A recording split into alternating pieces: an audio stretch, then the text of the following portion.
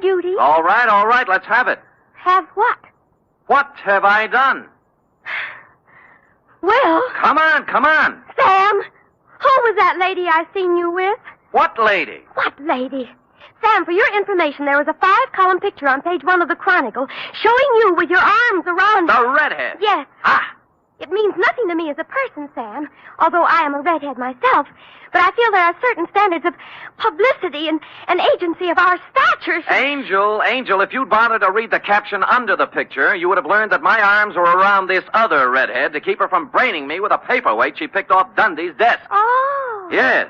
So take my picture back out of the drawer, and while you're at it, grab the book and pencil, because I'll be right down with a somewhat lengthier explanation entitled The Sinister Siren Caper.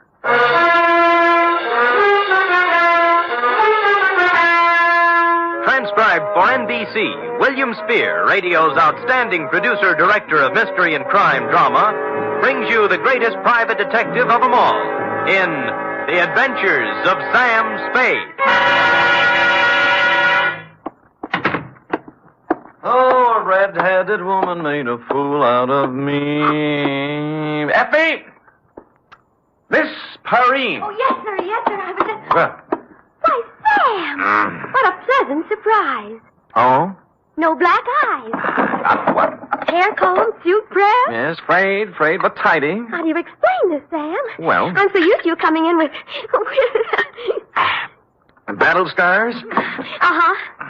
Among other things. How do I explain this? That woman is a cue if I ever heard one. Are you, Ready, Sam. That's all. That's my girl. To Mr. Donald Stryker, Bellhaven Apartments from Samuel Spade, license number 1375596. Subject, The Sinister Siren Caper.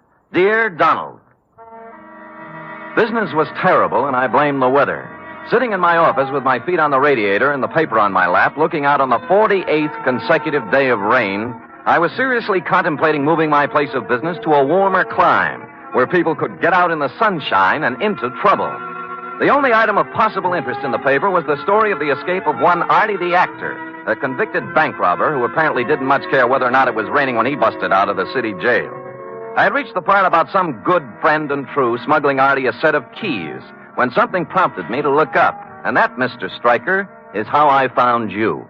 Mr. Spade? Yes, sir? I am Donald O. Stryker. Mm-hmm. Stryker. The O stands for Ogleclaw, my mother's maiden name. Oh, well, that's nice. Sit down, Mr. Stryker. Thanks. Whew. Well, now what can I do for you?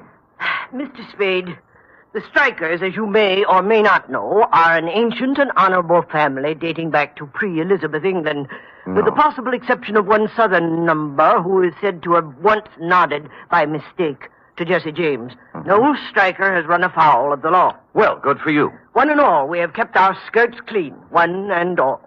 That is why I am utterly at a loss to explain the situation in which I find myself. And just what situation is that?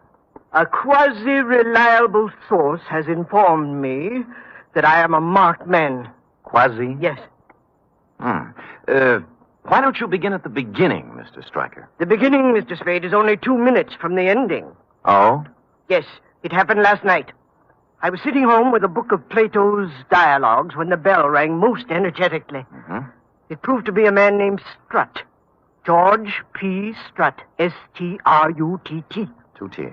A wild-haired, wild-eyed individual he was, Mr. Spade. Yes. Stryker, he says. Donald O. Stryker. Hmm? Well, I'd hardly nodded when he grabbed me by the necktie. Ha, he said, just like that. Ha? Ha. Mr. Stryker, ha. I'm in time, then. You can still save yourself. And he shoved this at me. Oh, what's that? A picture of a girl, a young and rather pretty girl, out from a newspaper. Oh, yeah. No name or identification. Beware this girl, Stryker, he said. Beware the siren song she sings. Stryker, he said, and he cinched up even harder on my necktie. Yes? Stryker, you are number 6. I am 5, and 4 are doomed before us. Beware, Stryker, beware this girl, this sinister red-haired harpy, this handmaiden of the dark angel. Well, that's quite a speech. A curtain speech, Mr. Spade. For with that, he let go my necktie and ran off down the hall. Somehow after that, Plato didn't seem quite the same.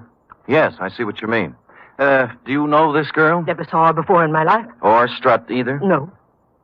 Mr. Stryker, I don't want to talk myself out of a job, but you don't need a private detective. Now, this is probably some harmless chap who walked out of one of the local sanitariums and took to ringing doorbells. But that's just it. He isn't, Mr. Spade. Huh?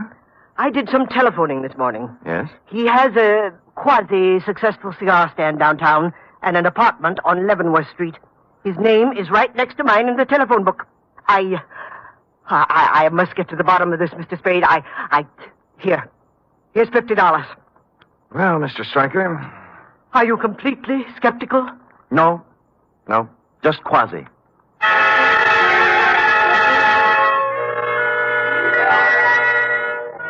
And with that, we formalized our agreement on one of my quasi-legal contracts, and I promised to call you instantly if anything turned up, and you departed, still in a quasi-quandary. Sticking the newspaper clipping into my wallet, I hopped a cab and went to Strut's apartment on Leavenworth.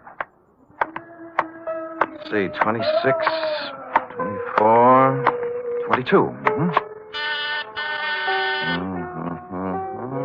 Hoo-hoo!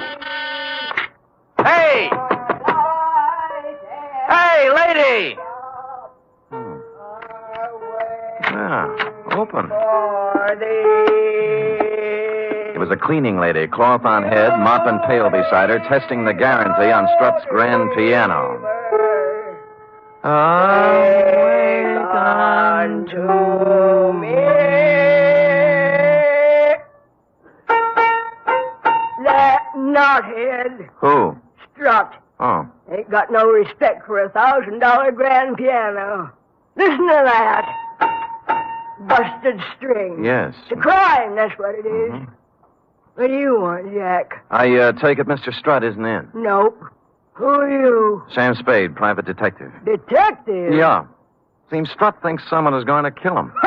Oh, no.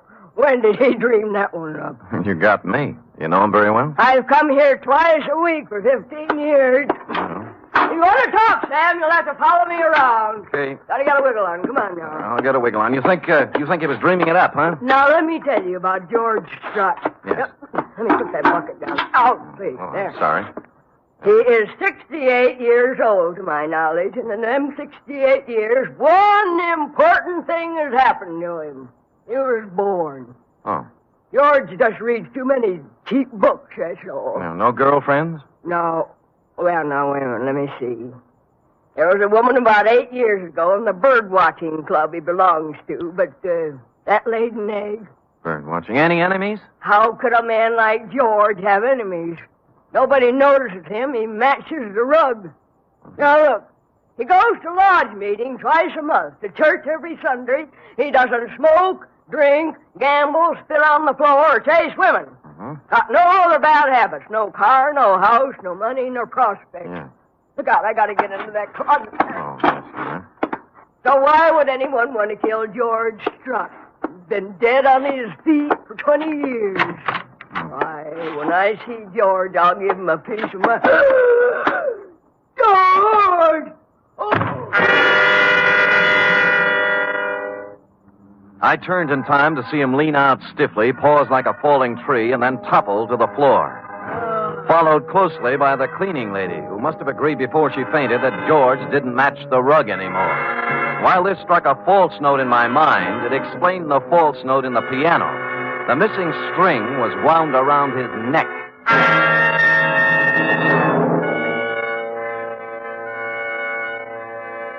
I dragged her into the bedroom and managed to get her onto the bed by making 2 trips. Then I called homicide. The next order of business, per our agreement, was to call you, Stryker. So I got Strut's telephone book, found he'd marked the page with your number on it with a slip of paper, which turned out to be the receipt for rent paid on a safe deposit box at the Golden Gate Bank. Now, this didn't seem especially important at the moment, but something else did. He'd made a circle around a group of 6 names in the phone book, marking each one with a check. Strubble, Strudwick, Strum, Strutherton, Strut, and Stryker. I postponed calling you for the moment and dialed the number just above Strut's. Strutherton, Harvey J., 156 Santa Ana Avenue, St. Francis Wood. Yes. Mr. Strutherton in, please. No. No, Mr. Strutherton isn't in. This is his wife, My name is Spade, Mrs. Strutherton. I'm a private detective. I don't want to alarm you, but... Alarm me? Do you happen to know if your husband has received any threats recently? Why, not that I know of. Any contact with a strange young woman about 30, red hair? Why are you asking me this? Well, I'd rather not say until I know more about it. What about the girl? Yes.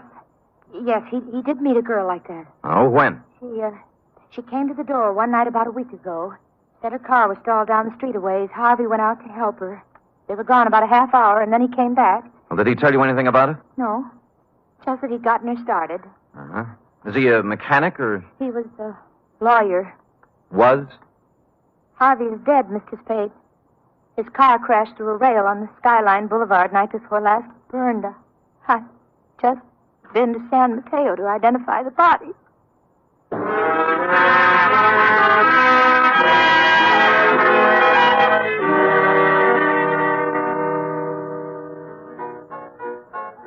Strum Joseph P., 828 Howard Street. Yeah, that's Joe. There's your beer. Thanks.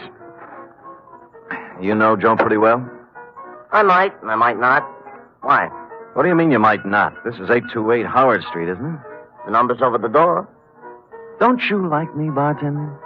What's eating you about, Joe Strum? Look, you see this? Private detective's left. Huh? Oh. Yeah. Poor but honest, Barkeep. Trying hard to get a little cooperation. I thought you was a cop. What's with Joe? Well, I'll tell you. Mm-hmm. He uses the phone here. He makes a little book now and then in the back room. Nothing wrong, you understand, but still and all, there's nothing a guy likes to blat around about to strangers, you know. Yeah. Any idea where he is now? Well, that's a pretty hard thing to say where Joe is at any given time. Oh. Even when Joe's acting normal, which at present he isn't. Oh, why not? Well, like all bookies, Joe does not have a heart. But if he had one, I would not hesitate to say Joe was in love. With a red-headed dame about 30. How did you know? Here, look at the picture. Let me get my glasses. Oh. Glasses. Yeah. There they are. Aha. This is the dish. You know her name? No. Joe has made no formal announcement as yet, but the word has gone around he is giving 8 to 5 he will marry her, which for Joe is a sure thing. Last Friday it was when I seen him last. They sat up to the bar here, and the two of them talking at some length about things I have never heard Joe discuss before. Like what? Well, as I said, bookies are different from people, so it should have not surprised me that Joe and his Wren were not discussing rose-covered cottages, as do most boys and girls when they reach the loony stage. Yeah. From what I could gather as I passed by now and again, serving the other customers, Joe and his girl were discussing a cozy little rose-covered safe deposit box. Mm-hmm. And you haven't seen either of them since last Friday, huh? No, be right with you. Yeah. Clover Leaf Buffet, Charlie talking. Huh? Yeah. What? You don't say. When? This morning, huh? Yeah, sure, I will. Thanks for calling. Goodbye. Hey, you wouldn't know a bookie who might be casting about for a phone, would you, pal? What happened to Joe? Body washed ashore on Baker's Beach this morning. That was the morgue.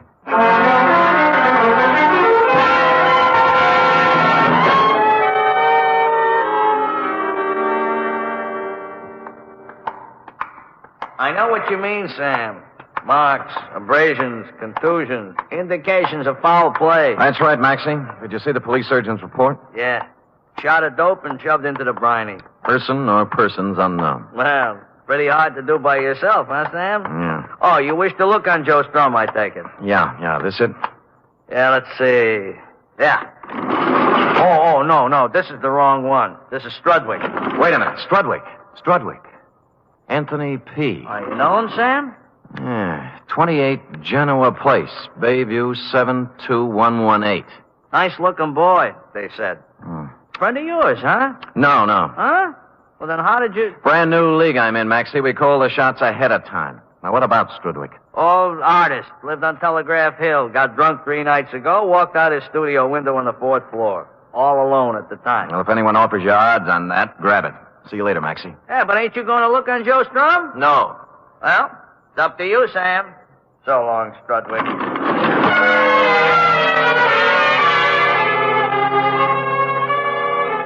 Top man on the totem pole was James A. Struble, a barber who lived on 18th Avenue. I called, no one answered. So I made what by now had become the obvious deduction.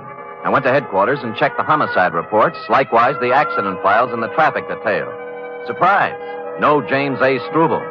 So I switched abruptly from the S's to the D's and called on dear, patient, understanding Lieutenant Dundee. Who's going off half-cocked? You! If you weren't such an idiot, you'd see what I'm talking about. No, listen, Sam, I'm no green pea. I've been kicking around homicide for 30 years.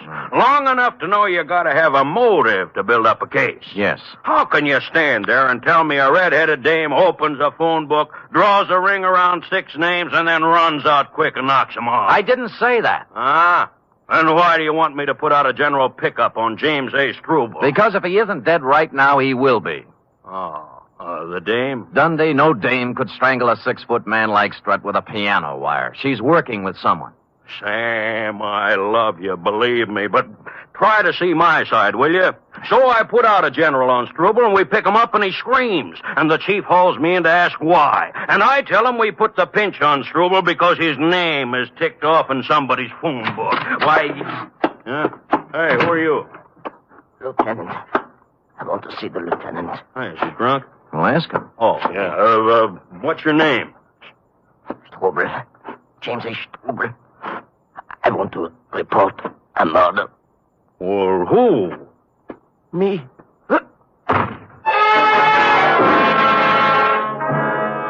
That's the last we got out of him. 10 seconds after he hit the floor, he was dead. A 38 slug had taken him just under the left shoulder blade, and instinctively Dundee grasped the point. A squad car was dispatched to your office, Mr. Stryker, to pick you up and stow you safely in the poke when I checked out.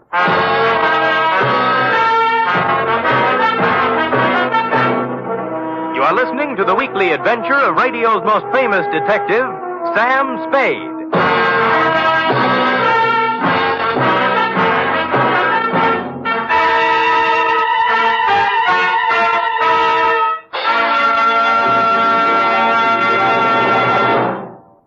Three chimes mean good times on NBC. This Sunday, the glamorous and very unpredictable Tallulah brings you another gala broadcast of The Big Show. Among Tallulah's guests for this Sunday's Big Show are Fred Allen, Eddie Cantor, Phil Baker, Eddie Fisher, and many, many more. It's an hour and a half of the very best in comedy, music, and drama. Every Sunday, it's The Big Show on NBC. For drama this Sunday, Theater Guild on the Air presents the heartwarming play Jeannie, starring Barry Sullivan and Margaret Phillips.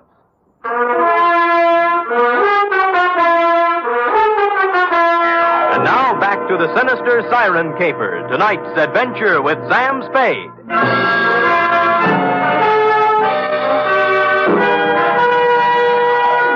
The next move looked like a tedious one. To take the clipped-out picture of the redhead and try to identify her by matching it up in the files of one of the town's 4 newspapers. I'd gone a half a block when someone saved me the trouble. It was the bartender. Sam, I got news for you. Where can we talk? How about the Blue Fox? Okay, I'll meet you there in 5 minutes. Wait a minute. Why can't we talk here?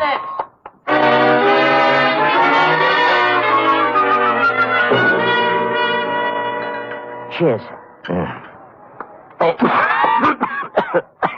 Sorry, Sam, sorry. Well, you're in sad shape, bartender. What happened? The redhead. Joe Strum's girl. She was in. When? An hour ago. She was loaded to begin with. And when I poured her a couple of stiff horns on the house, she begun to talk. Oh? Sam, crime is rampant. Yeah, for instance. Well, from what she told me, Joe Strum was dwelling in a fool's paradise. Much talk, many promises, and an occasional smooch. But when the score is added up, Joe never gets past his own 10-yard line. Whose girl was she? Whose girl? Prepare for a jolt, Sam. I'm holding onto my chair. Artie the actor. Artie the actor? Artie the actor. The picture you showed me was taken at his trial. Oh. She was sitting right behind his lawyer. Wait a minute. The safe deposit box. Yeah? How much is Artie supposed to have stashed away? She told me. a solid $500,000. Now, numerous insurance officials and a hatful of private dicks are openly curious as to what happened to the dough. Yeah. And the ranks of the curious have just been joined by Artie himself since he busted out of the jug. No dough? The cupboard is bare. Why'd he take the box out in Joe's name? She says Artie's a whimsical type guy. Whimsical. You know what he does? What? He flips the phone book open when they pull into town with the dough and picks himself 5 names and 5 banks. 6 names, you mean? Nope, 5, she says. Well, Stryker was on. Huh? Never mind. So Artie figured with the money in 5 different legitimate names, it couldn't be traced to him if he got tapped, huh? Which he does get. Tapped. And convicted besides. Now, the dish looks upon Artie as in the deep freeze and hustles around to each of the 5 guys with a proposition. So? Artie becomes wise to this and takes them up in order when he busts out. Cheers. Yeah.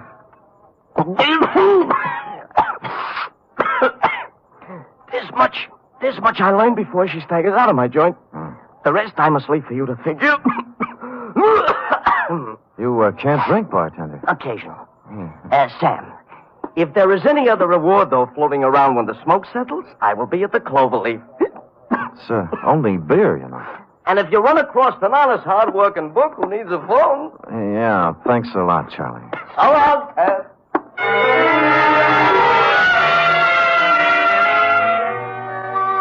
Charlie wiped the froth off his chin with a napkin and took off. I let him have a healthy lead, then tailed him. It was quite a tour, too. Into the morgue, across the street, out the Kearny Street door, then onto the California Street cable car, and up Nob Hill to the Fairmont Hotel, where he hustled into a yellow cab number 462 and drove off. And waiting for him in the cab was the red-headed dame. There were no other cabs around to follow him, so I waited a half hour until he got back, waved a bill under the driver's nose, and climbed back on the merry-go-round. He let Charlie out at his own place, the Cloverleaf, and then driven downtown to a flea bag called the Shoreside Hotel on the Embarcadero, where he left the redhead. I woke up the desk clerk and shoved the redhead's picture under his nose. Let me see. Seems like... You recognize him? Sure. Clara Bow, the movie queen, ain't it? Gonna win anything? Look, friend, she was just here. Clara? The girl here. Oh, then she ain't Clara Bow? Right, she ain't Clara. She just drove up in a taxi. Ann.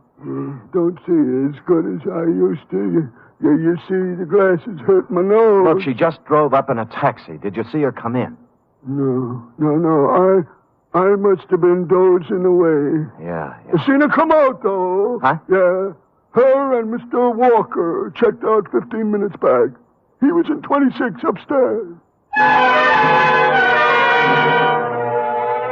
I didn't have to cross-examine the clerk to see Mr. Walker had lived in 26 for some time. The floor was ankle-deep in cigarette butts, liquor bottles, sandwich crusts, and other debris. The table in the corner was covered with travel folders, mostly on South America, and 7 days' newspapers, the top one of which was turned to the story on Artie the actor that I'd been reading in my office this morning when it all started.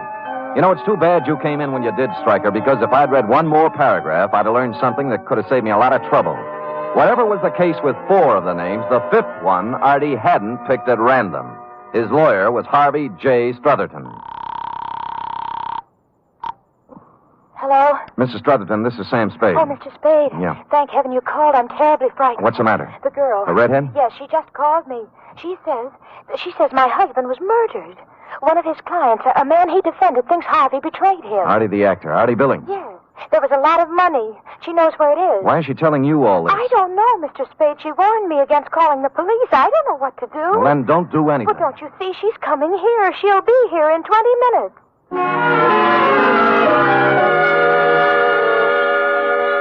I made it in 15, left the cab a block away, and walked down Santa Ana Avenue to number 156. The night fog had moved in, making it tough to follow the path through the high shrubbery to the door of the house. Mrs. Strutherton hadn't helped matters any by turning out every light in the joint. Mr. Spade? Yeah. She hear you? No, come in. Why'd you turn out the lights? I thought I was being watched. There's a fire in the living room. This way. The shades and draperies were all pulled. The windows shut tight. The house had the musty reek of a room that's been closed up for a long time. She guided me around the dining room furniture and through the doors into the living room, sat me down in front of the fire. Would you like some brandy, Mr. Spade? No, thanks. Cigarette? Yeah. Thanks. Tell me now.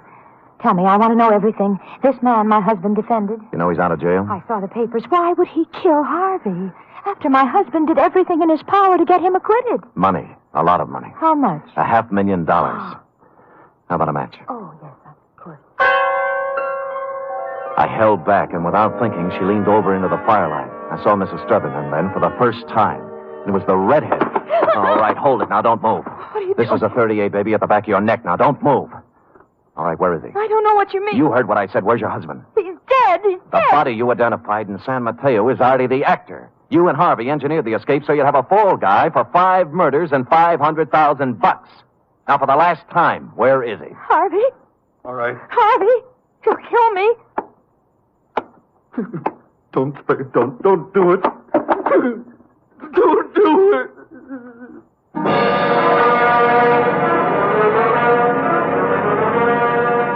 I didn't have to. A few months hence, the state of California will do it the legal way.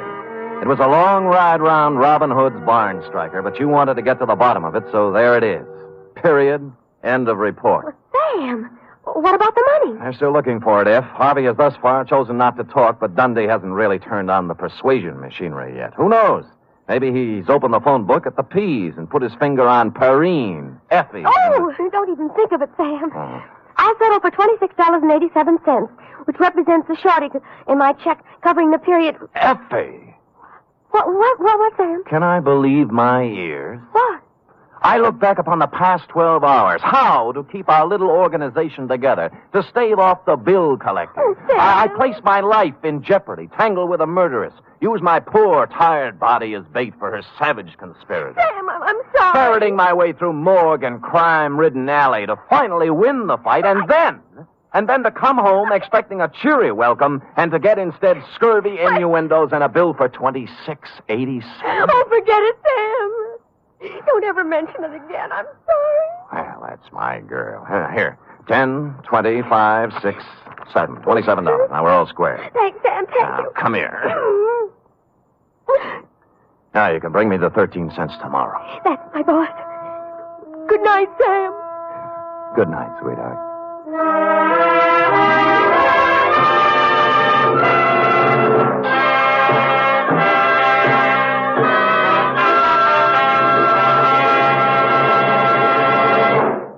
The National Broadcasting Company presents The Adventures of Sam Spade, Detective.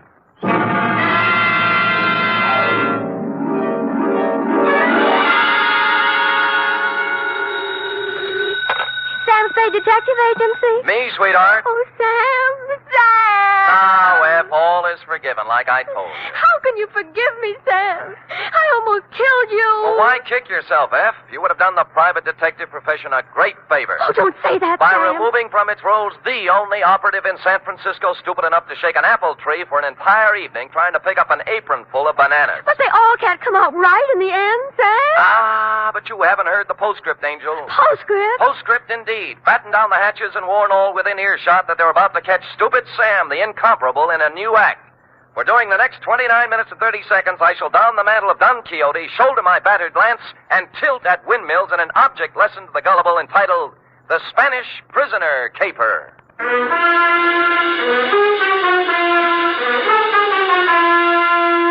Transcribed for NBC, William Spear, radio's outstanding producer-director of mystery and crime drama, brings you the greatest private detective of them all in The Adventures of Sam Spade.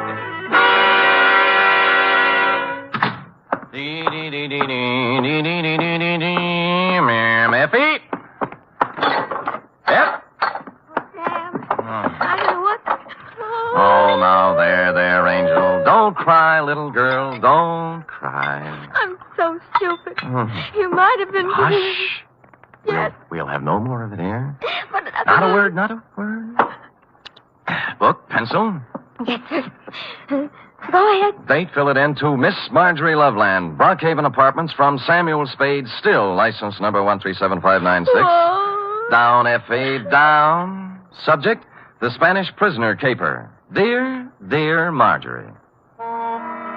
When they made you, darling, they threw the mold away. In this day of the emancipated, self-sufficient, 100% competent female, it came as a fresh breeze and a boost to my masculine ego to run across a lady, white-haired and fragile withal, who needed protection.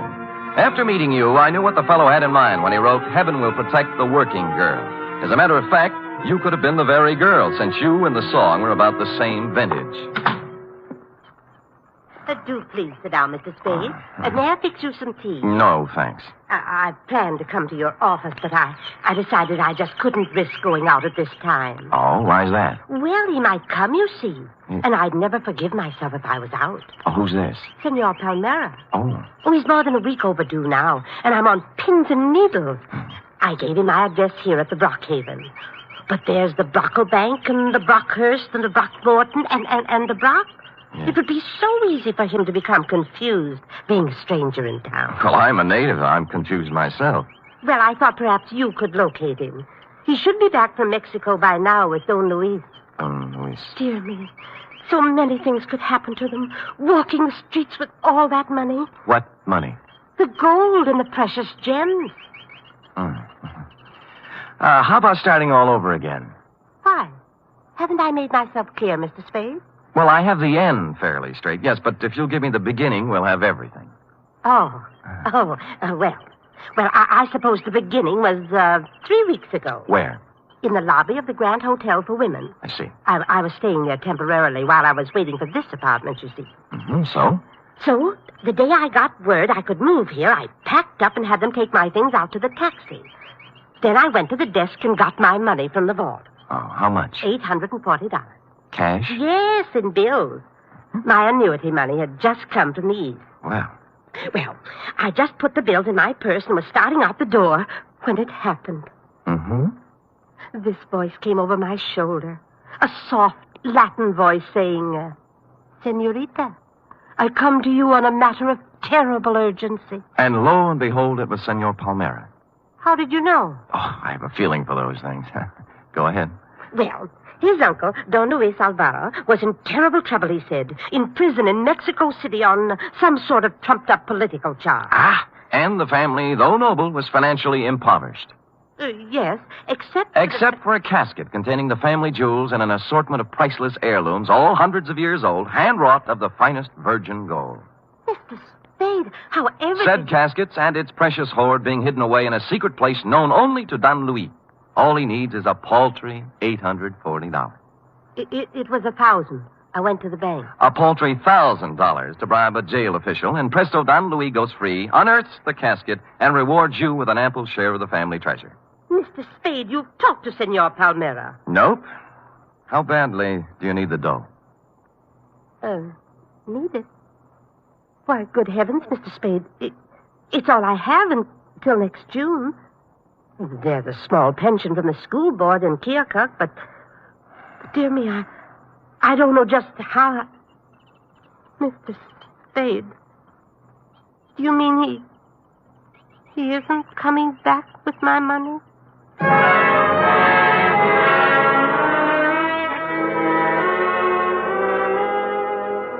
The truth of the matter, Marjorie, was that you'd fallen for the Spanish prisoner's swindle. A hoary old chestnut that goes back to the day of P.T. Barnum and before. But you look like if I gave you an honest answer, you'd dissolve into tears. And as I said, I was in one of my heaven and spade will protect the working girl moods, so I made up a dishonest one. Mr. Spade, will I'll try and look him up. Maybe it's all a terrible misunderstanding. Oh, good.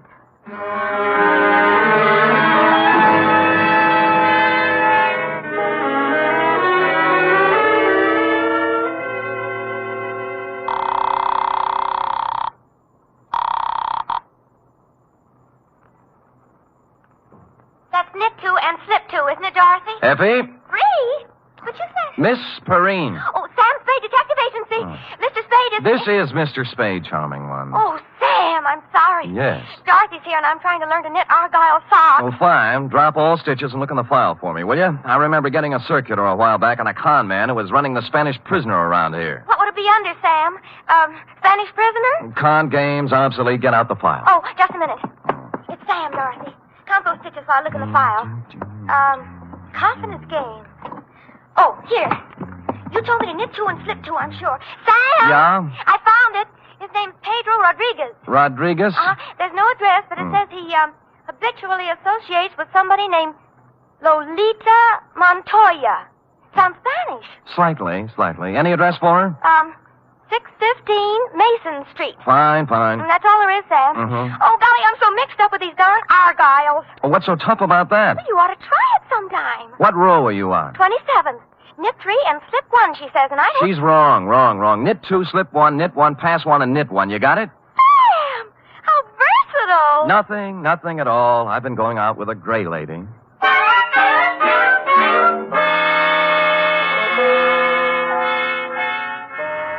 .615 Mason Street was a very large apartment building with the usual brass plate in the entry listing the inhabitants, among which I was happy to note was Lolita Montoya, apartment 408. I picked up the house phone and pressed the button. Yeah? Telegram for Lolita Montoya. Lolita isn't here. Lolita? My Lolita? Who is calling? Just a telegram, Pop. Stick it in the box, eh? Money order. Somebody has to sign for it. But it may be important. I will take care of it, understand? Yes, I understand. Sonny, Yeah? climb back into that cab I saw you get out of. Hustle over to Western Union and tell the president Lolita's on a vacation. Get it? Score for you now. Hello? Well.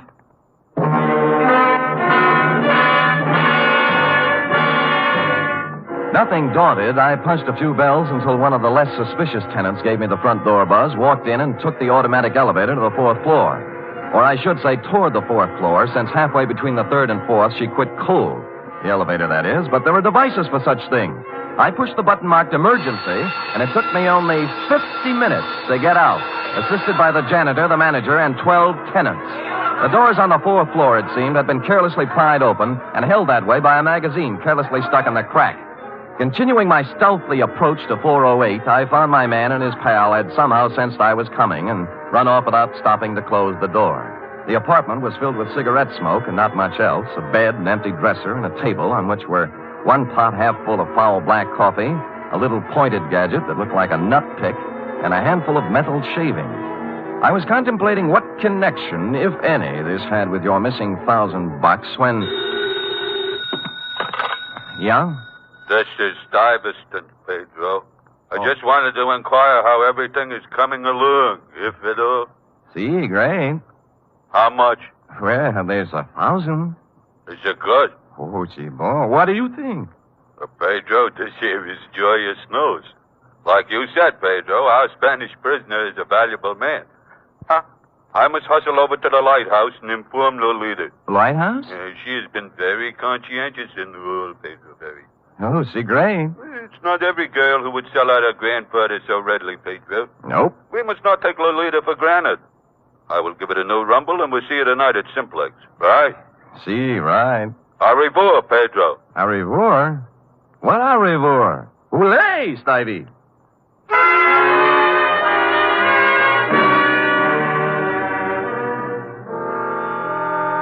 The only lighthouse I knew was a gin mill perched midway down the Embarcadero south of Market, surrounded by shoals strewn with human wrecks of all description.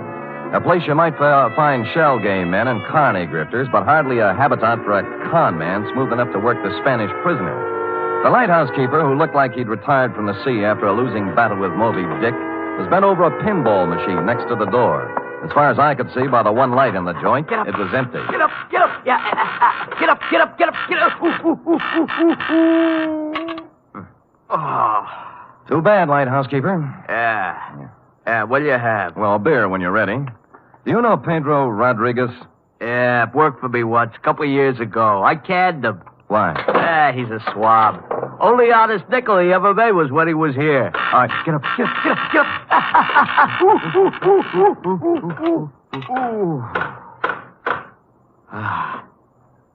Thanks. Yeah, crooked swab is Pedro Rodriguez. He's up to something right now, if you ask me. Spanish prisoner? Oh, you mixed up in it too, huh? Nope, I just want to be. How does it go? Well, I don't know much about it, only it seems to smell. See, Pedro was sitting at the bar the other night with another swab, talking about an old Spanish gent who was going to make him $1 million. Just come over from Spade. Get up.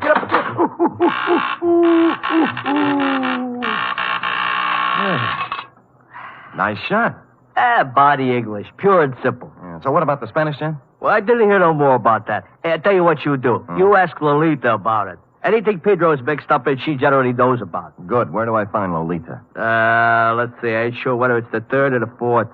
Third or fourth what? The booth from the back there. Oh. She's been sitting there all night writing letters. You better be careful, though. She got an awful temper. Thanks, lighthouse keeper. How about the beer? Sure. Hey, Larry, draw one.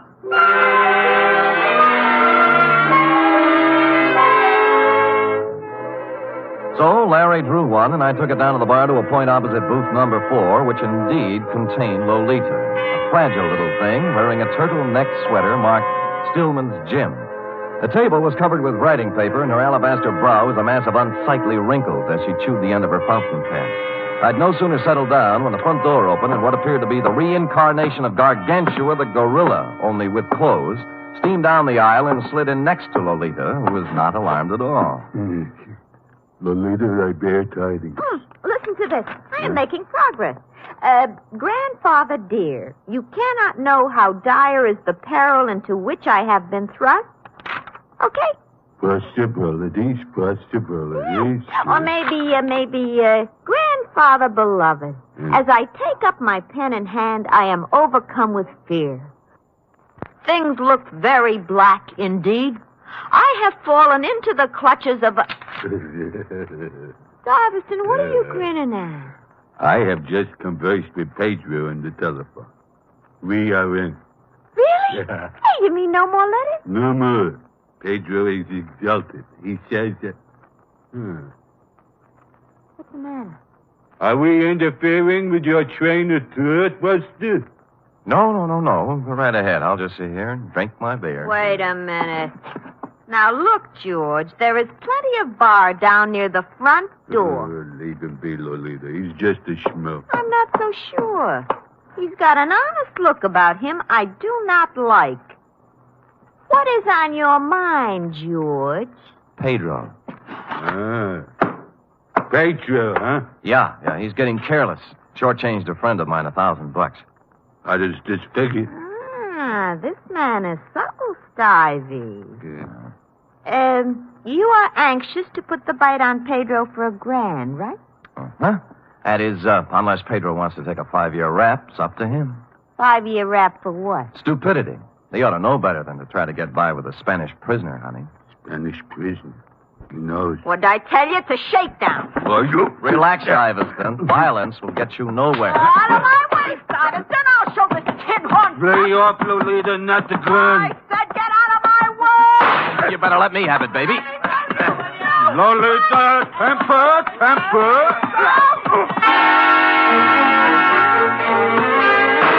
I got hold of the gun with one hand while Lolita chewed on my other one. Stuyvesant, meanwhile, catching my head under his arm like a nutcracker and kicking me in the stomach with his knee.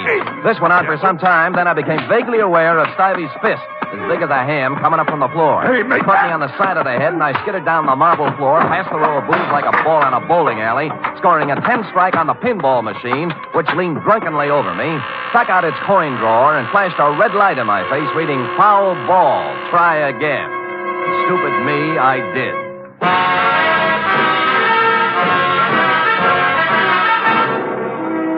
You are listening to the weekly adventure of radio's most famous detective, Sam Spade.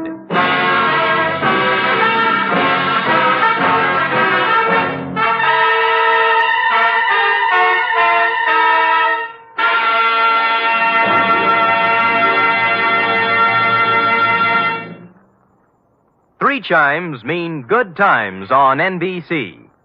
There's music and mystery tomorrow on NBC. For music, your hit parade brings you the top tunes in the land, as selected by you and presented by Raymond Scott's Orchestra, Eileen Wilson, and Snooky Lanson. For mystery, Herbert Marshall stars as the Man Called X, an intrepid adventurer in international intrigue who travels to all corners of the world. Wherever there is danger, romance, and mystery, there you will find the Man Called X.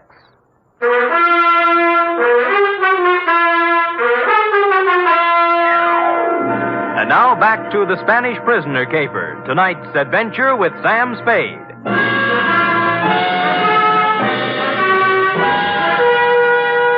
I came to with my head jammed between the brass rail and the bar next to what proved to be the lighthouse keeper's left shoe. parked as always in front of the pinball machine. Larry, that's up front. Oh. All right, get up, get up, get up, get up, get up. Where are they? Top hole is all filled with 3 balls to go.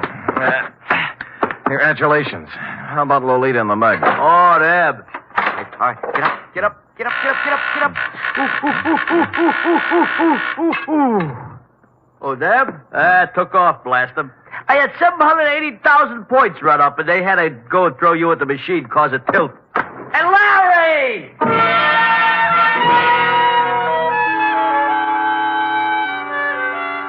I sat until the buzzing in my ears quieted down and tried to hark back to the phone conversation with Stivey in the apartment.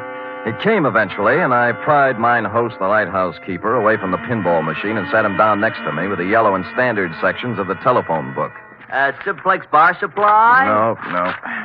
Simplex, Easy Do Garden Furniture, nope. How about Simplex Printing Company, 509 Sansom Street? Nope. Simplex Office Files. Simplex Service Station, 12th and... No. Well, how do you know, mate? There's 42 Simplexes in this book alone. You find one that sounds like the front for a con operation, I'll buy it. Let's see.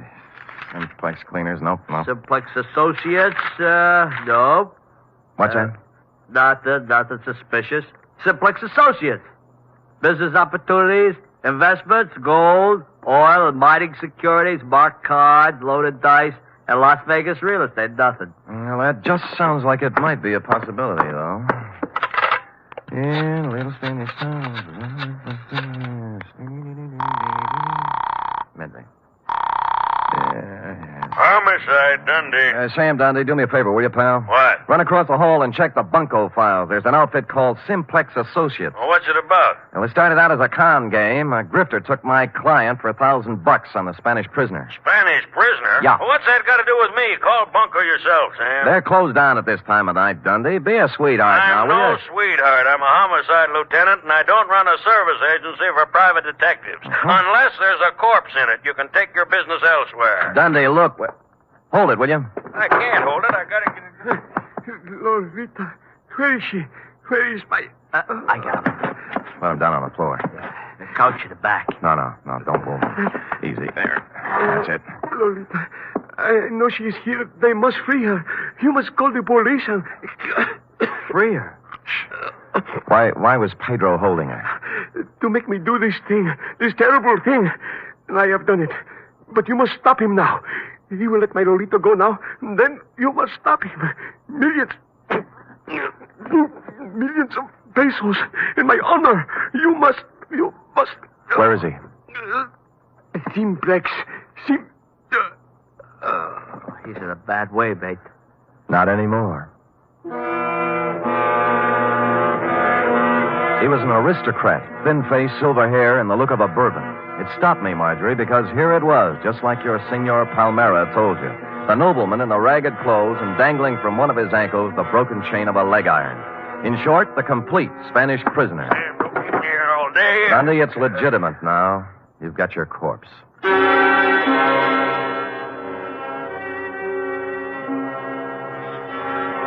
There was nothing on him to indicate who he was or where he came from, but I had a feeling I'd seen him before. After making the lighthouse keeper promise me he'd lay off the pinball game until Dundee arrived, I took off for my office on a very practical errand. Sam! Oh, Sam! Oh, what are you doing? Buckling on my .45, sweetheart. If I had a light tank and a bazooka, I'd take them, too. Oh, Sam, your face I is all... know, sweetheart. Oh, Sam. About the Spanish prison? Well, there's a real Spanish prisoner in this one, F. He's dead now, by the way, and from the cheap grift of $1,000 from a poor retired school teacher. We're now up in the $1 million bracket. They got a murderous ex-Corrine playing like she's been kidnapped and writing extortion notes to her grandpa, and a mug who looks like a monkey's nightmare, and nut picks and metal shavings, and someplace or somebody named Simplex, not to mention... Oh, Sam, stop it. It's all my fault.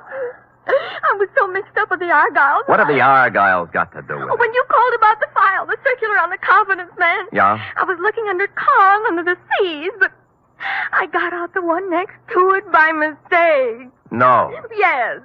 The one marked counterfeiters. Only then did I remember where I'd seen the old man before. The paper was still on my desk, and his picture was still on the front page over an article that ran something like this. Search on for ex-Spanish Treasury official. Police today were still without definite leads in the search for Raymond Montoya, former chief engraver of the Spanish Mint. Montoya, who arrived in San Francisco 3 weeks ago to visit his granddaughter, vanished from his hotel room shortly after checking in, etc., etc., etc.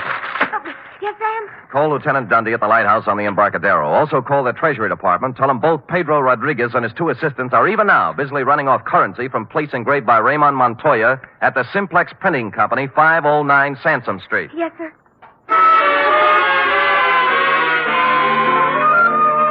Mexican pesos it was, by the basketful. And the Treasury dicks agreed it was a happy thing for Mexico that Raymond had kept his engraver's tool on the right side of the law up to now. As to the matter of your Senor Palmera and his Spanish prisoner, I had excusably, I hope, lost my enthusiasm. And so it was, Marjorie, that I walked into the Palace Hotel lobby a couple of hours later to call you. Yes, sir? I'd like some nickels to phone, please. Why, sir. Shall I? No. They're phony Mexican bills. Oh, dear. Dear me. Oh, good heavens, you shouldn't show money around like that. I just stuck them in my pockets for evidence. Forgot to turn them over to the Treasury. Here we are. Here's the dime. Yes, sir. And here you are. Thank you. Hey, senor, you dropped some big money. Keep it. Huh? Yeah. Put these back in my pocket.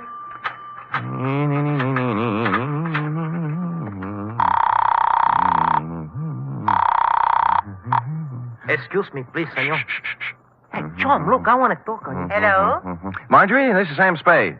Look, senor, I got to talk to you. Mr. Spade, did you find him? I'm sorry, Marjorie. I beg your pardon, senor. Just a minute, Marge. Look, buddy, you can have the phone in a minute. Now, will you relax? You mean my money is gone? I'm afraid so, Marge. It's an expensive lesson, but it's worth it if you remember, honey. From now on, never flash your money in public places. Senor, please. I'm almost through. Will you wait a minute? And never trust strangers, Marge. The world is full of sharks looking around for easy, middle-aged ladies with bankrolls. But he seemed so honest, Mr. Spade. That's the trouble. The way he came up to me and said, Senorita, I come to you on a matter of terrible urgency. I know. He saw your bankroll and he figured... you on a matter of terrible urgency. Figured you look like an easy mark, Marge, so...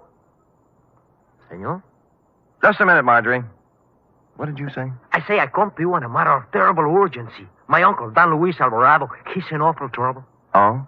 Oh, there's going to be great rewards, senor, if you help us. You know, we just might be able to work something out.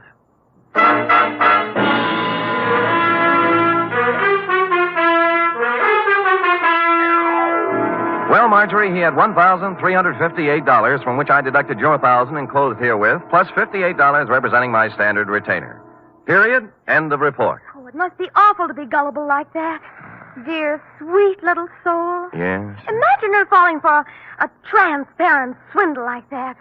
You know, that's one thing I've learned from you, Sam. Oh? I have my savings in a real good, solid thing. What's that? An avocado mine. An avocado mine? Where? In Nome. That's in Alaska, you know. Mm-hmm.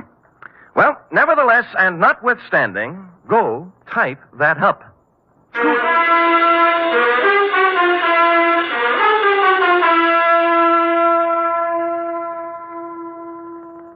Three chimes mean good times on NBC. For something new about the Army, hear the Phil Regan Show every Sunday on NBC. Coming from a different service base every week, Phil Regan brings you songs and fun and brings prizes to talented GIs. It's an exciting newcomer in your Sunday chime lineup on NBC. And Sunday also means Cary Grant and Betsy Drake as Mr. and Mrs. Blanding.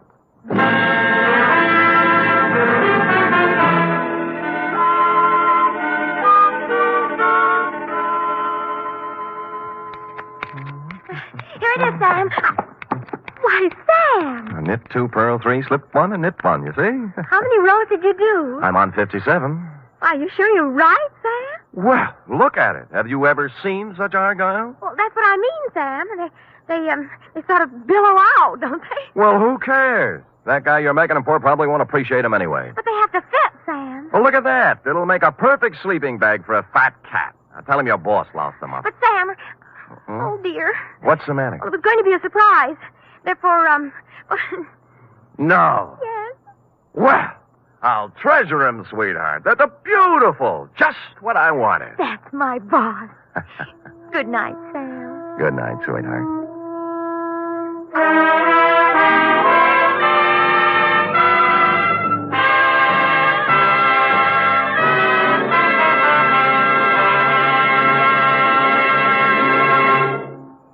The National Broadcasting Company presents The Adventures of Sam Spade, Detective.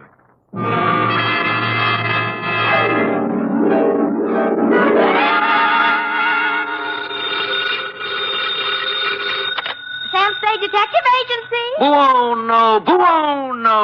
I beg your pardon? Swanatti il campanello. Sam, what are you... Nothing at all, sweetheart. I just happen to have the tourist lists of handy Italian phrases before me. North Beach never did that to you before, Sam. North Beach never did anybody like it just did me, F. But I thought you said old Bartolomeo just wanted you to drop by for a friendly talk. And some garlic bread and red wine. But does that explain the knife gash on my coat? Your new tweed? My old tweed now, Cherub. You see, it was never meant to be swum in. The bay? Yes. Not again. What else? By now, your keen feminine instinct should tell you this is not the social call, Wonder Girl. As a matter of fact, I plan to drop by presto presto with words anent a little something I call View of Fisherman's Wharf from the Water, or the Crab Louis Caper.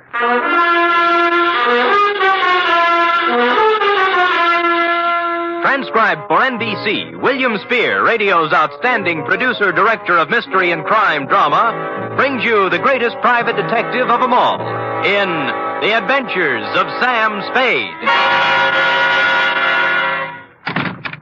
Zing, zing, zing-a-ding-ding-ding-ding-ding. Buongiorno, Sam. Well, ballooning up, huh? Let me see now. Oh, Desidero un carburatore della carrozzella. Great. What's it mean? I found my secretary's list of most used Italian phrases, Sam. It means, I want a carburetor for my voiturette. I'll remember that. Yes. Shall we proceed with the business at hand? Ready, Sam. Date, fill it in. To Bartolomeo Maggiore, copy to Lieutenant Rossi, North Beach Division, from Samuel Spade, license number 137596. Subject, the Crab Louis Caper. Dear Bartolomeo, Fisherman's Wharf, as you know, is as changeable as an Italian wench. All smiles and laughter of a Saturday night with the lights blazing in the Cioppino palazzas and the tourists 3 deep around the steaming cauldrons outside. But it's something else again of an early dawn. Dark and lonely and quiet, except for the mutter of engines as the crab boats nose out into the fog that hang over the gate. Last night was somewhere in between. The lights were blinking out as I left my cab and walked over to your place of business, a gaudily painted building at the foot of the wharf with a red, yellow, and blue sign reading Museo Maggiore. Curios, souvenirs, waxworks. Admission 10 cents.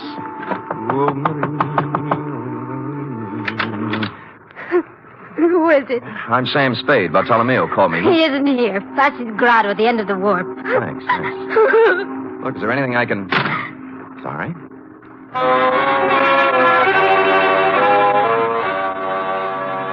Except for Flaskies at the very end, the wharf was dark now.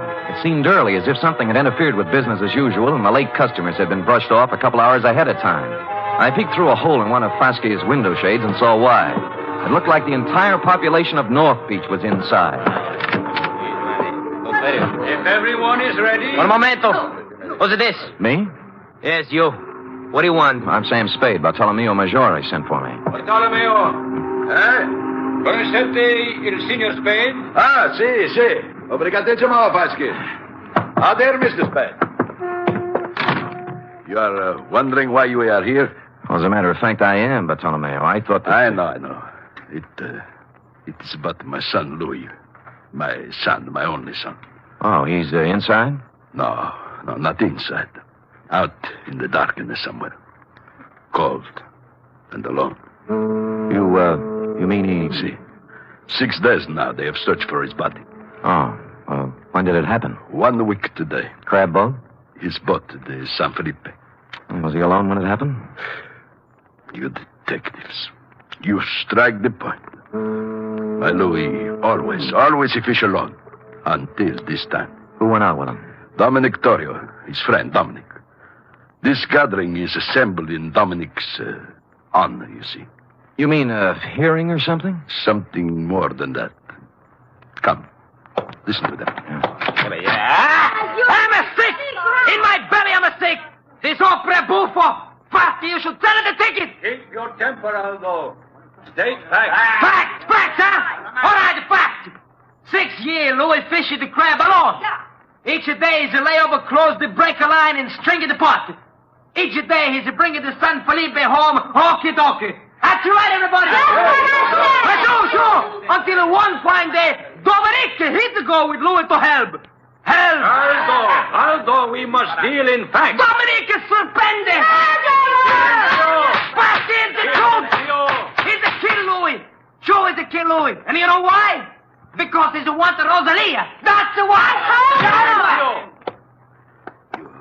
See how it is. Who's Rosalia? You must have seen her at the museo. Crying? Yes, with reason. Next week, she and my Louis were to be married. It's tough. You think this Dominic was in love with her, maybe? I think nothing, senor. 2 men, friends, alone in a boat in a heavy fog. One of them dies.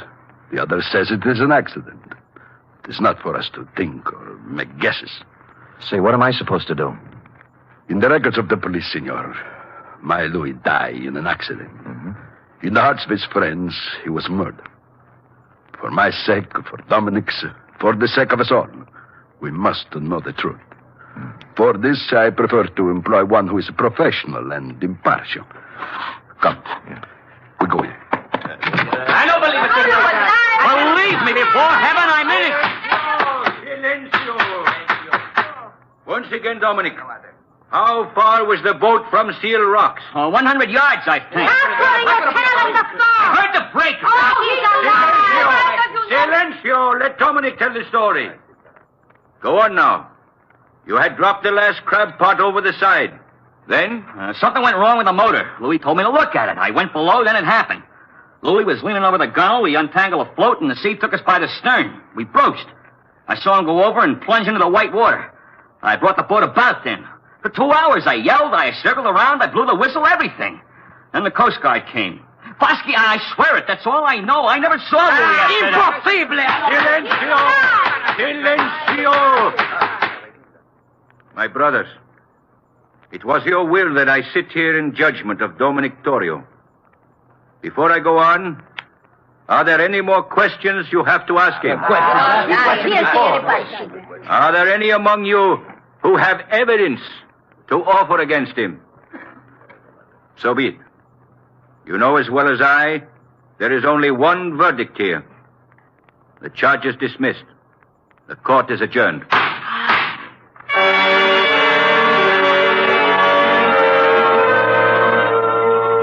Everyone was still for a second, like a big tableau. Fosky, white-haired and dignified on the platform, looking down at Dominic, and the rest of them all on their feet now, boring holes through him with their eyes. He was the first to move, turning slowly, walking out through the crowd toward the door, looking tentatively from face to face, knowing now he hadn't been acquitted at all, as one by one they turned their backs on him. I felt terribly sorry for Dominic, until he walked past me and I got a look at his face, at his eyes. In my racket, I see that look more often than the next guy. I never saw it any clearer than I did now. It was fear and hatred and guilt. So I left you talking to Fosky, Bartolomeo, and walked back down to the wharf to the museo. Rosalia. I told you Bartolomeo is not here. I've seen Bartolomeo. I want to talk to you. Sit down. I don't want to... Sit down. Oh. That's a good girl. It was quite a place, the museo, a catch-all for everything nautical you'd run across in 60-odd years of living on the sea or next to it. From a 10-foot shark pickled in formaldehyde to a life-size figure of Captain Kidd, complete with drawn sword, lace cuffs, and treasure chest at his feet next to the door. I turned back to Rosalia, sitting on a rum keg under a flickering hurricane lamp, the only light in the room. What do you want of me? Bartolomeo wants the truth about what happened on the San Felipe. They're deciding that at the meeting. They already did. They did? You mean Dominic... How did they decide? Dismiss the charges. No evidence, no witnesses. It was the only thing Fosky could do. You feel better? It doesn't bring back my Louis. No, it doesn't. Dominic's going free now from both the law and his people. No vengeance for Louis. Why were you crying when I came by tonight? Haven't I the right to cry with my Louis? Drop it. Huh? Why didn't you go to the meeting? Afraid to give yourself away? I didn't feel like it, that's all. You're a Sicilian, Rosalia. Vengeance is pretty important to you. If you'd loved Louis, you'd have been in there screaming for Dominic's scalp. You shut your mouth. But no, you sat home crying. Not for Louis, but for Dominic, right? How long had it been going on? Did you know Dominic was going to kill him when they put out in the San Felipe? Why would Dominic kill him? Well, that's a stupid question. He's in love with you. In love with me. In love with me. Drop it. Drop it, Rosalia. In love with me? Oh, I wish it were so. Huh? He killed for me. Is that what they say? It's all very flattering, very. I love Dominic. I've always loved Dominic since I was a little girl. I threw myself at Dominic, and I begged him to marry me. That's not easy for a girl to do, Mr. Spade. I begged him, and I promised to work for him, to be his slave. You know what he did? He laughed and he spit upon me. And you stand there and you tell me that he murdered for the love of me. You wouldn't walk across the street. All right. Take it easy now. Come on, take it easy. So I do the silly woman thing. I promise myself to Louis. To crazy Louis, to a madman. Crazy? You don't believe that, huh? Louis the Great, il campione. A champion of the crab fishermen who dares to fish right on the breaker line. Catches more crab than anyone else. Louis the Fearless. Do you know why he's fearless? He's too crazy to be afraid. What do you mean? He mutters. He talks to himself of great riches, of thousands of dollars, of him and me. Louis the crab fisherman and me, living in the finest house in North Beach. When was this? Last week. He went up in Bartolomeo's attic one night and he came down with a big hunk of his raw wax from the waxworks. A tresor, he called it. A stupid lump of wax. And he held it up before me, so. And he says with a mad gleam in his eye, "From this, Rosalia, from this I will carve for us the biggest, finest house you can dream of. Here, look." What's Captain Kidd got to do with it? He puts it in the treasure chest. See? You will keep this a secret, Rosalia, he says, if you love me. And he laughs again like a madman. Me love Louis Maggiore? I hated him.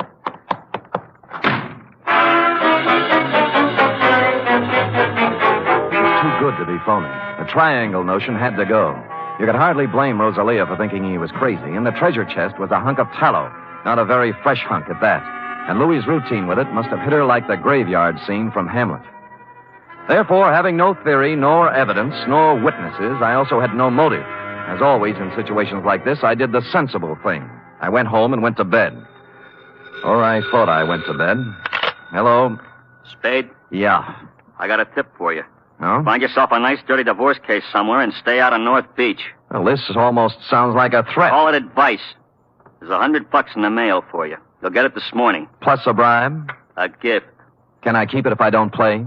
If you don't play, you won't need it. I suppose it's useless to ask who this is. Louis Maggiore. Say that again? Louis Maggiore. Shall I spell it? You might explain it. You talk to Rosalia. Figure it out for yourself. Sure. So she never loved you, and you knew it. So you go over the side when the Comer hits, swim ashore, then discover they think you're dead and decide to leave it that way rather than go through with a wedding. You got it. I got more. So life without Rosalia in North Beach is impossible. You can't face the shame and loose talk that goes with a busted wedding. So you're going over the hill and find a new life for yourself. Wait a minute, Spade. Oh, there's more. So you're tossing over a car, a bank account, a boat worth $7,000. Walking out on your old man, to say nothing of 3 years apprenticeship and 6 years of hard work to get where you are. I understand perfectly. And you're being a little insulting. I make a lot of my dough with my big flat feet, but I do make some of it with my head. Now try again. You don't believe I'm Louis Maggiore? That is the general idea. And it might surprise you to know that 5 minutes ago I was ready to chuck the whole antipasto. Now I'm back in with both feet. What's with the music box? Nothing. Tell me, would you know Louis if you saw him? I've seen his picture. Fine. I guess I'll have to prove it to you.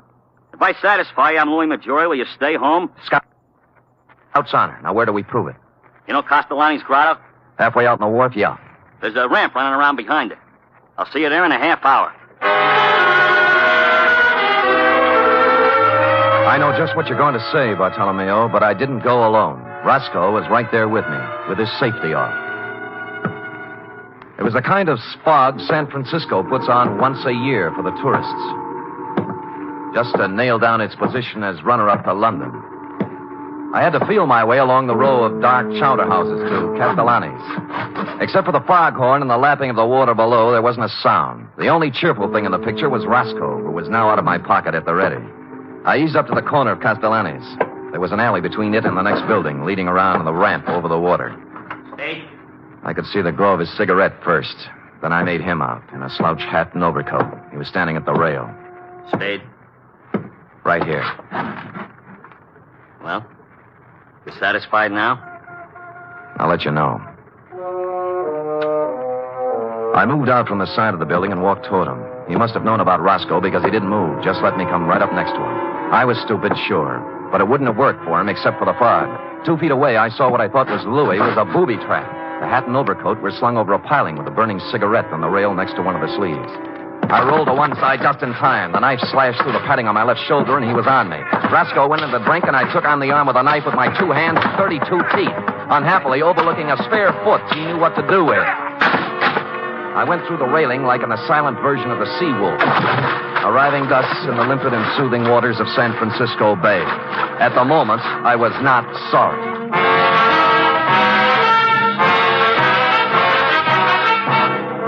You are listening to the weekly adventure of radio's most famous detective, Sam Spade.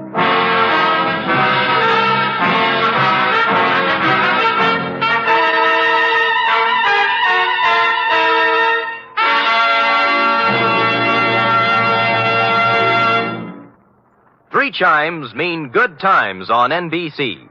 Sunday, Theater Guild on the Air presents one of the greatest dramatic undertakings in the history of radio. It's a full hour-and-a-half adaptation of Shakespeare's masterpiece, Hamlet. The immortal lines and matchless beauty of Hamlet come to life Sunday with John Gielgud, Dorothy McGuire, and Pamela Brown in Theater Guild on the Air. And a reminder, this Sunday also means another gala broadcast of The Big Show.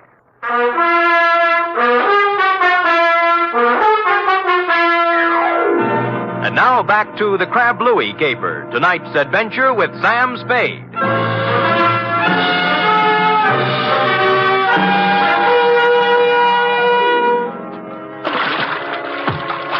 Wetting my finger and holding it up in the wind, I quickly determined where north was, and just as quickly decided there was no percentage in swimming the Golden Gate.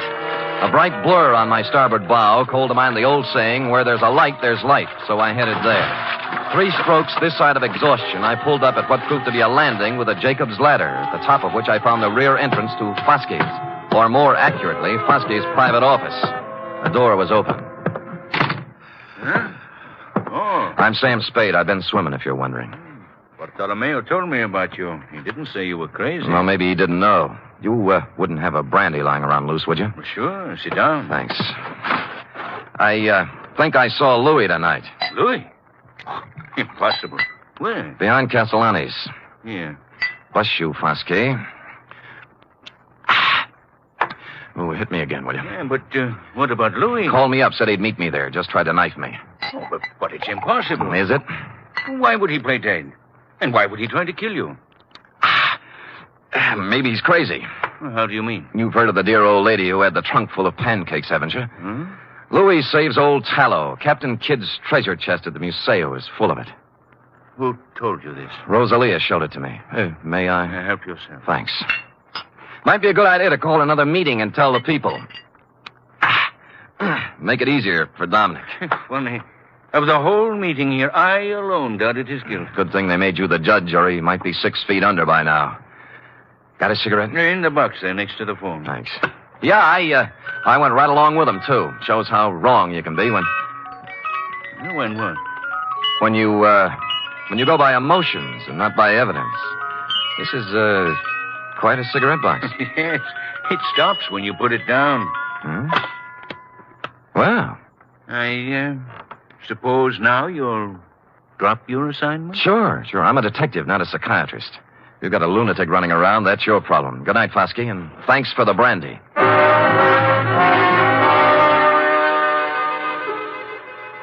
If Roscoe had been along, I might have played it differently. But when you're sitting across a coffee table from a guy you suddenly realize has the wet cement all ready, you do what I did, make polite noises and concentrate on getting out on 2 feet. It was 7 to 3. Dominic was stashed in a handy closet listening to the whole thing, which was handy since the next obvious move was his room in a house on Jefferson Street.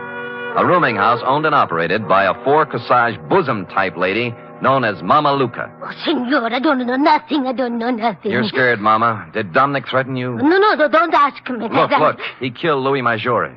I gotta know why. I don't know why. I don't know nothing about it. Louis came here? Yes. Yes, Louis came here the night before it happened. Why? I don't know. He was all excited. A handful of wax. Wax? You know. What about it? He showed it to Dominique, and they go into his room and talk, and then he ran off to send a telegram. Telegraph office, huh? Well, since it's official business, I can let you read the office copy. Here. This message just came in tonight. Dominic Torrio. Regarding your inquiry, analysis of samples sent here by Louis Maggiore, highly promising. If quality uniform and weight correct, would estimate value minimum $60,000. Hartley Associates, Vancouver, B.C.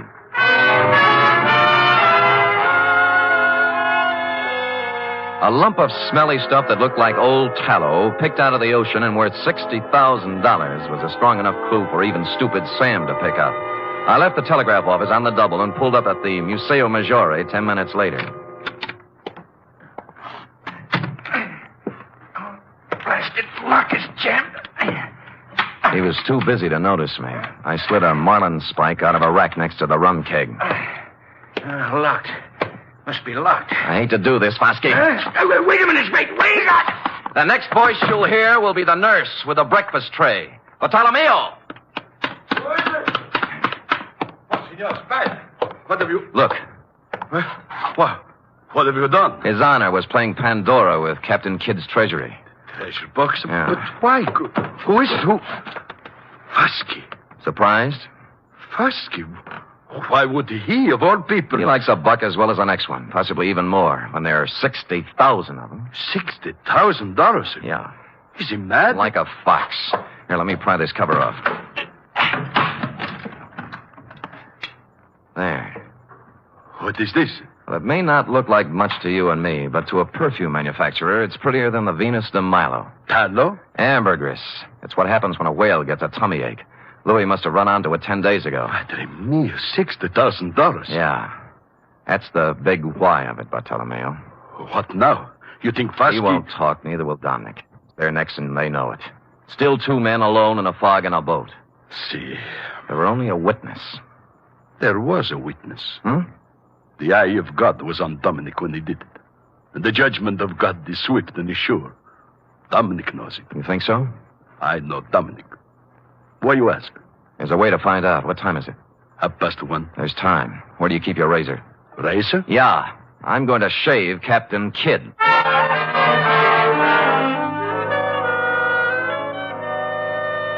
Which I did, finishing around 2 a.m. And during the next 3 hours, I got wet, cold, and seasick in the order named, but made it back to the Museo in time for a couple of stiff horns of grappa before you and I hustled down to the wharf, where Dominic was picking up bait for his crab nets.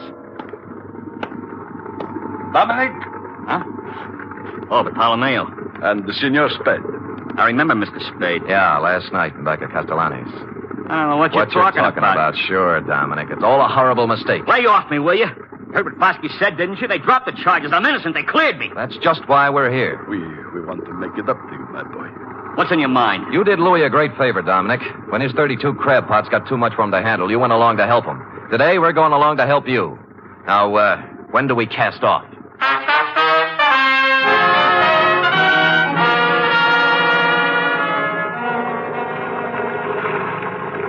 There's a float up ahead. What color? Yellow and red. Is that yours, Dominic? That's mine. Great. Pull up alongside. Well? What's this all about? I told you, Dominic. You're lying. What are you trying to do? Break me down? He's dead in an accident. You heard what Fosky said? Yeah. Forget it, Dominic. Forget it. We love you like a brother. I told the truth. What are you trying to do? Torture me? Is that what you want? Revenge? No. The matter is in other hands now. What? You mean? There is always one witness, isn't there, Dominic? Oh. That's what you mean, huh? Is that why you came to tell me that? That's a good one. Hold the wheel, Spade. I'll bait my net. I'll spit in your eye one day, old man. One day when you get smart. You and the whole lousy We war. both watched him hold the line, pulling it on the me. deck, prattling to himself like a little kid whistling in the dark. He was a lousy actor, pale under his sunburn and drenched with I sweat. won't let you Up forget it came, pal. coil by I got coil. something to prove. Then it began to come slower. And make it stick. When I can prove it in court, I'll sue you till you bleed. Hey, what's the matter here? What's pulling on this line? Maybe it's your conscience, Dominic. It's heavy. It's what? The Lord moves in strange ways. Hey, can't get it up. Let me help you. There we go. 1, 2. Up. Louie! Get away from me! Let me go!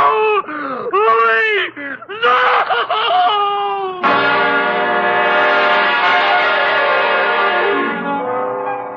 I hauled Louis up onto the deck, and a grisly sight he was, too, with a knife still sticking in his back.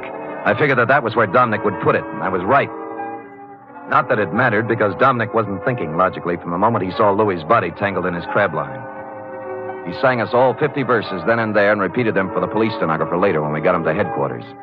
It looks like a first-degree rap for both him and Foskey, but I'm waiting till it happens before telling him the corpse was Captain Kidd, minus beard and ruffles. Period. End of report. Sam, again and again I rediscover you. And each time a new facet, a new thrill. You're just wonderful. It's true, but it pleases me to hear it from you, F. And so I propose to reward you in a fitting manner. First, back salary? Tut, a carburetor for your voiturette. And second, back salary? 10 free tickets to the Museo Maggiore. Third, back salary. An invitation to accompany me, your employer, to browse upon 2 bowls of cioppino tonight at Castellani's. And fourth, I give up. back salary. Sam! Count it, girl, count it, and bless you. The voiturette, complete with carburetor, will call at your door in precisely 1 hour. Until then... Good night, Sam. Good night, sweetheart.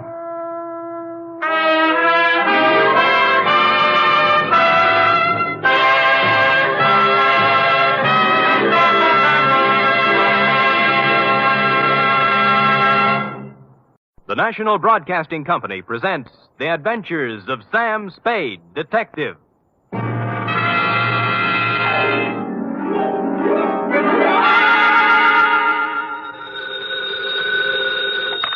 Sam Spade Detective Agency. Me, sweetheart. Oh, it's you. What kind of a greeting is that? Oh, it's you. Well, Sam, I may be only your secretary and all that, but I do have feelings, you know. What have I done now? If you recall... Yes? You were supposed to take me to the Geary Theater last night. Yeah? And you never showed up. Well, Effie, Oh, I know. You'll make up some big story like you always do. Always an excuse. No, I'll try to tell you the truth. And then... The truth.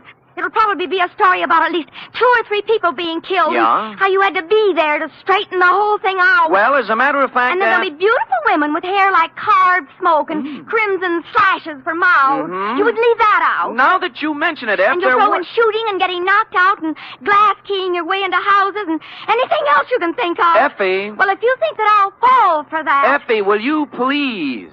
What's your big fat story? You've already told everything about it, but the title, I might as well add that. My big fat story is called The Shot in the Dark Caper.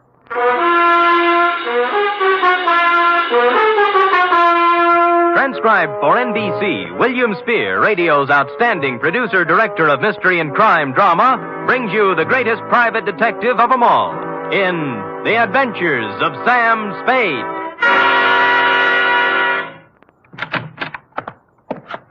Effie?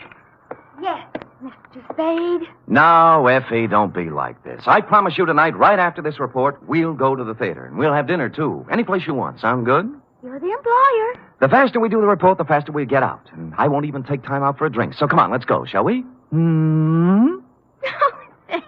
You see? I can't stay mad at you. Date, fill it in. To Managing Editor, San Francisco Evening Gazette. City, from Samuel Spade, license number 137596. Subject, The Shot in the Dark Caper. Or, Stop the Presses. Spade has his pants caught in them. Caught? Dear Newshawk. The next time you have a bright idea about a story, count me out. There's too much work for the money it pays, and the glory just doesn't exist. I don't mind being knocked on the head, shot at, lied to, double-crossed, and otherwise treated cruelly by circumstance. But to do it all in one night, just so you can have a scoop, and then be referred to in your columns as a Gazette staff member, well, my professional pride was severely injured. I am a detective, sir, and nobody's staff member. Well, now that that's off my chest, here in journalistic prose is what happened starting yesterday afternoon. Sam Spade Detective Agency? Yes, he is. It's for you, Sam. I'll take it in here, Ed. Spade. This is Woodrow Wilson. Really? Well, I'm sorry. I have Teddy Roosevelt on the other phone. It might take some time. You better try me later. Bye. Spade. Huh? Somehow I thought you were above that sort of corny repartee. I am above nothing, sir, as long as it's ethical. Now, which Woodrow Wilson is this? I'm the new managing editor of the Evening Gazette. Well, welcome to town. What can I do for you? I have a job you might like, an interesting job and interesting money. How interesting? If you find out what I want, you can almost name your own price. Can you get over here in 3 minutes? With any sort of a tailwind, I'll make it in 2. A new track record.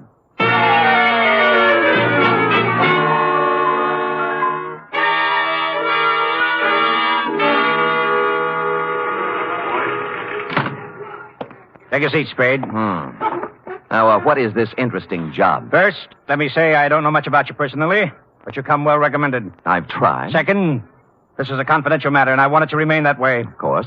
I'm going to trust you as I would one of my own staff members. The police aren't to find out about it until it's all over. And if any other newspaper gets it, you might as well leave town. Woody, old boy, the man doesn't live who can say I ever double-crossed him. For money or love or anything else. I or had love... to say it so we'd understand each other. Now, take a look at this news photo. Yes? One of our boys snapped it. What do you see? A street intersection. O'Farrell, I'd say. 2 automobiles hit head-on. An ambulance, a couple of people injured, a sordid crowd. We took that picture 3 days ago, Tuesday night, routine accident picture. But this morning, when we were filing it, I looked at it again, and I noticed something startling. Look at it. It's a shot in the dark, but I smell a story. Well, maybe I have a cold, but whatever it is escapes me. On the right side of the picture is an apartment house. Now count up 6 floors and look at the 4th window across to the left. Here, use this magnifying glass. Oh, what do you know? Somebody just fired off a gun. That's it. All you can see is a hand and a smoking gun. You can't even tell whether the hand's male or female.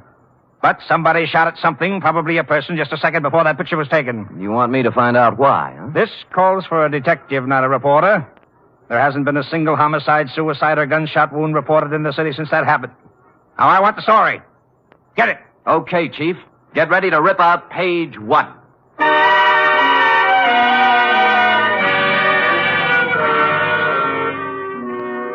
The apartment house was the Greystone. It was actually an apartment hotel and a little shabby. I entered an hour later with a suitcase and an out-of-town look. The nameplates on the mailboxes showed about 5 vacancies, including one on the 6th floor. I rang the manager's door buzzer. Good afternoon. I'd like to rent an apartment if I could. Come in.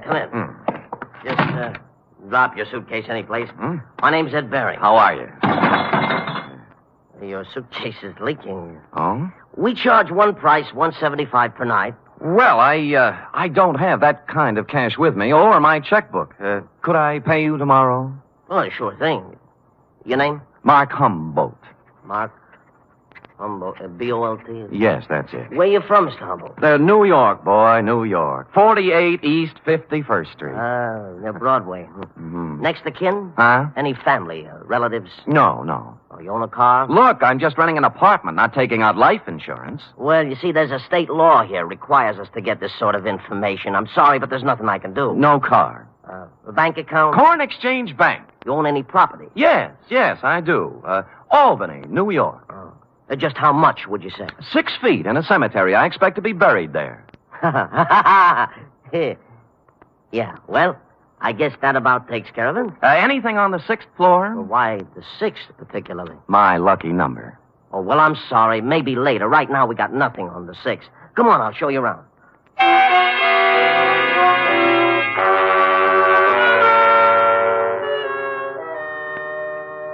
In a few minutes, I was ensconced in room 512. As he stood in the doorway, Ed Baring, the manager, scanned my luggage, my clothes, my ring and wristwatch, as if he were trying to estimate what he could get for me from a fence. After he went back to his apartment, I took a stroll up to the 6th floor. Woody Wilson and I figured the gun incident took place in apartment 608.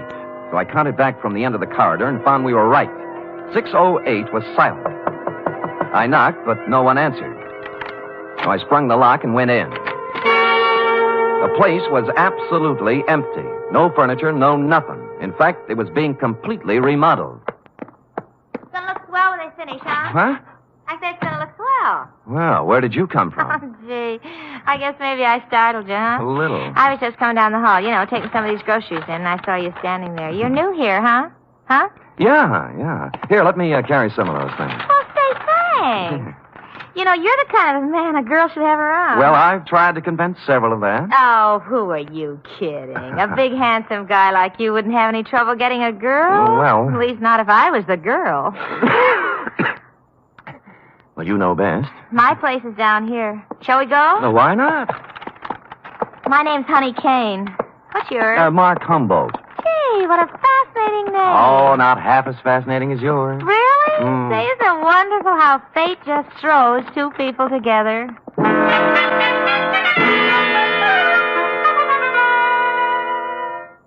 The bags of groceries we were carrying had a layer of dust on them, and the bags looked as if they'd made 50 trips to the grocery store.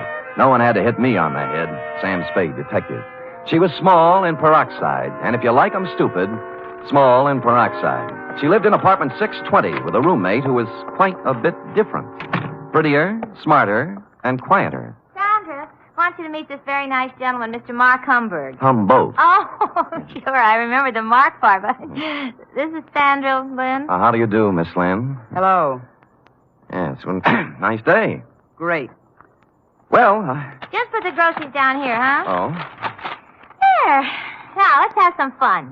Like fun, Mr. Humboldt? Wouldn't be without it. You're priceless. Well, come on, let's start with a drink. How about you, Sandra? No, you kids have your fun. I'm going out for a walk. Mr. Humboldt, you're supposed to be looking at me.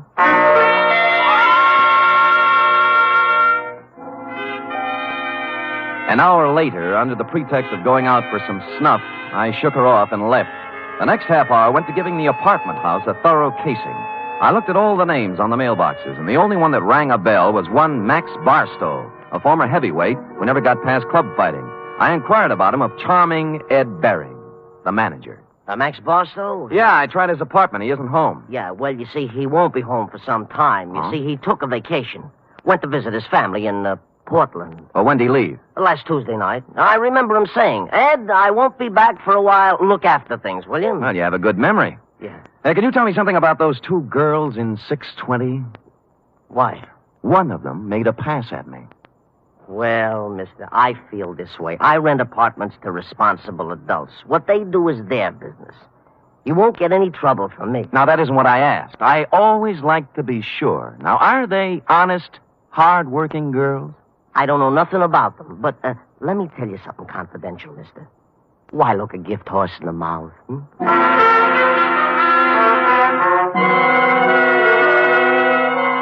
Well, I gumshoed around the apartment house some more, and one thing was sure. They were making a number of extensive alterations. For example, in the basement, there was a new cement floor. Said cement floor had been laid, I was told by the janitor, Wednesday morning. The morning after a gun was fired in 608. The same morning on which Max Barstow suddenly left to visit his parents. And about here in the plot, it was dramatically correct to wonder if Max might be sleeping under the furnace with a new cement overcoat covering him. I went back to my apartment for a couple of long ones and some thought. It was getting along about supper time when there was a feminine knock. I guessed it to be Miss Room Service herself, Honey Kane. But no. Better. Much better. May I come in? You may. Shall I leave the door open? I'd rather you closed it. Anything to make you feel at home? Drink? No, talk. Oh. What are you doing here, Sam? The name's Humboldt, Mark Humboldt. All right, play it any way you want. But I've seen you around. I know who you are. You move in today, and half hour later you find our apartment. Why? Your apartment found me. At least half of it did. The gift horse part. Maybe so, but I figure you helped a little somewhere. Hmm.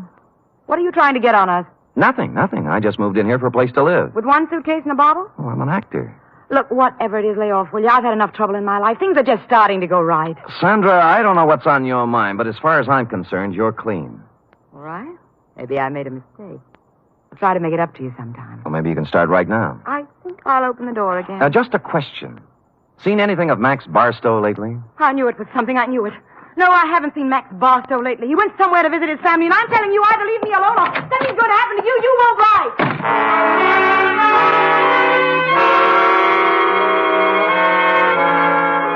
She stormed out looking lovely all the way, and I sat very quietly for a minute.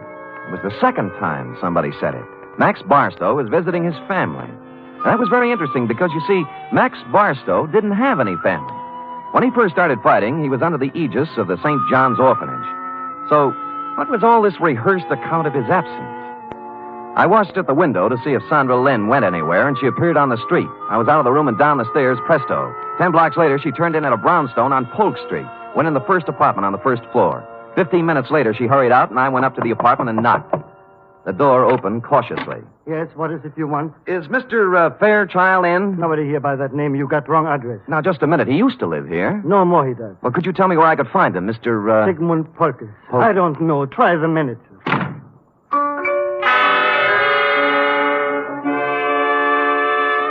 On the way out, I looked at the card on his door buzzer. It listed his apartment as belonging to a Mr. Rothschild. At the moment, there was nothing to be made out of it, so I went back to the Greystone. And when I got to my room, it was very obvious that I'd been visited during my absence. Yeah? Oh, it's you. What happened to my suitcase? I'm sorry, Mr. Humble, but I didn't realize it before. You see, that apartment was already rented, so I guess you'll have to find one someplace else. Look, you have 4 other vacant ones in this apartment house. Give me one of those. Sorry, no vacancy. Well, then give me my suitcase. Yeah, that's the one that leaked. Just a minute, I'll bring it out, Mr. Humble. I'll go in and get it myself, Mr. Barry. I said stay out. I said I'll go in and get it. Right, you will.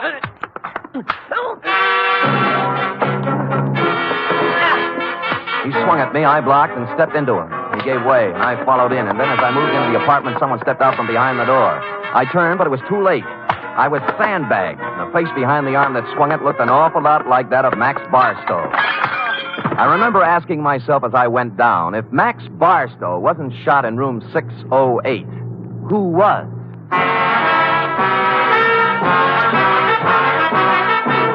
You are listening to the weekly adventure of radio's most famous detective, Sam Spade.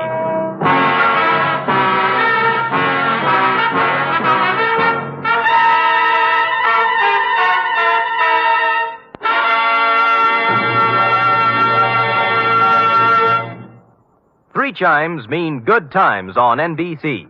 On Sunday, March 4th, that's 1 week from this Sunday, Theater Guild on the Air will present radio's most exciting dramatic event. It's a full hour-and-a-half presentation of Shakespeare's immortal Hamlet. John Gielgud will portray Hamlet, Pamela Brown, the Queen, and Dorothy Maguire will appear as Ophelia. The intrigue, beauty, and romance of Hamlet come to life Sunday, March 4th, on Theater Guild on the Air.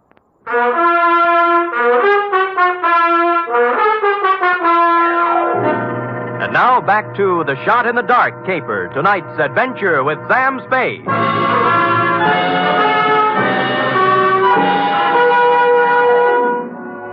I wasn't out for long, but it was long enough to have been carried out of the apartment manager's place and dumped in an alley. I sat up and rubbed the back of my head and discovered the boys had a sense of humor. Pinned on my chest was a note that said, "Beat it." This time, when I went back, I had my gun handy to hand. Nobody was home at Mr. Bering's apartment, so for something to do, I looked in on Max Barstow's diggings, 413. I glass keyed in and turned on the lights. And a search revealed items, a rent receipt showing Max was paid up for 2 months and intended to stay put. But more interesting were 2 phony detective badges, a policeman's uniform, and a flash camera. Couple these with a dossier on a man named Sigmund Polkus, and I knew just what Max had been doing since the fight game stopped paying his bill. It read, Sigmund Polkus, 60 years old, Minneapolis, just sold 2 restaurants for $175,000. Intends to retire and settle down in San Francisco. That's as far as I got when Honey poured herself on me again. Oh, Mr. Humboldt. Yeah. What are you doing in Mr. Barstow's apartment? Come in. Max, you shouldn't be here. Mr. Barstow ever found out. Honey, you can drop the act. Max. You know who I am, and I know who you are. You're part of the bait for one of the oldest rackets in the world. What? The Badger Game. Who, me? You. All right, Sam. I didn't know who you were at first until Sandra told me. Now, you tell me, what are you doing in Max's room? A number of things. First of all, getting enough evidence on him to give him a free vacation on the state. Second, I wanted to see who would show up and why. Now, what's your story? I just dropped in to see if Max was here. Try again. Sam, if I tell you anything, will you leave me alone? If I can bear it. I came over to get some things from Max. You know. Where's he staying? Right across the street in the Arlington, 314. Mm-hmm. Ed Bering manages both apartment houses. Why doesn't Max stay here? Who are you working for, Sam? I'm just asking. A client. Not the police? No. Sam, I don't have a thing to do with the mark Max is working on now. Sigmund Polkus. Some old man. Did you hear any shooting here last Tuesday night in apartment 608? Oh, Sam, I didn't hear a thing. Not a single thing. All right, get whatever you came for, but remember this. You tell Max I was here, and I'll tie you into something that'll get you Tehachapi if it's the last thing I do. Oh, sure.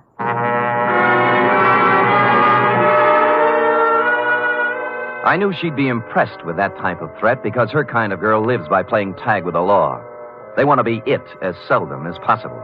I finished the dossier on Polkus and thought a more businesslike visit to the old man was in order. What is it?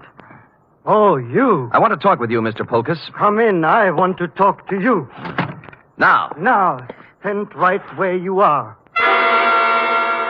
He was pointing a gun in one shaking hand right at my chest, and as close as I could tell, it looked very much like the gun I'd seen in your picture, Wilson, and the hand that held it was the very same hand. I tried to think of something clever to say. At this stage of my life, it would be very easy to shoot you, mister. Look, I came here maybe to help save you a lot of trouble. Now, if you listen to me, I know why you came here, because I killed Max Barstow. I'll give you a choice. Will you take money, or will I shoot you right here? I'd take the money, but you didn't kill Max Barstow. Don't tell me what I did when I know what I did. Sandra told me one of his gang members was looking for me. But she doesn't understand the power of money. How much will you take to leave us alone to our happiness? What is Max Barstow to you now that he's dead? Look, I don't want any money. I just want it. I felt like a ghost. The gun was pointed directly at me, but nothing hit me. I was surprised, albeit gratified. The little man must have thought I was wearing a bulletproof vest. He didn't look surprised, though. He just folded. I disarmed him and pushed him down into a chair. I had to do it. I had to.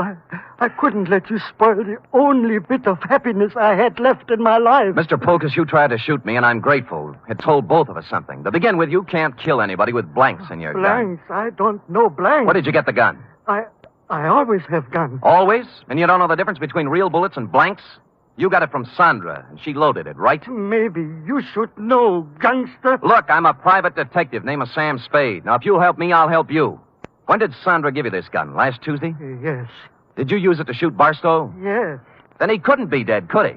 This gun wouldn't kill a fly, and besides, I met Max Barstow tonight, alive. I saw him fall to the floor, and blood came out of his coat with my own eyes. Mr. Polkus, you just came from Minneapolis with $175,000. You walked into a shakedown gang. They're after your money. That girl Sandra's just bait. Oh, don't speak about Sandra that way. Sure, she tried to shake me up for money, but only because that man, that Barstow maker.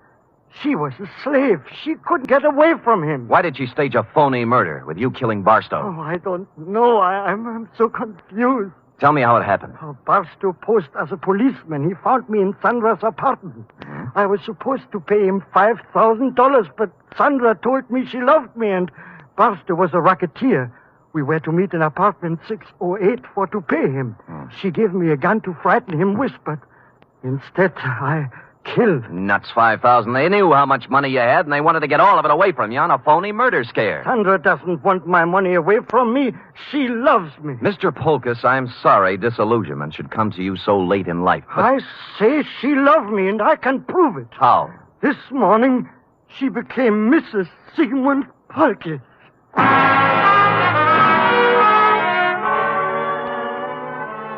That made me sit down and think things through a little more carefully. She could have gotten his money, or most of it, without marrying him. Maybe she did love him. Or maybe they felt he was too dumb to pay off. Or maybe she married him so she could murder him. And maybe a dozen other things. His suitcases were packed, and he said that he and Sandra planned to leave town tonight. He'd been waiting for her when I came in, but she was already 2 hours late. I could think of only one place she could be, so I left poor Mr. Polkus and went to the Arlington. 314, the address Honey Kane had given me. And she was there. Oh, Sam, I'm glad you came. I was scared. I didn't know what to do. scared. Now, honey, quiet down and tell me what you're scared about. In the bedroom. Max. He's dead. A knife job. When'd you find him? 5 minutes ago. I was with him before. And then I went out for some Chinese food when I came back. All right. Who else was here tonight? I didn't see anybody. But what? He was awful mad at Sandra. Said she was double-crossing him and he wouldn't let her get away with it.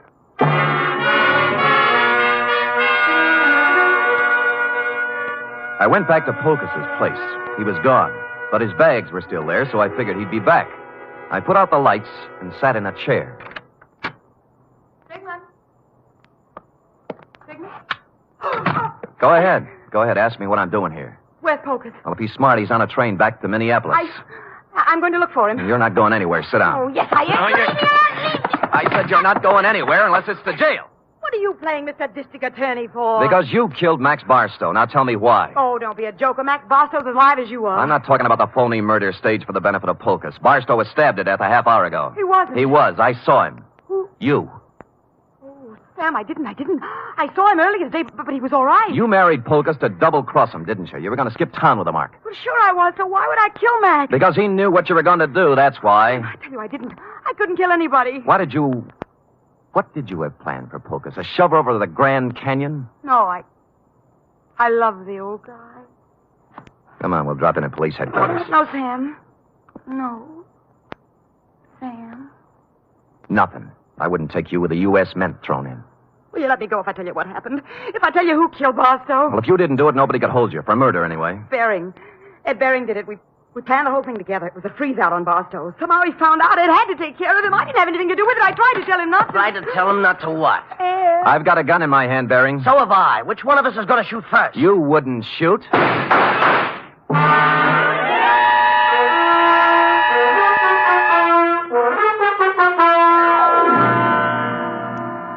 But he did. Period. End of report. Sam! Is that all? Well, what do you want? An echo? No. But he shot you and you're all right. Mm-hmm. Were they blanks like the other guns? They were not. They were genuine steel-jacketed bullets. But, You didn't listen carefully enough, Effie. I figured he'd shoot right away. He did, once. Just as I jumped sideways and fired 2 shots back. Did you kill him? No, but he's down with a little case of lead poisoning, though, under police guard. You're wonderful. It's true. All right, go type it up. Off with him.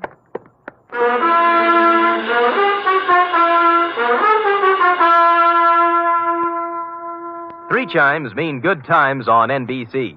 Tomorrow, you're invited to a 1-hour concert by the renowned NBC Symphony under the direction of Bruno Walter. Featured soloist for tomorrow's performance is celebrated violinist Joseph Fighetti, who will be heard in Mozart's brilliant concerto for violin and orchestra. It's the very finest in musical listening, every Saturday with the NBC Symphony.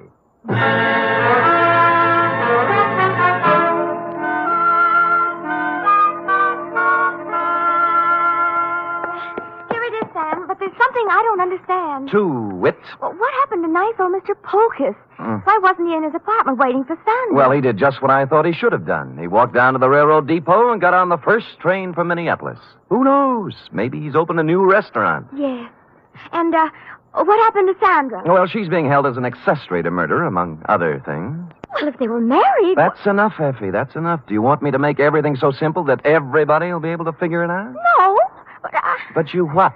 I get so confused sometimes. That's most of your charm, Effie. You know, if you were brisk and efficient and cold, we'd never have any fun, would we? I guess not, Sam. We do have a good time at times, don't we? Yes, we do indeed. Like right now. Come here. Oh, Fire in a man's veins. Maddening, that's what. don't say any more, Sam. I don't know what I might do. I'd love it, whatever it was. I better say good night, Sam. Good night, Sam. Good night, sweetheart.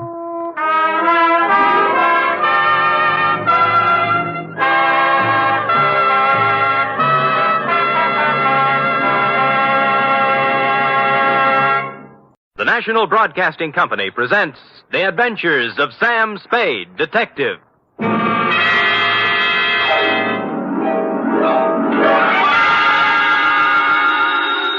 Sam Spade, Detective, agency? Me, sweetheart. Was it awful, Sam? Excruciating, F. I suffered, girl. How I suffered. But there's no other way, Sam. When fate turns against a man... True, dear one, true. But from somewhere I must find strength. You must. To pick up the shattered fragments of my life, to raise my eyes once again to the horizon and piece by piece put them together again. And the two of us, dear one, hand in hand, shall go marching down the years together. Oh, yes. Brace yourself, sweetheart. I'll try, Sam. Gather together the homely, humble tools of your trade. Find 6 dry handkerchiefs and prepare to greet me with a smile behind the tears. I'll be down before you can change stations with a report entitled The Soap Opera Caper.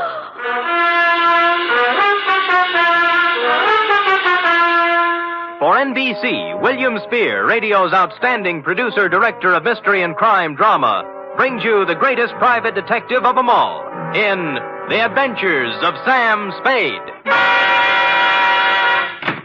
Sam? Who called, young widder Perrine? Lane F. Is it all over, Sam? Is a soap opera ever over, dear one? Oh, but it's out on the phone like you... I know, but it's not the end. It's never the end. Pull up a chair now. Take a firm grip on pad, pencil, and your emotions. Got 'em? I'm at the ready, Sam. Good show. To Agatha Pilbeam, from Samuel Spade, license number 137596. Subject, the soap opera caper.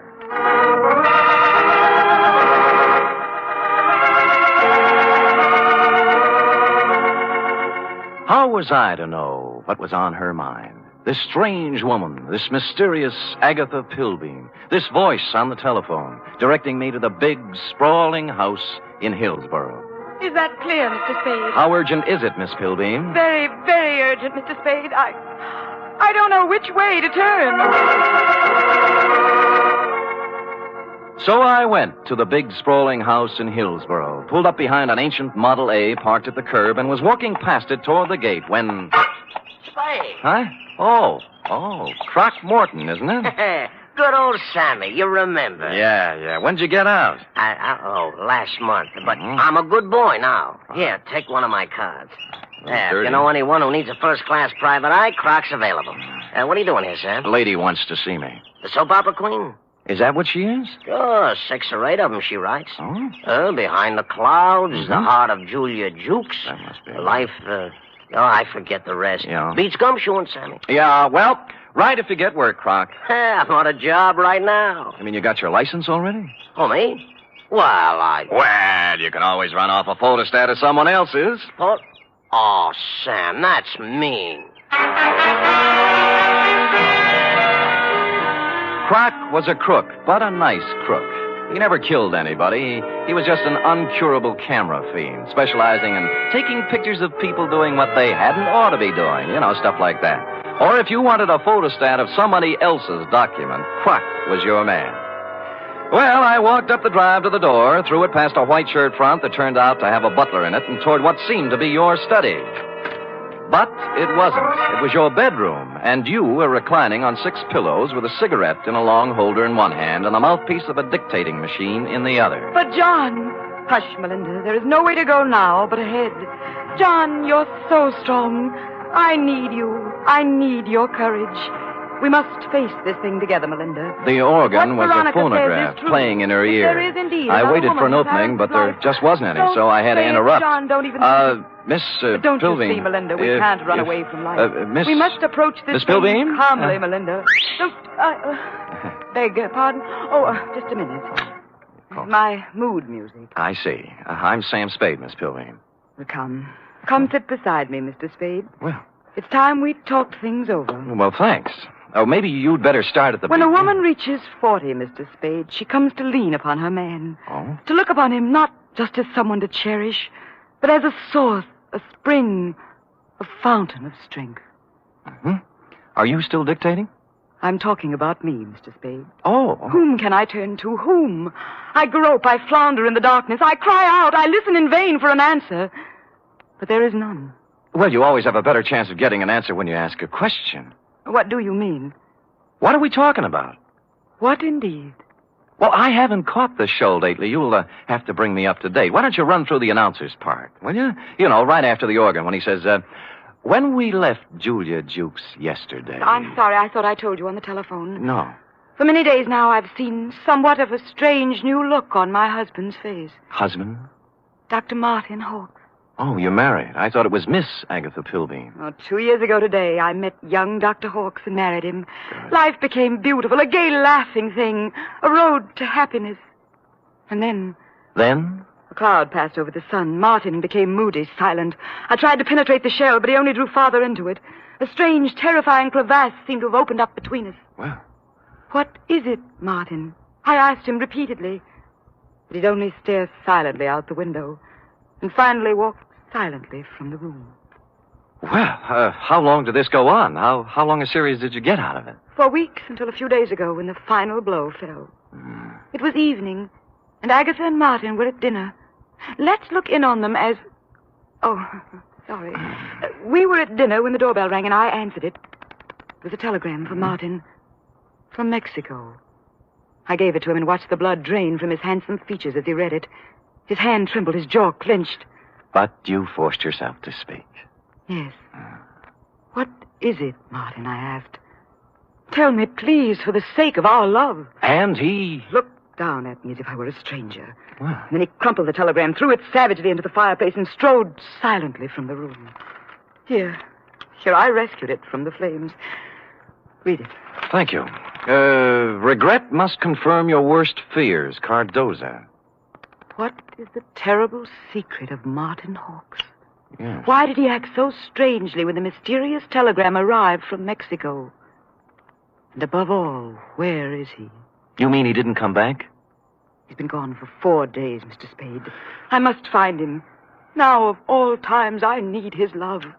When a woman reaches 40... I know. What do you mean, now of all times? It's been just a week now since the report came back from the laboratory after my physical examination. Oh. The doctor from Vienna. Mm-hmm. You see, Mr. Spade, I, too, have a terrible secret. Well, don't you want to tell me about it? Yes. I have a very rare, incurable disease. There are only 6 short weeks to live.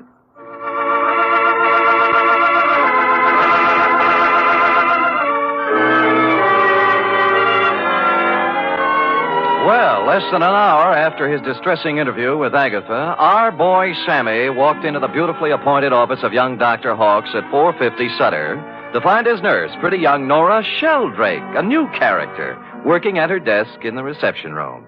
In response to a question from Sammy, we hear Nora saying, I have no idea where Martin has gone, Mr. Spade, but I can tell you why. Tell me, Nora. Please feel free to tell me everything. It's that woman, Mr. Spade. Agatha? Yes, Agatha. Mm-hmm. She never understood Martin. She doesn't understand Martin. She never has tried to understand Martin. Do you hear me? She never has tried. I take it you don't care for Agatha Pilbeam. I hate her. Nora? I do. I hate her. She thinks her money can buy everything, even Martin. Well, it won't. She knows that now.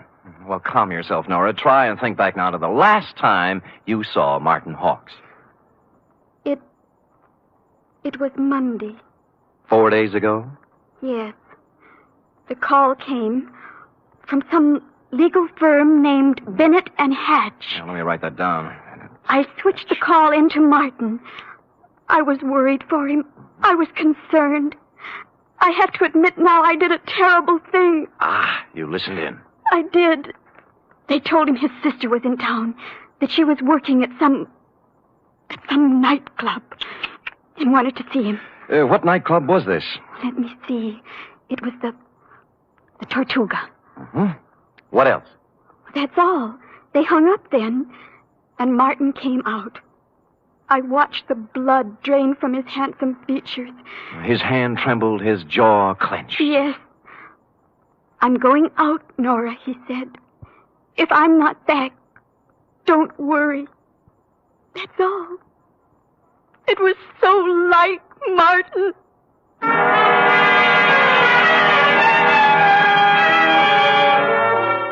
The Tortuga was only a few blocks away on Post Street, so I walked there. We were just tooling up for the dinner trade when I arrived, sailed around backstage like Billy Rose on an inspection tour, found the doorman and showed him the snapshot you'd given me of young Dr. Hawks. Or tried to. Look, young feller, I told you we don't have no dancer here named Hawks. I ain't got time Look, Dorman, please, take a look at the picture. No, I ain't got to... Picture? Yeah. Yeah. Yeah. That fellow was here at that. Tuesday, Monday night it was. Well, who'd he come to see? Well, wasn't nobody named Hawks, mister. It was Beth Jardine. Well, bless you, Dorman, bless you. Bless you, too. Thank you.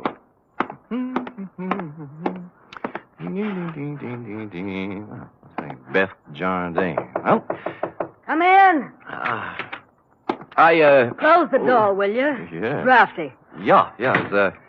Is there anything I can... There sure is.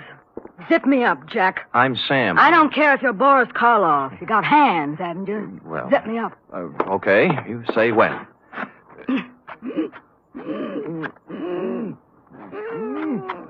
When? Can you breathe? Oh, no. You can't have everything. Ouch. What's on your mind, Jack? Martin Hawks. Sorry, never heard of him. Look, we're getting along beautifully up to now, honey. Let's not spoil it. You not only know Martin Hawks, you're his sister. What makes you think What's I that know? card stuck over there in the mirror? Bennett and Hatch, attorneys at law. Aha! The same Bennett and or Hatch who called Martin Monday afternoon and told him his sister wanted to see him here. Now, what's this all about? I can't tell you. He got a telegram from Mexico. Mexico? Yeah, it upset him. Something awful. What'd it say? Regret must confirm your worst fears. You're dead, huh? Yeah. Oh, that's great. Great. Pretty hilarious, huh? Jack, you just ain't got no idea. I got a piece of advice for you, Jack. Oh? Forget about Marty Hawks and live a long and useful life. Mm-hmm. I got a tip for you, too. You're in a tight spot. Watch that zipper, Jack.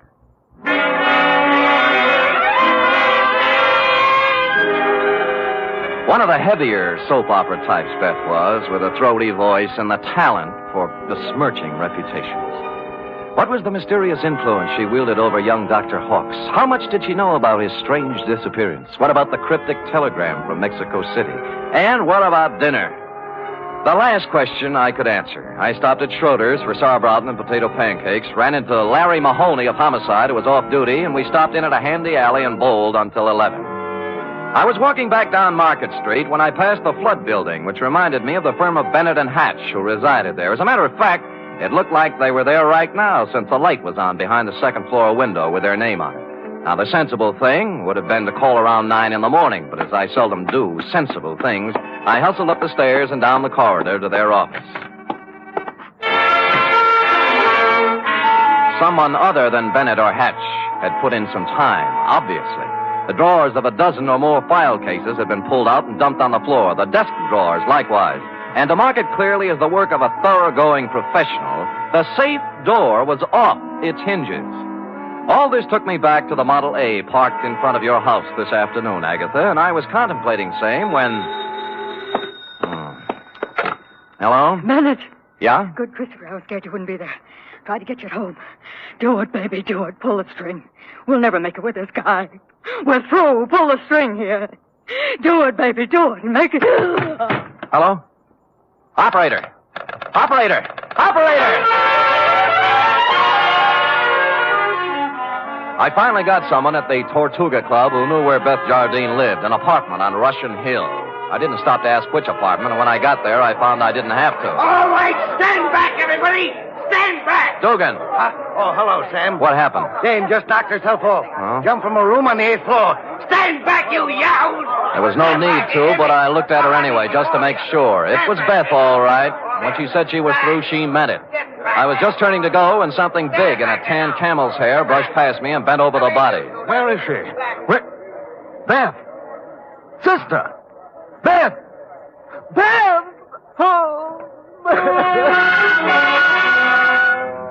I recognized him from the snapshot. Wild-haired, with a 4 days' growth of beard on his lean, handsome face. It was Martin Hawks, on the verge of collapse. Officer Dugan and I helped him through the crowd toward the ambulance that had just rolled up, sat him on the running board, and began to question him. What was that again? Your name. What's your name? My name. Of course, my name, I don't know. I don't know my name. It happens to everyone in soap operas, sooner or later. When he filled out the forms on poor Beth Jardine, old Doc Peterson gave Martin a double O, blew his nose, and announced with a twinkle in his eye, Appears to me like young Dr. Hawks has got himself a case of amnesia.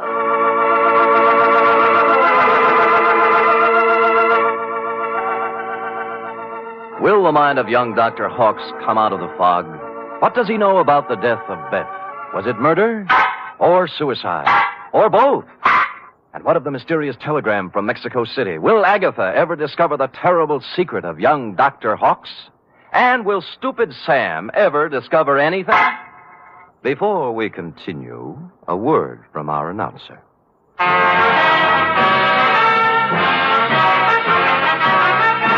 You are listening to the weekly adventure of radio's most famous detective, Sam Spade.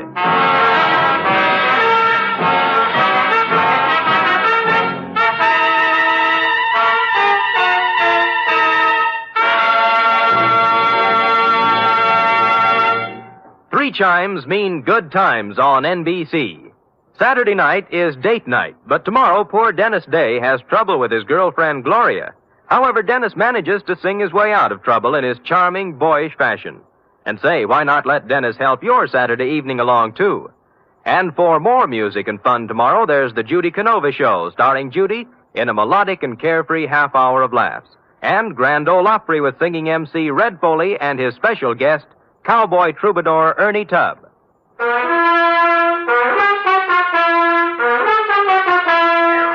And now back to the soap opera caper, tonight's adventure with Sam Spade.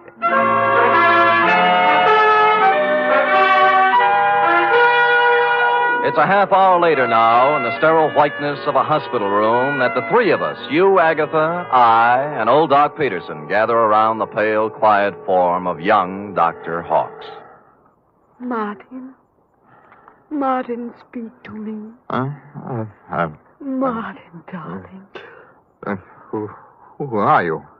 Agatha, dear. Your own Agatha. Come, Agatha. Better leave him be for now. Doc, I can't go on. When a woman reads... I know. You gotta be strong, Agatha. Sam, we better leave him be for now. Well, you're the doctor. Oh, Doc, what could have done this to Martin? Oh, shock sometimes. You don't mean... Yes, I'm afraid I do. Seeing his sister, then? Could be. Or sometimes it's just a matter of a body getting into such a fix his mind backs off and refuses to have any part of it. The wire from Mexico City. Huh? His terrible secret. The strange threat hanging over him and his sister. Driving one to suicide. And the other to this. Well... No wonder poor Martin gave away before this. Sure. And there's still another explanation. How's that, Sam? That he figured amnesia was a nice, easy way not to have to account for what he's been up to for the last 4 days. Or where he was when the dame took off from the 8th story. Mr. Spade, you're not accusing Martin. There's something buzzing around in his little mind. The nurse tells me she got him into a pair of pajamas and tucked him in nice and cozy before we got here. Well? Yes, well? You may not have noticed, Agatha, because he'd pulled the covers up around his neck, but our boy had his clothes back on just now. What? Martin! Hey, he's gone. Indeed he was Martin, as we could plainly deduce from the open window and the curtains blowing gently out over the fire escape. Young Dr. Hawks, indeed, had packed up his amnesia, his terrible secret, and his toothbrush, and taken off into the night. So I left you sobbing gently on old Doc's shoulder and found me a phone in a drugstore a safe distance away. On the 48th ring, Bennett of Bennett and Hatch attorneys answered. He was sleepy. I used all my soft answers, and he used all his hard ones, and finally we got to the point. All right, Spade, all right. The Jardine dame left a sealed envelope with us. What was in it? How do I know? It was sealed, marked personal and confidential, to be delivered to the city attorney in the event of my death. Signed, Beth Jardine Hawks. Signed how? Beth Jardine Hawks. Not Beth Hawks Jardine. No. Is it important? Just a tiresome detail, Bennett. So she brought you the envelope, paid your fee, and you stuck it in the vault for her. Then what? Well, she had us call her brother and tell him to meet her at the Tortuga. Period. That ended our part of it. We didn't even get our feet wet. On the contrary, Bennett, you're up to your ears. In what? Blackmail. Bye. Which explained many things. To wit, A, the wire from Mexico City from the lawyer named Cardoza. B, the murder of Beth Jardine. And C, the reason for young Dr. Hawk's mysterious flight from the hospital, his mind still fogged with amnesia. It did not, however, explain why stupid Sam had kept Croc Morton's business card in his vest pocket for 21 pages without doing something about it. The address was near 3rd and Howard. Not one of the better business sections, even for a private detective. I walked down 3rd Street, past the Sherry and Muscatel joints, looking at numbers, and then discovered it wasn't necessary. The old Model A was pulled up in front of what might have been a respectable office building before the earthquake, but now couldn't decide whether to be a warehouse or a tenement. Thus far, a harmonious picture. But behind the Model A was something twice as long and 3 times as shiny, with a motor running, out of place by about $4,000. Out kind of late, aren't you, Nora? Sam! Nora. Sam! Nora. Don't reach for the horn. But he told me... Sure, and you believed it, like everything else he told you. Come on, get out. I will not get out. Oh, but you will, or I'll pull you out by your pretty blonde hair. Now, come on. Oh! There, that's it. You can't do this to me, Mr. Spade. Nothing can stop Martin and me. We have our right to happiness. Uh-huh. Just the two of you. Chins up, eyes on the horizon. Let the dead past bury its dead. How can you joke It's about... no joke, believe me. You got taxi fare? Why? Because you're going to get in my cab, go home, put your hair up in curlers, and go to bed. After saying to yourself 1,000 times, what a lucky little girl you are that Martin Hawks didn't shove you out a window, too. Now scoot. Scoot! It was a kind of a dark stairway that made me yearn for the comfortable feel of a shoulder holster under my left arm. At the top was a 3.5-watt bulb, and at the other end of the hallway, a crack of light under Croc's office door. Between the two was a cat, more's the pity. So abandoning my stealthy approach, I walked up to the door, turned the knob, stuck my hand in my side coat pocket like Edward G. Robinson, and kicked the door open. Croc was sitting at his desk behind a stack of bills. The closet door was just closing softly. Who was in the closet? And did he still have his toothbrush, his terrible secret, and his amnesia with him? Wow. Sammy. Yeah. You took me up on it right quick, huh? Uh-huh. Yeah, have a chair. I sat on a chair in the corner out of line of the closet door behind the desk. Oh, Sammy. Yeah, you got a job for me, huh? Yeah. You don't look like you need a job, Croc. Huh? Oh, this? Yeah. Oh, this is nothing. Good day at the track, that's all. What's on your mind? Remember the Blennerhassett job? Huh? The one with the letters before you went up? What are you talking about, Sam? The shakedown, Croc. The dame who wanted you to get the letters back. Remember? You know. So you got them for her, delivered and collected after you had the photostats made. Sam, you're crazy. I never done no such thing. You can level with me, Croc. You collected on the photostats for 8 years. Oh, wait, Sam. Well, forget it. Anyway, I got another one. Dr. Martin Hawks, married to the soap opera queen, you know. What about it, Sam? She's worth a couple of $1 million and has 6 weeks to live. As her husband, he's her only heir. Nice spot to be in. Yeah. Only he isn't her husband. Huh? Because the Mexican divorce from his first wife, the late Beth Jardine Hawks, wasn't legal, you know. What? She blew in a month ago and began shaking him down after leaving the marriage certificate and a batch of other papers with some lawyers for life insurance. Sam, I just ain't interested When in you hear the payoff, Croc, it's just like the dame with letters. Oh, what do you mean? Hawks hired someone to crack the lawyer's office and get the papers out of the safe. Some smart guy, yeah. An unfrocked private eye who doesn't have a license. I found out where he had the photostats made, though. I can get copies. Spade, for crying out loud, shut up. The closet doorknob was turning slowly. I waved him out of the way and picked up the chair. It was all over 2 seconds after it started. The door flew open. He came out with his terrible secret, which turned out to be a gun. And I wrapped the chair right around his head.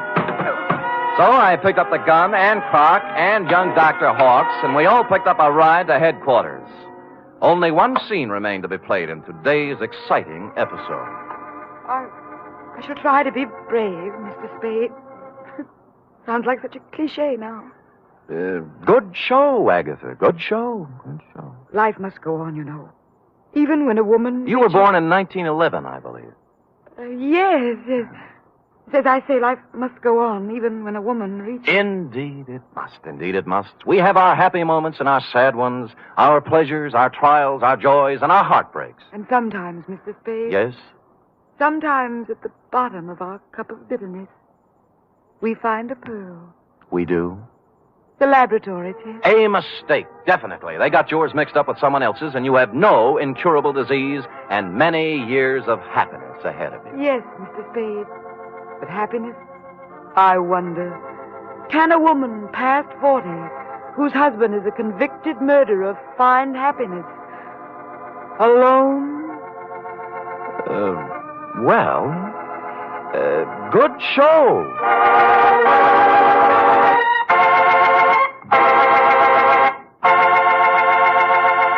Period. End of opera. Oh, Sam. Uh-huh.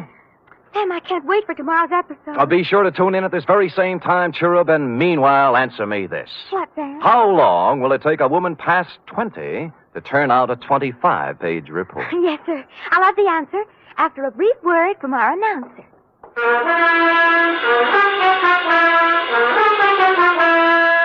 3 chimes mean good times on NBC. Tomorrow, Arturo Toscanini will conduct the renowned NBC Symphony in the 4th of a Saturday concert series. For tomorrow's 1-hour performance, celebrated Maestro Toscanini has chosen works by Debussy, Respighi, and Edward Elgar. You're invited tomorrow to the NBC Symphony and Toscanini.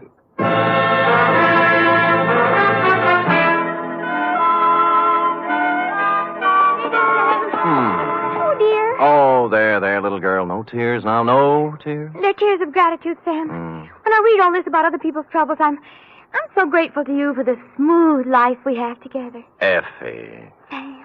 Effie. Sam. Effie. Sam. That takes about 10 seconds. Go ahead. I'm only merely a secretary, but... It's over now. Matter of fact, we're 10 seconds over. Oh, well, Sam, I haven't even your wife to be versus... Nothing but peace and quiet. Fairly regular paycheck. With only a corpse now and then to produce a ripple on the mirror smoothness of our bliss. Oh, that's beautiful, Sam. I thought so. You don't have a single terrible secret either. No, but just to keep you interested, dear one, from time to time I shall pick up a piece of paper, read it, let the blood drain slowly from my face, then clasp you to me thusly, Sam. holding you close, and just before striding silently from the room, mutter in your shell-pink ear. I know. Good night, Sam. Good night, sweetheart.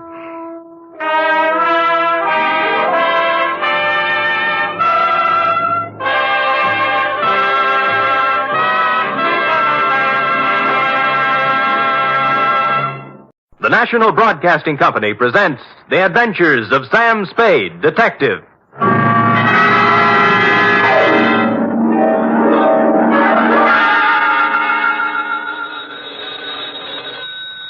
Sam Spade Detective Agency. Me, sweetheart. Sam, a man named $5 Frankie called up and said he's putting $2 in your name on a sure thing at some track or other. Well, that's nice to hear. I don't think it is at all. You know I don't approve of your gambling, Sam. Effie, you do some things I disapprove of, but do I snipe at you? Well, no, but... No buts about it. And besides, I didn't place the bet. It was placed for me. I don't care. It's the principle of the thing I don't like. Well, suppose I put it this way, Effie. That $2 bet on a sure thing was more than just a money bet. It was a gamble on the inherent goodness of the human soul. Oh, Sam, you're just trying to confuse me. I am, but I'll straighten everything out to your satisfaction, I trust, when I appear at the office with a highly stylized and rather charming saga of horse players and the world they live in. What else but the sure thing caper? For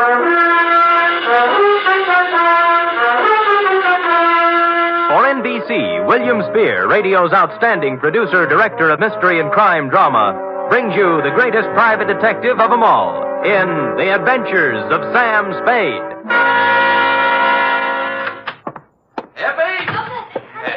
Yes, and I hope you always are at the wages I pay you. Oh, I'm glad you brought that up, Sam. When I pay them. I don't want to start an argument, but I do need some new clothes. Oh? You want me to put up a good front, don't you? I will rephrase my answer. Yes. Well? Effie, if you can hold Warp and Wolf together for a few weeks, I have a feeling we'll be rolling in dough, driving big cars and wearing mink. Oh, you mean that best. All conjecture. Enough of your sneering. Now, you hear me out. Weigh the evidence, and maybe you'll feel differently. I doubt it. No good comes of playing the horses. Dates, fill it in. Two $5 Frankie, care of... Sam, wait a minute now. $5 Frankie what? What's his last name? I don't think he has one, F. As I get it, he was born just before a Gold Cup handicap at Pimlico, and they didn't have time to give him a last name and place a bet, too. So they chose the bet. Oh, Sam, that's awful. What do you mean, awful? That horse paid 18-1. Well, to get on, two $5 Frankie, care of Patterson Smoke Shop, Myrtle Street City, from Samuel Sucker Spade, San Francisco, license number 1375596. Subject, the Sure Thing Caper. Dear $5 Frankie, for you to be seen at the hour of 1 p.m. post time anywhere but at the track is truly a veritable, unbelievable occurrence. So when my door pivoted open Monday at said hour and a short gent with 36 shoulders and a 44 long plaid coat came in, my eyes told me it was you, but my mind screamed no. I checked your wide-brimmed pork pie, your zoot gabardine slacks, suede and alligator wing-tipped shoes, and it still repeated you. Sammy, do not look as if you have just lamped the ghost. It is I, $5 Frankie. But at this hour, Frankie, what is it? Your watch broken? Did you lose your way? You sleepwalking? What? No, Sam. I am in complete possession of my faculties. Good. And I came here with the full knowledge of my intellect. I even see through the crystal of my timepiece that it is 1 o'clock, the hour from which they break from the barrier. That's right. But I have not been drinking, and as for sleepwalking, that is strictly for gents with unhappy marital relationships. All right, Frankie, I'm forced to agree with you that you're standing in front of me instead of the $5 window. Now, what's the dope? Well, ordinarily, I do not resort to hiring a strong arm to consummate my business dealings. Naturally. There being a full supply of such muscles lying around the back room of Patterson Smoke Shop. Loose? But when the job calls for both tact and muscle, I am forced to roam far abroad in search of the same. You mean you have a job for me? A real honest-to-Seabiscuit job that'll pay money? With the ordinary Seamus, I might try to offer a little paddock chatter, you know? Yes. But with you, Sammy, I will tender coin of the realm. Good. I will pay you, of course, in $5 bills, as is my wont. In advance? 10, 20, 30, 40, 50. 10 times 5. Figures. Now, do you veritably consider yourself in my employ? I am veritably in the race, Frankie. Good. Now, Sammy, leave it to be understood by both parties that I am not touting you off on any sour deals. A rather curious situation has arisen, and I will explain it to you candidly, as they say in certain novels which I have not read. Well, most novels lose so much in the translation. True. Yes. My narrative begins yesterday, to be exact. Yesterday, their heels and toes into the back room of Patterson Smoke Shop, a gent whose face was once as familiar to me as my own. By name, said gent?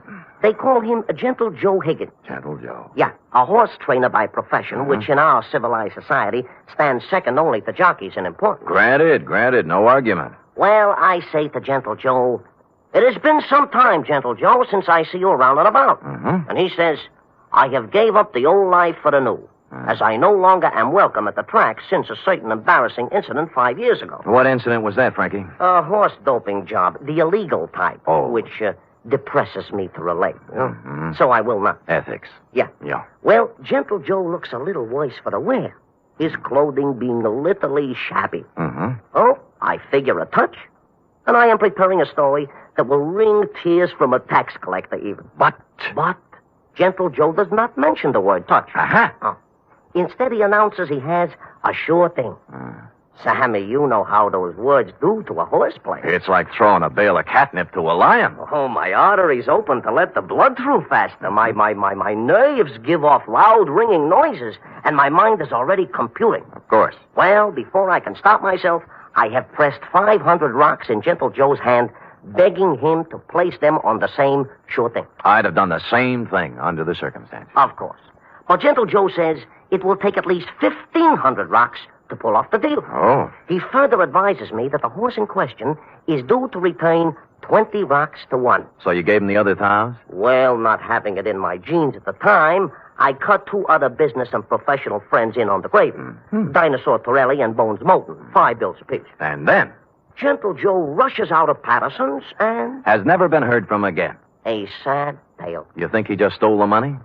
Sam, Gentle Joe Higgins is a horse player, not a common sneak thief. I'm sorry. But did he leave town? He did not. On the advice of certain informers, I tracked this gentle Joe to a ramble-shackle rooming house on Clark Street. 241 to be exact. And? And there the trail gets very cold. Very cold indeed. He's made his move, huh? No. But he had a landlady who would not let me in. Complicated. Oh, she is a frightening person to behold. She is indeed half wildcat and half witch. I'll deal with her. Good. And tell gentle Joe that I am not an overly suspicious person, but also relate to him my position. Dinosaur Torelli and Bones Moulton are two such gents as it is wise not to cross. Rough. Back fence gossip has it they are the Undertaker's best friend. Well. Indeed, it is also rumored they are behind their quota for the month. Well, and Sam. Yeah? At Bay Meadows. Yeah? A bad card. Nothing going today. In preparation for my meeting with this redoubtable landlady, I ran through my repertoire of low, mean faces in front of the mirror, leaving smoking holes in the glass. And then I stamped out, heading for the rooming house on Clark Street, 241 to be exact. My knock was answered by, well, it was even worse than you told me. She was gumming a sen-sen. What are you standing there for? You're shading my geraniums. Oh, no. Well, sir? Speak up, Curly. I ain't got all day. Madam, perchance do you house in this quaint colonial inn a fine old gentleman called Gentle Joe Higgins? You the Lord? No, I'm in business for myself. See this? Oh, one thing I hate worse than the law is private detectives. Can't trust them. No. Cheap, never have any money. Look. Never want to pay anything. Look. Always want something for nothing. A surly, no good lot of pocket pickers who should all be boiled in oil and thrown in the pits full of snarling One beasts moment, of prey. madam. Madam, look at this. Ooh, Yeah. well.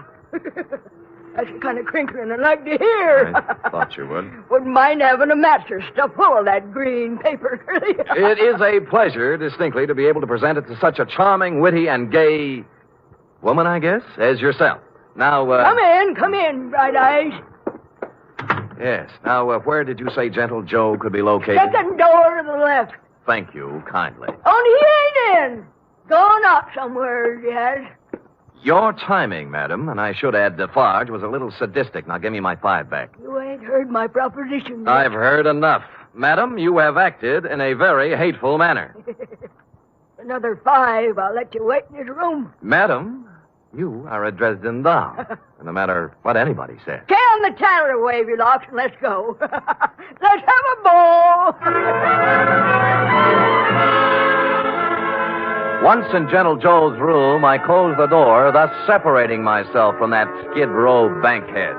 While I was waiting, I cased the room. Spartan. A bed, a chair, a dresser, a racing form, some worn clothes, various mementos, and pictures of his better days at the track. I was studying an old print of Equipoise when Gentle Joe turned up. Yes, she was a great stretch runner, wasn't she? Yes, indeed. 1 mile and 141 and 5th, and hardly damp at the end. Well, yes. Now, don't yes. look upset, Mr. Spade. Fanny told me that you were a detective waiting for her. Oh, she's a swell kid. Yeah, Fanny's impetuous, but a good sort, yeah. Keeps the right people out and lets the wrong ones in. Fine judge of character. No, you're generous, sir. I'm about to have a cup of tea. Will you join me? Be delighted. I'll just take the water out of the tap. It's hot enough. Well, Gentle Joe, I'm here on a rather painful mission. How in goes the tea? $5 Frankie thinks you caged him out of $1,500. And now for the water. And 2 tough friends of his are looking for your scalp. Yeah, there we are. Now we'll just let that steep a while, and we'll have us a pickup. Did you hear anything I said? Of course, Mr. Spade, of course. Every word. I know why you're here. Those men are worried about their money. But next time you see them, you tell them not to worry. Well, they said this sure thing of yours was going to return 20 to 1 odds. That's a lot of money. Oh, it will, all of that. Maybe even many times more. Yes, it's a sure thing. You mean the race hasn't been run off yet? Yeah, there we are now. I think the tea should be ready. Well. Mm-hmm. Now, this is yours. Thank you. And this is mine. A Darjeeling flowering pekoe. There's no finer tea. Has an almond flavor. Yes, it's peculiar to the region, especially pronounced in last year's crop. Yes. Well, shall we get back to business? Yes, now you tell those gentlemen that they have no need to fret about their money. It'll be returned to them many times over. Many, many times over. Well, are you feeling all right, Mr. Spade? Groggy, They'll look back on this investment with considerable pleasure and pride. I don't know what And happened. someday they'll be able to say that they, too...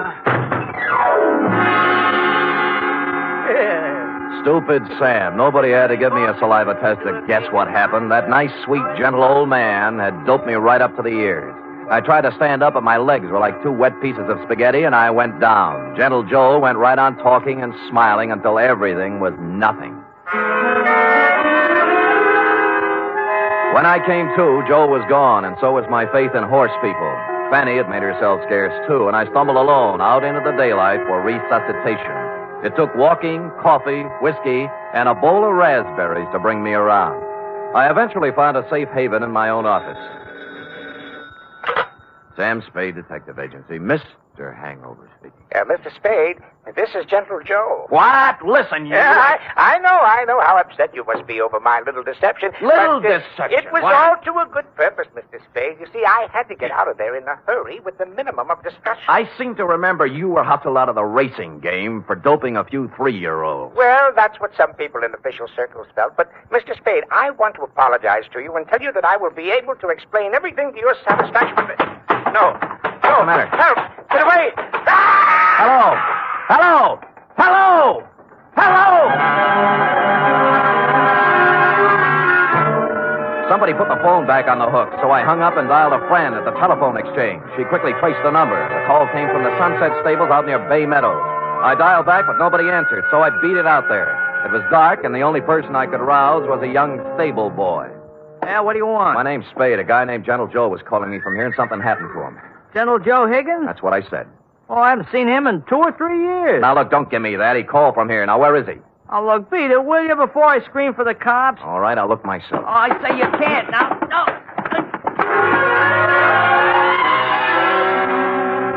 But I did. There were 2 phones inside the stable, both hanging on posts. The second one had the number the phone company had given me, and although someone had tried to cover it up with sawdust, on the floor, under the phone, were 3 tea bags, and somebody had done a lot of bleeding. Looked like Gentle Joe's parlay had run out.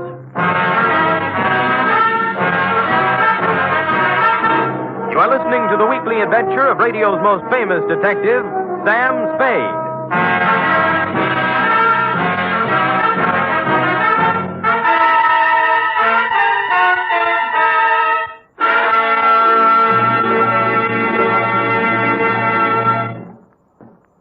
Three chimes mean good times on NBC. There's music and mystery on NBC every Saturday night. For music tomorrow, your hit parade brings you the top tunes in the land as selected by you and presented by Raymond Scott's Orchestra, Snooky Lanson, and Eileen Wilson. For mystery tomorrow, Herbert Marshall stars as the man called X. In all the strange and far-off places of the world, wherever there is intrigue, danger, and romance, there you will find the man called X. Hear him tomorrow night.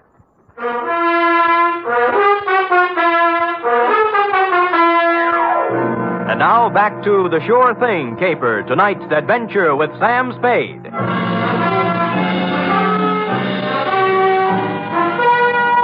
I collared the stable boy and questioned him about the blood under the phone and about what could have happened to Gentle Joe Higgins. Nothing. Just wouldn't talk, and he was too small to beat up. So I went looking for the stable manager. He lived in a small white house behind the exercise ring. He wasn't too happy at being awakened, but when I explained things, he came down to the stable with me. I can't understand it, Mr. Spade. Gentle Joe Higgins hasn't been around here for at least 2 years. That's what the boy told me. You see, for doping a horse once, he can't come near a track or a stable.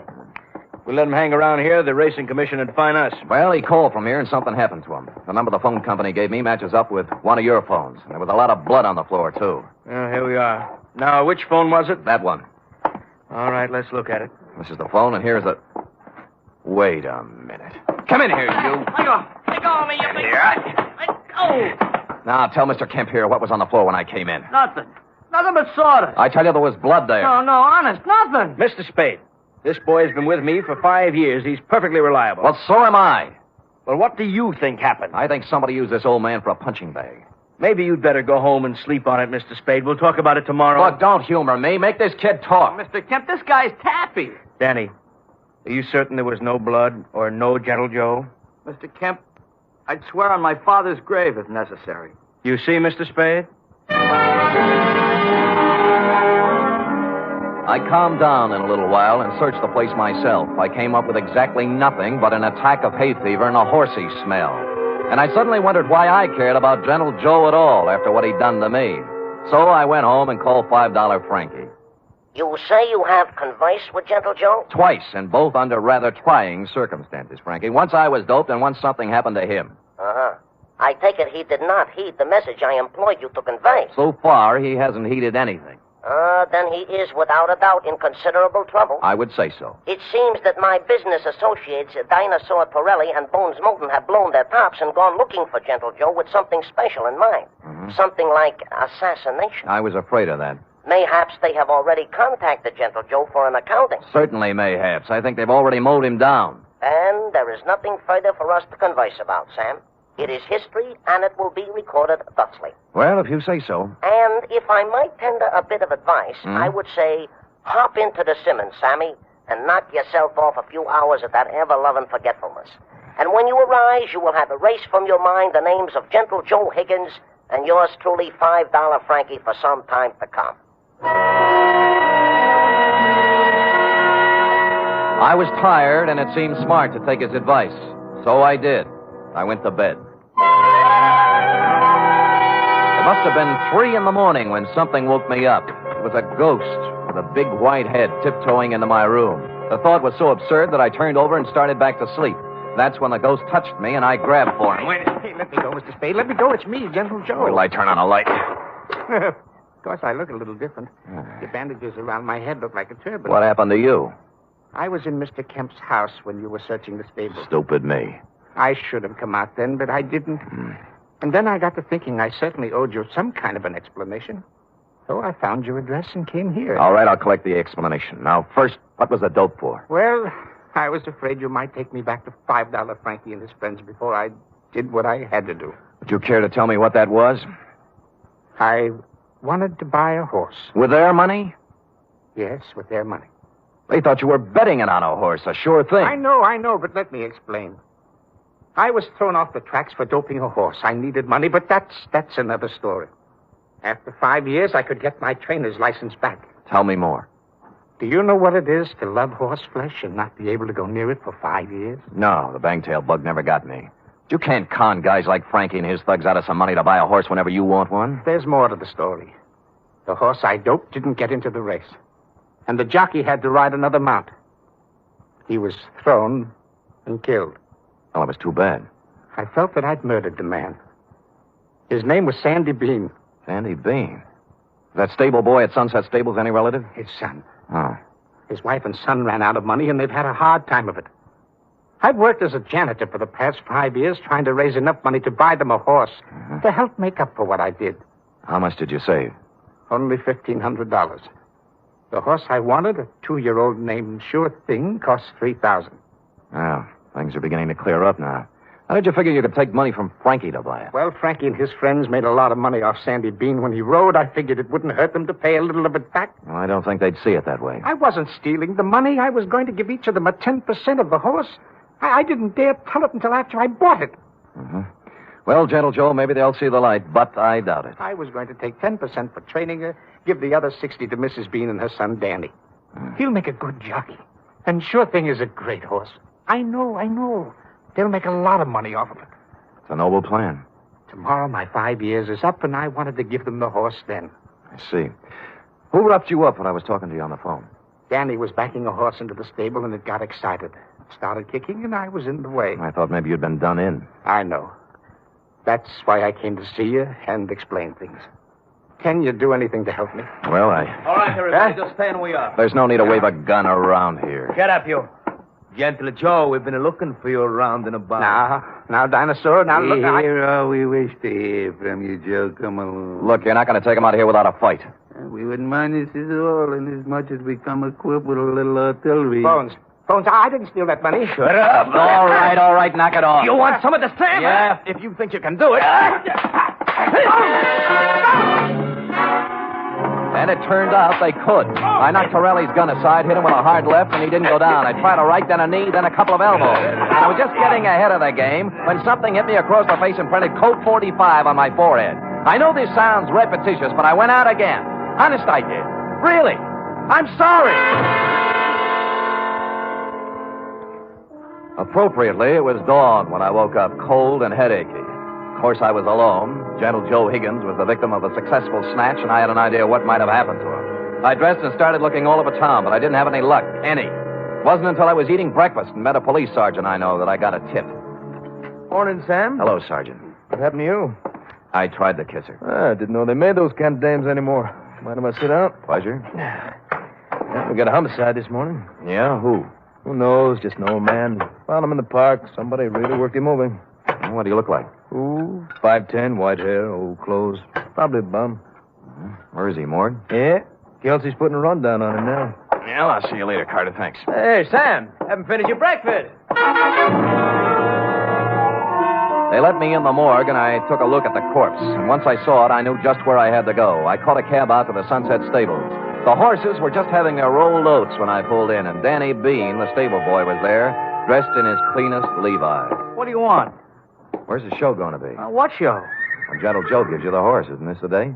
Okay, so you know. Mm-hmm. Gee, I'm sorry about last night, Mr. Spade. I had to keep it a secret. Forget it. You did the right thing. When's the ceremony? In about an hour, right here. You want to wait? Sure. I wouldn't miss it for the world. Of course, I cheated a little. I didn't tell you who it was I saw in the morgue. The truth was I didn't know. It wasn't Gentle Joe Higgins, though, and so I reasoned thusly if Torelli and Moulton didn't finish him off in the night, he must have gotten out of it somehow. He was a resourceful old man, and I was sure nothing short of death would keep him from presenting Denny with a horse on the day he planned. And I was right. An hour later, he came walking in leading the prettiest chestnut mare I'd ever seen. There was a smile 2 feet wide on his face, and behind him, carrying blankets, a saddle, and riding colors, were who else? $5 Frankie, Dinosaur Torelli, and Bones Moulton. Well, Mr. Spade, this is a surprise. Well, it's a pleasant one. Yeah, this is sure thing. Oh, isn't she a beauty? She is indeed. How'd you do it, Gentle Joe? Well, Mr. Spade, I just invited them over to my place to have a cup of tea. You get it? Yeah. While we was half out, he explained the whole thing to us. Sounds like a good deal to me. We can win both ways on the track and at the window. Oh, look at the life of that horse. Just waiting to cross the finish line. Sammy boy, this is indeed a signal occasion, huh? This is the first time I have ever been this close to a horse, and me being a horse player. Well, have you talked to her yet? Why, sure. I am already talking to Sure Thing and explained to her our financial position. Oh. She has assured me she will romp home first, more times than not. Well, gentlemen, shall we do what we came here to do? Sure, leave us make the presentation. Come on, let's get into business. Give the animal to the kid already, I agree. Danny? Yes, Mr. Higgins? Danny, the four of us are giving you this horse, Sure Thing, in memory of your father, the late, great Sandy Bean. Thank you. Thank you, sir. She's a beauty, isn't she? I feel like I was just born. Ride her well, son. Ride her well.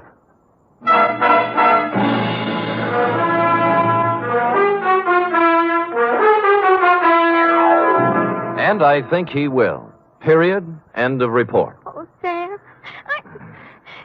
it was so beautiful. A simple, old-fashioned type story, F. We feel we can use one now and then. And I'm glad nothing happened to anybody.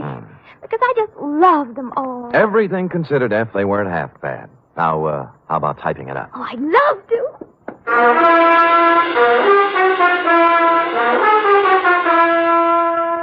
3 chimes mean good times on NBC. There's music and fun in the air tomorrow evening, styled to suit your Saturday night of merriment. Dennis Day brings you songs and comedy in his charming boyish manner, and then Judy Canova gets together with her frolicsome friends for Mountain Melody and Mayhem, followed by Grand Ole Opry with singing MC Red Foley and his gang. It's a Saturday night of fun designed for you.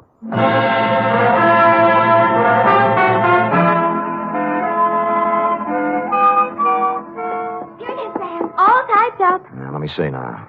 Mm-hmm.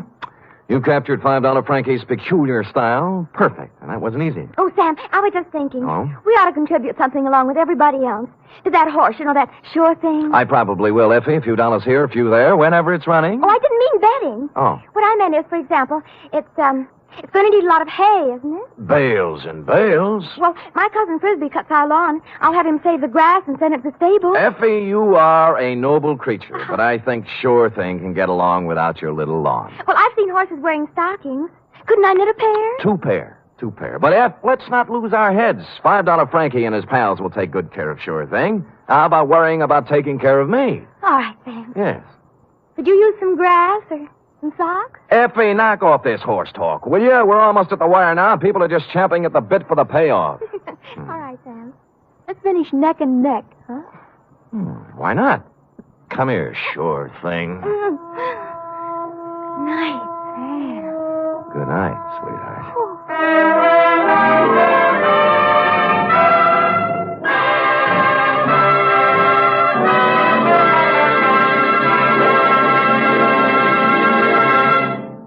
The National Broadcasting Company presents The Adventures of Sam Spade, Detective.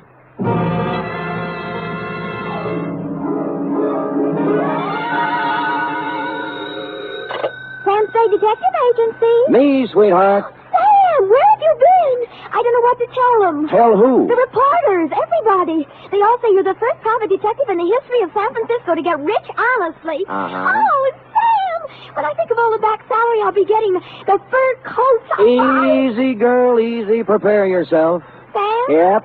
You mean... The $50,000 is not available to employees of the network or sponsor, which unfortunately I happen to be. Sam! But cheer up, girl. Think of the taxes we'll save. Now, make everything fast. I'm on my way. Meanwhile, puzzle me this. You ready? All right, Sam. Why does a man who is going to blow his brains out set his mental clock ahead 4 hours? Sam, it doesn't make sense. Ah, but it does.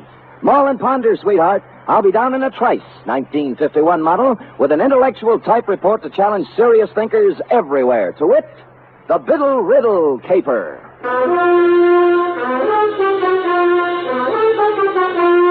For NBC, William Spear, radio's outstanding producer, director of mystery and crime drama, brings you the greatest private detective of them all in The Adventures of Sam Spade. All alone by the microphone. Effie? Sam, I just can't get anywhere with this. Never kick on the third down, Cherub. Give it another No, try. it's no use, Sam. I'm mentally through. Well, you know best. I just give up. Sam? Huh? What are those funny little bumps on your cheek? Go ahead, guess. Smallpox? Hey, You get warm. look like little waffle marks. That's what happens when somebody hits you with a microphone, sweetheart. Now, if you look closer, just above the marks, under my eye, Oh, yes. clearly and distinctly, in reverse, of course, the 3 letters of a network known far and wide for its hospitality to unemployed private detectives. You mean? Shh, not here, girl. Poise the pencil. Who knows? A sponsor may be listening. Ready? Yes, sir. To Mr. Tracy Abbott, Drake Carlton Hotel, copy to Dundee at Homicide. From Samuel Spade, license number 1375596. Subject, the Biddle Riddle caper. Dear Tracy, it had a nice conventional start, this one. A nice conventional phone call telling me to drop up to room 402 of the Drake Carlton around 3 in the afternoon. But when I got there, I found that over the nice conventional number on the door was hung a temporary sign reading Olympic Radio Productions. Tracy Abbott, editor, director, and producer. Bidding farewell to the nice conventional part, I made bold to enter the door. Abbott, 5'8" of solid Hollywood, was waltzing with what I took to be a musician, composer, or some such. We open Coal Bunny like this. Now, Killer at Large. Banging with the theme. Theme. Bum, bum, bum, bum, bum, bum, bum, bum. Bum, bum, bum, bum, bum, bum, bum, bum, bum. A great big wonderful chord there, Bunny. Check. Check. And then the teaser. Quote, Don't go away, you out there. Stick right close to that radio set of yours, because the next half hour might put $50,000 in your pocket.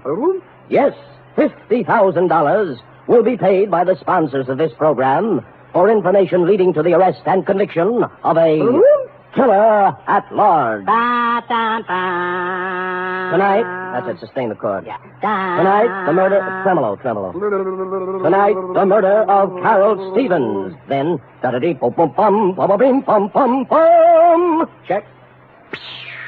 What's that? Cymbal crash. Do it again.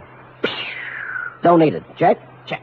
Big, wonderful, lush. That's the word, lush. With scope and sweep and power. I got it. Well, I'll get as lush as I can with 8 pieces. Scope, sweep, importance. Gotta sound important. Check? Check.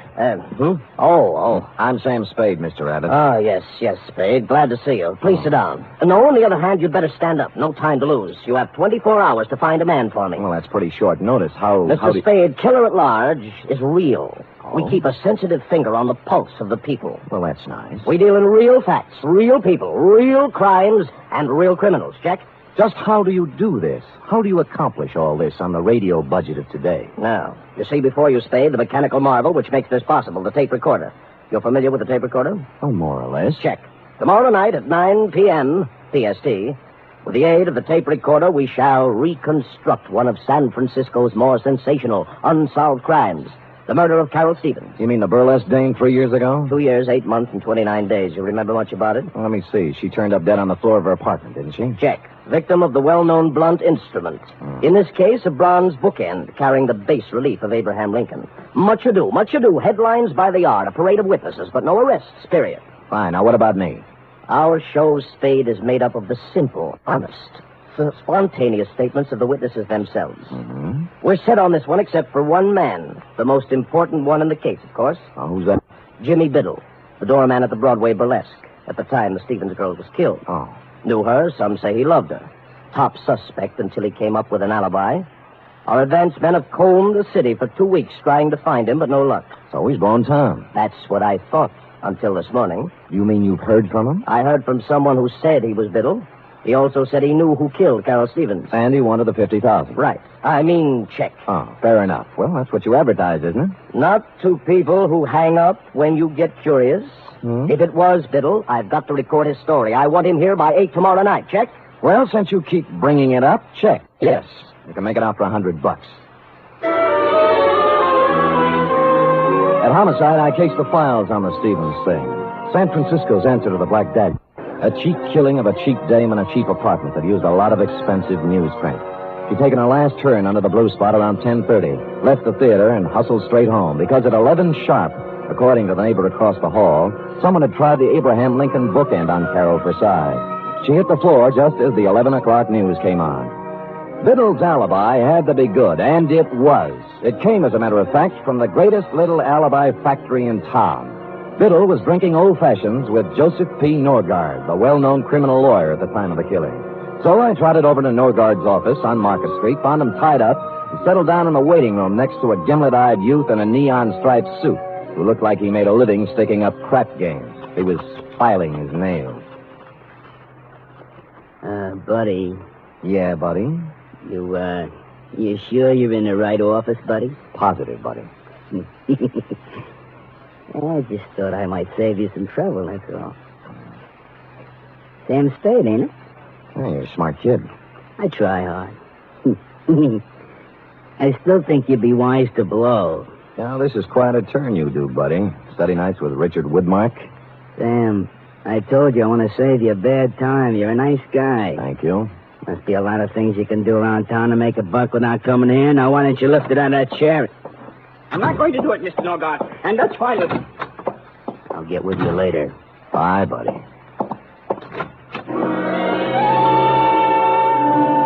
The guy who bustled out of Norgard's office was flabby, florid, and frightened. Pinstripe gave me a last baleful look and sidled out into the hall after him, which was nice because I was running out of punchlines. Luke, I thought I told you to. Oh. Mr. Norgard? I am? I'm sorry to barge in. My name's Spade. I'm a private detective. Of course you are. And a hungry one. Well, we're polite in here, too. Why do you say that? You're the fourth today. Oh? I'm about to prepare a mimeograph statement entitled, What I Know About the Stevens Case, or You Too Can Make $50,000. Like a copy? You know, I can't remember when I've been treated so nice. What do you know about the Stevens case, Mr. Norgard? It's all in the homicide file. On the fateful night, I ran into Jimmy Biddle as I was coming out of a bar in Chinatown. He'd hit the skids. But he used to be a useful friend, so I asked him up to my apartment for a drink. Cozy? Sat him in a chair, made him an old-fashioned, loaned him $5, and hustled him out. Mm-hmm. Total elapsed time, 45 minutes, from 10:45 to 11:30 p.m. And that is all I have to say at this time. Have you seen Biddle since? Not since the investigation. I don't know where he is now, and I don't know who killed Carol Stevens. Period. Paragraph. Do you think Jimmy knows who killed him? Maybe. Well, he says he does. Oh? Where did you see him? He's hungry, too. We work the same breadline. I'm sorry I said that, Spade. Who are you working for? Olympic Radio Productions. Killer at Large. Yes? They want me to come to the studio tonight and record a statement for them. Uh-huh. I wonder if I ought to tell them what I really think. What's that? About Biddle. There's no point in talking around it anymore. I think he killed her. Well, that's a neat trick if he was drinking your liquor at the time. Oh, I think he did it after he left my place. Two things place the time of death. The medical examiner's report, which could be off as much as 3 hours. And the neighbor who thinks he heard the girl fall as the news came on.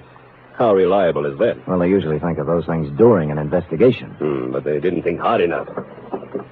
You say you talked to Biddle? He called my client. Why? He had 50,000 good reasons, according to him. You know, funny things happen when the dough gets into it. Bought people don't stay bought. Lost people get found. Yeah. Well, I've told you all I know, Spade. If you have no more questions. Oh, just one more. Who's the little weasel in the pinstripe? You mean Luke? Yeah. Oh, I put him out there to scare off the hungry ones. Nothing to do with you. And the fat character he's tailing has nothing to do with me either, huh? You really want to know? Love to. He's a pastry cook. I'm representing his wife in a divorce action. Thinks he's Casanova. Pressure cooker, eh?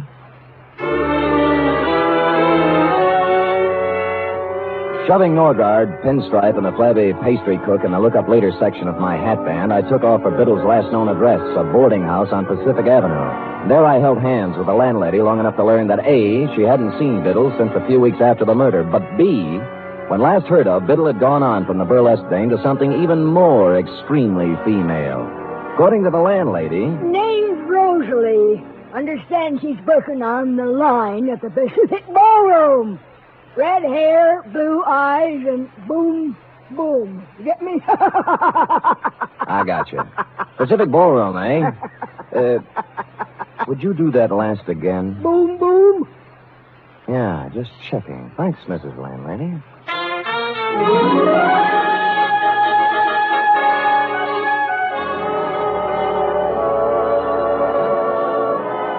Hello? Hi.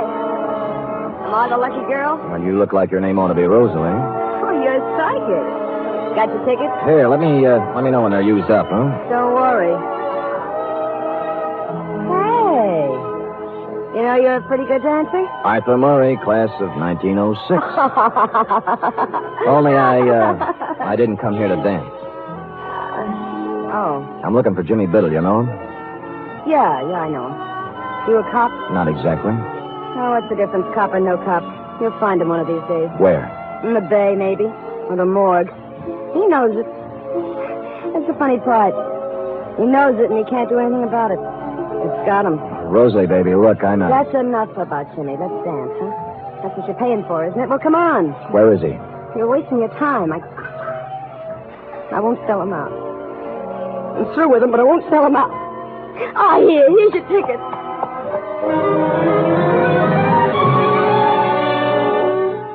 I sauntered over to the soft drink fountain and mulled the problem over a Coke for a minute or two. There are ways of dealing with dames like Rosalie. Some of them are a little cruel, as this one was going to have to be, but time was of the essence. I kept out of sight for 20 minutes or so, watching her dancing in the arms of a moonstruck plumber, and sidled into a phone booth. The Pacific Ballroom does not permit telephone conversations while the girls are working. When I said it was the police, the plumber was turned over to a new candidate, and Rosalie came to the phone. Hello? This is Sam Spade, Rosalie. I was dancing with you a little while ago. What is it? I found Jimmy Biddle's apartment. Oh? What's the matter? He's hurt? That's right. Bad? I'm afraid so. He wants to see you. Oh, okay. I'll be right over.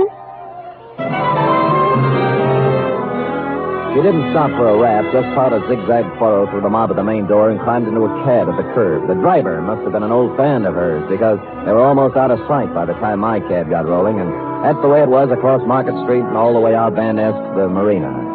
Her cab was pulled up in front of an apartment on Jefferson Street, and she'd just gotten out when we slid in behind them. Hiya, you want to go up together? But you said you... I'm sorry, honey. I know it was a dirty trick, but now that's no way to be. You shut up.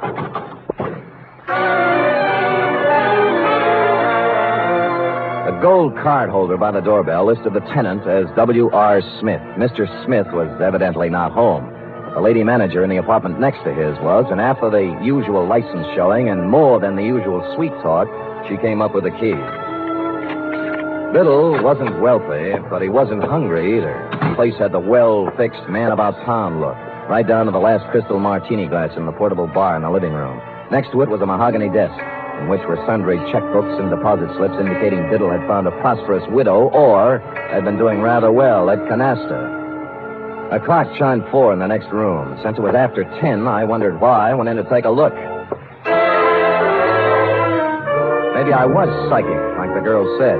There was a tape recorder against one wall, the same kind I'd seen in your office, Tracy, with a microphone and a roll of tape in it, half used up. Holding the microphone with one hand was Jimmy Biddle. In the other hand, a .38. He wasn't hurt, as I'd told her. He was dead.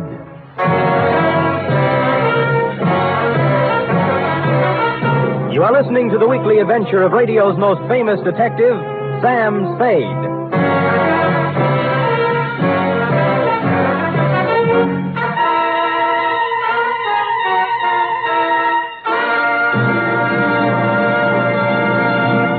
This Sunday, there's another outstanding production by Theater Guild on the air. It's a 1-hour adaptation of the thrilling tale of intrigue in post-war Vienna, The Third Man. Joseph Cotton and Senior Hasso star in this Theater Guild on the air broadcast. And Sunday over most of these NBC stations also means The Big Show, an hour and a half of the finest in comedy, music, and drama. Tallulah will be your hostess, and just listen to a few of the stars. Fred Allen, Marlene Dietrich, Danny Thomas, and Fran Warren. There'll be many more, too, so tune in this Sunday and every Sunday for The Big Show.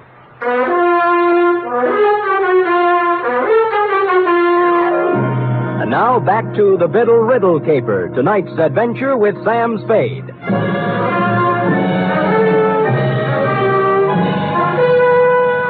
In accordance with Chapter 5 of the Private Detective's Manual entitled How to Keep Your License, I called Homicide and gave him the facts and figures, then went back to the study. Jimmy Biddle was surrounded by props like Part 1 of the photocrime puzzle. I carefully reached over his shoulder and pressed the button on the tape recorder. My name's Jimmy Biddle. The DA will remember me. We saw a lot of each other during the week after Carol Stevens hit the deck in her apartment 3 years ago. At just about this time of night. I fooled him then. I could probably go on fooling him, but I'm tired of it. I'm tired of living this way. So here it is. I knew Carol Stevens well. I was crazy about her, and I was jealous, too. That's why I killed her.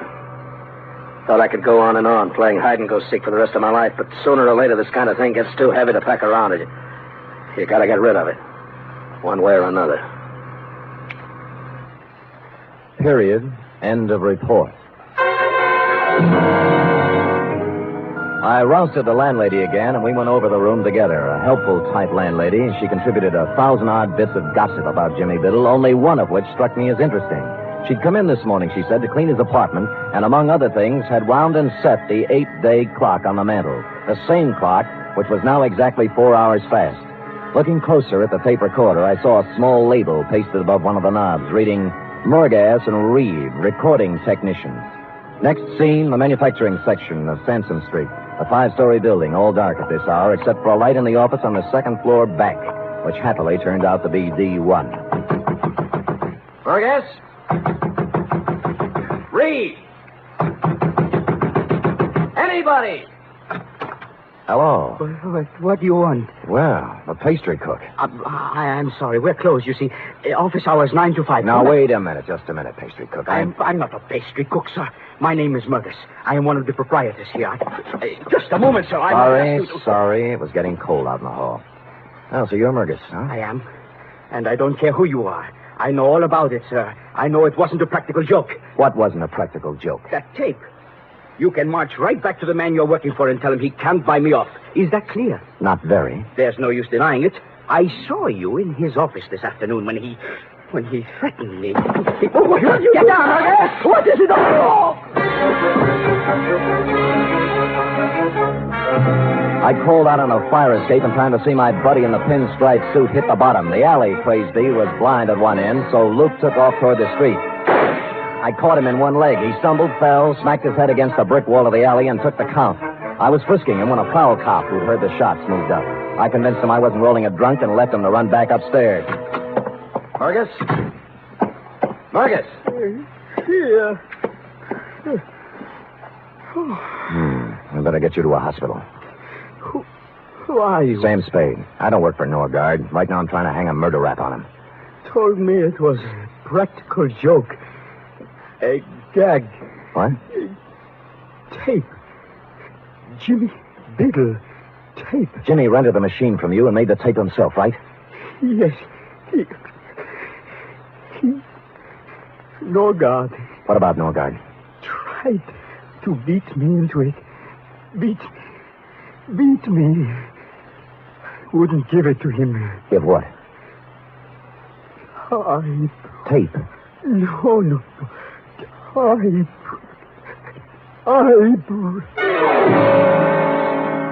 He tried to point to the desk as he passed out, and so to this already bubbling stew, we had a crucial typewriter. While waiting for the ambulance, I cased it and found nothing. Then stuck a piece of paper into it and began to type. 4 quick brown foxes had jumped over 4 lazy dogs when the sound changed. I looked closer, then tackled a messy job I always leave to my secretary. I hate to play with typewriter ribbons, but this wasn't a typewriter ribbon. Since said ribbon had come to an end, and I was pecking away at a piece of sound tape.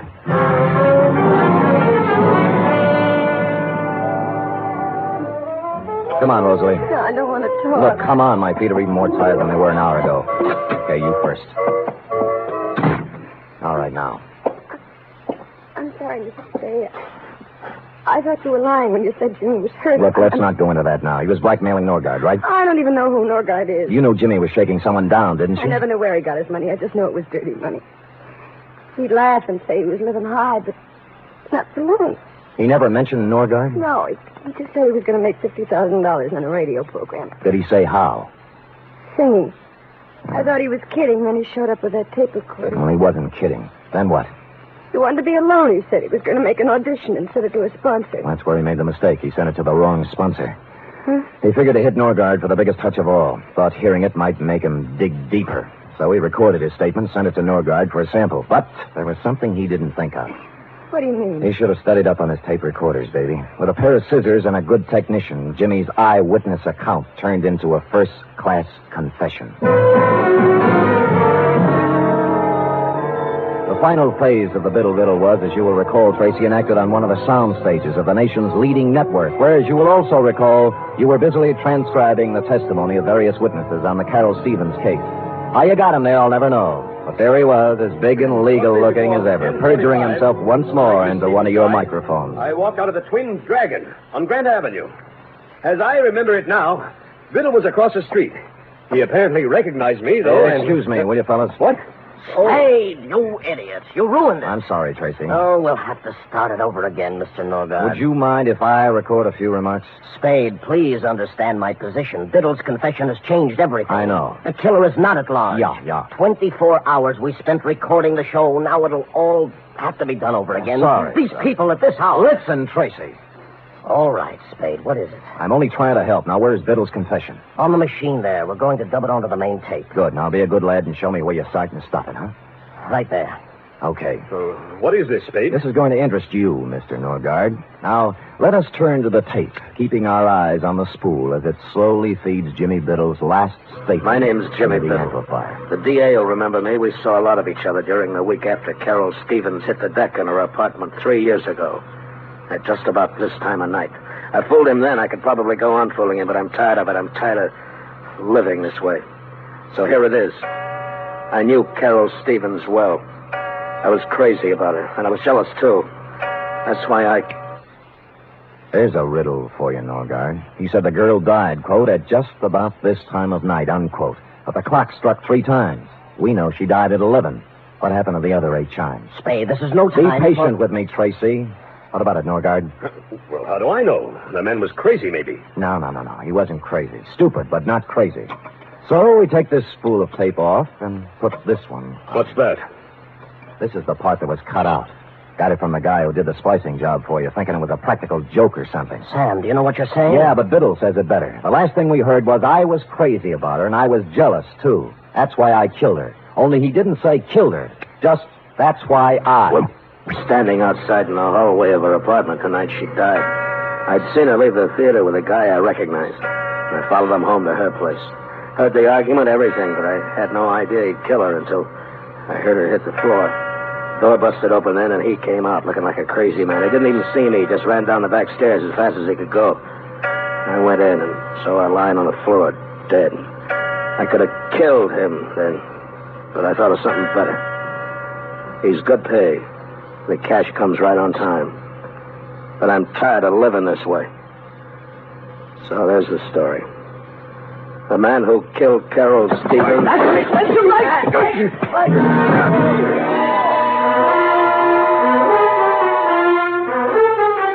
This is as far as Biddle got, since Norgard had grabbed a stand mic and slammed it into the recording machine. In the rhubarb which followed, he also slammed it into my face, which is why I carry the imprint of the nation's #1 network just below my right eye. So that's about the crop, Tracy. Norgard and Pinstripe now lie cheek by jowl in the jail hospital trying to think of an honest lawyer who'll defend them. While you, Tracy, with a third round of interviews before you, are considering tossing out Carol Stevens and doing the shooting of Dan McGrew. Period. End of report. Sam, how unfortunate. Unfortunate? You never got to explain about the clock. It was 4 hours back. Why, sweetheart, that's self-explanatory. The clock said 4, you see? Yes. But it was 12. Biddle have been dead an hour, which makes it 11. Carry 1. Subtracting 4 from that leaves 7. 7. And assuming he'd been there an hour before that makes 6.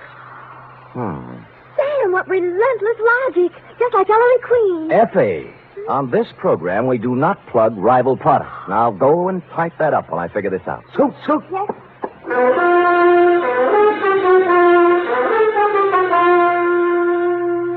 3 chimes mean good times on NBC. There's mystery and music every Saturday on NBC.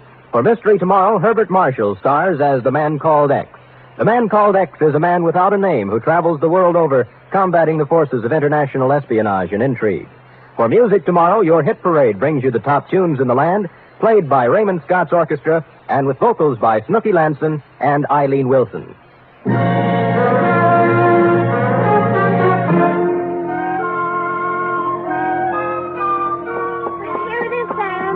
Thank you, dear one. I see by the furrows in your brow that you have not as yet solved the matter of the missing chimes. Oh, why Norgard set the clock ahead when he shot Jimmy Biddle?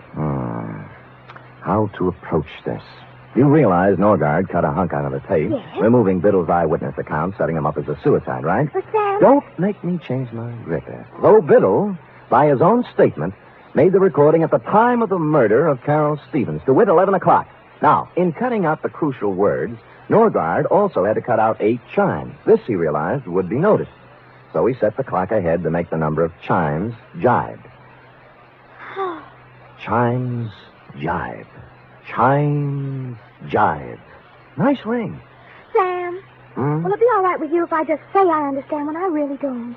Sure, sweetheart. I'll just type and answer the phone, and you use your feet and your head. And together we'll end up... I know, with... Good night, Sam. Good night, sweetheart.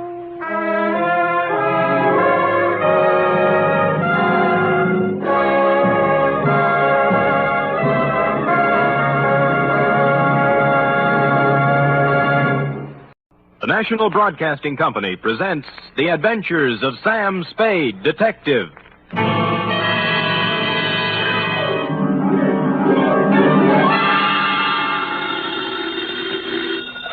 Sam Spade Detective Agency. Me, sweetheart. Merry 29th of December. You too, Sam. Did you take the little boy home? Yep. Straight home? Well, not exactly, F. Had to make a couple of emergency stops, but we got there. What do you mean, Sam? Well, I got my weekly knot on the head, for one thing. Sam, just taking the little boy home? Like I said, F, we were derailed. There was a dash of poison, for instance. A couple of pounds of $1,000 notes. And an infernal machine that nearly blew up half the Mission District. But other than that, we had a peaceful ride home. Why, Sam, this sounds like a caper. Which is just what it is, Angel. Get out our special holiday bottle of Napa Valley wine, and we'll get in our premature regards to the new year, following dictation of a report entitled The Prodigal... Prodigal, Sam?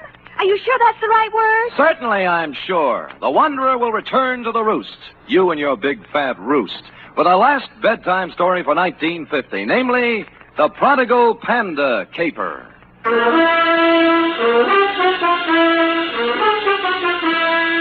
For NBC, William Spear, radio's outstanding producer, director of mystery and crime drama, brings you the greatest private detective of them all in The Adventures of Sam Spade. Effie!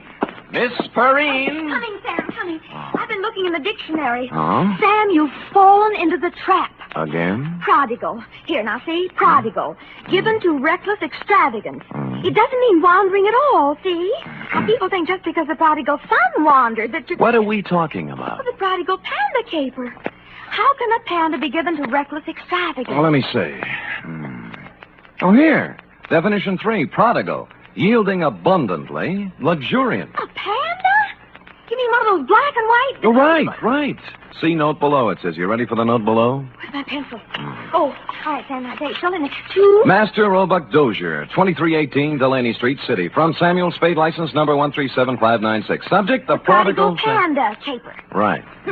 Dear Roby, I'd spent a relatively pleasant day running down a case of slow pay in North Beach and, flushed with success, had returned to my office for a final check of the file.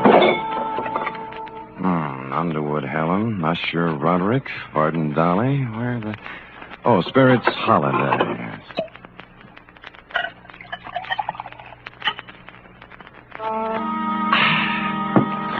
I sat down, put my hat and my feet on the desk, and was loosening my collar when I noticed just to the right of my off ankle one large bag of jelly beans. Sighting past it, I saw in the corner chair an open copy of a magazine featuring on the cover a blonde in a low-cut dress taking a .38 slug from a slack-jawed bug in the background under big red letters spelling out Thrilling Crime Comics. And behind all this, sound asleep, was you. Hey, Sonny. Hey, wake up, will you? Come on, Revelie's blowing. Huh? Oh. Hi. How long you been here? Oh, a long time, I guess. What's your name? Roby, short for Roebuck. Well, what can I do for you, Roby? I've been to the police. They wouldn't do anything. They said I should come to you. You mean you got a job for me? Yeah. Dangerous? Yeah. A hoist. You mean a heist? What was it? My panda bear. Oh, someone stole it? Yeah. It's not mine, really. I bought it for my little brother, Barney. Mm-hmm. He's 5 and he's always wanted one. So when I got the junk money, I went... Money? Oh, bottles and papers and stuff. Oh. I collected it from the neighbors and earned $6.15. And Barney wanted the panda bear, so I bought it at Lacey's department store today, and they stole it. Who stole it? Well, there was this man in the checkered coat and the lady in the red silk dress, just like the story in the comic here. Oh. The man looked like that, but the lady looked different. Mm-hmm. She had black hair and a red dress, and her eyebrows went up this way instead of sideways. Oh. I was walking down the street with my panda bear, and the lady called me over to a car she was sitting in and started to talk to me. Mm-hmm. And right away, the man in the checkered coat ran up and grabbed at my panda bear, and they chased me up a fire escape. And the man pulled out a big black gun and said if I didn't come down and give him the panda, he'd shoot me and Barney and Mom. So I came down and gave him the panda. Well, that's quite a mouthful. Oh, excuse me, Roby. Hello? Sam? Yeah, Dundee. This is Dundee. Oh. Sam, there's a little fella about 8 years old on his way over there. No, he's here now, Lieutenant. What's the deal? He gave us quite a story. Well, how'd it go? Now, we took it down. I got it right here Good. somewhere. Let me see. It's about a man in a checkered coat and a lady in a red silk dress. Yeah. Oh, here it is. Quote, I was walking down the street with my panda bear, and the lady called me over to her car. Okay, Dundee. He hasn't changed it any. Yeah, we got hold of his mother. Runs an elevator in the Russ building. Good. She says he reads too many comic books. You better send him home. Okay, Lieutenant, thanks. Come on, Roby. You're going to send me home? Lieutenant Dundee called your mother, old man, and You don't believe me either. Oh, it's not that, Roby. It's just But I can't go home without the panda bear. What do I tell Barney? I promised him. My own brother. Oh, he's home now, waiting? Yeah. Well, tell you what I'll do, Roby. You let me put you in a taxi and send you home, and I'll take the case. You'll get my panda back? It wouldn't be at all surprised. So if Barney's face hits the floor, just tell him Samuel Spade Incorporated's working on it. Only one thing. Huh? I haven't any money left. Oh, you got jelly beans, haven't you? Yeah. Okay, you can pay me off in jelly beans. Now, come on now, let's find a taxi. Which we did, Roby. Like the psychology books said, I didn't discourage the child imagination, but I did try to tout you off thrilling crime comics and onto Alice in Wonderland. This, I could see, would take some doing. It was almost closing time when I got to Lacey's, but I talked my way past the man at the door and hustled up to the 6th floor and the toy department. The clerks were doing whatever clerks do at 5:30, but I found a handy floor walker. Dear me, Mrs. Spade, I just don't know. I just don't know. You mean you counted your cash and everything, but you can't... It's not that, Mr. Spade. Oh. I am perfectly willing to stretch a point to please the little fellow. We like to think we're human here, you know. Well, that's nice. That you like to think so, I mean. But you see, something very strange happened this afternoon. Come over this way, sir, by the escalator. Oh. We had the giant pandas at this counter here. 25 of the large size. I assume that's what you're interested in. I guess so. Then what then? Well, for Christmas, they didn't do anything. Just sat here, huh? Yes. But would you believe it, sir? This afternoon, all 25 were sold. Well, how do you account for that? New Year's gaiety? Well, if you want my personal opinion, it's me. An impressive panda bear, Roby. It was hard to figure out how you could lose anything that big, and harder still to figure out how I'd explain this kind of thing to people who stopped me on Market Street. Be that as it may, my floor walker friend took my cash, tore off the sales slip, and I was about to set sail with my Panda when I heard him make the kind of a noise floor workers make when they see what he was looking at. Miss Greenbar! Miss Greenbar! He pointed weakly, turned pale even by floor walker standards, and sagged to the deck. I turned in time to see Miss Greenbrier collapse at the top of the escalator and watched her come down, draped across 3 steps like the cover of one of your books of bedtime stories, Roby. She was the last passenger of the day, or so I thought. When I looked closer, I saw she wasn't a passenger. She was freight. At the lamp counter on the floor above, busily adding up receipts as if nothing had happened, was a dark type built along Dragon Lady lines. I'm very sorry, sir, but we closed. Thank you. I want to know about the girl who just went down the escalator. Miss Greenbrier? Yeah, notice anything strange about her? Why, is she ill? Yeah. Did she look ill? I thought there must have been something wrong. I said hello to her, and she didn't pay any attention to me. It was only a second ago. Where'd she come from? Around the corner. I think she'd been at the wrapping desk. She had. With a 10-size sheet of heavy brown paper, a batch of metered postage tape, and a shipping label addressed to Master Frankie Carson, 281 Avenida Ruiz, Havana, Cuba. Downstairs, I found my floor walker friend had come around and was bending over Miss Greenbrier with an impressive-looking gent with gray at the temples. Good heavens, it can't be. It just cannot be. That's all. I'm afraid she is, though. In Lacey's, it's unheard of. Why should she be? Good heavens, in my department, too. Excuse me, floor walker. Oh, this is Mr. Spade. He was with me when it... Oh, dear. I'm Dr. Kempthorne.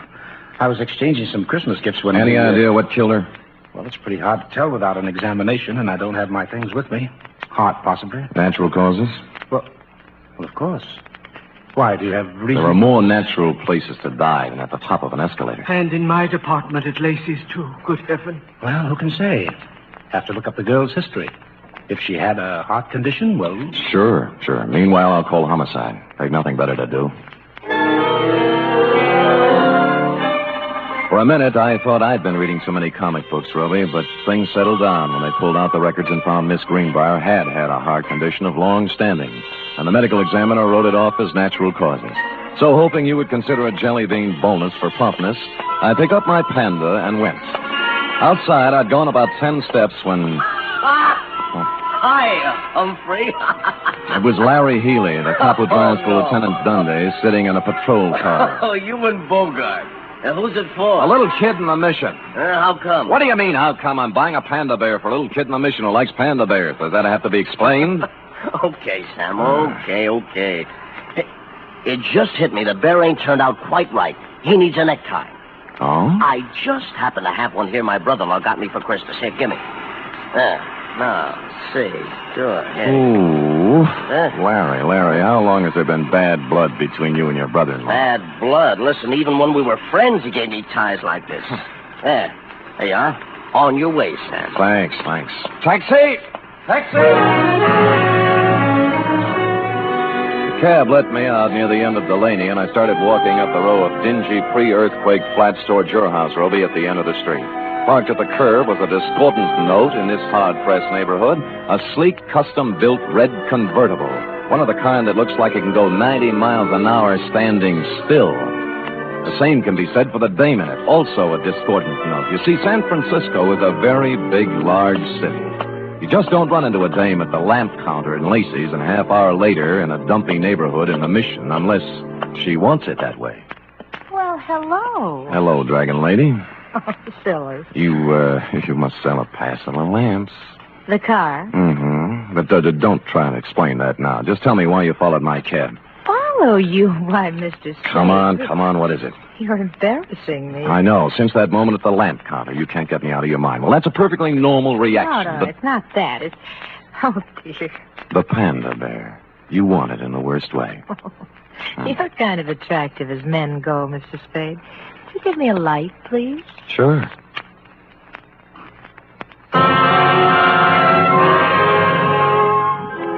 Holding the match up to her cigarette, three things hit me. The black hair, the red dress, and eyebrows that went up instead of sideways. At that point, the sleeve of a checkered overcoat with a big arm inside it came around under my chin from the rear, and the fourth thing hit me.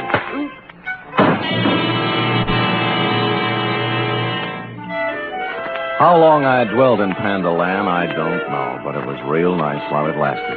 I was a panda, too, I remember, and I was going somewhere with a big overstuffed private detective under my arm when a lady panda batted her big brown eyes at me and began pulling my nose. She seemed to have a very, very high voice. Wake up, Mr. Spade. Ruffley's blowing. Oh. I call Lieutenant Dunley, Mr. Spade. It's on his way. Looky. Over here. Good, Christopher, Sam. What happened? Well, it was this way, Dundee. I was walking down the street with my panda bear, and the lady called me over to the car she was sitting in and started to talk to me. And right away, the man in the checkered coat up.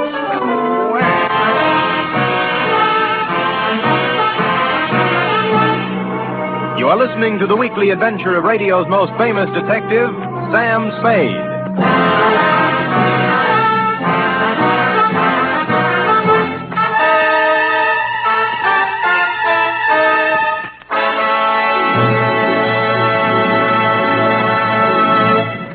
Van Heflin stars this Sunday in State Fair, another outstanding 60-minute production by Theater Guild on the air. Co-starring in this exciting broadcast is one of the leading families in show business, Gene Lockhart, Kathleen Lockhart, and daughter June. It's a gala New Year's Eve broadcast when Theater Guild presents State Fair. Sunday over most of these NBC stations also means another hour and a half with Tallulah Bankhead in radio's greatest spectacle, The Big Show. Among Tallulah's guests will be Ken Murray, Gloria Swanson, Margaret O'Brien, Jose Ferrer, and many more.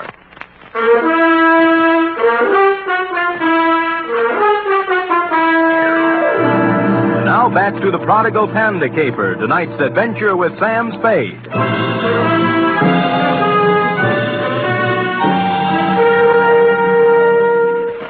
It was a humiliating experience, Rove, riding back to headquarters in black defeat.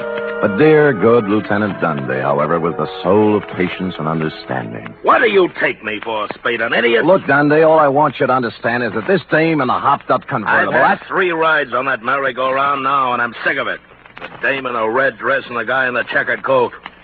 They take your wallet? No. Your watch? Other valuables? No. Just my panda. Sam, are you trying to tell me there's a hot panda racket going on? Dundee, boy. Look closely now as I take off my hat. What? There. See? Now, as you know, my head ordinarily does not come to a point. But this protuberance was made by a gun butt, not by imagination. Oh, someone slugged you. I believe that, Sam, but this panda bear thing... Dundee. Yeah. What? Yeah. Yeah. You were saying something about my panda bear, Dundee. Yeah, maybe I ought to take it back. That dame at the store this afternoon, the one who sold him? Miss Greenbrier. Yeah. I just finished the post-mortem. No heart attack. She was poisoned.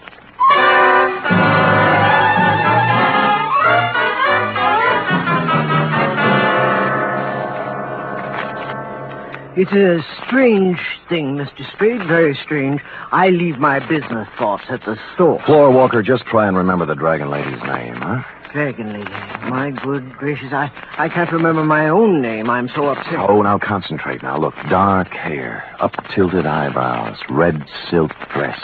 Works in lamp department on 7th floor. I can picture her so plainly. Dark hair, Floor Walker. Dark hair. Upshot eyebrows. Eyebrows and the red dress. Yes. Red. Scarlet. Scarlet, that's it. Easy now. I got a list of employees right here. I'll tell you. Scarlet. Scarlet Townsend? Scarlet Townsend, that's the dame. Floor Walker.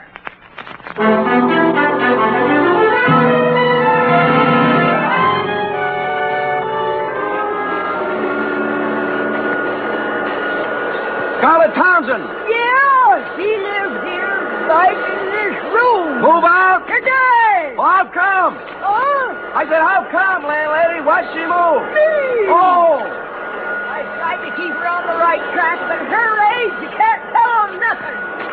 So when she framed that no good thing around here, I put my foot down. I said, Scarlet, you're What's out. no good day? What's no good dame, landlady? Crystal McCall. Oh. Here, I found this just now as I was cleaning the room. Picture of Crystal McCall. Now, ain't that a swell way to have your picture taken? The name rang a bell, and so did the picture. Crystal herself and me all together. When I got around to the place, I made a startling discovery. Crystal was also late Miss Greenbrier. Don't look at it all day, young man. When'd you see this girl last, landlady? This morning, she and a fella in a checkered coat come around to pick up Scarlet in a big red open car. Know the fella? Nope, never saw him before. But I'd sure know that car. Oh, you ought to see it. You're not telling me a thing, landlady. I have.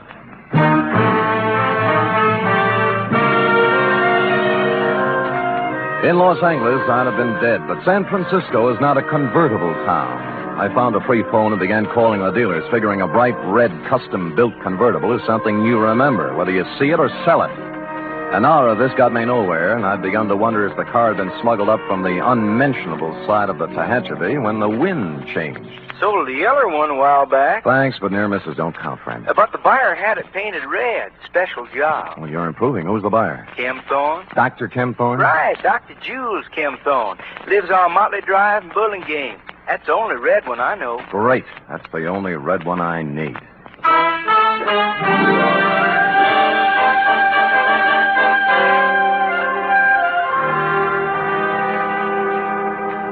Mr. Spade, this is utterly unbelievable. And I certainly don't intend to stand here all night discussing the pros and cons of panda bears. All right, Kim Thorne, let's slide over into your field. Meaning what? The sweet young thing at the store. It turned out dirty. The heart attack? The poison attack. Well, suicide, you suppose? What do you suppose? Well, I'm sure I don't know. Look, why don't we hold hands and tell the truth, huh? You'd better run along, Spade. I've had about all of this that I intended. Look, the dead dame was Crystal McCall. Does that mean anything to you? No. The same Crystal McCall who was running around with a hood named Frankie Casella, formerly of New York, now of Havana, by Department of Justice request. This is all very interesting. What has it to do with me? She was riding around in your red convertible this morning, for one thing. That's a hot car, you know. I took a close look at it 2 hours ago and got slugged. I don't know how you score these things, Ken Thorne, but in my book, this calls for a couple of answers. You're right. You're right, it does. Where's the car? It's gone. Who has it? My chauffeur. This is the last straw, I guess. There's no point in covering up for him any longer. Who is he? Lenny Flegel. Oh, an ex-con, isn't he? Yes. I thought I could straighten him out. He's been missing for 2 days this time. He just took the car and left. I knew he had something to do with that girl in the toy department at Lacey's, so I went there today. I guess I was too late. You think Flegel killed her? I don't know. I don't know. Where did you see the car? Near the end of Delaney Street. What's the license number? 49H822. Oh. I'd better report it stolen. If you need me to testify, please... Feel free to call. That I will, Dr. Ken Thorne. Bye.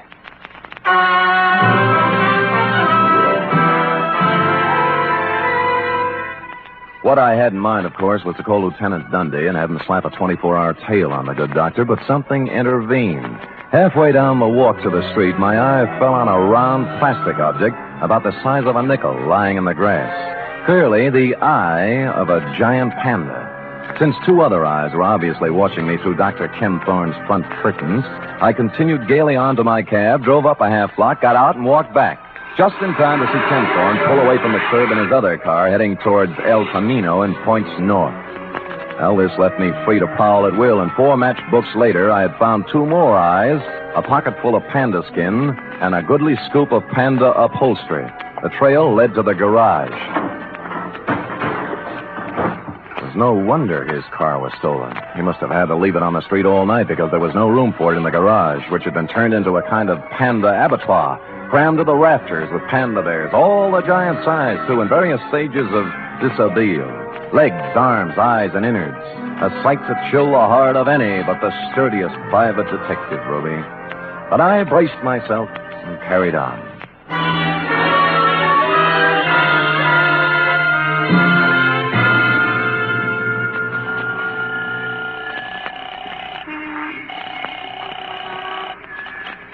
Homicide, Dundee. This is Sam, Dundee. Sam, where are you calling from? Phone booth in a drive-in on El Camino. Listen, the license number on the red custom job is 49H822. And the guy driving it is Lenny Flegel, an ex-con. Don't talk to me about that car. Larry Healy picked it up tonight going 90 on the Bay Shore. Great. Lousy. Why? What happened? Next time I see one of them panda bears, I'm going to spit right in its eye. So Larry pulls the guy down, and first thing he sees is the panda bear with a necktie. What about the dragon lady? She came second. All Larry can think of is the hot panda bear. Figures they stole it, so he takes it back to the patrol car to return it to the kid. No. Yeah. By the time he got the exhaust smoke out of his eyes, they were gone. Oh, what's that license number again? 49H822. You sure? Positive. I'm looking right at it. Oh, Sam. Dundee. Yeah. We're all at Anderson's drive-in on El Camino. Put it on the air.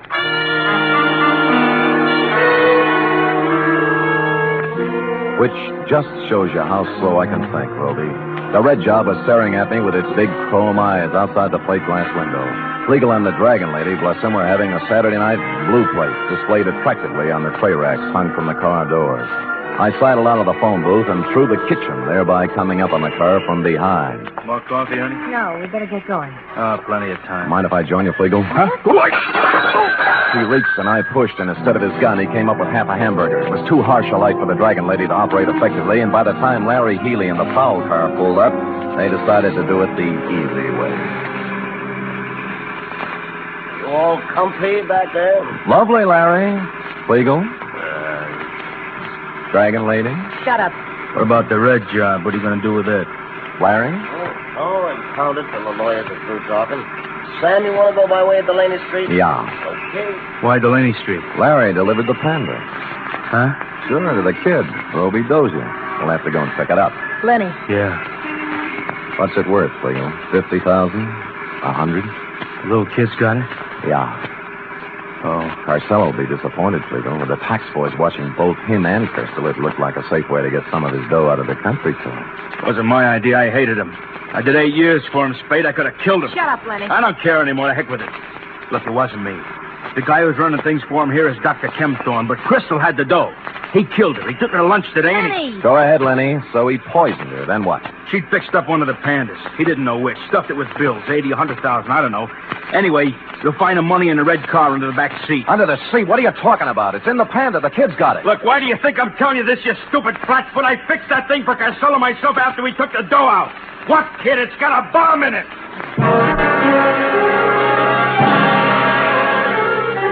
I don't remember much about the ride from then on, Roby. All I could see was a white line unwinding in the headlights. But somehow we got to the end of Delaney Street and around that corner again. Roby! Roby! Over here, in the alley. Roby! Roby, you hurt? No, just resting. Where's the panda? Well, I'm through with pandas, and so is Barney. Next junk money, I'm going to buy him an elephant. What happened? Well, a policeman brought it. Yeah? I started home with it when a car drove up, and a man with gray hair got out. Kempthorne. What then? Same thing. He grabbed it and got in his car and drove off. He's around the corner there playing with it. Go ask him. I don't care anymore. Around the corner? You mean he...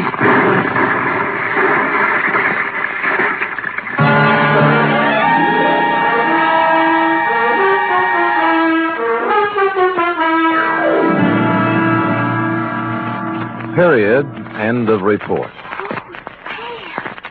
What a A horror. highly inconsiderate thing to do to a panda, but I'll give him one thing. What, Sam? He had the good grace to park in front of a vacant lot before starting to tear it apart. And, of course, to coin a phrase, he saved the people some money. And now, if you're a good, efficient girl and run that through your infernal machine, who knows what I'll have in store for you when you're through. No jelly beans till work is done. Now, scoot, scoot, scoot.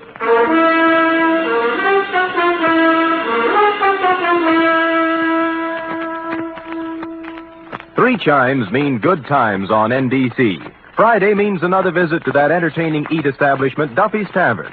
Archie, the manager, and his whimsical friends have cooked up another fresh half hour of laughs and typical Duffy's Tavern madness. And you're all invited.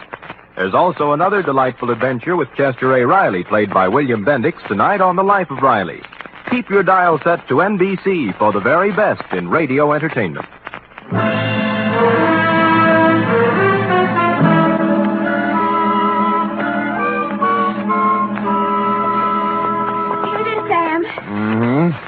All official? Yeah. I like the black one. Lay off, lay off. Well, you're no fair eating all the black ones. They're my favorite still now. Master Roebuck Dozier. Very well. Sam, No? I hope Roby appreciates you. Only just a kid. How do you appreciate me? Oh, I appreciate you, Sam. Oh, I appreciate you too, sweetheart. You're so pretty and so efficient. Am I, Sam? And so good about not tipping me all the time for your back salary. Yep. Right when I stop and think of you, I go all choked up. Me too. Black one. Come here. Huh? Angel, Yes? it's all yours here. The rest of the jelly beans. Happy New Year. Oh. Good night. Good night, sweetheart.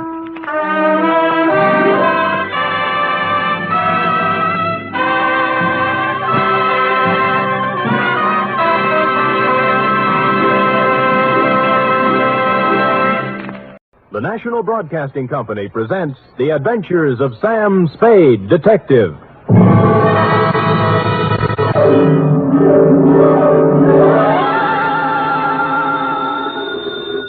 Sam Spade Detective Agency. Me, sweetheart. Sam, would you mind telling me where you are? Not at all, Effie, not at all. Let's see. I'm at the Ilrig Dana Rab Etile Seagrod. I don't understand it, Sam, but I think I caught the word grog. Oh, you're shrewd, Effie. You see, I'm on the inside, and the lettering is printed on the outside. Now, if you'll wait, I'll go outside and read it the right way, and then come inside and... Never mind, I've already guessed. You're at George's Elite Bar and Grill. Trapped. Sam, after me, you promised me you wouldn't. I am? Me? I promised? Me? You did, Sam. You promised faithfully to stay away from bars. You know how hard television is on your eyes. Have you got your glasses? One in each hand. Fill 'em up, George. Oh, Sam, I heard that. What will people think? They'll never know, Effie. I always drink here under another name. Oh. Just a little of the hair of the dog that bit me, Effie. But don't worry about me. Although it's true I have been dogging it and have been hounded from tree to tree, I am frisky as ever and will be in to unleash my canine chronicle, namely the dog bed caper, or he who lies down with dogs gets up with murder, or, condensed for easy reading,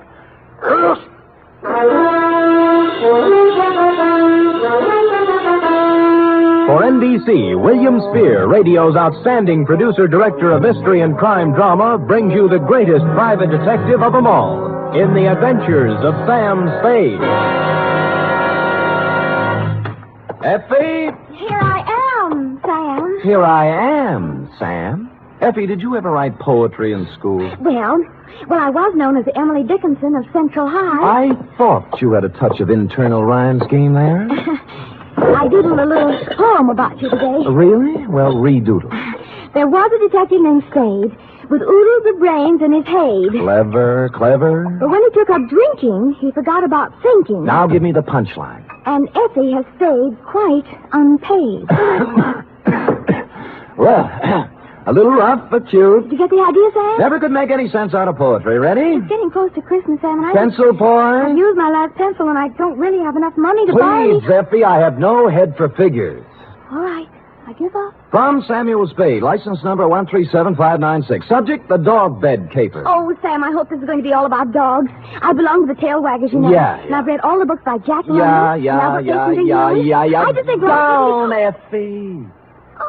Strangely enough, you will not meet a single dog in this story. Actually, this narrative has little indeed to do with our four-footed friends or their beds.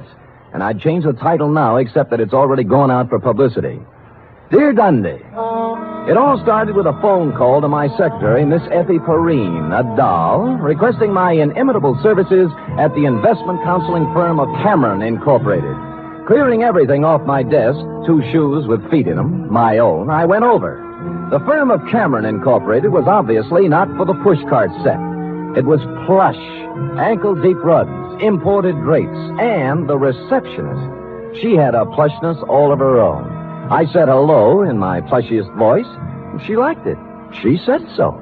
Oh, I like the way you said that. Say it again. Life is too short to go back even for a moment. The past is a dead thing, the present dying. Only the future alive and vibrant. However, hello. Is there something? There is. Could I ask a question? Why not? I will rephrase the question. What time do you stop working this evening? Around 6. Care to have... Why not? There's a little bar around the corner, okay? Why not?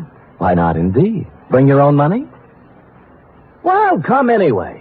Your name? Celeste. Mine's Sam Spade. Who's Mr. Briggs? He called me. Major Briggs? Why, he's our chief accountant. I just happened to have my door open. Did I hear someone inquiring about me? This is Mr. Spade, Major Briggs. How do you do, Major? It's a pleasure to meet you in person, Mr. Spade.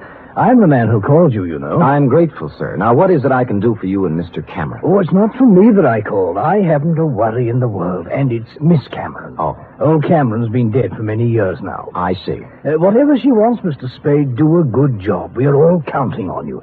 Will you please announce Mr. Spade, Miss Roberts? Certainly, Major. If you'd excuse me. Nice to have met you, Major. Miss Cameron? Yes? Miss Spade's here. Send him in, please. Go on, Sam. Have fun. Think I might? Why not?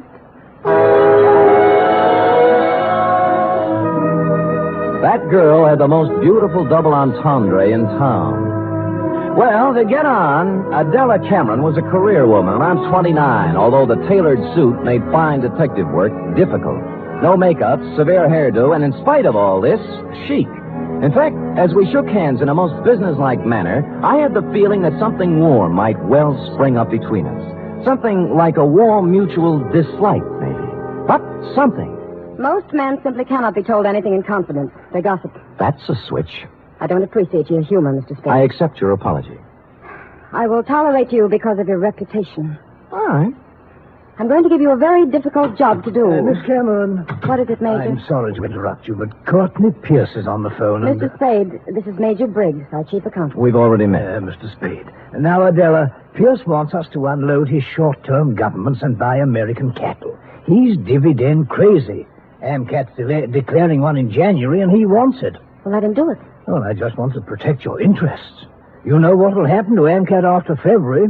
They'll drop 10 points, and he'll blame us. I went through this with your father when you and Greg were... That's right, Major. Well, tell him we advise against it. But if he persists, ask him for a release in writing. That's what I thought you'd do. That's the way your father would have handled it. I just want to protect your interests, my dear, that's all. Major, I know. I just want to protect your interests. Well, don't worry about us. You know, we're not children anymore. All right, my dear. Where were we? Oh, you were giving me a difficult job. Oh, yes. Here is the business address of Mr. I.J. Barco. He's a wealthy manufacturer, a client of ours. I want you to find out everything about him, especially anything unsavory. Sorry, I don't do divorce or blackmail cases. Mr. Spade, this is not a divorce investigation. All right, what is it then? Why do we want a client shadowed, I believe is the expression? That's it? Because we believe he is investing money through us for some racketeers. If that were true, we would, of course, have to drop him. But we don't want to lose his business just on suspicion. I see. Find out anything you can about him. I'll give you $50 a day in expenses, 1 week guarantee. Will you consider the job? I have considered and taken the job. By the time I'd reached the door, she had already forgotten me and was hard at work on some papers. Outside, I planned to dally a few moments in idle chit-chat with Celeste. But before I had the chance, I was accosted by a husky young chap whom I'm afraid was a Princeton man. What were you talking about in there, Spade? Oh, you have the advantage, sir. Who are you? Gregory Cameron. Now, come on. What was Adela telling him? Well, if you step to one side, you can walk around me and ask her. Look, don't pull that cagey private detective routine on me. I pack a little weight myself. Well, pack it somewhere else, Sonny. I asked you a question. I expect an answer. There's your answer. Any more questions? He didn't feel much like talking then, and I was so irritated I walked out without saying goodbye to Celeste. When I reached the street, the white-haired old gentleman, Major Briggs, hurried out behind me. Mr. Spade, please don't think too badly of that boy. I've known him from the cradle. He's in a difficult emotional state at the Yes, moment. sure. As far as I'm concerned, Major, it never happened. Ah, you're a kind man, Mr. Spade. I could tell that when I first saw you. You're just the sort of man Miss Cameron needs. Well, I hadn't looked at it that way. If you require anything, don't hesitate to ask me. I've been with this company 40 years before those two children in there were born, and I know how difficult life can be at times. I just want things to go well for them. I'll do my little part, Major. Bless you, son. Bless you.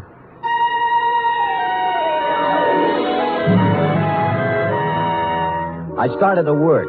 The card Adela Cameron had given me revealed that my quarry, Mr. I.J. Barco, was of all things a manufacturer of dog beds. I sat down on a hydrant to think this over and then followed the scent of horse meat on over to his factory on South Dolores. It was built in the shape of a large doghouse, and outside stood a billboard with the message, "A survey of independent dog tracks, kennels, and canine corps proves that dogs choose Barco beds 2-1. I had to get a look at Barco himself, and so ruffling up the hair on the back of my neck, I trotted into the building, sniffing and wagging my tail in a very friendly manner.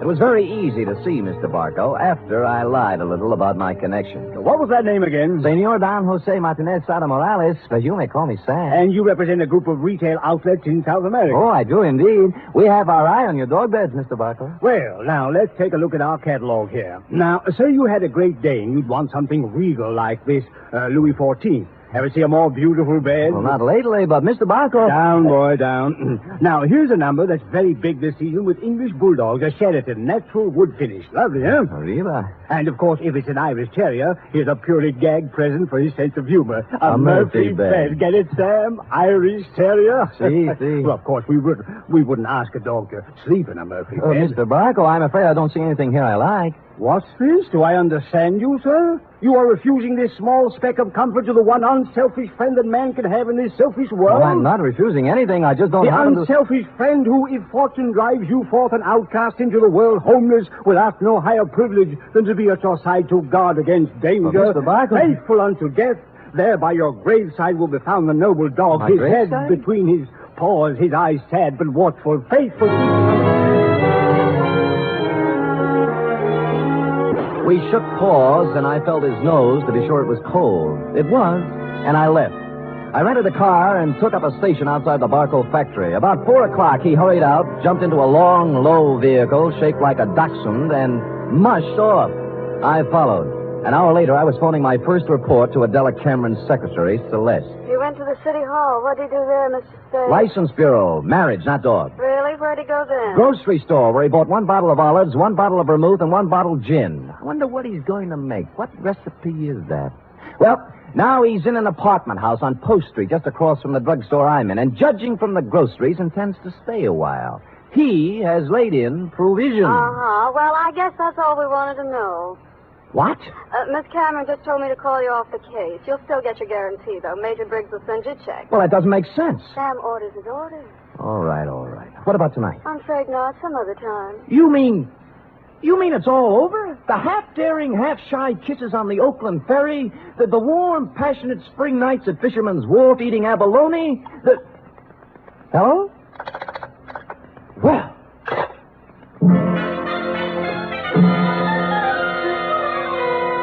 Puzzled, as who wouldn't be, I walked slowly back to my car. But before I had a chance to get in, I saw I.J. Barco hurry out of his apartment house.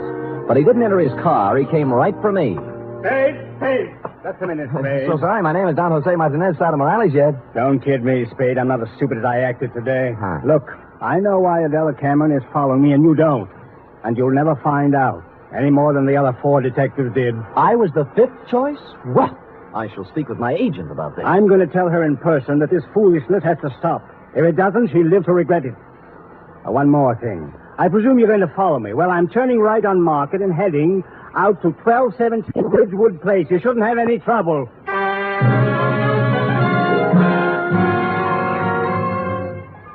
And with that, he spun on one heel and trotted to his car. He took off, but when I went to my car, it wouldn't turn over. And when I lifted the hood, I found out why. All my spark plugs were gone. I picked up a new set at a service station, looked up Adela Cameron's address in the phone book. It was 1217 Ridgewood Place. And a good half hour later, I got there. Barco's car was out in front. No one answered the door, but it was open. Adela Cameron was a crumpled heap on the living room sofa. Oh, Sam. Sam, help me, please. All right, Miss Cameron. Let me look at you. You hurt? No, I'm all right. It's him. Where? The bar.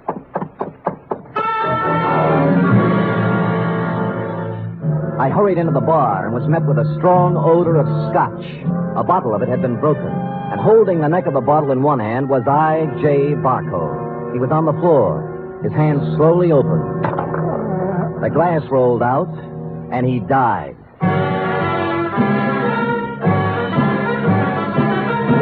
You are listening to the weekly adventure of radio's most famous detective, Sam Spade.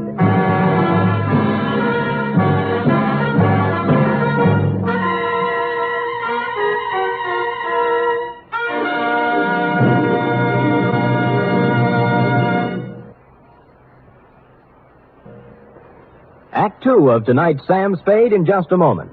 Meanwhile, here's news of other goings-on on NBC.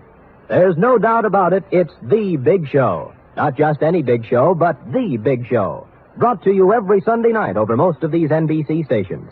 An hour and a half of the very best in comedy, music, and drama. Your stars this Sunday on the big show include Fred Allen, Margaret Truman, Douglas Fairbanks, Danny Thomas, Mindy Carson, and many more. All presided over by the glamorous Tallulah. No wonder it's the big show. Saturday night on NBC means mystery with the man called X. A man without a name who travels the world over on missions of intrigue and peril. Herbert Marshall stars as the man called X tomorrow and every Saturday evening on NBC.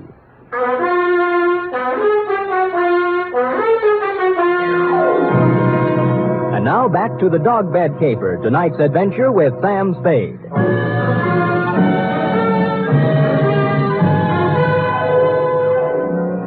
It took 3 bullets in the chest to finish off I.J. Barco. He'd apparently been standing there pouring a drink. Barco broke the bottle as he fell. I couldn't find any other signs of violence or any gun, so I went back to Adela Cameron. She was beginning to calm down. I don't know who did it. I just don't know. Well, it couldn't have happened more than a minute ago, and you were in the house, weren't you? No, after I left my office, I stopped in the store for some things, then came home. When I was driving down Ridgewood, I heard some sound. And you thought they were a car backfiring? How did you know? I've heard this script before. Don't you dare accuse me of killing that man. It's not what I think that counts, but what the police accuse you of. Sam, I heard those sounds. I came in the house when I went into the bar. You didn't notice Barco's car out in front? Oh, I suppose I did. I don't know. I don't remember. Uh-huh. Who are you calling? Homicide. Sam, wait a minute. Just a minute, please. Wait for what? I want to tell you some things. All right. Go on. I kind of get the feeling I was hired to put the finger on the dog's best friend. That's not the way it was. The last thing in the world I wanted was for him to be killed. Oh, murdered, I mean. All right, what did you want? I'll tell you the truth. Why I really had you watching Barco. I'd be curious. We handled his investment account. My brother Gregory... We ran into each other. I heard. Well, Greg took $150,000 of Barco's money and invested it, without my knowledge, in a television company. I hear that medium's making money. But it turned out this company was just a front for some men who wanted to build a gambling syndicate up north. You mean your brother didn't know that? He knew, but there was supposed to be big money in it. He was going to give Barco a good profit and take the rest for himself. And Barco found out and threatened suit or something. He never would have known, but the deal fell through and the gambler said the money was gone. Then he asked about the investment. What could Gregory and I tell him? What did you? Unfortunately, the truth. We said we'd make up the money with interest, but he only gave us 90 days. We couldn't get it by then. So you didn't shoot him, your brother did, eh? No, Sam, no, he couldn't have. I know Greg. He'd have more sense. In my brief meeting with him, I didn't think he had any sense. Just one more thing before I call the police. And don't call them. Help me get him out of here. Somewhere. No dice. Sam, don't let my whole life be Stop it. You set me on Barco to find some blackmailing material, yes? Yes. And then why did you suddenly call me off the job tonight? I didn't. Your secretary said you did. I didn't. I didn't tell her anything of the sort. Can I have that phone now?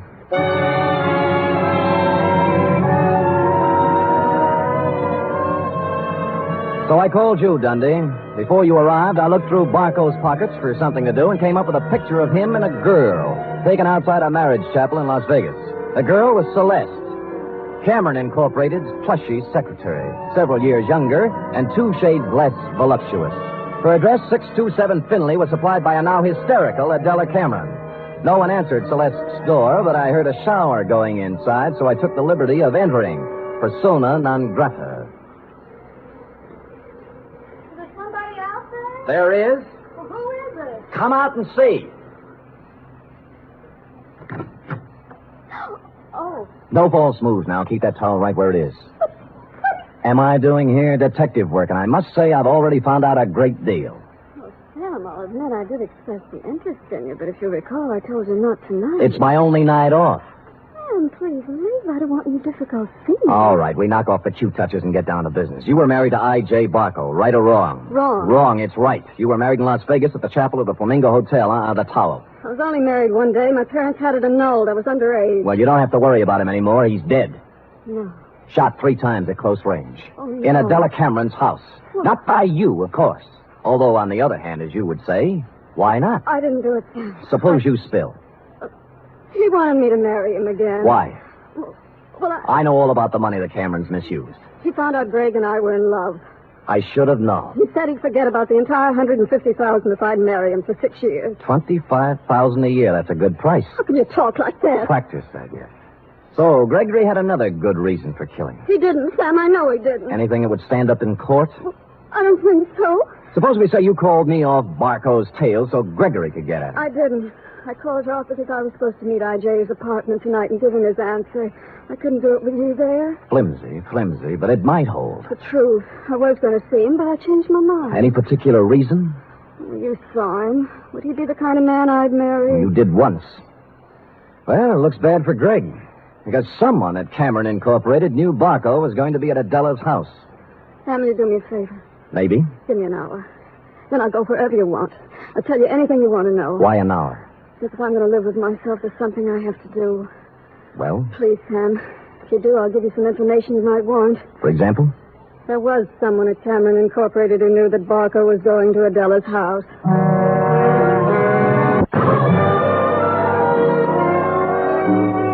She must have known I was going to wait outside and tail her, but she didn't, because without once looking over her shoulder, she emerged from her apartment house, slithered into her car, and led me directly down to the railroad station. She met a man in the waiting room, threw her arms around him, whispered something in his ear, and they hurried out to track 7.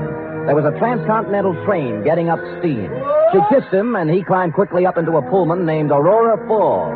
And almost as quickly, I climbed in the other end. We met in the middle. What are you doing here? I came to take you off the train, Greg, before you made a big mistake and left town. Now, look here, Let's not Spade. go through the intercollegiate tough talk again. Are you coming off, or am I going to carry you off? You're going to carry me off?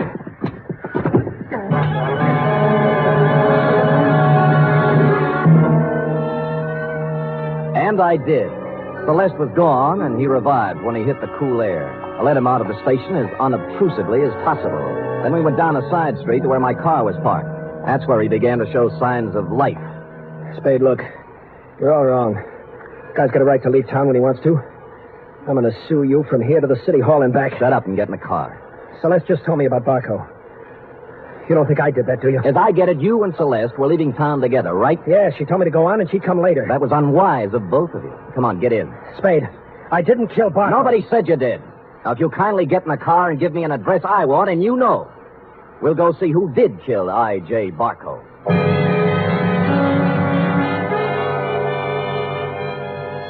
He gave me the address I wanted and said I was crazy. I told him why I wasn't, and he began to see the reason of it. Never have I gone to pick up a murderer with more distaste. When we knocked at the door, I had a gun in my hand, but it wasn't necessary. Oh, come in, Mr. Spade. I knew you'd be along sooner or later. I don't like what I have to do, Major. Major, it can't be true. It just can't be. Come in, Gregory, my boy. Come in. A little Madeira first before we start to talk. Madeira? How can you talk about wine when a man's accusing you of murder? Oh, I don't think it's so unreasonable, Greg. After all, I did kill the unfortunate Mr. Barco. And this might be the last Madeira I shall ever have. Mr. Spade. Thank you, sir. Greg? I don't want any wine. Spadey's out of his mind, and so are you. I'm afraid not, Gregory. Oh, that was a vintage 1900 Madeira you wasted, Greg. Twice as old as you. Stop it. I'm sorry about what happened, Greg. I would have spared you and your sister this unhappiness if I could have.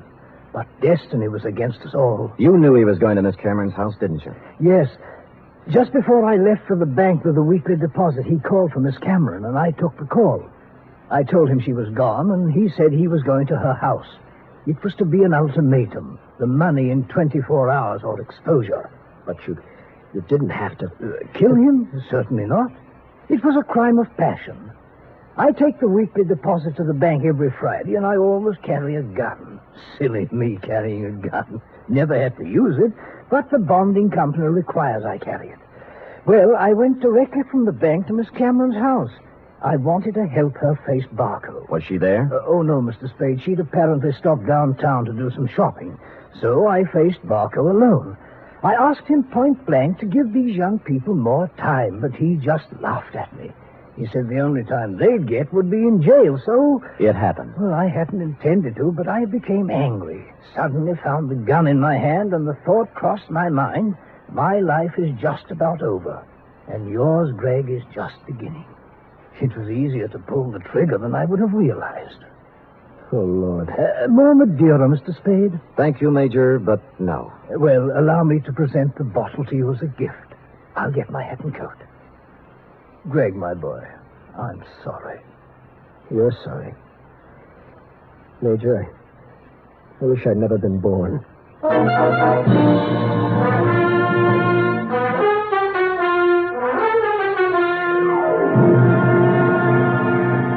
Period. End of report. Oh, Sam, I wish I hadn't either. Hadn't what? Been born.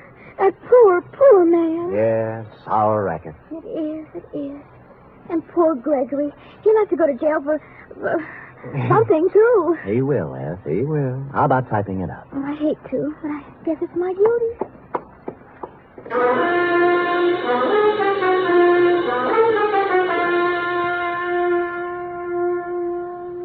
Three chimes mean good times on NBC. There's no cover charge at Duffy's Tavern. Just keep your dial on this NBC station this evening as Archie the Manager, played by Ed Gardner, and his remarkable friends serve up another blue plate special of grilled English language, fresh laughs, and whimsy a la mode. Another Friday fun favorite is The Delightful Life of Riley, starring William Bendix as the beleaguered Chester A. Riley.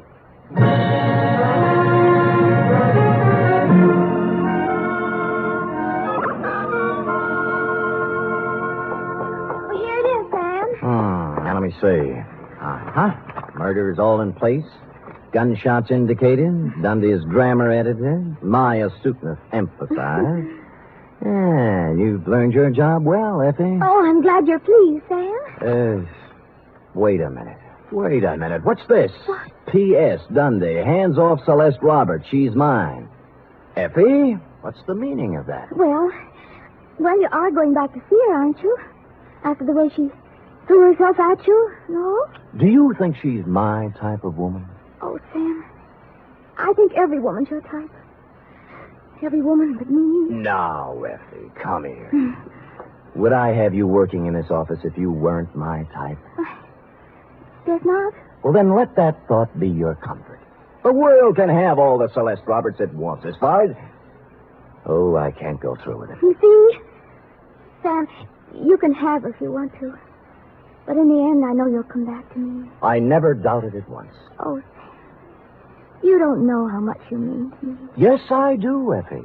3 weeks back salary. Oh, you. Good night. Good night, sweetheart.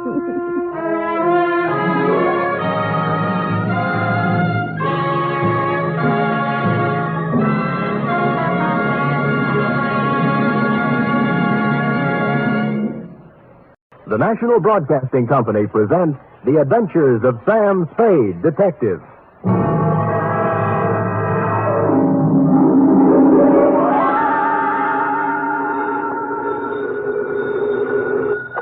Sam Spade, Detective, I think so. Here's I, sweetheart. Sam! Sam! Oh, I was worried to death.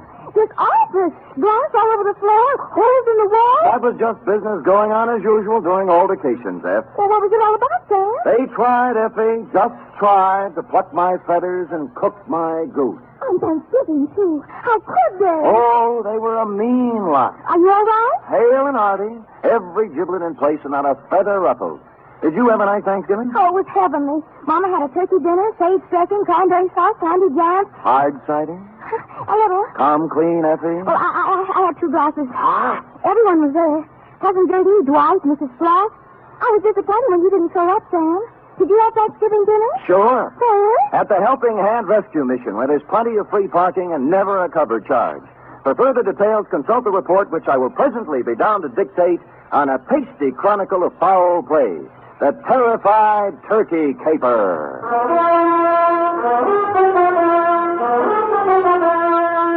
For NBC, William Spear, radio's outstanding producer-director of mystery and crime drama, brings you the greatest private detective of them all in The Adventures of Sam Spade. Sam Spade! Oh, you were waiting for me. Having Thanksgiving dinner at a rescue mission when Mama cooked it perfectly wonderful. Thank your mother for me, F. Tell her I'll be over to break wishbones with her tonight. And to atone for my social indifferences, here's a little something I brought for you. Oh, Sam! You shouldn't have. It's beautiful. What is it? A blunderbuss. A blunder what? Bus, as in step to the rear of. Oh. Well, what does it do? Shoots, F. It's a gun. Our founding fathers used it in foraging for feathered food when they settled this abundant continent. And it's mine. To do with what you will. Where'd you get it? Pencil boy? Yes, Sam. Who gave it to Pad you? open? Oh, yes, but I don't know. Knees crossed? Did you mean the founding father? Don't peek. Date, November 24th, 1950. To Detective Lieutenant I.C. Kelsey, Homicide Detail, San Francisco Police. From Samuel Spade, license number 137596. Subject, Turkey. Dear Kelsey, this was a big week for the cranberry pickers, the butchers, the sage makers, and the stomach pill people. But for private detectives, it was strictly from hunger. My office door opened only twice a day, once to let me in and once to let me out. And when on Wednesday I heard a knock on the door, I went into a paroxysm of delight. Come in! Come in! Come in! Entrez-vous! Entrez-vous! Arise! When I ran out of languages, I got up from behind the desk, walked to the door, and opened it. Standing there was a small, middle-aged man with a pink, bald head. His blue serge suit needed pressing, and he was nervously fingering a strawberry birthmark under his left ear. Mr. Samuel Spade? I am. May I have a moment with you? May have several, but not in the corridor. It's not in my lease. Oh, I'll come in. Good. Well? Well, you'll have to excuse me, Mr. Spade. I've had so few dealings with private detectives. I find it hard to begin. Well, perhaps I shouldn't have come at all. Goodbye. No, wait a minute. Maybe I can help you. Well, you see, Oh, what's the use? You won't believe me. Nobody does. I'd really better go. Oh, now, wait. I'll believe you. All I ask is a chance. Now, let's start with your name. Oh, what, my name? Yes. Yes, my name. To begin with, you won't believe that. Oh, but I can verify it. Yes, I can. It's on the registration book of the old Colony Hotel, in the 1943 phone book, and on my old driver's license. Well, I'll have to know it before I can verify it. Yes, of course you will. It's Tom. Well, now that's not so hard to believe. Oh, you haven't heard the rest of it. It's Tom Turkey. You see, I told you wouldn't believe it. I'd better go. No, now, let me be the first to believe you. Now, Mr. Tom, what's your problem? Oh, dear, that's even harder to explain. Well, now that I don't believe. But take a breath and jump into it. Yes. My name's Tom Turkey, and they're going to kill me for Thanksgiving.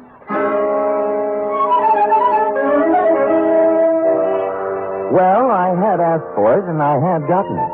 And I sat back wondering who had gone to all the trouble to play this funny joke on me. I was looking at my hand to see if there was any itching powder on it where he'd shaken it when my phone rang. I lifted the receiver, swung around on my swivel, and gazed out onto the street. It was Al Cuccio calling, a private eye whose reputation was shadier than a mushroom cellar. Hiya, Spady. Al. Haven't seen much of you lately, Spady. You have to get together. Yeah, well, so long. Wait, I'll tell you why I called. I've had a pest in my office, keeps coming back. Thinks he's a turkey somebody wants to dress. I brushed him, but your name came up, and I just wanted to warn you. He might be in to see you. I'm confused, Al. I never knew you to turn your back on a buck. Oh, I don't want any of this one. His buttons are loose. My advice to you is to bounce him. Well, we've never traded advice before, Cuccio. Why now? Well, after all, we're in the same racket. If we can't help each other... Oh, sure, Al, sure. I appreciate it. Give me a ring. We've got to get together sometime. Yeah, when I get a free night, we'll Jimmy parking meter. Yeah, we... Huh? Oh, yeah. Parking meters. I'll see you later, Spady. I turned back to the desk, and what I saw in front of me was an empty chair. Tom Turkey had taken wing. I got up and walked to the window, and a minute later, I saw him come out of the building downstairs and start to cross the street. And then I saw something else. A large 4-ton truck was tearing down the street, picking up speed. Instinctively, I shouted a warning, and at the last second, Tom Turkey scrambled from in front of the truck and disappeared into the alleyway. The truck roared up the street, and on its side was printed in gold letters, "Haynes, you drive it." There was nothing to say it wasn't coincidence, this near mishap, but somehow I found myself intrigued and wanting to hear more of the little guy's story. He said the Old Colony Hotel. On the way, I stopped at the library, found an old 1943 phone book, and looked.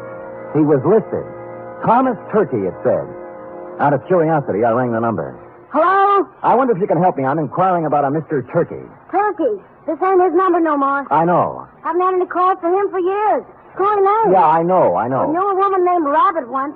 Mrs. Rabbit. About Turkey, could you remember what he looked like? I don't. Hey, Manny, what Turkey look like? Huh? Oh. Yeah. Small man, around 50. Nice fellow, Manny says. Strawberry under his left ear? Strawberry under his left ear, Manny? Yeah, strawberry under his left ear. Well, thank you, madam, for your information, and thanks to Manny. Well, you're welcome, but I don't know what you're going to do with it. Old man Turkey's dead. Been dead for years. Curiouser and curiouser, I thought. They had described the man who came to my office 20 minutes ago, and now he'd been dead for years. I continued on to the Old Colony Hotel. Room, 75 cents, it said. Tom's room was 114. Who is it? Sam Spade. Oh, come in, Mr. Spade. I'm sorry I ran away. I didn't think you really believed me. Well, I'm not sure I do yet. Tell me, was that truck an accident? Oh, I don't think so, no. They made 3 attempts before to kill me. Somebody tried to push me in front of a train, and then a wheelchair full of cement dropped off a building and just missed me, and then I was shot at. Well, who are they, and why would they want to kill you? I don't know. I just don't know. Look, let's tack. Tack? Tack. I dialed your old phone number, and the people who answered said you're dead. Oh, a lot of people think I'm dead. Yeah. Look, do you still want me to work for you? Oh, yes, please. Well, you'll have to tell me more, then. I can't... I guess I'd better tell you everything. Oh, it's hard to talk about, Mr. Spade. It's not easy to admit to someone you've been a foolish man.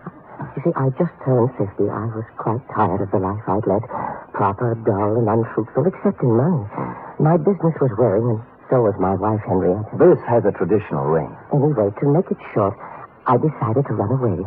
One day I drove to work. I parked my car in the middle of the Bay Bridge where the suicide note left it and disappeared. Where did you go? Oh, all over the world. I took a job on a boat. I did. On a boat. And then I settled in Sao Paulo, Brazil, under another name. Now you're back. Why? Well, maybe I got lonely. Maybe I got wiser. Maybe I felt I paid enough for my mistakes. Let's just say I'm back. I want to be with Henrietta. Have you seen her? I checked into this hotel and wrote her a letter saying I wasn't dead. I was back in San Francisco, and I wanted to come back to her if she still would have me. But I told her I wouldn't bother her unless she wanted to see me, that she could contact me here. That was a week ago. And you haven't heard from her? No, and almost right away these attempts on my life began. I see. All right, what's her address? 3118 Monroe. Oh, she's taken her maiden name again. Black. Henrietta Black. Well, come on, let's go. No, I'm not going to see her until she asks me. Well, look, you're going to my apartment. Nobody will bother you there. And you're going to see Henrietta? That's right. Oh, thank you. Thank you, Mr. Spade. You do believe me. I think I'm really ready to face the world again now. I deposited Tom in my apartment with instructions to open the door for no one but me, and then I proceeded to 3118 Monroe in the high-rent district. I was ushered through a comely portico by a Japanese maid who told me to wait in a study heavy with mahogany. In a moment, two people came in. The woman wore a black dress, silver pendant, flat shoes, and a complexion the color of apple meat. She was Miss Henrietta Black and/or Mrs. Tom Turkey. The man turned out to be Leander Luce, the lady's attorney, business manager, and canasta partner. You say you have something important to discuss with me, Mr. Spade? I do? I hope you don't mind my asking Mr. Luce to be here. Not at all. Well, Mrs. Turkey, I just talked to your husband, Tom. Mr. Spade, if you please. I say something? a rather feeble attempt at comedy, Mr. Spade. Well, I wasn't trying for a laugh. You are Mrs. Turkey, aren't you? I was. You undoubtedly still are. I'd expected to hear another one of these cruel jokes about my name. At Thanksgiving time, Mr. Spade, someone was always going to stuff Tom, baste him, dress him, slice him. This season, they're going to kill him. They are not going to kill him. He is already dead. He's not dead, Mrs. Turkey, and you should not. I should. Yes, he sent you a letter saying he was back in San Francisco and wanted to see you. Mr. Spade, this has gone absolutely far enough. Not quite. What about the letter? I know of no such letter. I see. Well, thank you for your time. I'm sorry I bothered you. Oh, you used bad judgment in coming in the first place. Yes, maybe you're right. There was falsehood in this someplace, Lieutenant, and it stuck out like a fat girl in slack. The only thing to do was to go back to my apartment, get Tom Turkey, and confront Mrs. T with her husband in the flesh. But when I got back to my apartment building, I spotted in rapid succession, 1, an ambulance, 2, a police car, and upstairs, outside my half-opened apartment door, I spotted 3, you. I've been expecting it. What's going on, Kelsey? Yeah, serious, Sam, serious. Who's that bald-headed man moving around the apartment? That's McCracken, the new medical examiner. Checking the stiff on your rug. I stepped around you, Lieutenant, and pushed the door all the way open. I saw McCracken kneeling over the body and a couple of men from homicide taking photos. I moved into the room feeling nothing good. A little guy had given me a job, and while I was yakking with his wife, somebody got to him. And in my apartment, where I'd stashed him. McCracken stood up, and I looked down at the body. Then I looked again. Who I saw wasn't Tom Turkey at all. It was the late Private Eye, Al Kuchel.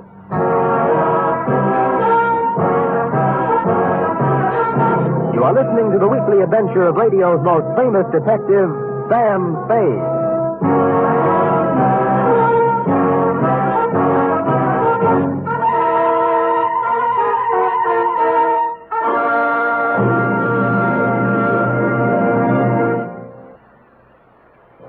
You Friday fans of Sam Spade, there's mystery on Saturday evening, too, on NBC. Tomorrow, the man called X sets out on another mission of danger and intrigue in some far-off corner of the earth. Herbert Marshall stars as the man called X, a man without a name who travels the world over protecting his country's interests. He lives by his wits, and his business is danger. He's the man called X, tomorrow over most NBC stations. For top Sunday listening, it's another broadcast of The Big Show on NBC.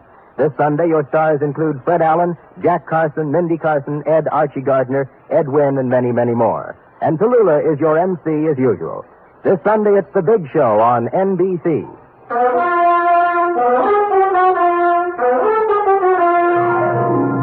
And now back to the terrified turkey caper, tonight's adventure with Sam Spade.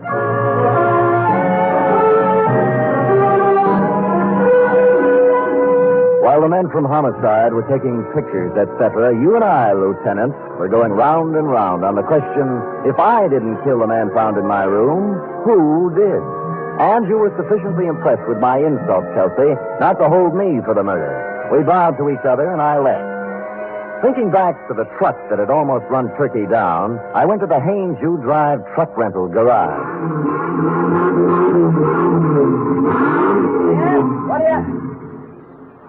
What do you want? I'm a detective. Could you give me a list of names for everybody who rented a truck from you during the past few days? Sure. He handed me a big registration book, and I read every name for the past week. For the first 5 days, they all seemed to be nice, normal, abnormal names. And then, under the rentals for the day before, was the name of John Smith. John had given his address as 7200 Kearney. And I happen to know that Kearney only goes up to 2000. The dispatcher said that Smith had returned the truck about 3 hours before, and he remembered him as an ugly, heavy-set, and rough-voiced character who looked like an ex-longshoreman. They had already washed the truck, so the fingerprints were all loused up.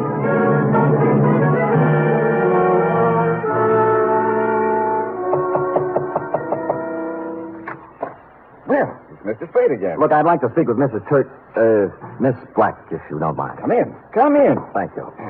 This way, into the den. Right. Well, I was sure you'd look into this affair a little more and realize that it was just a blind alley, a hoax of some kind. Where's Miss Black? Oh, she's upstairs lying down. The whole affair has upset her, and she asked not to be disturbed. I think the wisest course of action for you, Mr. Spade, is just to let the matter drop. You can't let a murder just drop, Mr. Luce. The police wouldn't hear of it. Huh? Murder? Who? An unfrocked private detective named Al Cuccio. Well, what does this have to do with Henrietta Black? Al Cuccio called me earlier today and said that Tom Turkey was a crackpot, a little man with delusions. He tried to top me off taking his case. He sounds like a perceiving man. Well, he didn't perceive ending up in my apartment with a bullet in his head. Well, that's too bad, but I still don't I left see... Tom Turkey in my apartment for safekeeping, and when I returned, he was gone and Cuccio was dead. Well, that explains itself, obviously. This detective knew that Tom Turkey was a phony, and Turkey killed him. It can figure that way, and a number of other ways. Mr. Spade, I have no desire to sit here trading subtleties with you.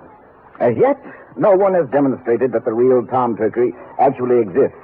Alive. Now, until you do have something more concrete and less mythological, Miss Black requests that you do not come around opening up old wounds. You've made an eloquent point. Just tell me one thing. If I can. When did Tom Turkey disappear? I mean, what month, what day? It was, 1943, November. But I'm not sure of the exact day. I think it was in the third week. Could it have been on Thanksgiving? Very possibly, very possibly. I returned thoughtfully to my office and did a little rapid mental arithmetic and came up with the number 7. From November 23rd, 1943 to November 23rd, 1950 was 7 years to the day. And I pondered this. What did the number 7 mean to the life or death of Tom Turkey? I had just hit upon the answer and was crying Eureka when my office door opened, unknocked, and a visitor came in unannounced. He was ugly, heavy-set, and looked like an ex-longshoreman. I waited to see if the voice checked. You, Spade? Who shall I say is calling? Yeah, Captain John Smith. And here's my calling card. The first bullet grazed my shoulder and tore the padding out of my coat. The second bullet hit the water cooler and it crashed over, water and all on top of me. Where the third bullet hit, I wasn't sure at the time because darkness came mushing through my head like a freight train.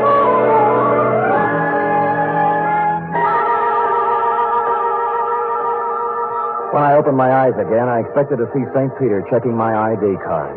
But all I saw were the dust balls under my desk and a fly bathing himself in a pool of water spreading slowly over the floor. There was blood on my hand, but it came from a glass cut. I was in shambles, but alive. Captain John Smith had shoved off, obviously thinking his bullets had done their work.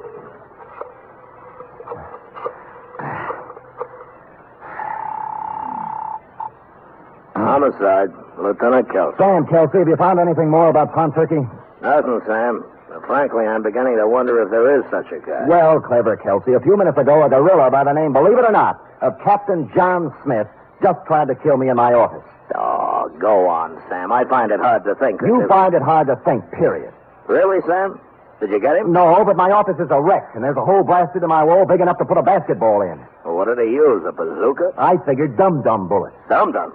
Well, that's illegal, ain't it? Kelsey, doesn't it strike you as significant that every attempt on Turkey's life has been vicious, as if someone not only wanted to kill him, but also mutilate him? Yeah, now that you mention it.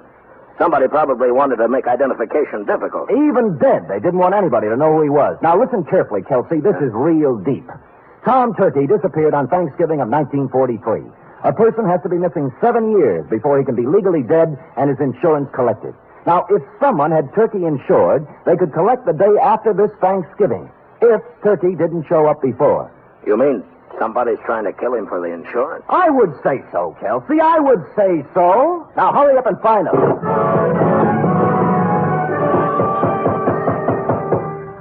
When I put down the phone, I heard a heavy pounding. For a minute, I thought it was in my head, until I turned to face the door, and Standing there was a small pilgrim with bandy legs in black stockings, pantaloons, white-collared coat, and stovepipe hat. Hallelujah. He wore silver buckles, and what he was pounding on the floor was an 18th century blunderbuss. Hallelujah.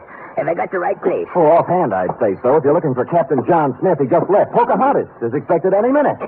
Now, don't you go trying to confuse me. I'm too thirsty. What's on your mind? Well, I'm looking for a fellow named Dan, I'm so thirsty I forgot. Sam Spade? Yeah, that's it. Yeah. Oh, you broke your water bottle, huh? Yeah. Good. That stuff's poison anyway. Hallelujah. Hey, say, do you happen to have any hard cider around? Fresh out. Oh. I'm kind of thirsty, you know. Any type of corn squeezing? Here, try this, Dad. Well, yeah. Good, huh? Oh. You like that, huh? Oh.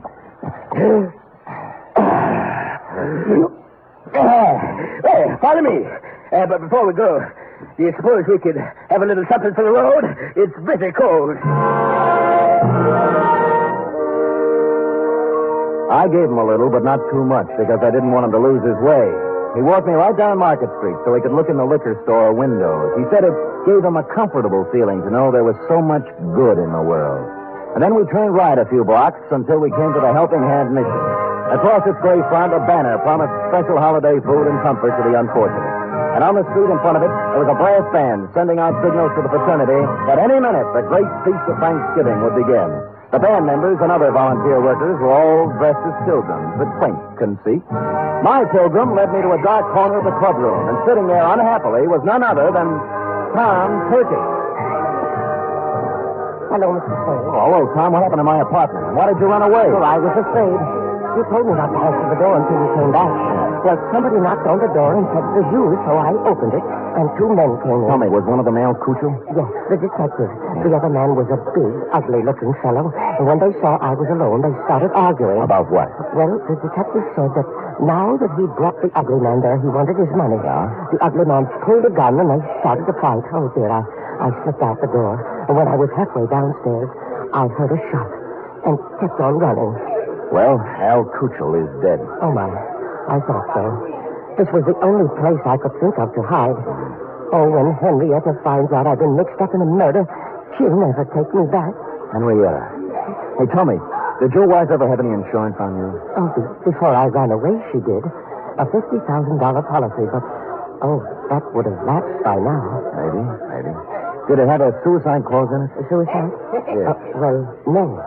No, it didn't. I remember. Yeah, you'd like to talk to Henrietta, wouldn't you? All right, here's her phone number. Call her up and tell her where you are. Oh, dear, I don't think I could. I'm too frightened. You've got to do something to help yourself. If you don't, by midnight, you might be a cold turkey. Oh. I'm sorry, it just slipped out. All right, I'll do it.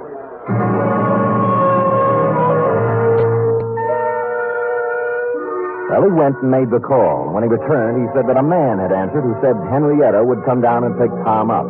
He didn't want to wait, but I sat on him. The pilgrim brought us a dish of turkey dinner, saying he couldn't stand food himself, and we munched a spell. In a little while, a limousine pulled up in front of the mission with someone in back whom I couldn't see. The chauffeur stepped out and came in inquiring for Tom Turkey. It was Captain John Smith himself. When he saw me, a look of shocked surprise came over his unhandsome face. Hoping to catch him off balance, I drove at him. It was the liveliest thing that has happened at the Helping Hand Mission in years, and we had a good house, too. Money was even changing hands. When I heard the odds starting to go against me, I realized I'd better come up with something. Use this, partner. And I did. The bandy-legged pilgrim shoved his blunderbuss right in my hand. And I swung. Smith dropped like pheasant on the wing. I looked up. The passenger from the limousine was just coming in. What's the meaning of this? It means, Leander Luce, that you're not going to carve Tom Turkey up for your Thanksgiving insurance policy. Hallelujah. Drumstick, anyone?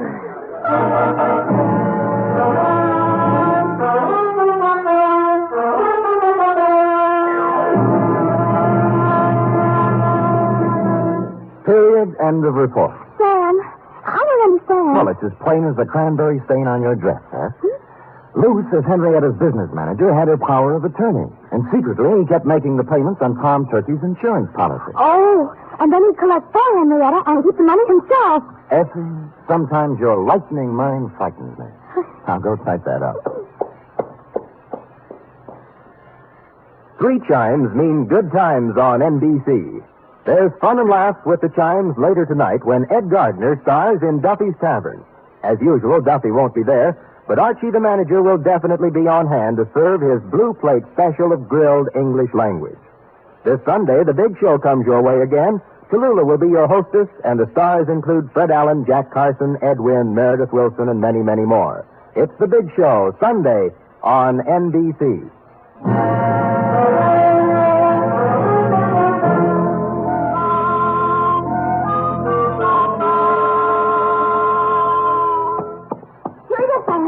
Sam, the man who killed Al Crusoe and tried to kill you, was his name really Captain John Smith? Now, Effie, could we have a Thanksgiving caper without a Captain John Smith? It wouldn't be right. It was a coincidence, wasn't it? Well, if you promise not to tell anyone. I won't. His real name was Michael Giuseppe Yablonsky Smith. I called him John for short. You're so kind. Are we going over to your mother's for cold turkey snacks? Well, all right, but I don't think there'll be much left. Oh? You see, my cousin Judy couldn't find a little boy. And Mother phoned and said they just found him. He was inside the turkey, eating his way out. Effie, is there no way to curb that tongue of yours? There's one way. Well, come here. Oh,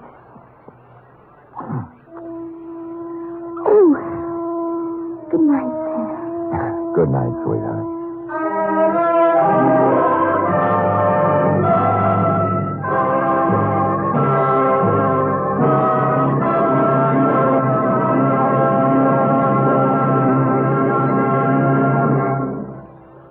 Wild Root Cream Oil Hair Tonic and the new Wild Root Liquid Cream Shampoo present The Adventures of Sam Spade.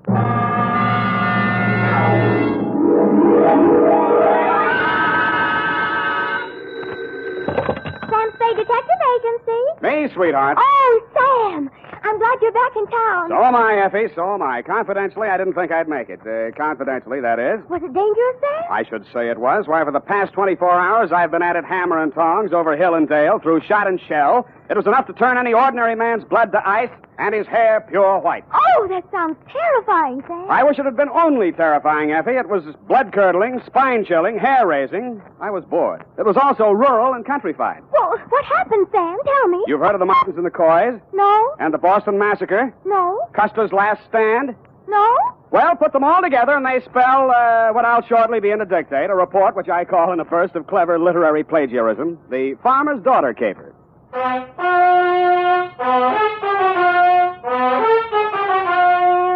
The Adventures of Sam Spade, Detective, starring Howard Duff. Produced, edited, and directed by William Spear. Presented by the makers of Wild Root Cream Oil Hair Tonic, the non-alcoholic hair tonic that contains lanolin. To look your holiday best, friends, be sure to use Wild Root Cream Oil, America's favorite hair tonic. Wild Root Cream Oil grooms your hair neatly and naturally, relieves annoying dryness, removes loose, ugly dandruff. What's more, it's non-alcoholic and contains soothing lanolin. Get Wild Root Cream Oil in a big family-size bottle or handy tube. Ask for it at your drug or toilet goods counter very first chance you get. For the holiday and all year round, use Wild Root Cream Oil Hair Tonic. Again and again, the choice of men and women and children, too. And now, with Howard Duff as Spade, Wild Root brings to the air the greatest private detective of them all in The Adventures of Sam Spade.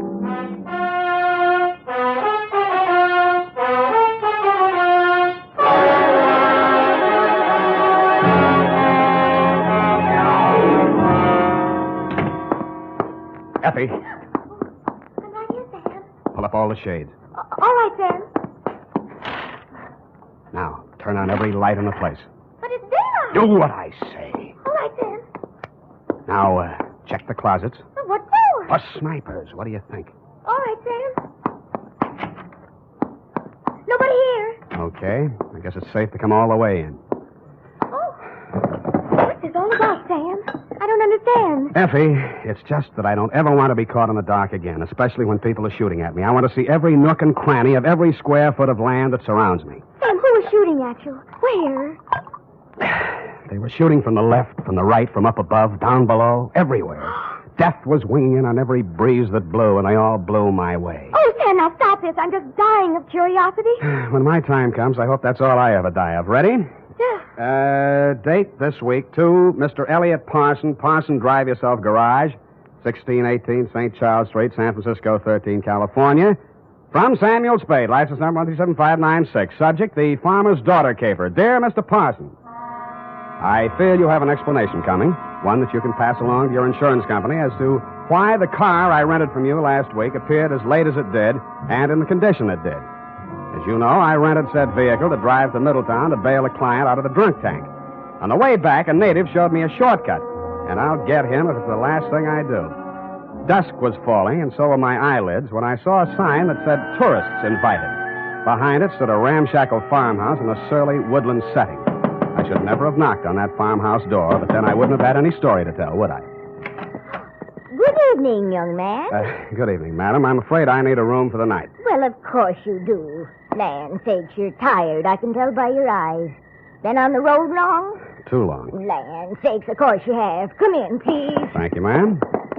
You'll find this is the homiest tourist home in California. Really like mothers, eh? Like your grandmother's. No electricity, no phones, just quiet. I see. Now, I have two rooms, a $3 one and a $5 one. Which one do you think you'd like? What's the difference? One less blanket, one squeaky spring, and with the $3 one, you might have to take a walk. I'll take the $5 one, thank you. I'm Mrs. Elkins. Mrs. Bert Elkins. Who might you be? Sam Spade. Spade? Land sakes, that's a very unusual name. And who are you traveling with, Mr. Spade? I'm alone. Oh, I mean what company? We only accept traveling salesmen. You realize that. Oh, yes. Well, I'm traveling for the makers of Mouton Mustache Wax. Oh, use it all the time. You are well-groomed, madam. You will go far, young man. Yeah, but before that, I'd like to go to bed. Come on, this way. She led me upstairs to my $5 room and left me. As lumpy as it was, the bed invited me, but I decided to shave first and thus facilitate an early start in the morning. I poured myself a drink out of my traveling bar kit and then stepped in to shave. It wasn't easy because all I had for light in there was an oil lamp. When I came back to the bedroom with the lamp in one hand, I stopped short in utter surprise. I'd heard about these things in traveling salesman stories, but I never expected to see it.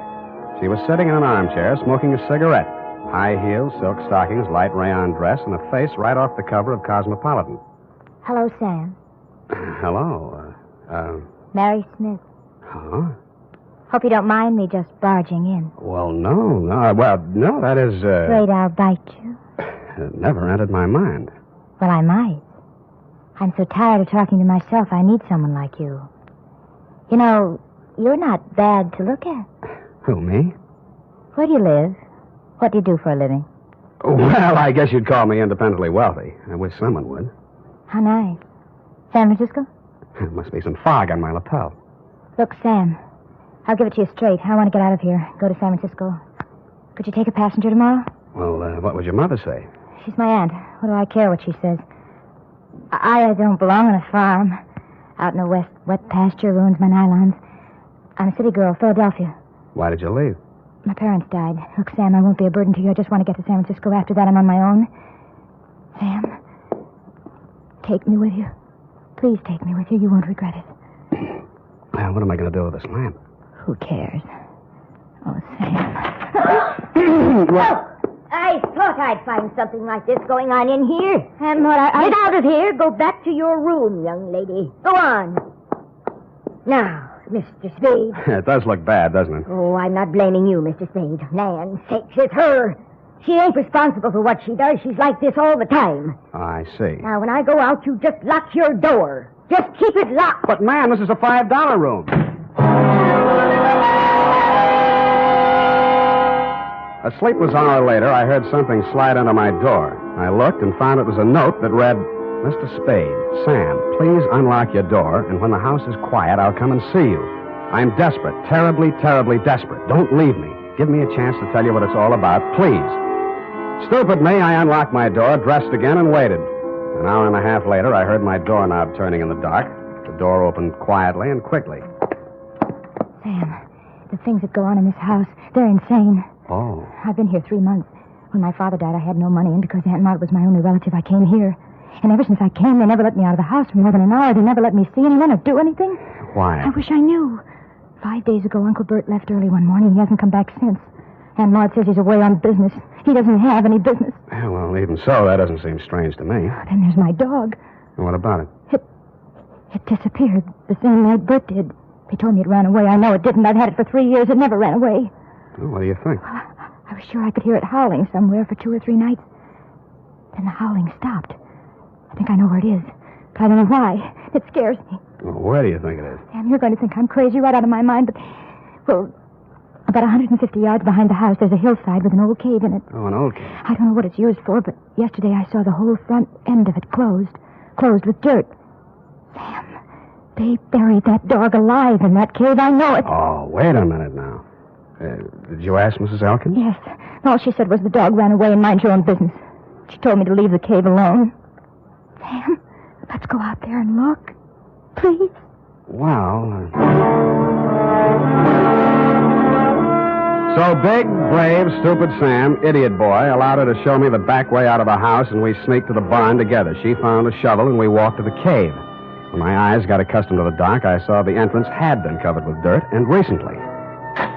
I took the shovel while she stood watching. I cleared half of the dirt away and worked as quietly as I could, but apparently not quietly enough. A flashlight suddenly hit both of us in the face, and a shotgun barrel flashed in the beam. Get away from there before I shoot your head off. Point that thing someplace else, please, ma'am. What do you think you're doing, mister? Digging. Mary, you get back to the house. No. Aunt Maud, I won't. Get back to the house before I count 3, or I'll put a load of buckshot right through you. Now, 1. Aunt Maud, my dog is in there. 2. All right. Now, Mrs. Elkin, suppose you put that gun down and tell me what this is all about. I got one thing to say to you, mister. Get in your car and get out of here, and don't waste any time doing it. But, Madam... Your suitcase is in the car, and your $5 is with it. Yeah, but... Now get, before I shoot you as a trespasser. And I could do it, mister. Land sakes, I could do it. Now get. So I got under guard to my car. I got in and drove off. And Mrs. Elkin stood in the driveway with a shotgun still pointed at me until I was out of sight. I turned left at the first crossroad, parked the car, and cut through the woods back to the farm. I could see a light in the living room. Nobody was in or near the barn. And when I got to the cave, there wasn't a sound anywhere. I picked up the shovel I dropped and started digging again. 30 minutes later, the shovel broke a small hole through into that cave, and a stifling blast of fetid air rushed out, and something leaped out at me in the dark. And it wasn't the dog. It was a human hand on a human arm.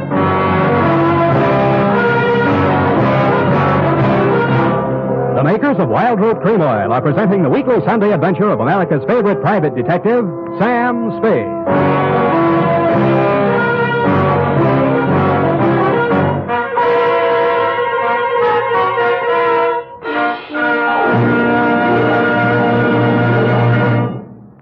Now, here's important news on good grooming.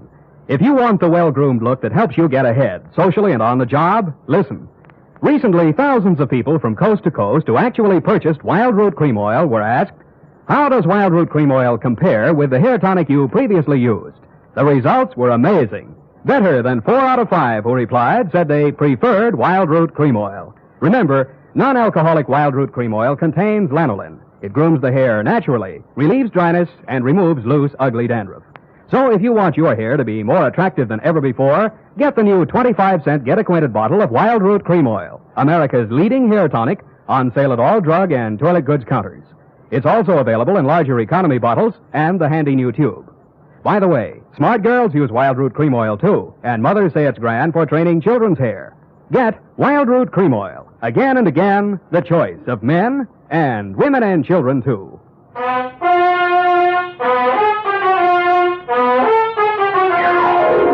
And now, back to the Farmer's Daughter caper. Tonight's adventure with Sam Spade. A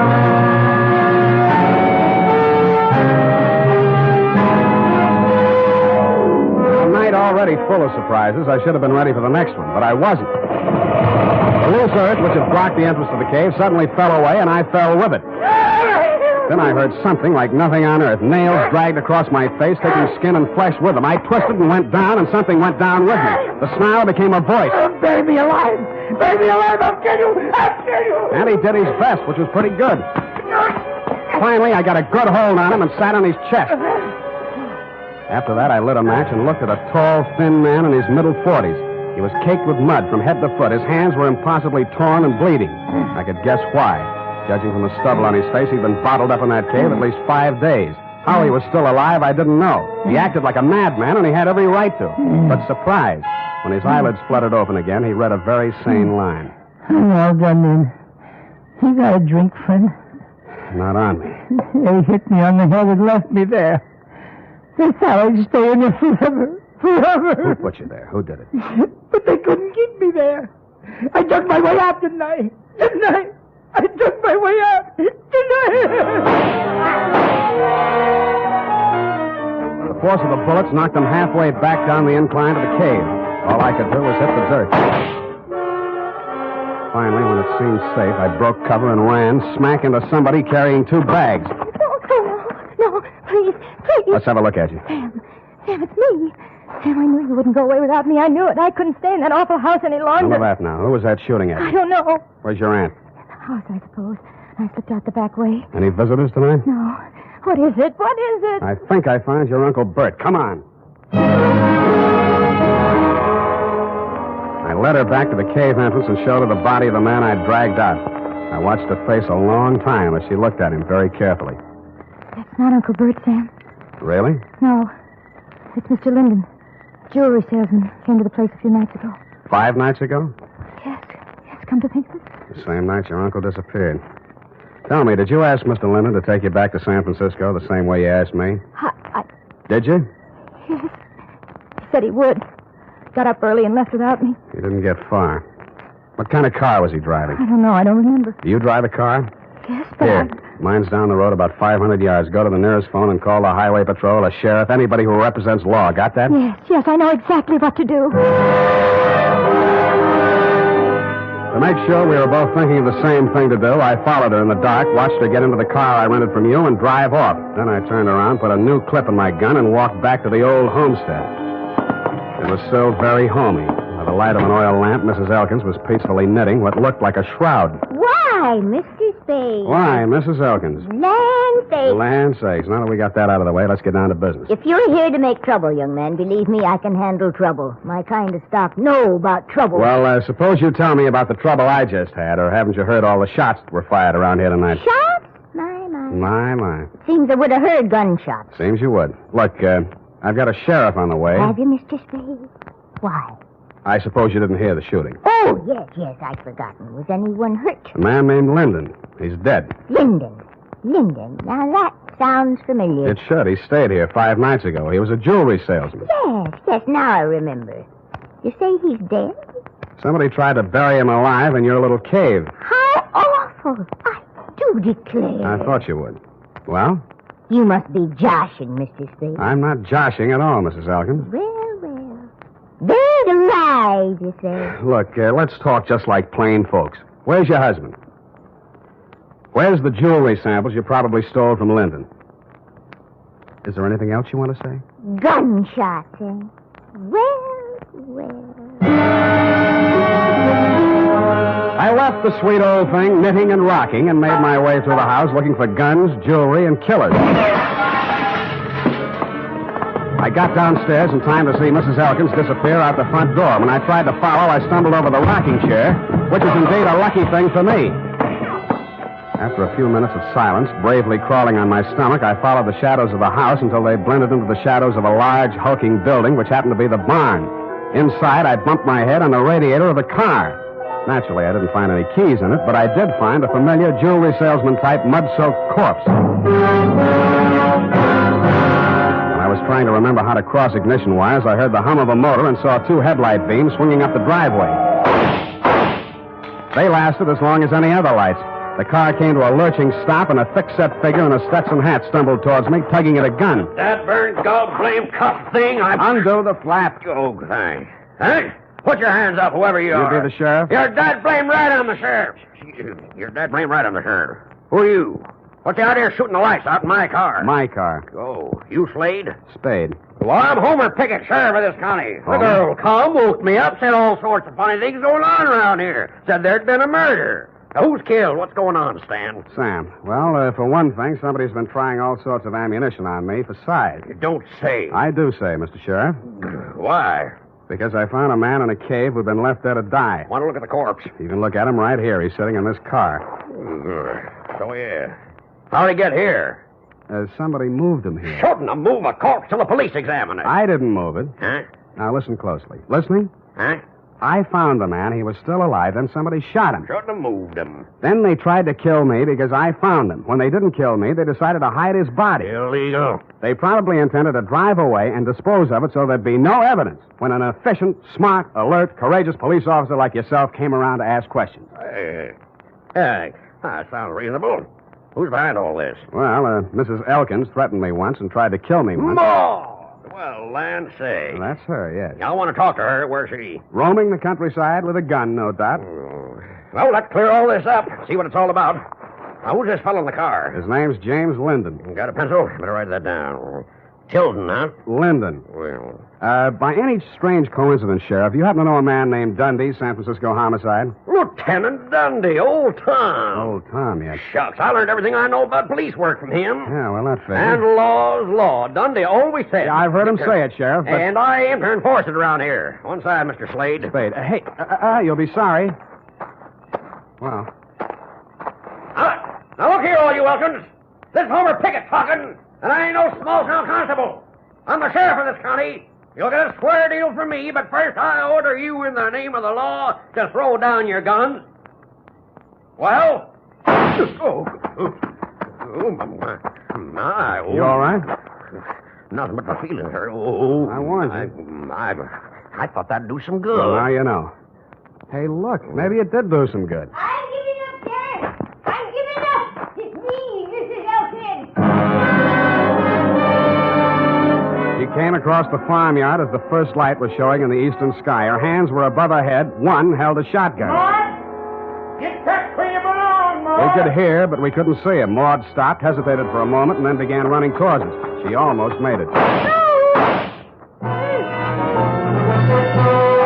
ran out to drag her back, expecting any second to be the target for the night. There was a sudden and curious silence as I pulled her into the barn. She was still alive. That man's been missing everybody all night. Never thought he'd be able to hit me. Easy. I come from good stock. I'm no criminal, Mr. Spade. Sheriff, you know that. Yeah, I know, Maud. I know. Let me take a look at you. You'll be okay. Don't blame Bert too much. He wanted to have money once in his life. So when this man came along with all the jewelry, Bert went out of his mind. He put the man in the cave. And the dog, too. So the dog wouldn't call attention to him. And then he took the man's car, went into San Francisco to try to sell the jewels and the underwear. No luck, eh? Bert says they laughed at him. The jewels were just paste. Samples. And he came back and found me at the cave, and he figured he had to knock us both off. I just stuck by him all the way. Now he's like a tiger that smelled blood. No telling what he'll do. We'll have to get help, Spade. Roadblocks, bloodhound. No, this is his land. He won't run. He'll hide here. Where? Why, in the cave. Well, I reasoned, one, that no matter how much a man loved his land, he was not going to let himself be trapped in a cave with only one exit. And two, it followed, therefore, that if he did hide in the cave, there was more than one way out, which the late Linden hadn't found. Sheriff Pickett volunteered to watch the front of the cave while I looked around for a rear exit. After a 20-minute search, which netted me nothing, I remembered the car parked inside the barn and how quickly Elkins had carried Linden's body to it. I went back there and took a look around. In a corner of the barn, I found a trail of dirt leading to a bale of hay. When I moved the bale, I found, you guessed it, a trap door. I pulled it open, caught a familiar whiff of used-up air, and lowered myself into a black hole that turned out to be a passageway. I cautiously made my way forward in the darkness for a few yards. Who is it? Who is it?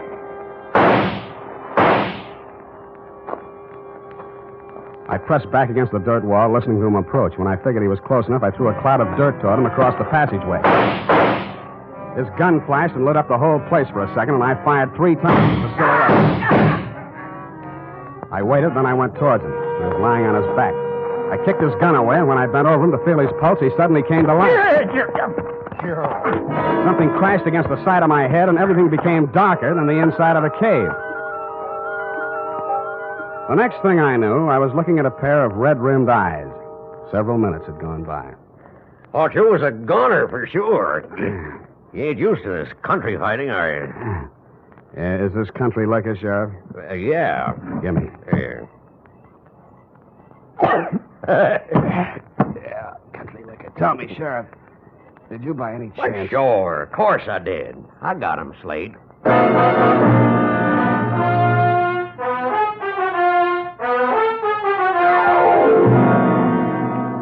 Period and a report. Sam, Hmm? do you mean to tell me you let a little country sheriff outdo you? Well, Effie, Homer Pickett's coming up for re-election next fall, and besides, you might think I was egotistical if I told you how it really ended. But your reputation. You're the greatest private detective of them all. And so I can afford to be generous. Now, not another word. Scoot, type that up.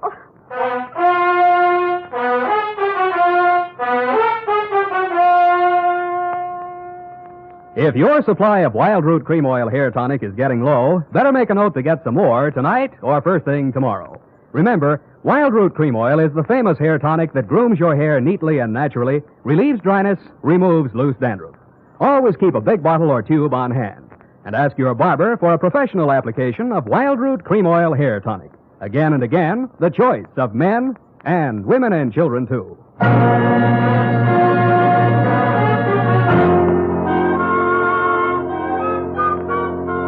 Here it is, Sam. Let me see. Let's see here. F, you rewrote the ending. I had to, Sam. You're much too modest. And Sam Spade, with a knot of cold fury in the pit of his stomach, a vindictive fire in his eyes, stepped wearily over the loose rocks in the cave floor to do battle with the thing that loomed up in the darkness ahead. Mm-hmm. The thing's roar filled the night with terror. But Sam Spade, dauntless and knowing not fear, stepped up to the monster, laughed in its hairy face, and with one quick convulsion of his powerful shoulder muscles, dropped the thing in its tracks. I see. Well, is that the way you think it ended, Effie? Oh, Sam, I guess I was being a little foolish. I'll change it. No, as long as you've done it this way, we'll leave it this way. Can't waste paper. No, I'll change it, Sam. Leave it! Oh! Sam, Yep. I copied that ending out of an old Black Mask magazine. You what? Don't be mad. Come here. Come here. I copied that out of an old whiz-bang. Oh, Sam. Night. Good night, sweetheart.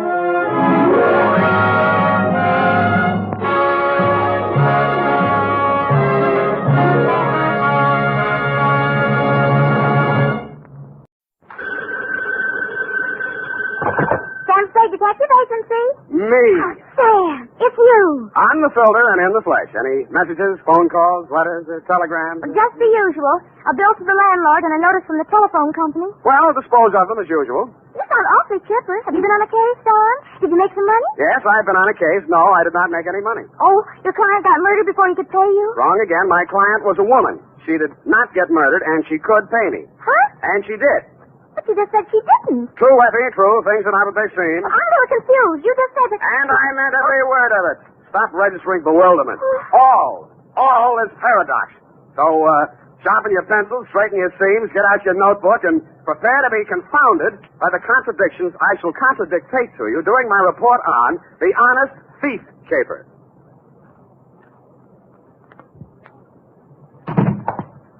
I'm not looking over for the pleasure. Look alert, girl. We've many things to do. Up. Yes. You say the strangest things on the phone. Don't I? I don't believe I quite understood what it was all about. A natural misunderstanding. I didn't understand it myself.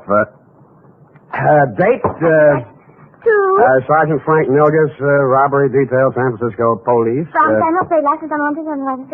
You're fast today. Subject, Ben Comiskey. Who? Ben Comiskey. Comiski. Sam! I went to Albert High School with a boy named Ben Comiskey. Is he the same one? Very likely, yes. Oh, Sam, tell me, did he turn out bad? Is he good? Did he get married?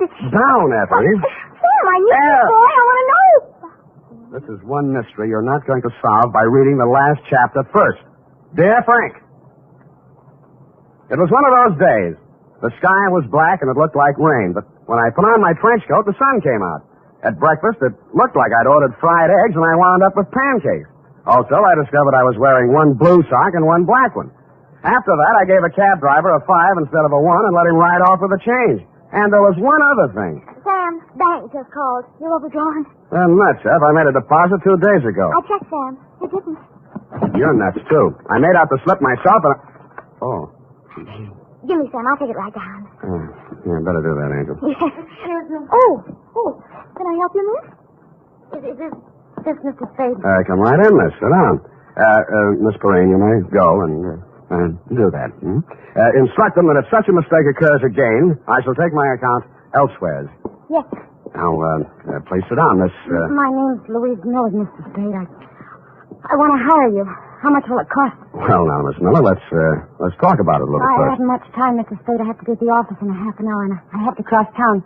You see, Mama thinks I should forget all about him, but I can't, and Well, here I've got $95. Will you please do something? Just something. Come on now, come on. I'm sorry. That's all right. Now, who is he? What's he done? And why does Mama want you to forget him? Ben Comiskey. We were going to be married pretty soon. We even picked out our furniture. No. It's all right now. Go on. What's he done? I'm saying he held up a store 2 nights ago. He picked him up on the street today. He's in jail. Mm-hmm. Well, if he's innocent, I'm sure they'll find that out. He won't even see me, Mr. Spade. He won't see anyone.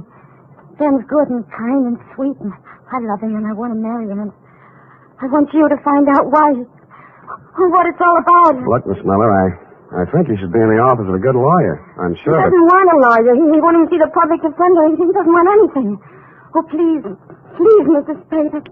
I just want to die if Ben went to prison. I just want to die.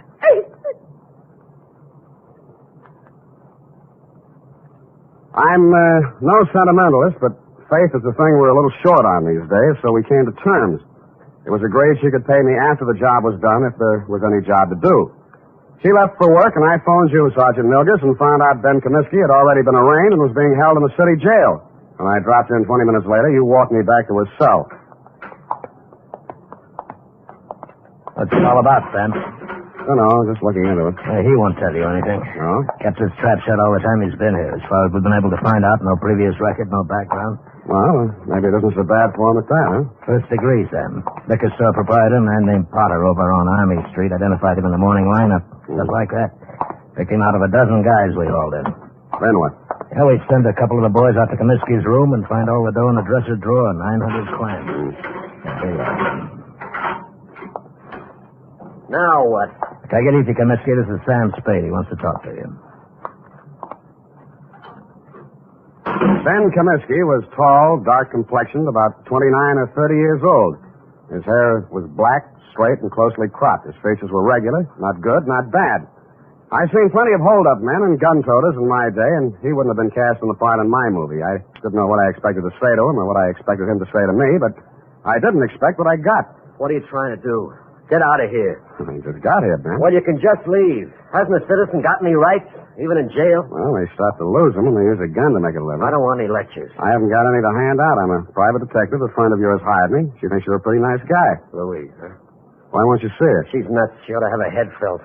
What's she worrying about anyway? I'd say she was worrying mostly about you.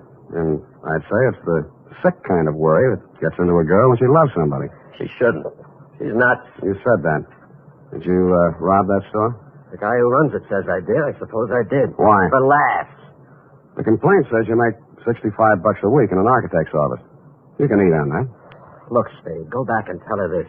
I didn't want furniture at $10 a month for the next 80 months. I didn't want a car the same way. I didn't want her working and me working and getting nothing but wrinkles. Tell her I got caught and to go and find a guy who can pay the way. Is that all? That's enough. You're charged with armed robbery in the first degree. That means not less than 5 years. I know it. Shut up about it. Why'd you turn down a lawyer? Hadn't you heard, Spade? They're holding up my indictment. I'm a prize pigeon. They think maybe I knocked over 10 or 12 other places in town. Did you? Sure, but don't worry about me. And tell Louise not to worry about me. Got $1 million salted away, and I'm going to buy my way out through the DA's office. Okay. Have it your way, Ben.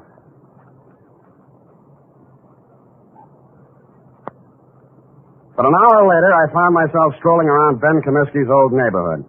A man named Gabrini, who owned a grocery store, remembered him and liked him. A woman in a bakery shop told me how he'd gone into the Army as a private and been discharged a first lieutenant. A phone call to a Mr. Henderson, Allied Architects, revealed that Ben Comiskey was in line for a raise and promotion. All in all, I was getting a composite picture that didn't look quite right. I decided to try his mother's place. It was on Lombard Avenue, a street that starts on the waterfront. According to the penciled note above the doorbell, it was out of order. The slot on the mailbox read, Mrs. Anastasia Comiskey. Yes. What is it, please? You're Mrs. Comiskey? I'm busy now. I fix lunch for my son. He come back from Cincinnati. Please. Oh, Mrs. Comiskey, I'm here to talk to you about Ben. He's your son, too, isn't he? Yes. Ben is my son. Well, I'm trying to help him, Mrs. Comiskey. Why? He has no money. I have no money. A friend of his, Louise Miller, hired me. Oh, Louise, she's a foolish girl. Very foolish. Her heart should not be with Ben. I think he's a very lucky man to be loved by somebody like that. If not for her, Ben would not be in jail, in trouble. Oh, you don't want to help my son. She don't want to help him. She leave him alone if she want to help. Ben is bad. Not good like my son James. James is always good. Times he's away, he sends me money. From what I hear, Ben's always been pretty good, too. Always one good son, one bad son. What's going on, Mom? Oh. Who's this? He come to ask questions about Ben. Huh? I'm Jim Comiskey, Ben's brother. Oh, my... You run on in, Mom.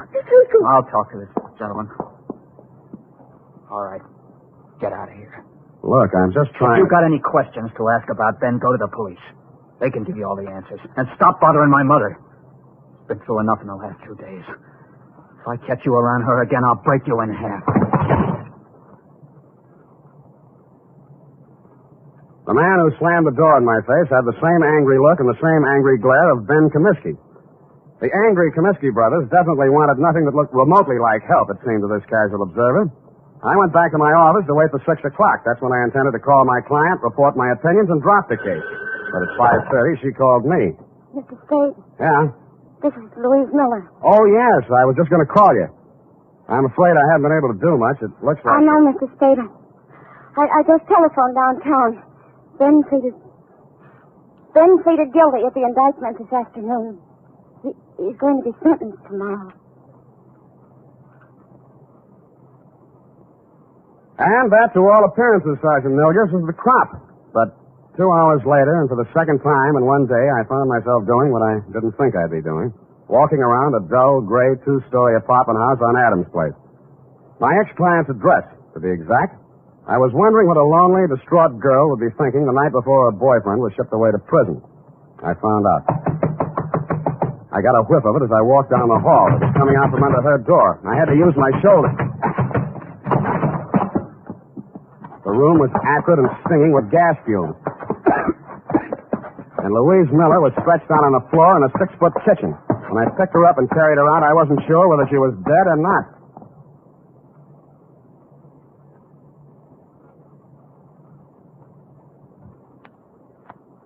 10 seconds after I'd found Louise Miller, I'd called a police ambulance, and in a matter of minutes, an intern was working over her with a pulmotor. Her breathing became regular, and her pulse picked up, but she was still unconscious. Lieutenant Kelsey of Homicide showed up and said it was obviously a suicide attempt, which is his kind of ingenious thinking. I thought not. If she were going to commit suicide, she wouldn't have called first to pull me off the caper. She'd have let an insignificant detail like that take care of itself. No, she was too strong to pity herself and too sure of what her intuition told her to believe even Ben Comiskey's confession. With that kind of faith, I owed it to her to poke around the ashes while they were still hot. I did, and turned up a live coal in a faded blue shirt and wrinkled brown pants. Bert Singleby by name and by vocation, manager of the Greystone Arms apartment. What kind of a girl was she? Oh, nice, clean, sincere. The kind mothers always want their sons to marry. Boy, I wish I'd listened to mine. Yeah, did you know her boyfriend, Ben Comiskey? Oh, salt hors d'oeuvre. Huh? I can't understand him pulling a hold-up like that. But then, the war did strange things to me. I guess it did.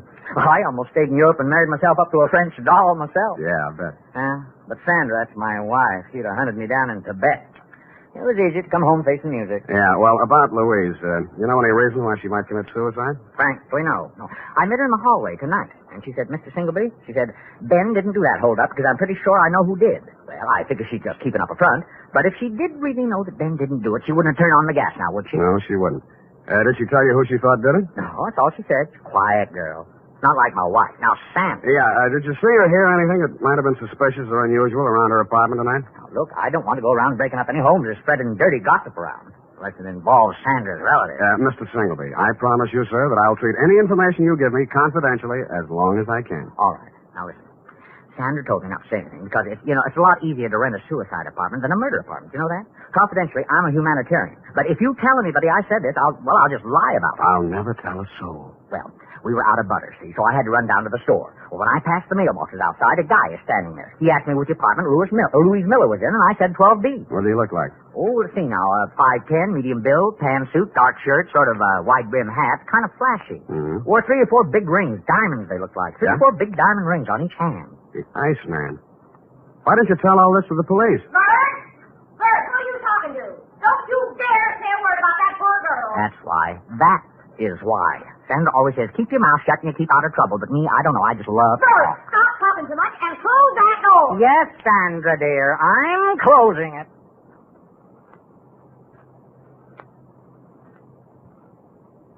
The Iceman. I'd heard about him for years, a Chicago import, but I'd never bumped into him before. He'd been headquartering at the Red Spot Cafe, the kind of a place that Skid Row winos visit when they want to slum. It was dark inside, but I strode manfully to the bar.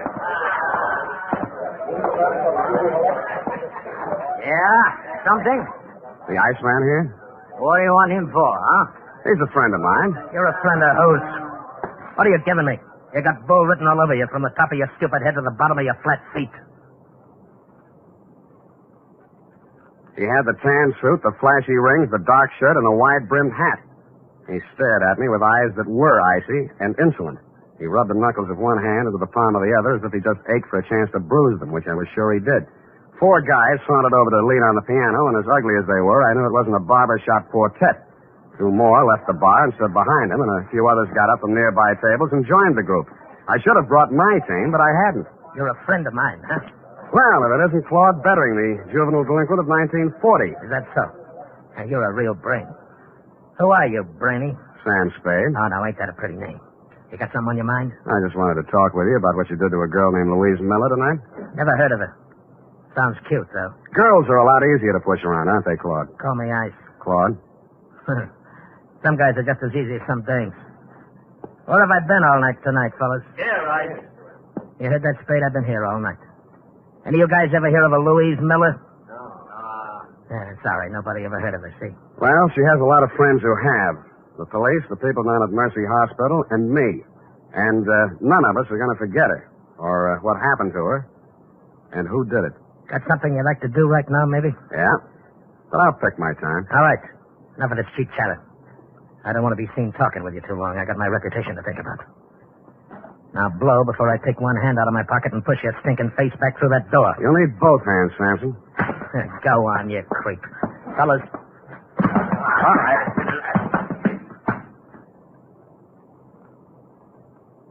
As I went rapidly through the door, Claude Bettering was standing, oily smile and all, polishing a couple of his oversized rings on his lapel. It was a picture I said I wouldn't forget, and I didn't.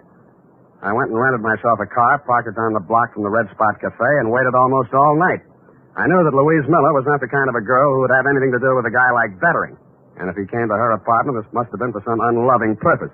Probably to keep her from telling who actually did the hold-up Ben Comiskey had confessed to, if she found out the truth.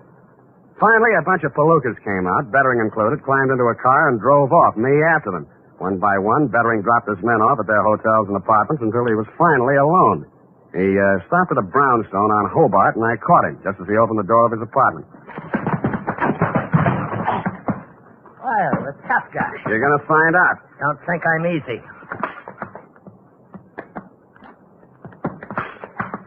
And he wasn't easy. He was 3 inches shorter and 25 pounds lighter, and wherever he had picked up his reputation for toughness, he earned it. But I never enjoyed a fight in my life any more than that one. I battered him to his knees and then to the floor, and he still wouldn't give up. You stinking creep. Why did you beat up Louise Miller? I didn't. Why? I didn't. Why? I didn't. Why? Your Poppin' House manager identified you. He's a liar. What did you do it for? Nobody. Who? Nobody. Who? You stinking creep. I'll push your face. Who? Who? Push your face.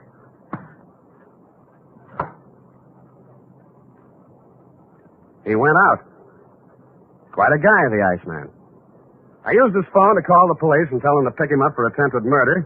Then, with dawn coming up and my energy going down, I went back to the city jail, got a pass, and woke up Ben Comiskey. Why don't you stop messing around in my business, Spade? Did you ever really love that girl of yours? Get out, you sadistic jerk. Well, she's in Mercy Hospital now. You can send her a card. Write something nasty on it. So long. Spade. Yeah? What's she in the hospital about? What do you care? Tell me, please. Somebody turned on the gas in her apartment and tried to kill her. It's nothing, really. Please. Who did it? Who did it, Spade? I think it was a guy named Claude Bettering. They call him the Iceman in certain circles. But why? That's what I'd like to know. Who's Bettering? I don't know. Your girl believed you were innocent, Comiskey, but you said you weren't. My guess is that somebody figured she knew something and tried to shut her up. I think Bettering was hired by somebody. Spade, look, I don't have any dough, see? But I want to get out of here. For one day. Do you know anybody to raise the bail? I won't skip, and I'll pay back anything you want. Why? I gotta see somebody. I don't think I can. Who do you want to see? My lousy, dirty, low-down, no-good brother. He hired Bettering? Who else?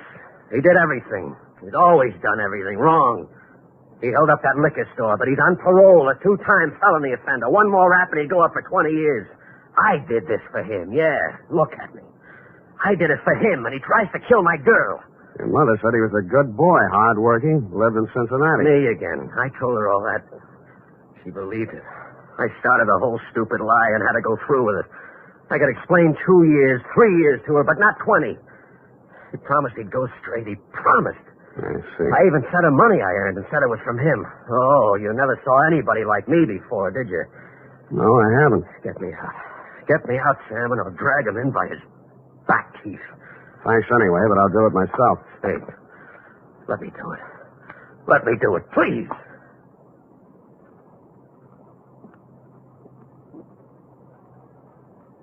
I drove over to Mrs. Comiskey's house and knocked on her door. She came out in a housecoat, hair mussed, and sleep still in her eyes. Yes? I'm sorry to bother you at this hour, Mrs. Comiskey, but is your son home, Jimmy? Jim, no, he went out last night. He didn't come back yet. I see. When do you expect him? Well, he didn't say. He didn't have to, because I saw a closet door move, and I was in and across the room. In a second, I pulled the door back, and Jim Comiskey came out, gun and all. Oh, Jim, you're gone crazy. She hurried across the room, threw herself between Jimmy and me, and started wrestling the gun away from her. He put one hand flat on her face and knocked her halfway across the room. I went at him. He shot, but it went into the ceiling. I didn't give him a chance to do it again. Don't! You held up the liquor store, didn't you? Yeah. And hired Bettering to kill Louise Miller? Yeah. And you're going to take your own rap from now on? Yeah. Yes, I will.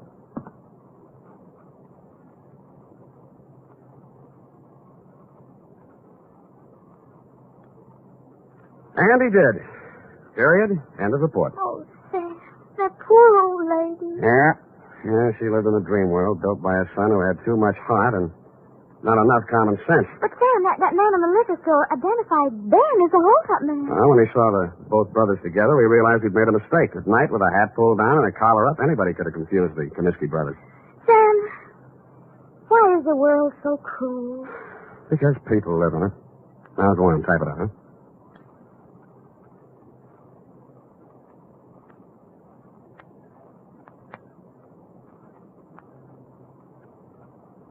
Well, here it is, Sam. And if you don't mind my saying so, it's a lesson to everybody. If you say so, Ed. Honest, Sam, I'm just infuriated. Now, don't go too far. Misplaced love, devotion, it just isn't right. Now, hand me the glass. This kind of thing could be going on all over the world. The glass, If it weren't for people like you who step in and take things in hand. The glass! Oh!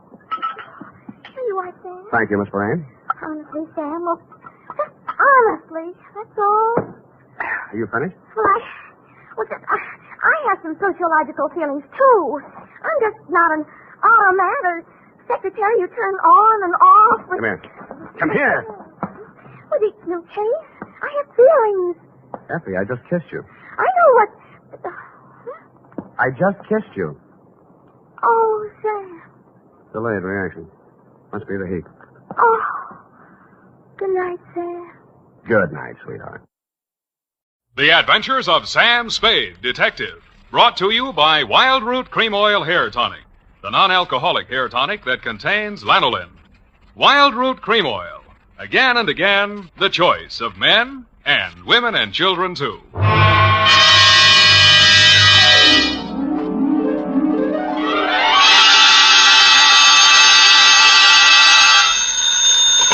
Sam Spade Detective Agency. Me, sweetheart. Shaman Spade. Shaman, not Sam? An old Indian word signifying wise man. And it's true, Effie. I'm a lot wiser man than I was yesterday at this time. Oh, really, Sam? Really, little papoose. Put on some war paint, a few turkey feathers, and your best open-toed moccasins. Where are we going, Sam? Why, to Ted's teepee for a rousing repast of ground corn and dried buffalo meat. Oh, well. Don't quibble, Effie. Get the wigwam ready, sharpen my tomahawk, and lay out my herringbone breech clout. I'll be right in to dictate the Shargaga, the Shanagma, the Indian caper.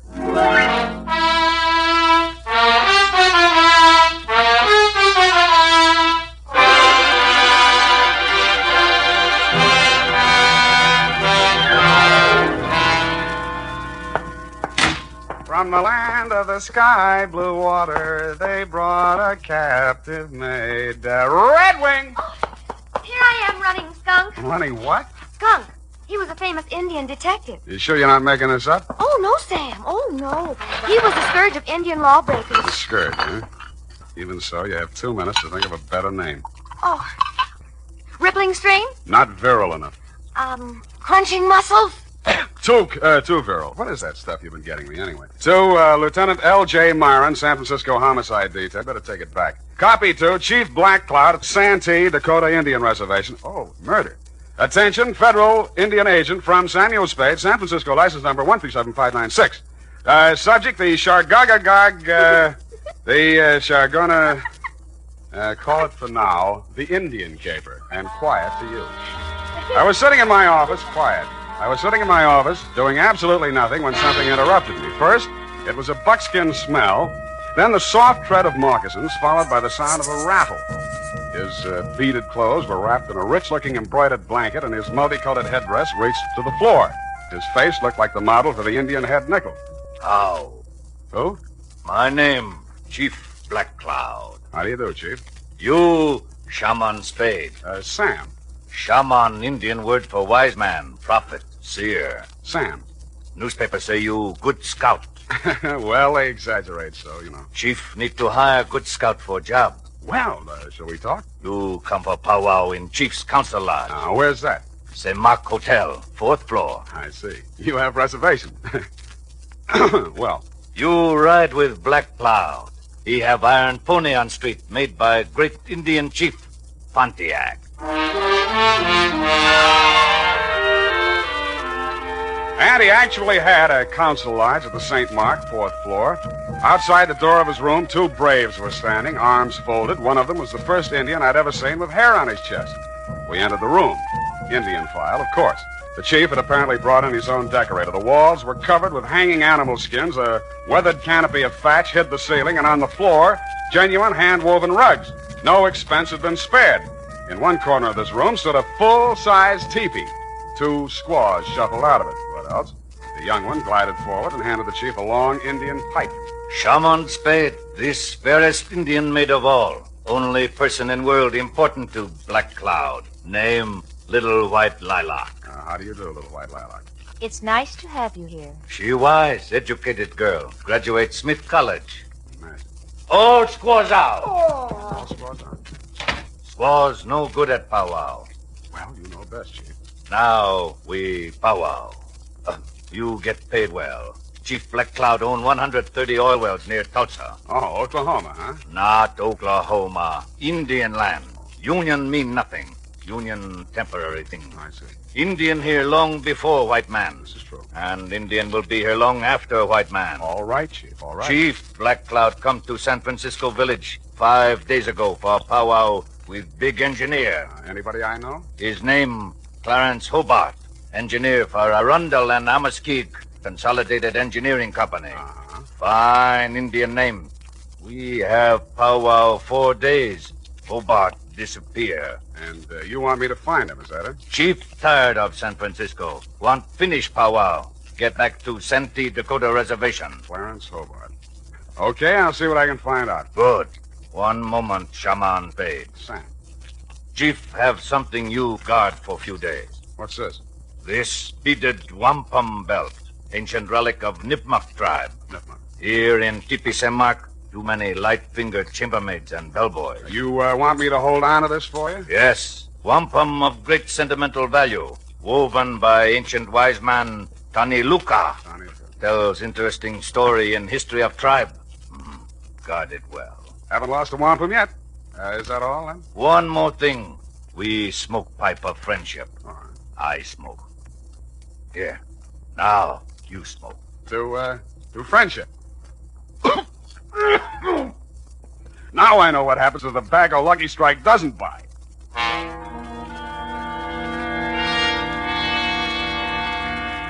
When I left Chief Black Cloud's fourth-floor lodge, there was only one brave standing outside the door. The hairy-chested Indian was probably taking 5.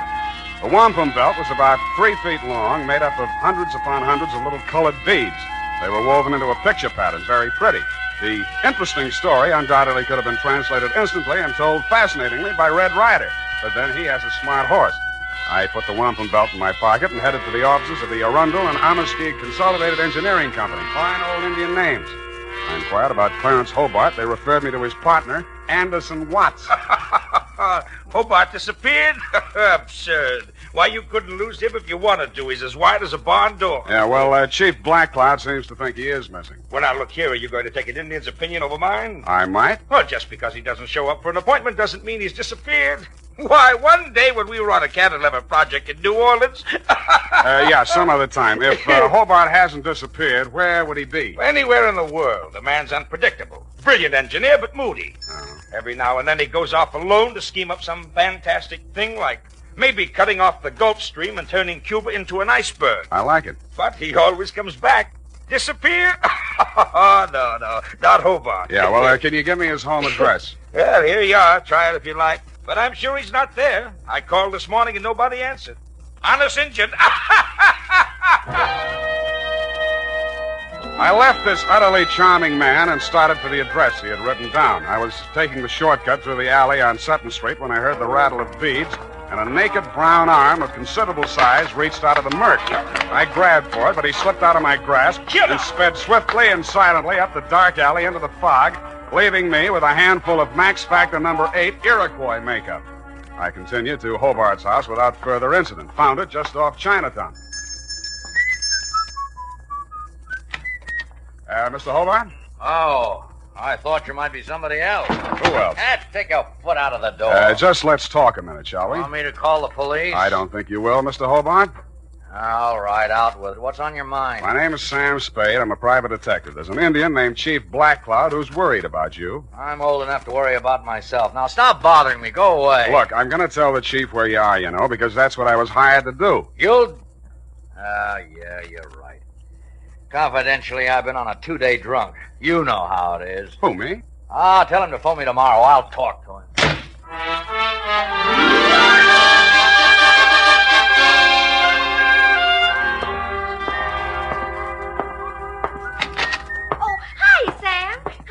Hello, what are you doing here today? This is your day off.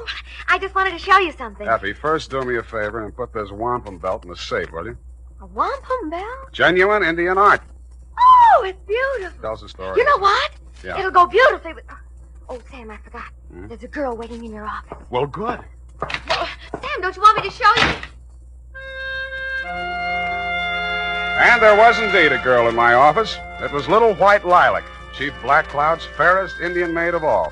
Only a heap big change had taken place. She still had the Indian color, But gone was the headband, gone the buckskin dress, gone the squatting squaw of the St. Mark teepee.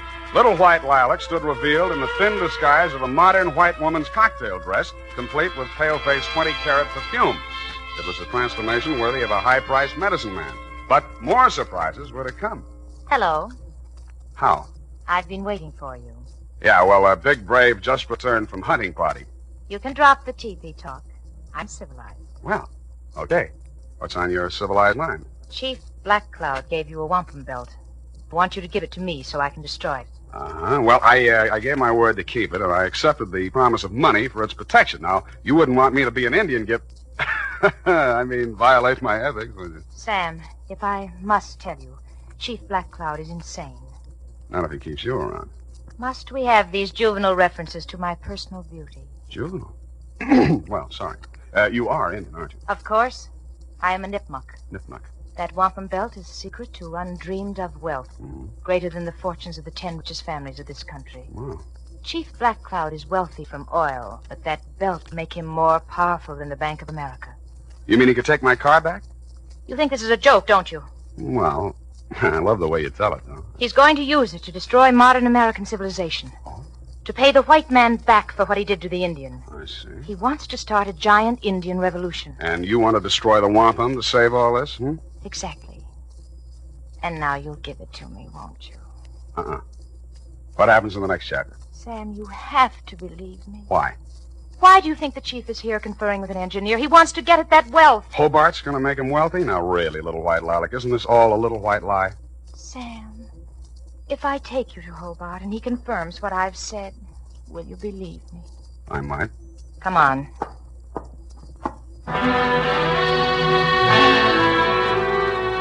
She took me by the hand, and she led me out of the office and up and down several streets until we arrived at a frowsy-looking brownstone. We entered, still holding hands, and came to rest in an apartment that looked just recently occupied. I guess that's what it looked like, because you couldn't tell much. It was being lit by either 110-watt frosted bulb or by fireflies. This is the place. Yeah, a little dim in here, wouldn't you say? I like dim places. Yeah. Mm-hmm. Where's Clarence? I'll get him in a minute. First, Sam. Yes, Lilac. You've been so nice. I have? I want to find some way to thank you. I'll wait while you look. I can start by kissing you. Please, Sam. Oh! The kiss was great. In fact, it blew the top of my head off. After this, there was a free fireworks display, followed closely by a giant roar that sounded like Niagara Falls with a cold. It was a short feature, followed by a long period of dark, black silence. When the curtain came up again, I was lying in an alleyway. I was stiff and cold, my head throbbed with pain, my brain was a jumble, my suit was torn and dirty, my patience was at an end, and my anger with little white lilac knew no bounds. I went down to the office and changed clothes and get a drink.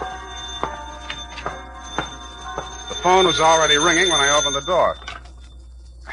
Sam Spade. This Chief Black Cloud talking from St. Mark Teepee. Yeah. What's on your mind, Chief?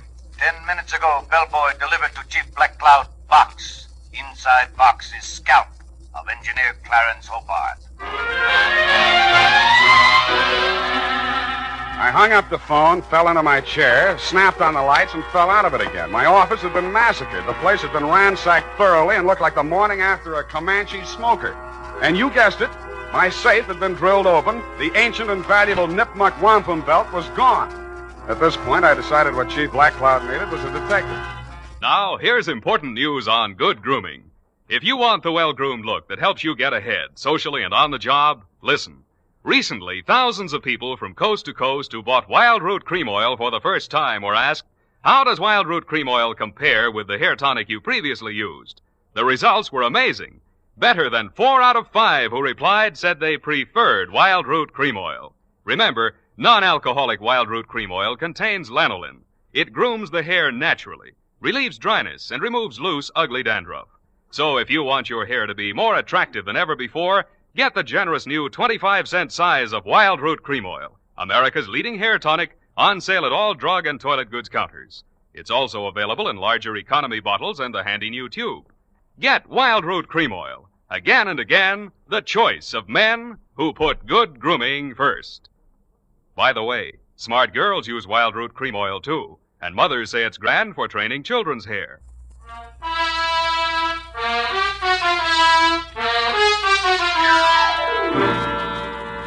And now, back to the Chagagagog Manchagagog Shabanagun Gamog caper. Tonight's Adventure with Sam Spade.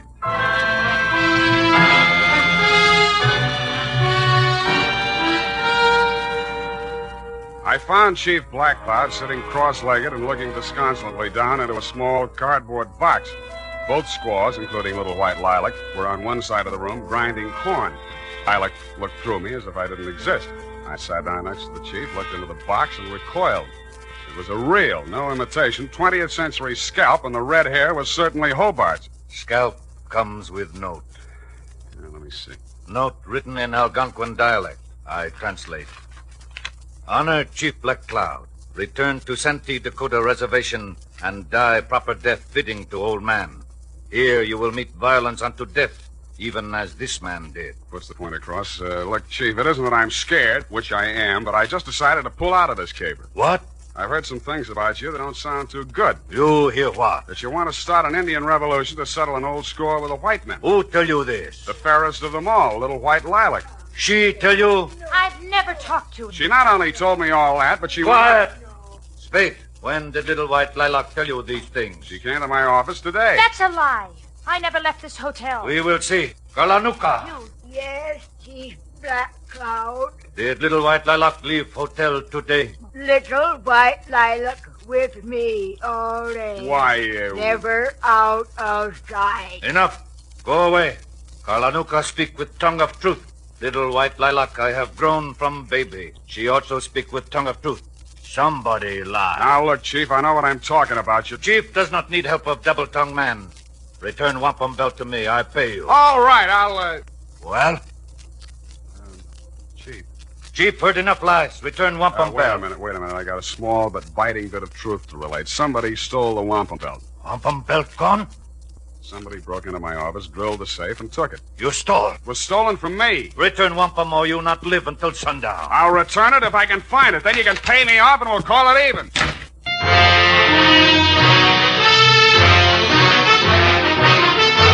The makers of Wild Root Cream Oil are presenting the weekly Sunday adventure of Dashiell Hammett's famous private detective, Sam Spade.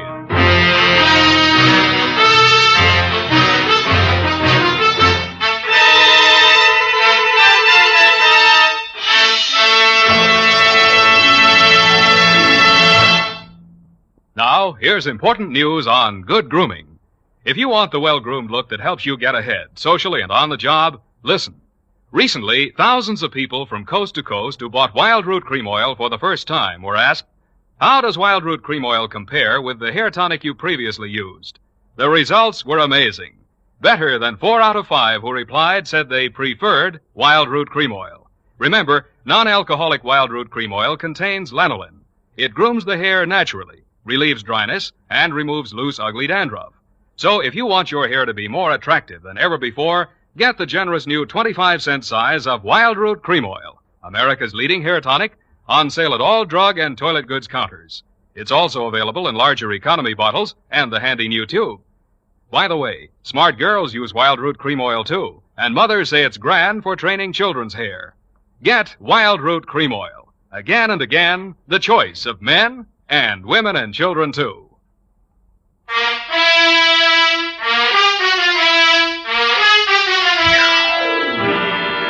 And now, back to tonight's adventure with Sam Spade.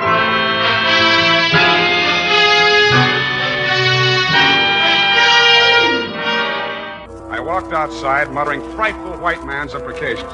Cutting through the hotel parking lot, I suddenly noticed the chief's iron pony made by Pontiac. There was a leather bag on the seat, sort of an Indian overnight case, and sticking out of it was a blood-stained tomahawk. This was of decided interest to me, and so were the rest of its contents. Somebody had a giant engineering project afoot because there were order receipts for such things as 2 LSTs, 4 underwater hydraulic drills, a diving bell, a dredging barge, and a steam derrick. Back again, eh, Spade? Yeah, back again, Mr. Wash. Still looking for the missing Clarence Hobart? Not anymore. Well, I knew you'd realize the futility of it. I found him. And I trust you found him in good health. Old Hobart's a bug on health. Why, once when we were in Cleveland... I think he's dead. It was the Ohio River Bridge, John. Dead. Did you say Hobart dead? Scalped, anyway. Mr. Watts, what was Hobart working on with the chief? Well, I don't know exactly. Well, let's go look at his desk file and see if we can find out. In the bottom drawer, under a lot of miscellaneous papers, we found a large manila envelope marked Black Cloud. It contained some topographical surveys of an area containing a lake. On the back of one of the surveys was written in fine print a series of 37 letters that looked like a whole group of Indian words strung together, or a code, or just doodling. It started out Chargaga, something or other. I left Mr. Watts sitting in his office with tears in his eyes, a new role for him, and made my weary way back to my place of business. Effie was standing in the middle of the office with a shocked look on her face. Sam, look at this office. How did it get like this? Oh, my files and everything. Come on, I'll help you pick things up. And again, by the way, what are you doing here? It's still your day off. When you were here last time, I wanted to show you something, but you were so anxious to get to that girl. All right, I'm here, and I'll look. What is it? A new suede coat. How do you like it? The color is rust. Well, I suppose... Effie. What? What's that you're wearing as a belt? Oh, now, don't be mad, Sam. I just had to. It went so well with the coat, and when I saw it, I couldn't Chief Black Cloud's wampum belt. You didn't put it in the safe. Now, Give Sam, it to don't me. be mad, Give it please. to me. Wait right here. I'll be gone for half an hour, and then I'll come back and take you out to the best dinner in town. Oh, I should go home and change first. I had taken only 4 steps down the hall when somebody hit me from behind. I rolled, and he went with me. We fought a quick, quiet, and decisive fight. And at the end of it, I held him in an arm lock and led him back into my office. Come on. What happened, Sam? You're back early. I had an unexpected caller. Come in with me and take notes. Now, sit there. All right. Now, who are you and what's on your mind? I'm nobody, and I got nothing on my mind. Spring, you're one of the braves that guarded the chief. Yeah? And you're a phony Indian, lousy makeup, and Indians don't have hair in their chest. All right. My name's Grit Hammond. I'm a cowpoke, and I should have stayed where I belong, out on the range. Well, why didn't you? Oh, once I said I'd do anything for that gal. Now I wish I hadn't. She brought me here. Why? Well, it had something to do with buried treasure. She was going to give me a big cut. Where is it buried? I don't know. She was going to tell me.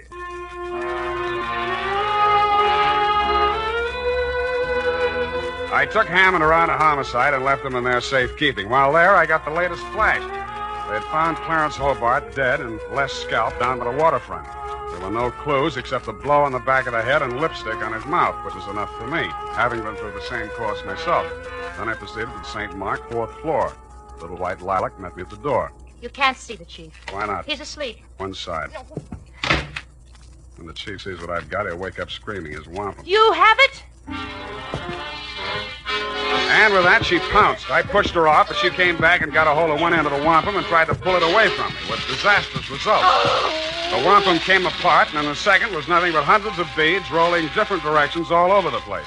In fact, it was no more. Oh! What happens in Chief's council lodge? Chief cannot sleep. Well, I brought back your wampum, but now it's all over the floor. Wampum belt destroyed? Yes, it's destroyed, you stupid old man. You talked to Chief? Yes, stupid.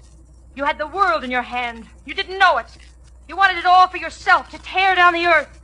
It could have been used to live. What are you saying? To live the way I'm supposed to live. Now nobody will have it, not even you or that fat engineer who wanted it. Little white lilac, shut mouth. I've been shutting my mouth all my life. You're a stupid, ignorant, disgusting old man. You'd be better off. His big hands were around her throat. He stood there, anger and betrayal in his eyes. Then his hands dropped and he turned away with tears streaming down his face. It was then that the fair Indian maid went for him with a knife. And that was my cue to step in with a pale-face weapon.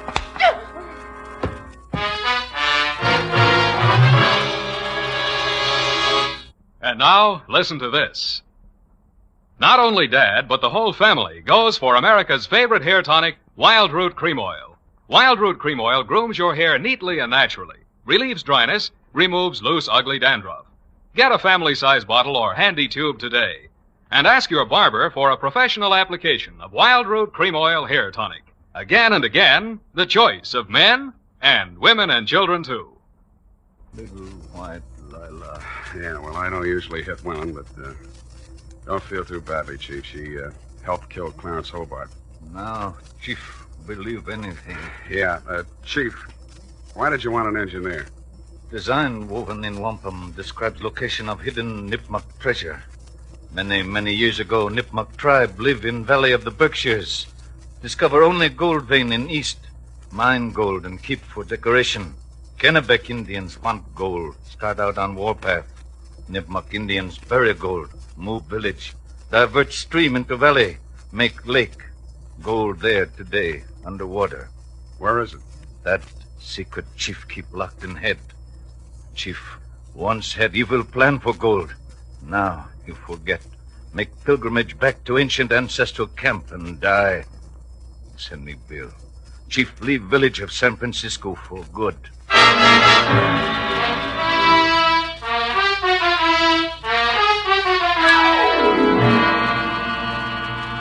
Period. End of powwow. Oh, Sam, it's sad. It is. Vanishing race. Just think, the days of the Colt and the Winchester are gone forever. But the day of the Remington is still with us. Go to it and type this up. Well,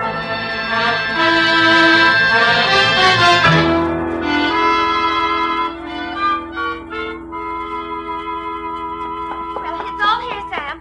Except one thing.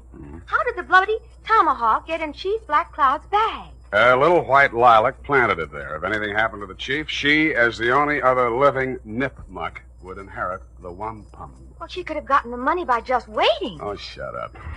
Sam, you notice anything about the report? Yeah. Hey, you got the name of the caper right. The, Chargaga... Oh, what is it? Chagagagog, Manchagagog, Chabunamungamog caper. You've been going out with an elocution teacher. Oh, Sam.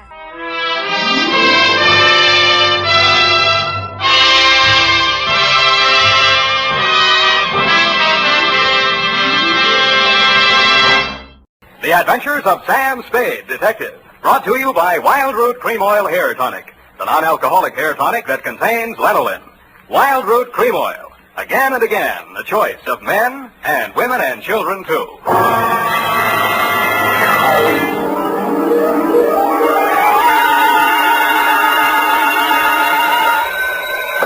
Sam Spade Detective Agency? Me, sweetheart. Oh, Sam, I'm so glad you called. Why? I don't know. I always am. Was it a good case, Sam? I didn't like it. Where are you? Morgue, San Mateo. Oh, was somebody killed? Yes? Well, do you know who did it? Yep. That's good. No, that's bad. Bad? Believe it or not, F, I wish I didn't know who killed who. I don't understand. Oh, Sam, you sound so downhearted. Well, I'm sorry. I'll try to loosen up. Stay where you are, sweetheart. I'll be right down to dictate my report on the champion caper.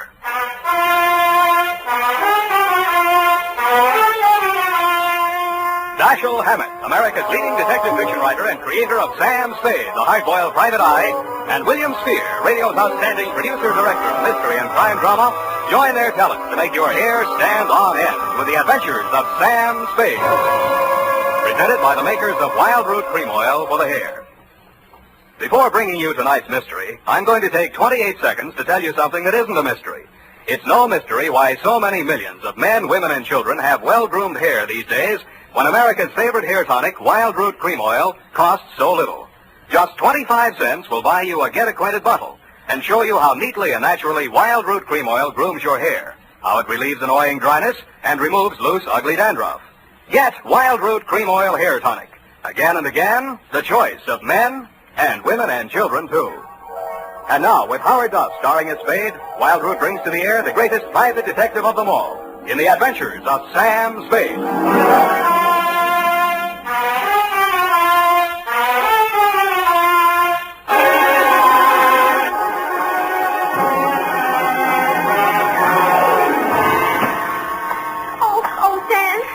I read the afternoon paper. I don't understand it either. Stop that. Really, after all this time, you'd think I'd get acclimatized to all kinds of human storms. I've got my pencil already. And myself again. I'm ready, Sam. Sam, date? Date August 7th, 1949. To whom, Sam? Jack Manelli. To Detective Lieutenant Manelli, Homicide Detail, San Mateo Police. From Samuel Spade, license number 13796. Subject. Are you listening, Sam? Subject the champion caper, Jim Manelli. You were there for the end of it, and I was there for the start of it, which is in the reception office of Elliott Champion's brokerage house in San Mateo, and where I first met Mildred Champion. Remember that old salve, how a woman in love is always beautiful? When I went in, I had no idea she was in love and no idea she was beautiful. Not because she had lately been crying, but her sallow face without makeup, framed in a wisp of blonde hair, wasn't flattered by the shapeless black dress, cotton stockings, and low-heeled shoes she was wearing. Certainly not the going idea of beauty. Nor did her conversation reveal anything to indicate love. Oh, yes. May I help you? Mr. Elliott Champion, my name's Spade. Spade. S-P-A-D-E? You don't have to write it. He's expecting me. Your business, Mr. Spade? Private. I have to have a little more than that, I'm afraid. Oh, is this hot here? Mr. Champion can't stand fresh air. Obvious. That's what makes it so warm in here. I'm sorry. Yeah, it is hot. Just flip the switch and tell him I'm here. Well, what is it, Mildred? I was just going out.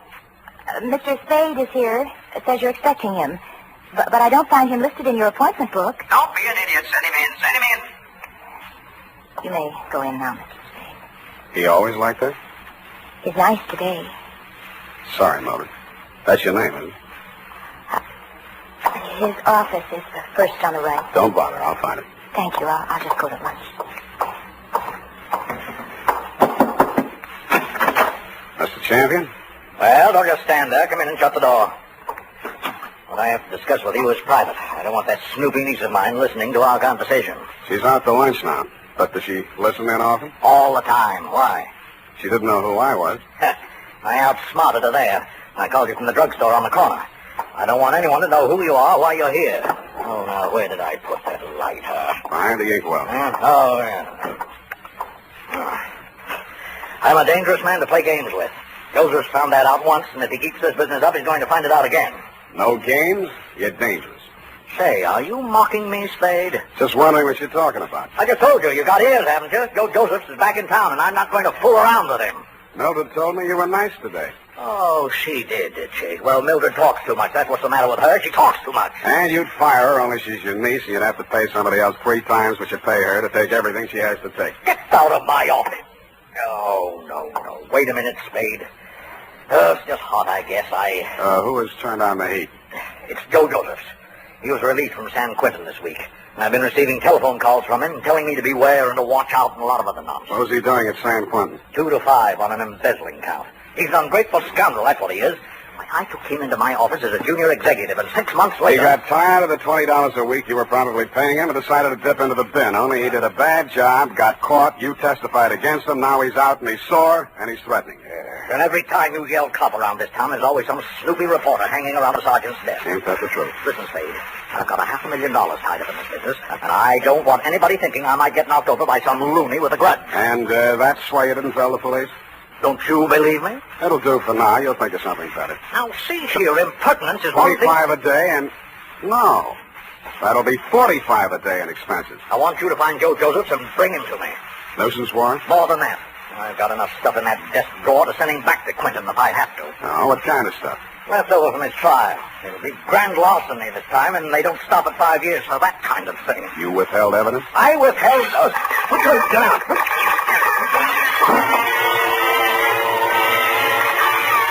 My back was only 8 feet from the window, and it came through from the other building across the court. The silencer either ruined the marksman's aim, or he was just a bad shot, because out of 6 tries, he didn't connect with a thing but the desk lamp and a wastebasket. By that time, Champion and I were both on the floor, Champion on top of me. I kicked out to get loose, and he kicked me back. I gave that up and twisted around for my gun. Across the court, a window was open about 6 inches, one corner of which was full of a dark-sleeved hand and a gun arm. I fired at it from what is known as number 6 position. It's him! It's him! Get him, Slade! Get him, Slade! What do you think I hired you for? I didn't bother to answer him. I went through the window, onto the fire escape, and over to the next building. I did more. I went in that building, which was apparently vacant, down the stairs, and started out the back entrance. Hey, Billy, watch it, will you? What's the big hurry? Hey, he came out of this building. Which way did he go? Who came out of what building? This building, right here, just a second ago. Here? Yes. Who? Him. Who? The guy who just ran down What'd these he look stairs. like? Well, he... Oh, what'd he look like? I say, what'd he look like? Huh? Who? What? Where? Thanks. Don't mention it, Curly, anytime. I couldn't tell her what he looked like because I hadn't seen him. After a careful search of the building, which revealed nothing, I decided my suspect had eluded me for good, and I returned to the office of Elliot Champion. He was sitting on his green leather chair, wearing an expression to match. Missed him, huh, Spade? What does Joseph look like? Oh, I've got a couple of snapshots here somewhere. Oh, yes, here. Let's have a look. I was later to regret having those snapshots of my person. They showed a tall, thin-faced, haunted-looking guy, an old-looking 28, good face, shock of black hair, and dark eyes. I've seen plenty of cons, embezzler type, and he wouldn't have been cast in a part in my movie. There was nothing about him to indicate that he'd embezzled $2,000 or used a silencer on a gun. I dug 238 slugs out of Champion's wall and went down to the street. Spade! Oh, Spade! He was a heavy-set man in a dirty white Panama hat and seersucker suit that didn't fit him around the middle. Just a minute, Spade, just a minute. He crawled out of a black sedan, jammed a cigar in his mouth, and began sweating. He needed a shave. He'd always need a shave. Hot afternoon, ain't it? Yes, it sure is hot. Sure is a hot afternoon. Here, my card. Lemuel Drigger, Confidential Investigations. Guess I should ought to have some new ones printed up, huh? I guess you should ought to, Lem, and change the name while you're at it. Huh? Didn't the commissioner bounce you 9 years ago for rolling a pack before you did the booking? Oh, let bygones be bygones, Spade. I'm in business for myself now. How's business, Lem? Punk. Try another racket, Lem.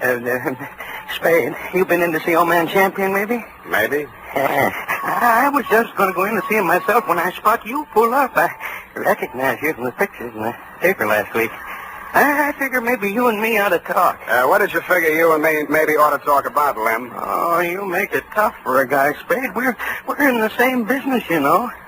What you going to see him about? So long, Lem. Hey, wait a minute. I'm an old gumboot, huh? A fat old gumboot who couldn't get a trick as a housekeeper or tail in a punk, is that it?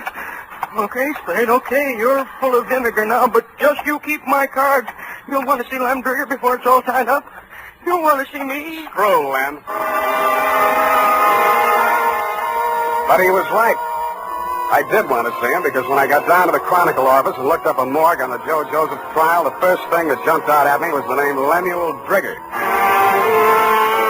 Lemuel Drigger, private detective who had been employed when Mr. Champion had become suspicious of Joseph's account irregularities, and who, together with Mr. Champion, caught Joseph's red-handed, and who willingly offered his testimony the same at the trial which convicted Joe Joseph to San Quentin for 5 years. The file also gave the name of Joseph's lawyer, a man named Anthony Speezer. The phone book showed an apartment address on Geary. That's you, Aggie? Hold on a minute. I was just trying to get dinner over before you showed up, but I guess I'm late tonight. Who are you? Mr. Speezer?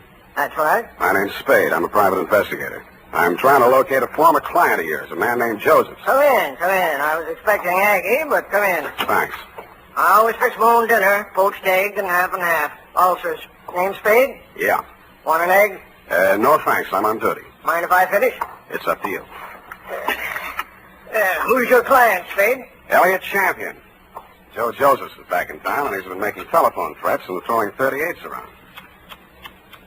38, huh? Mm-hmm. You know where he is? Joe was a nice kid, but a calendar job. Born with one war going on, a depression on deck, and another war in the hole. Makes a difference. The calendar got him. Everything was against him at the trial, too. I couldn't do anything. He thought I let him down and told me so. He got real sore when they read the book at him. Threatened Champion and that private dick, Lem Drigger. Drigger and everybody else. Said he was railroaded. You were his attorney? I know, but he didn't have a chance in a million of beating that rap. He thought I ratted when I took the guilty plea in court's mercy, all for a lousy $2,000. Well, he's done his time and he's out now. He hasn't gotten in touch with you? Nope. No threats? Nope. Have a right to you from prison? Nope. Any idea where he'd be in town? Nope. Is it possible he has a mother? Nope. Then I guess I leave you to Aggie. We play records. Aggie used to be a violinist. Well, it's up to her. Spade. Spade. Yeah? If you find Joe, tell him where I live. I'd like to see him. Why? I don't know. Maybe I just want to see what 5 years in the pen does to a kid like that. Yeah. I'll bet you do.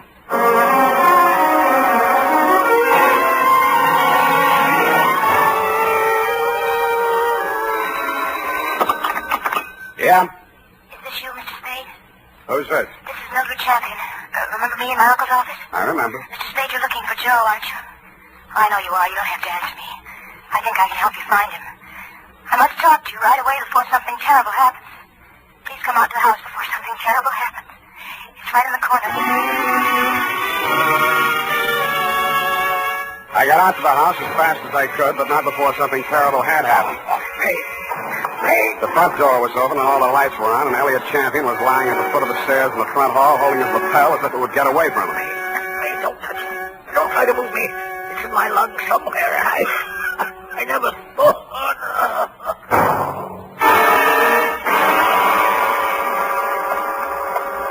It didn't look like there'd be much use, but I beat it up the stairs to the hall phone to call an emergency ambulance. Hello? What's that? This is Joe. So you hired a private eye to look me up, huh? Well, you'll never find me, but I'll find you. Yeah, Mr. Champion, I'll be seeing you real soon. I didn't get it then, but I got it a second later. I grabbed for the banister, missed, and hit the top railing. A pair of hands held me up long enough to go through my pockets and then let me go, and that's the last thing I remember.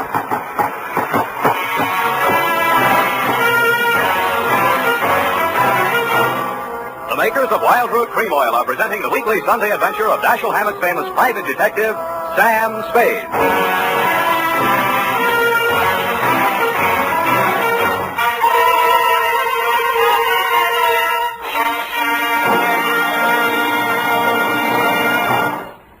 Now, here's important news on good grooming. If you want a well-groomed look that helps you get ahead, socially and on the job, listen. Recently, thousands of people from coast to coast who bought Wild Root Cream Oil for the first time were asked, how does Wild Root Cream Oil compare with the hair tonic you previously used? The results were amazing. Better than 4 out of 5 who replied said they preferred Wild Root Cream Oil. Remember, non-alcoholic Wild Root Cream Oil contains lanolin. It grooms the hair naturally, relieves dryness, and removes loose, ugly dandruff.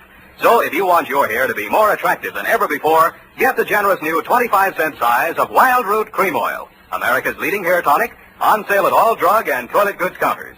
It's also available in larger economy bottles and the handy new tube. By the way, smart girls use Wild Root Cream Oil too, and mothers say it's grand for training children's hair. Get Wild Root Cream Oil. Again and again, the choice of men and women and children too.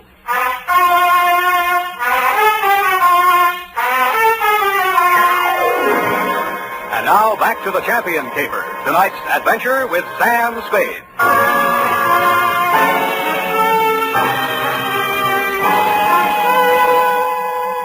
The neighbors had complained of gunshots, which was fortunate for me. I still might have been lying at the bottom of those stairs in Champion's house, Lieutenant, if you hadn't walked in, applied first aid, asked me my name, and listened to my story.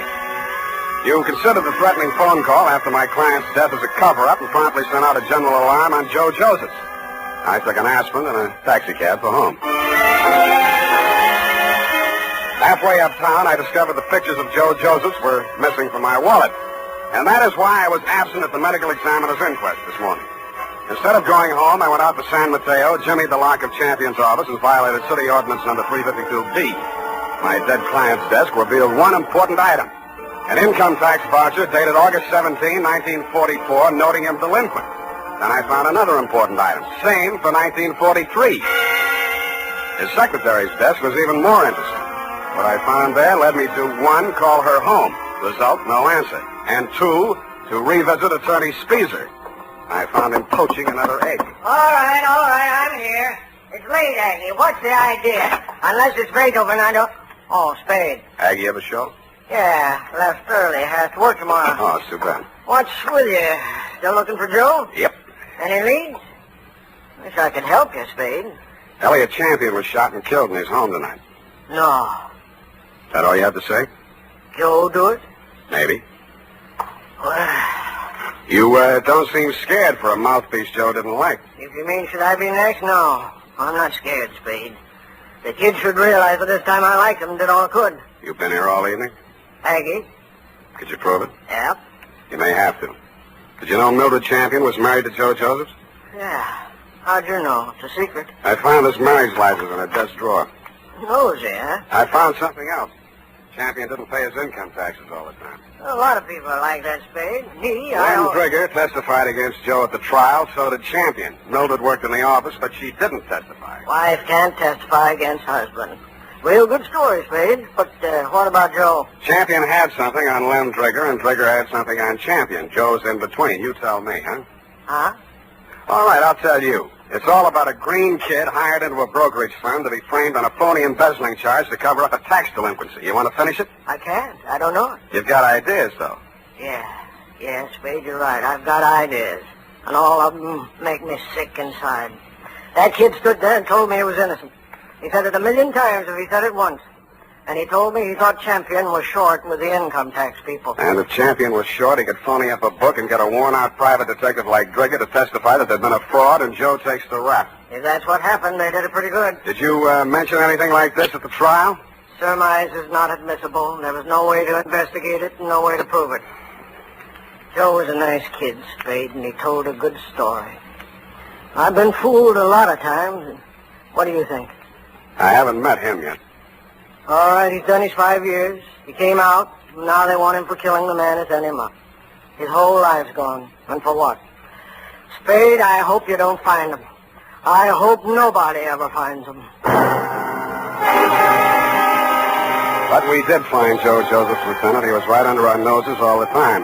When I called you, you told me to come on down to the morgue at the county hospital. We both stood and looked at Joe Joseph's. It's a funny thing, Sam. We had an alarm out for an hour on this guy. We've been looking all over for him, and he turns up right here. Only he's dead. He's been dead since last night, about 7. 7? Same time Champion was killed. TB. Just got the whole story. Had it awful bad in prison on the sick ward his last 2 years. Wanted out awful bad. When his time was up last week, he made him release him. But he wound up here, died in the hospital. He looks awful young to be a con and all. I don't know, Sam, he's just a kid, isn't he? Up until then, you had some kind of case against Joe Joseph. But when the medical examiner reported that my client had been shot with a .32, the rest of it began to fall into place. Lynn Trigger's office was a dirty room over a shoe repair shop on Mission Street. The glass on the door hadn't been washed in 5 years, and neither did anything else. You can hardly tell where the office left off and Lynn began. Oh, hello, Spade. I've been waiting for you. I thought you'd get over for some talk. What made you think that, Lynn? Well, you're here, ain't you? All right, let's make talk. Did the silencer ruin your gun? Huh? Come on, I want it all. Hey, you phoned tonight after Champion was killed. You've been phoning him right along saying it was Joe. No, just a minute, Spade. We're in the same racket. You shot at him with a silencer on your .38 this afternoon to make it look real good. You can't prove anything. I didn't kill him. One slug out of your gun will match that up. Every cop carries a .38. You were a cop once. Now, Spade, you got this all wrong. Because you thought he'd called you in for protection. He called you in once on another job. Listen, I know what you're thinking, and but business was so bad you had to drum it up, didn't you? Joseph was released from prison and it was a natural, only it didn't work. Champion called me instead, and you tried to shake me down. Well, I only thought we could kind of work together. Make it a good thing. I told you once you should try another racket. But you didn't take my advice. Now you're going to have to. What do you mean? Because your license will be revoked pretty quick. You got into a lot of trouble about 2 minutes from now. I did? I was right here. What are you trying to do? I swore out a complaint on you for assault and battery. Hey, wait a minute. I ain't done nothing to you. Champion's dead. And yes, you did, Lamb. You tried to strike me, and I had to defend myself.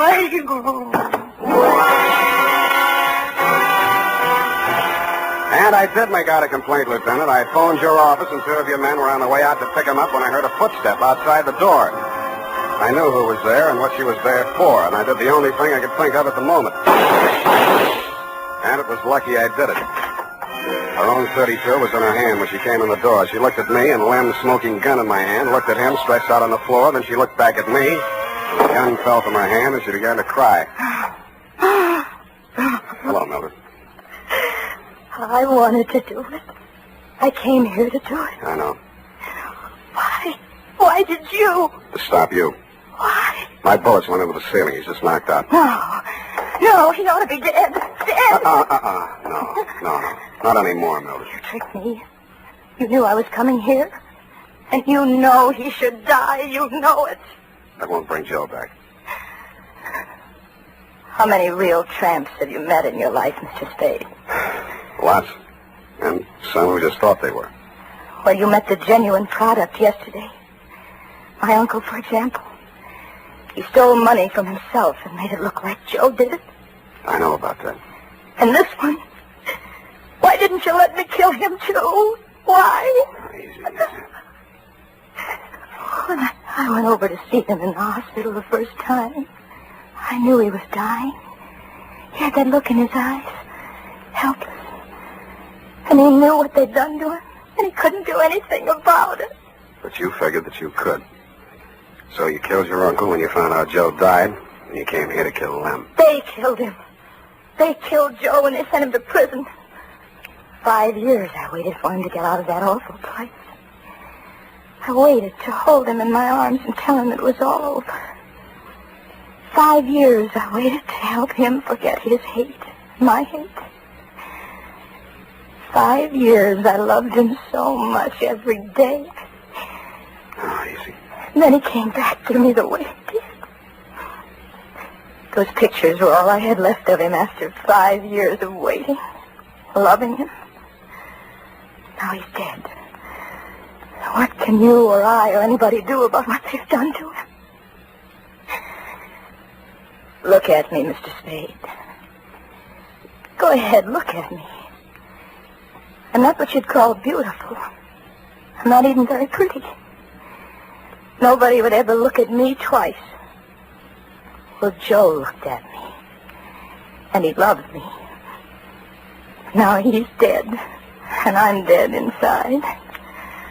I'm dead inside, and I'll be glad when I'm dead outside.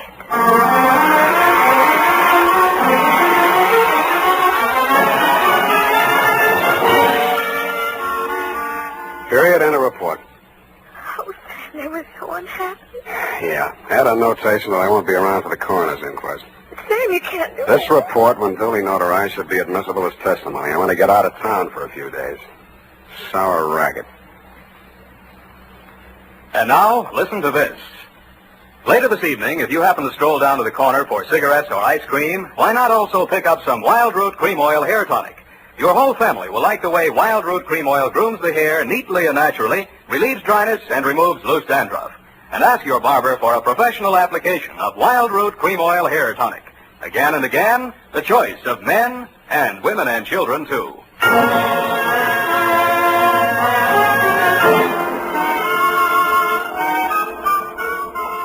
it is, Sam. Didn't make any mistakes. Of course you didn't. Are you really serious about getting out of town for a few days? I am? The world's too much with you, huh, Sam? Effie. I know it's torture, Sam, but it seems kind of appropriate right now. I don't care if she did kill those two men. I feel sorry for her. What's that got to do with poetry? Well, it's kind of poetic justice. Oh. Why did she dress the way she did in that black dress and low heels? A form of penance, I guess. A mourning, absence of her missing lover. Lover? Yeah, no. Look, you'll have to type it all over if you keep that up.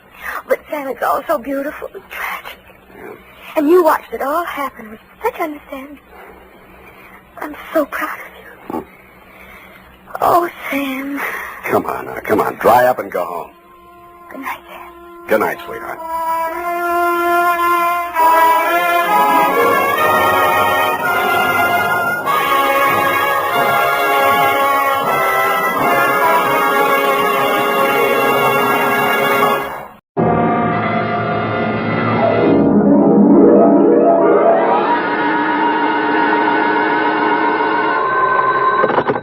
Detective Agency? Finitum est. Mr. Who? Finitum est. It is finished. Latin. Oh. Sam? What's left of me, sweetheart? Well, where are you? What happened? Who did it? Here, everything, and what? What? No, I asked you first. Sam. Now you're making sense. Well, did that Mr. Mortuus get in touch with you? Demortuus nil nisi bonum. Oh, Sam, stop it. Second year Latin, F. Speak well of the dead. You mean he's dead? If you have tears, prepare to shed them now. This one ends up worse than Rigoletto. Have your extra handkerchief ready, get some organ music on the radio, and I'll be down to dictate my report on the tears of Night Caper.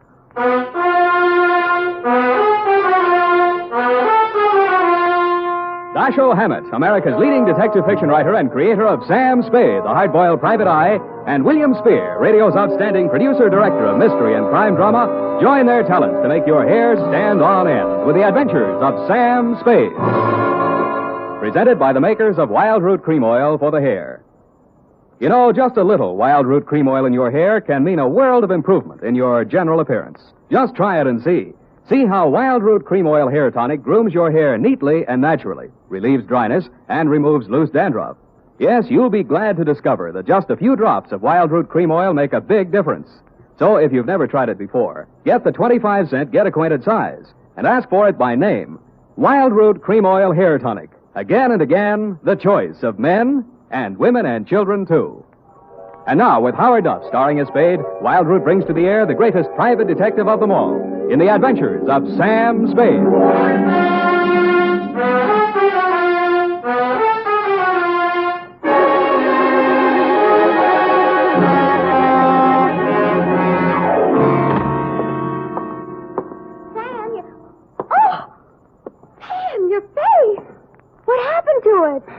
Many things, Eph. But it's also kind of raw.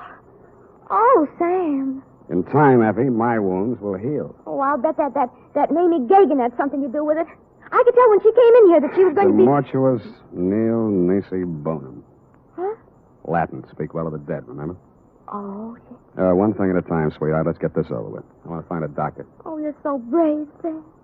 Carrying on in the face of your face. Sure. You won't be satisfied until you just die for your profession. Yeah, well, if I do, nil nisi bonum, Effie. Nil nisi bonum. That means... Latin means, bony knees. Oh. Date, July 24, 1949, to Miss Daphne Arlington from Samuel Spade, San Francisco, license number 137596. Subject, the tears of night. Dear Daphne, I hope this will clear up a few things in your mind. I hope it'll let you know how you got where you are and what happened to put you there. It all has an illogical beginning, middle, and end. At 3, yesterday afternoon, my loyal secretary and confidant, Miss Effie Perrine, a doll, who has been rehearsing a Cockney play for television, flung open my office door and said, Miss Mamie Gagan to see Mr. Spade. I said 2E. Miss Mamie Gagan looked everything the name implied, from her lately blonded hair to her genuine alligator shoes. I might add, she weighed in at approximately 160 and was in very good condition. You, Spade. I am he. Sit down, please. Ah, Don't you believe me? I hate gumshoes. They all stink. Something in your background. Perhaps as a girl. I'm just assuming that you were one. All gumshoes are nosy. They talk too much. That's why I don't like them. Here. For me? Who else, stupid? Oh, and it says, pay to the order of Samuel Spade, $100, signed Mamie Gagan, co-signed Johnny McCall. All right, is it good? You wise guy or something? Sure it's good. I'm the treasurer. Get your hat.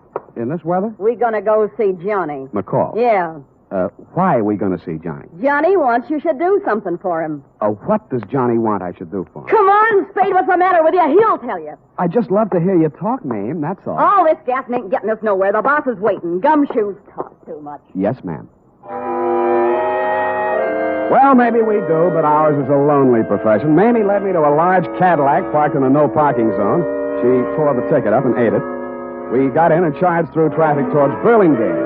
About a half a mile this side of the main highway, we turned off to the left, and pretty soon we were winding up a private road to a fine old colonial mansion. 2 or 3 private patrolmen were guarding the entrance. They all needed shaves. They kind of nodded as we went up to the front door. Naturally enough, it didn't open, but a peep shutter did. Yeah. It's me, Feely. This is the private keeper the boss wants to see. Open up. Okay. How are you feeling, Mr. Feely? Screw. All kinds of folks around. This way, Spade. How is it? Mamie, I got your peepers. Okay. Inside. Here he is, Johnny, flat feet and all. His name's Spade. They are not. I know. I picked him myself. Go on, beat it. I hate gumshoes. Boo. Don't mind Mamie. She's kind of bitter. Yes, she is. We did a lousy job on her hair last time. It's all streaky. Yeah, I noticed. Go on, sit down. Nice place, Johnny. Nice place. How's the growth? Oh, ain't as good as running beer, but them days are gone. I do all right. 2 crap tables, 2 faro games, a little roulette in the living room, but I have to be careful. Yeah, you seem to have plenty of muscle outside to keep you safe and comfy. Punks, all of them. But the best I can get nowadays, no good gunsels left. Guess they all got married and settled down or something. All right, Johnny, it's cool and it's nice out here. You make a living, and I got a check for $100. Why? Well, in my line, I don't generally have much use for a private eye. I don't generally like them. Neither does Mamie. But I can use one right now. Ever see this before? No? Well, it's a little bit of necklace. Necklace case. Called the Tears of Night or something. Yeah? And it's worth quite a chunk of Geetus. These 4 diamonds are good stuff. Dame named Daphne Arlington left it here a week ago when she went in for a plunge at the roulette table. She left it for a standby till she raised the cash. Oh, a screwy dame. You know, a widow with a lot of money. Boyfriend named Lenny Eppich. He paints or something. Well, she sent me a check today for the 5 G's she lost, and I just want you to take this thing back to her. That all? Yeah, that's all. I got my dough, she gets the necklace. You're a licensed bonded investigator, insured, it's safe with you. I couldn't trust any of my punks with it, and I don't like to be seen in public, so you just take it back. It's all very simple. Uh-huh. Now that you've told me how simple it is, suppose you give me the unexpurgated sequel. Did her check bounce? Yep. All right. You want a drink?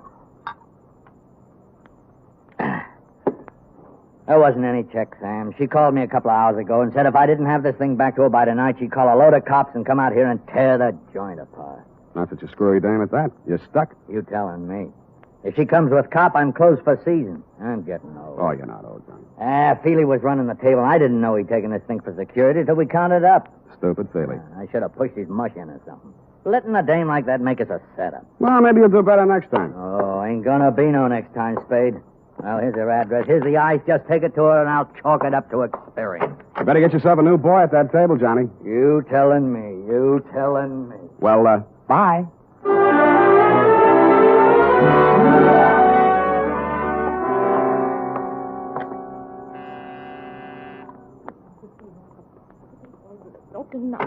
Lenny, I thought you'd never get here. The performance begins at 8:30, and you know how the traffic is, and if we're going to have a bite to eat... You aren't Lenny. Where's Lenny? I don't know, Miss Arlington. I'm supposed to deliver some jewelry. Jewelry? That would be mortuous. Mortuous. Mortuous. Yes, but I... What are you looking at? Your throat. Really? Well, really, Mr. Spade, Sam Spade. Well, really, Mr. Spade. I'm only waiting for Lenny to get here so we can make the first curtain of streetcar. And we're going to be late if he doesn't get here. You can understand that, Mr. Spade. You're going to be a little early. Streetcar doesn't open until Monday. And already, and he hasn't shown up. Well, good night, Mr. Spade. Hey. The white ermine cape you were wearing and the black strapless thing needed a touch, but you had it. A diamond necklace. In fact, the Tears of Night, the same one I had in my pocket, Daphne, was hanging around your lovely neck. I rebuzzed your buzzer and knocked on your door for quite a while until it was quite evident that you were not going to open up. Under the hallway light, I snapped open the necklace case. Mortuous, you had said. And mortuous was what it said stamped inside the case. A gloomy word with a gloomy address. The White Hotel on Turk Street.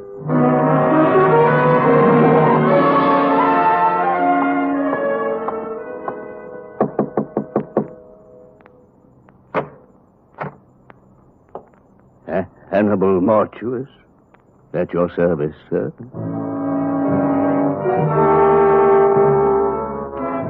If ever a man had the look of death, it was this one who had its name. He was older than old, cadaverous, and in his skull-like head his eyes were white. He was wearing a flannel nightshirt. You find me a bit indisposed, Mr. Spade. The clerk at the desk said it was a matter of jewelry. Therefore, Hannibal Mortuous is at your service. Now then, sir, what is so urgent? I came to ask you about a diamond necklace. I found your name stamped on the inside here. House of Mortuous, most respected name in diamonds, as well as all the lapidary arts. Most respected. Fine jewels and the name Mortuous is synonymous the world over. I am the last of 4 sons. But continue, Mr. Spade. Well, I just want you to take a look at this.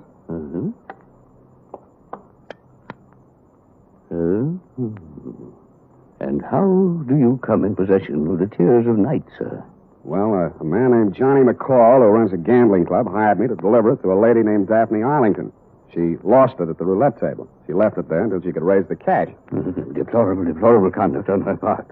Daphne Arlington, a most indiscreet young lady, to be sure. I recall my interview with her when her late husband, Sidney, ordered this necklace. A lovely body, propelled by a ridiculous mind. For shame, such conduct, a gambling house, the Tears of Night, a pond. Well, this is real, then? It isn't phony? Mr. Spade, I am a gemologist. The House of Mortuous. Of course it's real. Take a good look. When an artist creates a dazzling thing of beauty such as this, would he be so unlikely as to forget the time, the patience, the agony of his creation? See how each stone is carefully mounted to capture every single pinpoint of light. An incomparable masterpiece. An incredible money. How much money? The wholesale market, about 10,000. Arlington? He paid 25, but he had it, as I say, incomparable. Yeah. Yeah, well, I saw another one just like it tonight. Ridiculous. The finest workman at best could only create a crude resemblance. This kind of work demands an artist, or an artist. But tell me, Latin's en anguis herba? Huh? My second year Latin escapes me. Snake in the grass. Something wrong? Something wrong, yeah. You are concerned for the safety of this piece. I have a small safe in my room. You may have the key if you care. I'll take it with me. Thank you, Mr. Mortuus. My pleasure, Mr. Spade. Omnia mortuus bonum vocates. All speak well of Mortuus, of Panda. Good evening. In the dismal lobby of the White Hotel, I asked the night clerk for some wrapping paper and 20 cents worth of stamps. It was a hunch, plus the fact that outside in the street I spotted two of Johnny McCall's unshaved gorillas. They were looking up at the front of the building. Mr. Mortuus must have switched off his light or something because their eyes suddenly dropped and I saw them separate, one on each side of the front door. With shoulders carefully hunched, I stepped out into the lonesome night. I hoped they would think I was carrying my .38, which I was not. They didn't. Here's the paper, Candy. You want to ask him for a match? Candy's nearsighted. That's too bad. This him, Ernest? Got a match, Spade? Yeah, not so close. Candy asked if you got a match. He's a dummy, Candy. He don't answer. Got a match, Spade? What'd I tell you? He's a dummy. He don't look like no dummy. Take your hands up. He's a dummy, all right. Ain't you, Spade? See, he's a dummy, Candy. I told him about you being nearsighted and he wouldn't answer. He don't talk. Go on, smart boy. Tell Candy how sorry you are about him being nearsighted. I told you he was a dummy, Candy. All private eyes like you. Candy asked you a question. He wants to know if all private eyes is like you. I don't like no dummy. We ask questions and he ain't told us nothing. That makes him a dummy. Maybe we find out something if we went through his pockets. Yeah, even a dummy's got pockets. Ain't that right, dummy? Hold him, Candy. All right, boys. You played the scene real good, and I'll see what I can do for you. Hey, he talks. Yeah. Make him talk again, Candy. Make him talk bigger, Candy. Bigger. Bigger. He talks real nice, but he don't say much. Think maybe he's tough, Ernest? Yeah, maybe. Hold him up. See? He ain't so tough.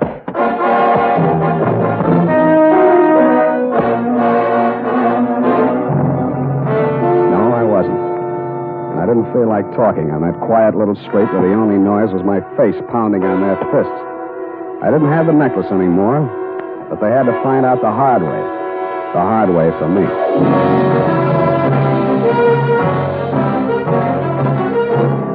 The makers of Wild Root Cream Oil are presenting the weekly Sunday adventure of Dashiell Hammett's famous private detective, Sam Spade.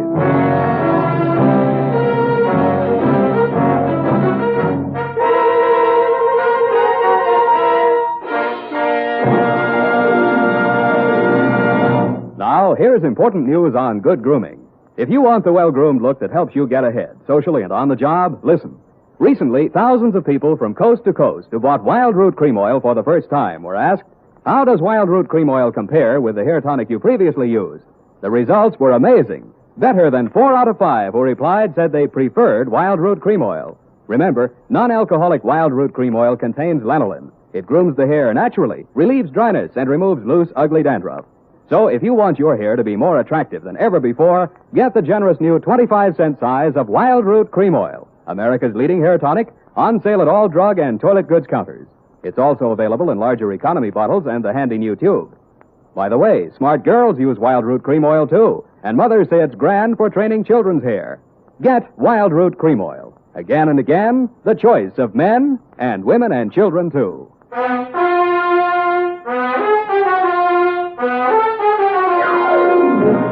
And now, back to the Tears of Night caper. Tonight's adventure with Sam Spade.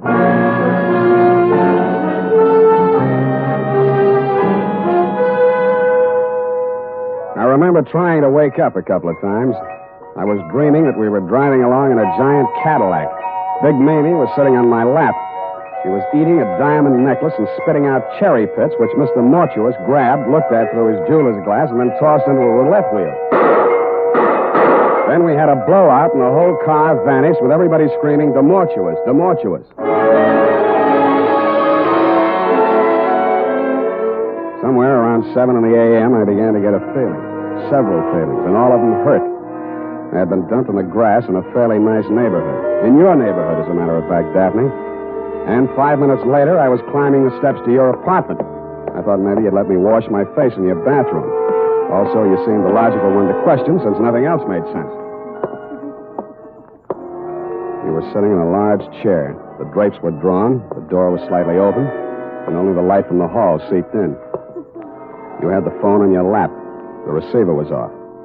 My guess was right. You were looking at nothing. Oh, Mr. Spade.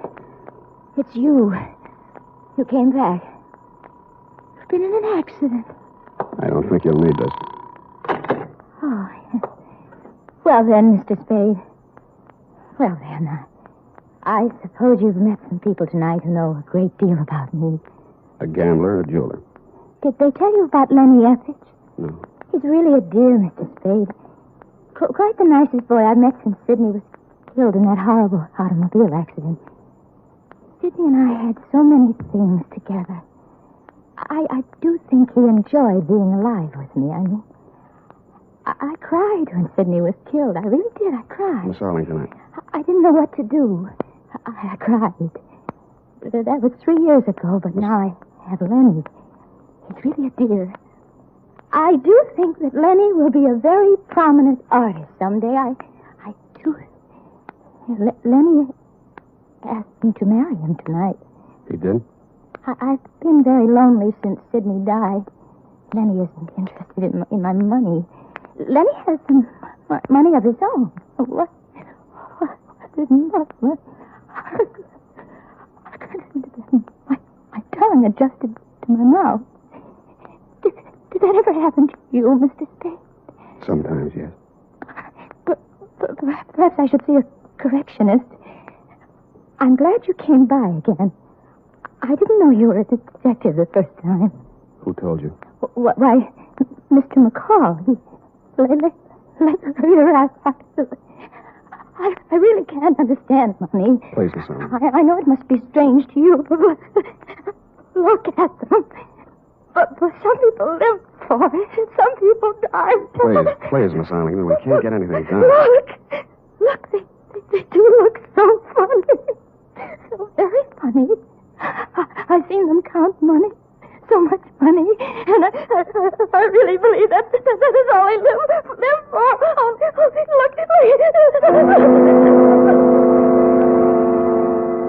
You were pointing at something across the darkened room. It took me 10 seconds to find the light switch. Stretched out on your floor, they looked funny, all right. Candy and Ernest. Both of them as dead as you can get.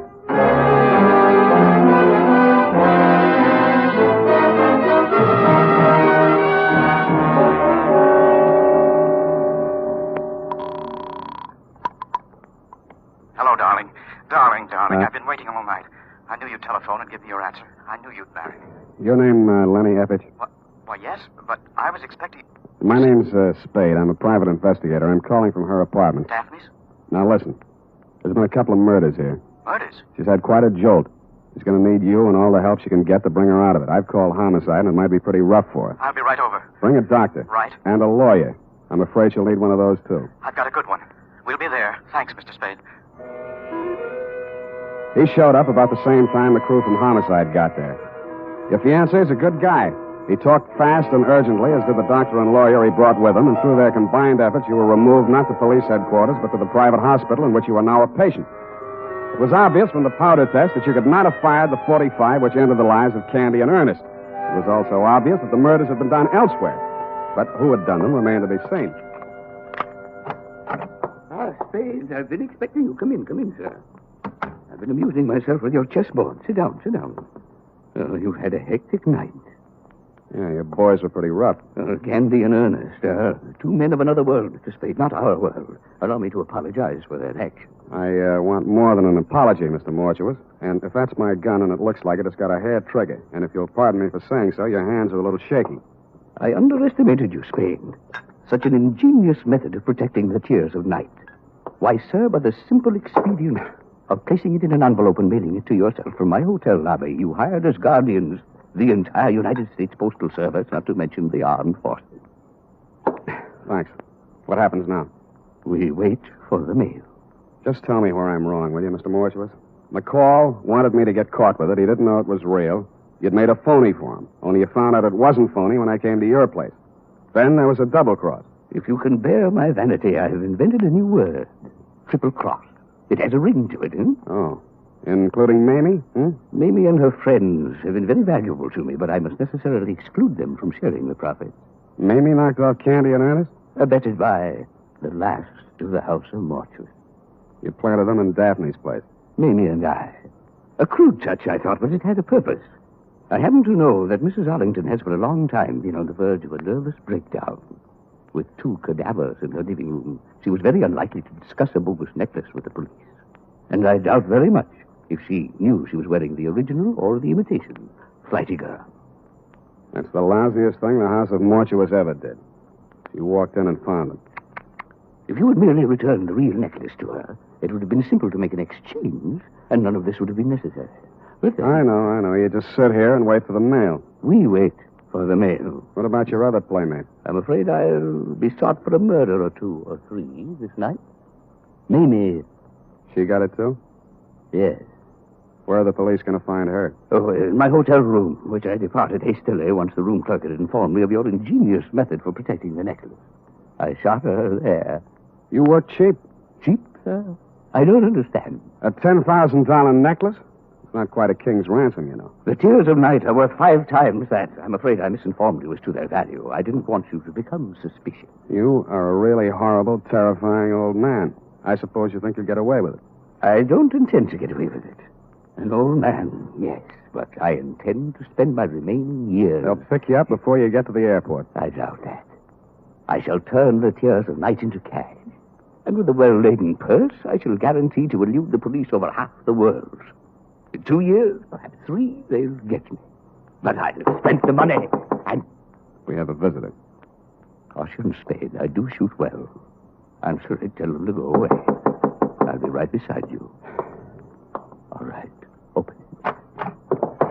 Look, one side, Spade, I got a gun. Obvious. Mamie. I thought I'd find you here waiting for the mail. You dirty. You didn't do such a good job on me. Caution, my dear. I have a gun, too. Everybody but me. I can last long enough to let you have it. Not so good, my dear. Your loss of blood has made you groggy. But still good enough to... Well, It was almost a photo finish. He kind of leaned into the wall with a pained and amazed look on his face, then he seemed to try to walk. Mr. Spade. Mr. Spade, sir, I believe I've been shot. I'll need a little assistance. I can't seem to hold my feet, sir. I can't seem to hold my feet. It was an awkward plan at best. The mortuus nil nisi bonum, Spade. Or if your second-year Latin escapes your memory, speak well the day.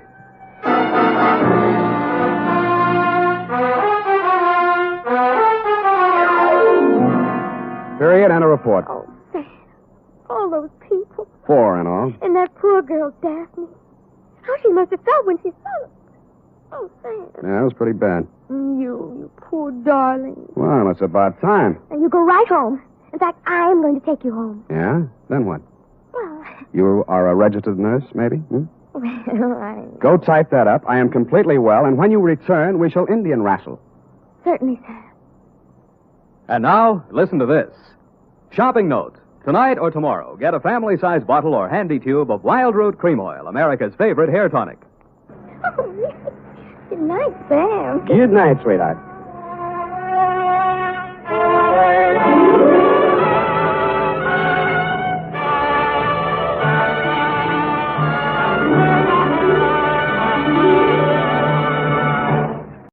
Adventures of Sam Spade, Detective.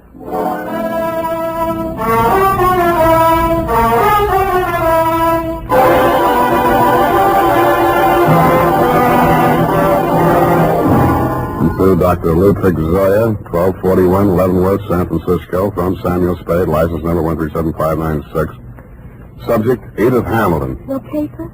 No caper. Dear Doctor, if I owe you an apology for not keeping you informed on the progress of the assignment and for letting it drag on as long as it has, then I'll have to go on owing you, which makes us even because you don't owe me anything. The start of it was a month ago.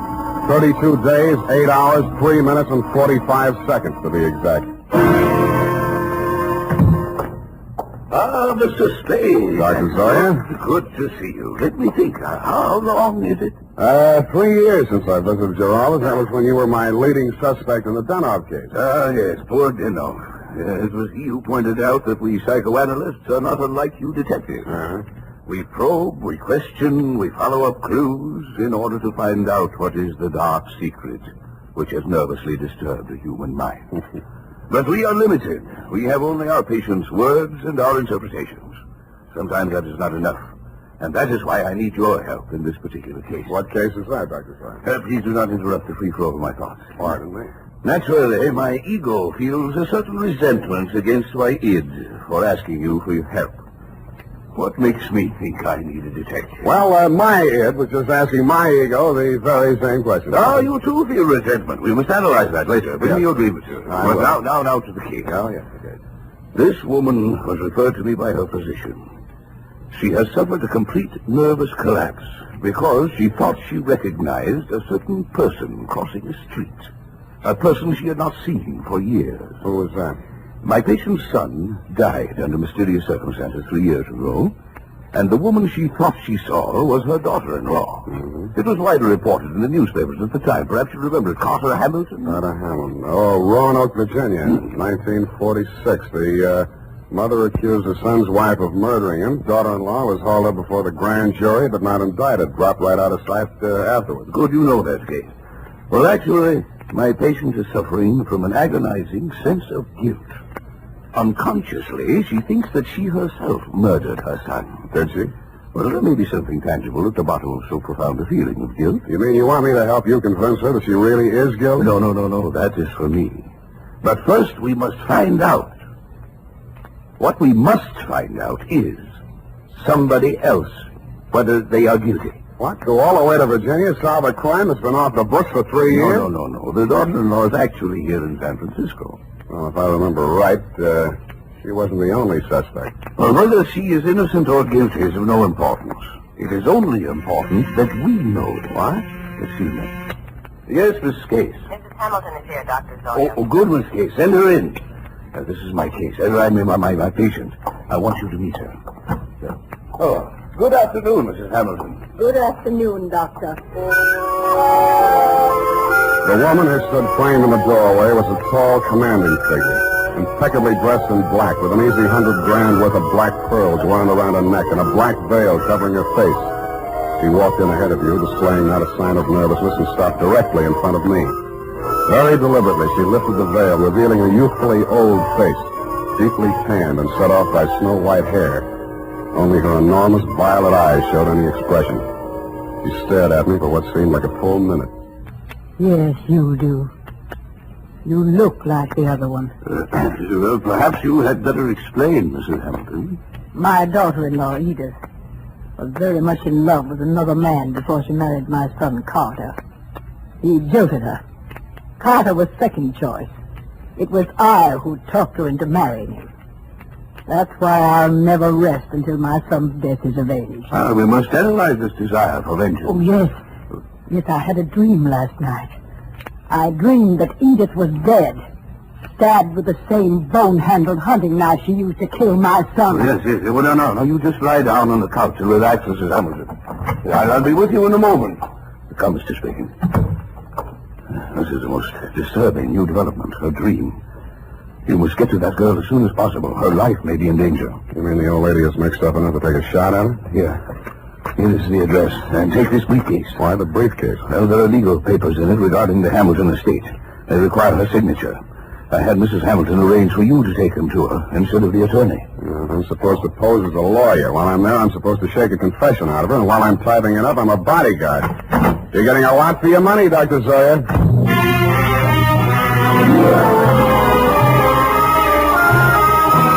I spent the next hour or so in a newspaper morgue briefing myself on the old Hamilton case. The victim, Carter Hamilton, was the 28-year-old tail end of an old Virginia family whose blood was as rich as it was blue. The accounts of the killing were sketchy. At the old plantation, Carter Hamilton had been found one morning by his mother dead in bed of a stab wound. The knife was never turned up. Somebody had wiped everything in the room clean of fingerprints, which sounded like robbery until it was established that nothing was missing. The state was counting heavily on Mrs. Hamilton Sr.'s testimony in their case against the daughter-in-law. At an odd angle I'd forgotten. The old lady had clammed up in front of the grand jury, and the case was dropped for lack of evidence. Then there was a picture. She was the kind of a girl who looks her best in a riding outfit with her freckles showing, and then surprises you by looking even better in full makeup with her shoulders showing. Candid is the word that best describes the features. Large, widely spaced eyes, a generous mouth, and an expression of unaffected sincerity. It was with a certain reluctant eagerness that I kicked myself up Stockton Street to Pine, across Pine to Bush, and up 3 flights of stairs.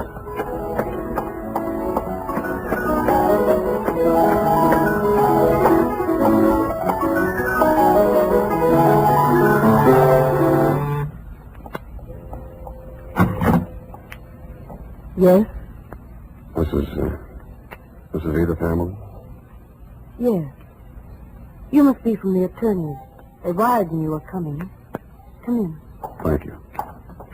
Not that I'm in hiding, but I'm curious as to how they got my address. Would you like a drink? Well, not right now. Can I fix you one? In about 20 minutes, maybe. I'm still wondering how they located you? I think the elder Mrs. Hamilton saw you on the streets. Oh, is she here in San Francisco? Yes. Is that so surprising? No, it's a large city. What is surprising is her staying on after learning that I was in town. And she's not very well. In fact, I think she's had some kind of a nervous breakdown. I'm sorry to hear that. I'm very fond of her, you know, in spite of everything. No, I didn't know. Maybe I should explain. I'm a private detective local. I was hired here in San Francisco to bring these papers to you. Oh, you found me. I seem to be a little slow introducing myself. I'm sorry. Sam Spade. Well, if it had to be a detective, I'm glad it's you. But I can't help wondering why they didn't send a lawyer. And lawyers cost $50 an hour. I only cost 10. Oh. In the private eye stories, it's always $25 a day and expenses. I wish those writers would get abreast of the times. I'm sure they'll catch up. But if you're being paid by the hour, perhaps I can keep you here a little longer. I'm glad you said that. You remind me of someone. Pleasantly, I hope. Yes. Oh, yes. And sadly, too. Your husband? If you don't know about that, I hope you'll never find out. I'll leave that up to you. His hair was like yours. He was thinner. And his eyes were blue. Maybe we shouldn't wait till 5 o'clock for that drink. It was a funny kind of a drink. I'd never been hit by one before, black velvet. After 2 of them, I even began to hate myself a little less. And after the third, I decided there was some mystical connection between the drink and the color of her eyes. Black velvet.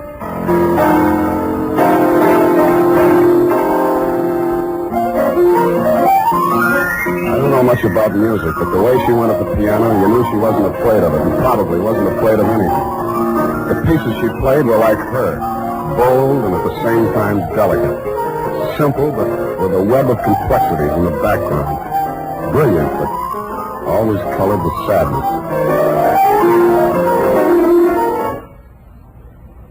What's the matter? I want you to take me someplace. Where? Any place. Dinner. I don't care.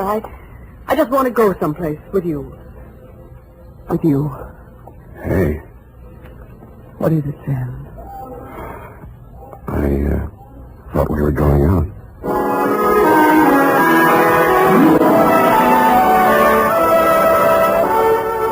I never paid much attention to San Francisco before I met her. It's quite a place. There's a little park up on Russian Hill where you can stand and look out over the houses of the marina to the Golden Gate. There's an island in San Francisco even worse than Alcatraz. It's in the middle of the lake at Flyshacker Zoo, and instead of gorillas, the population is nothing but monkeys. There are only 2 laundries in Chinatown. And out at Golden Gate Park, they have a band concert every Sunday afternoon. Maybe it was just the bright weather, but everything looked clean and shiny, as if somebody had taken a scrubbing brush to all the buildings. We even fed seagulls. At first, she never went any further into her past than the day before yesterday.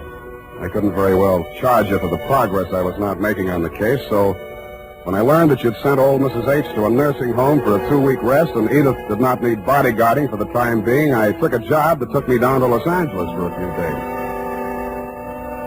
I was awful glad to get back, and not because I don't like L.A.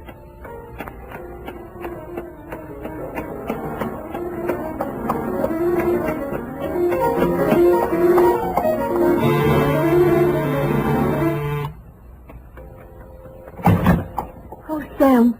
Oh, darling, you were gone so long. Hey, the posies. Oh, give them to me. Well, I like that. This is the last time I make a fool out of myself buying flowers. I'll love them later. Hey, you're trembling.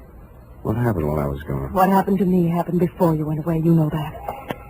Sam, while you were gone, I had a lot of time and I did a lot of thinking. And I came to a very important decision. There was something I knew I had to tell you. And I wasn't so sure I could get through it. Now, look, Angel, it sounds serious. I don't think this is the time. No, but it is. Yes, it is. Here, take it before I change my mind. What is it? I wrote it all down. Sit here, facing away from the piano. And don't say anything until you've read it through. Oh, okay.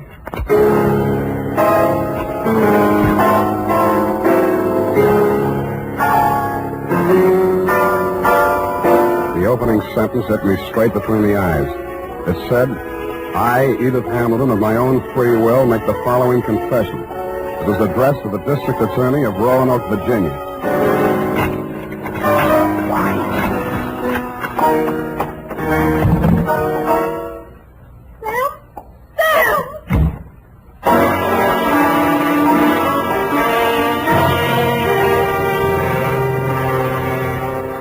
That, Dr. Zoya, was when I headed back to your office.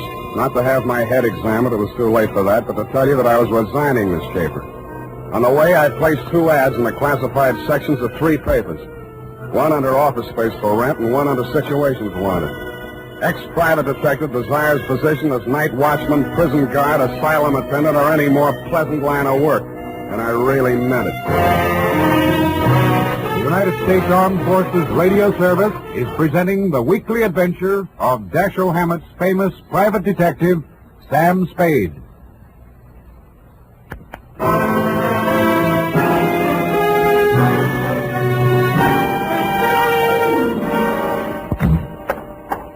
Mr. Spade, what is it? You're disturbed. Disturbed is not the word, Mr. Zoya. Is it because you've been with her a week and a half and there's yet no progress?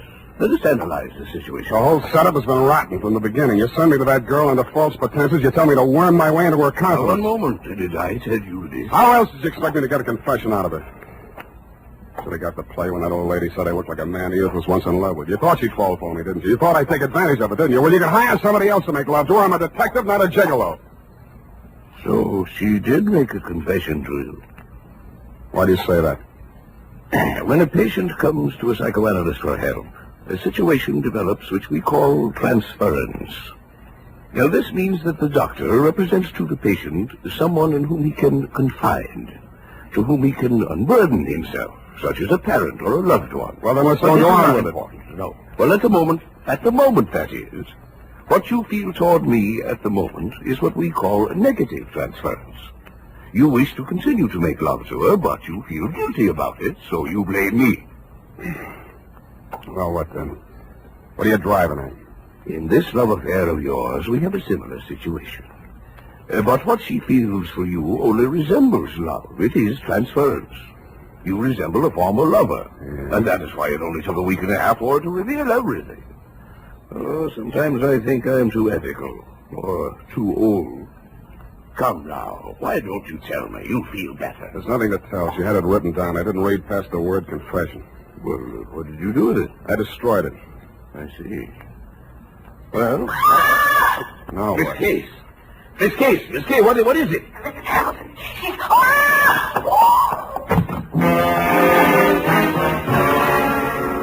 It was Mrs. Hamilton, all right.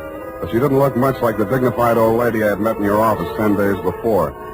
Her high-piled white hair was hanging in 2 ratty pigtails. She was wearing a nurse's cape over a flannel hospital nightgown, and in her hand was a .32 caliber gun. Mrs. Hamilton, why did you leave the nursing home? You lied to me, Dr. Sawyer. That place is nothing but an asylum. Well, you know that isn't true. Come, give me the gun. You're tired. You must rest. Yes. Now I can rest. I've killed her. What? Miss Case, she's fainted. Get some water. Let me see that gun. I'm going to Edith's place. Get an ambulance over there and don't stop to analyze anything.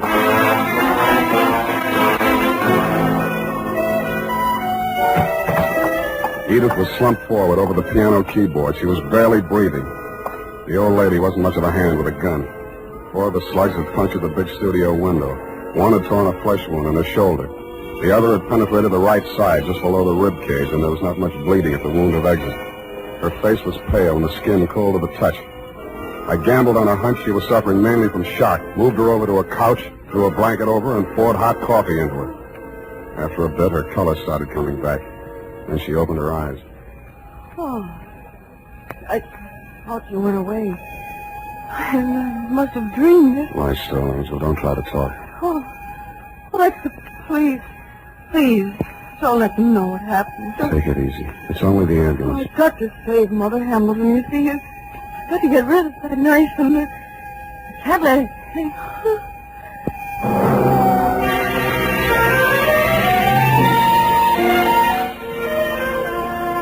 I rode in the ambulance with her. She was still unconscious when they carried her into surgery.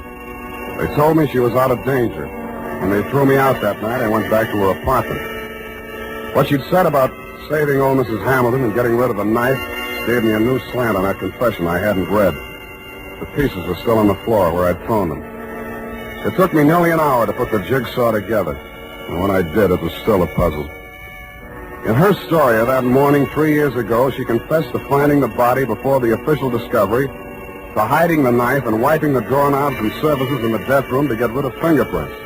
She couldn't remember anything that had happened in the 8 hours between 1 a.m., when she had left her husband drinking in the library and gone upstairs to bed, and approximately 9 in the a.m. when she found herself standing over his body with a knife in her hand.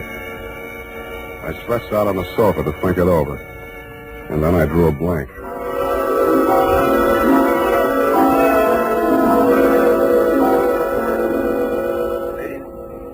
Mr. Spade, wake up. What? How did you get in here? Well, I've been reading that so-called confession. Very interesting. We must analyze it. You analyze it. I'm going to call the hospital. I've just come from there. How is she? Physically, nothing serious. Mentally, she's not so good. She keeps asking for you. Yeah? She thinks you can help her.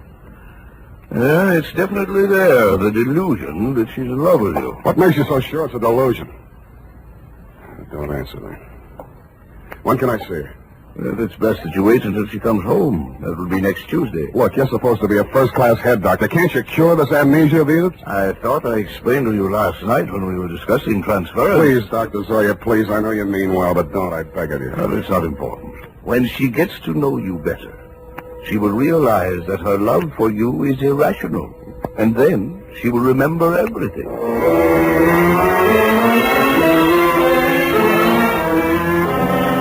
I kept myself busy like crazy until Edith checked out of the hospital. There wasn't much talk between us at first. Even her music was reticent, little rambling improvisations that sounded like children's songs or lullabies with something just a little acid mixed with their simplicity. Then as the days went by and her strength and confidence started to return, her music became serene and graceful. It became like her as she sat there at the piano in front of a big window with its afternoon sun streaming down on the San Francisco hilltops, while at the same time the April fog bank started its nightly prowl in through the Golden Gate. And that was like her, too, and like her music. Brilliant, but with a touch of melancholy. all warmth and brilliance as she was smiling.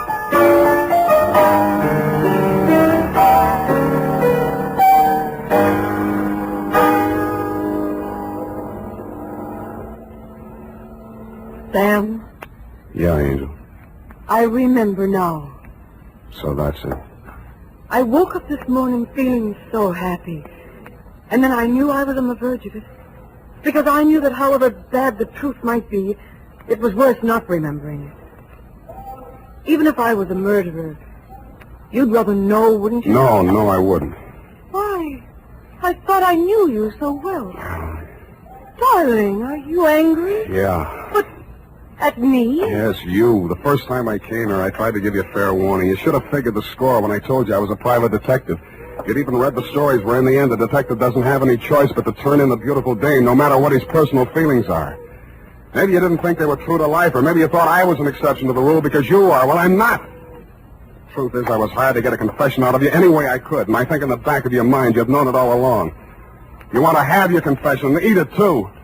You probably learned as a child that it's smarter to tell all and be patted on the back than to be found out and get spanked. How can you be so smug and so self-satisfied and so... Whatever made me think I was in love with you?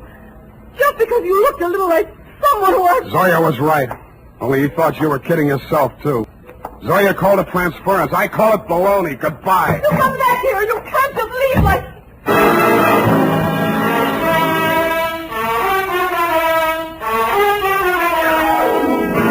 And that Dr. Zoya is why I never heard her confession. It turned into a lover's quarrel. But I understand she paid $25 an hour to rattle it off to you. I have before me your telephonic message. I haven't had time to analyze it, but at first glance I take it to mean that Edith was innocent of everything except destroying evidence. Motive, to spare her mother-in-law the anguish of knowing that her son was a suicide. I'm sorry, now that I know what her story was, that I didn't stay to hear her tell it. But that, as you would say, is not important. At least I cured her of that love delusion you were so worried about, even though it took a month to do it. Period, and a report. Oh, Sam, sacrificing yourself so self-sacrificingly, rather than shatter a mother's delusion. Yeah, some other time, huh? I'm sorry, Sam. I'll go type this up.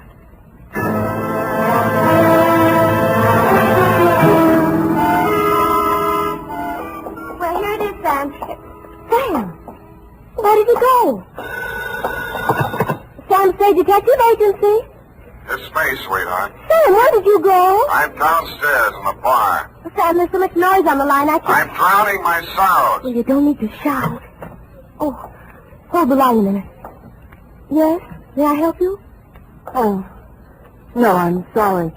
I was hoping I might find Mr. Spade. Hello? Would you like to leave a message? Oh, tell him Edith Hamilton called. Oh.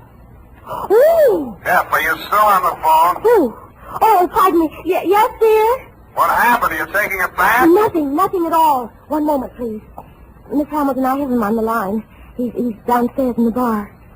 And if you'll hurry, you can just catch him, I'm sure. Oh, downstairs. Well, I will hurry. Thank you. You're welcome. Sam, are you still on the line? What's the matter with you? Nothing. Just go ahead and drown your sorrows. But don't get loaded. Good night, Sam. Well, good night, sweetheart. I'm going to take piano lessons.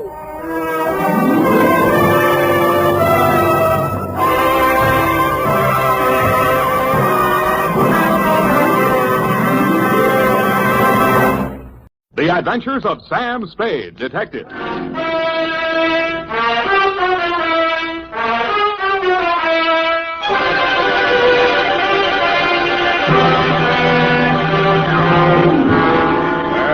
Date, fill it in. To Detective Lieutenant Dundee, Homicide Detail, San Francisco Police, from Samuel Spade, license number 17596. Subject, the Betrayal in Bumpus Hell.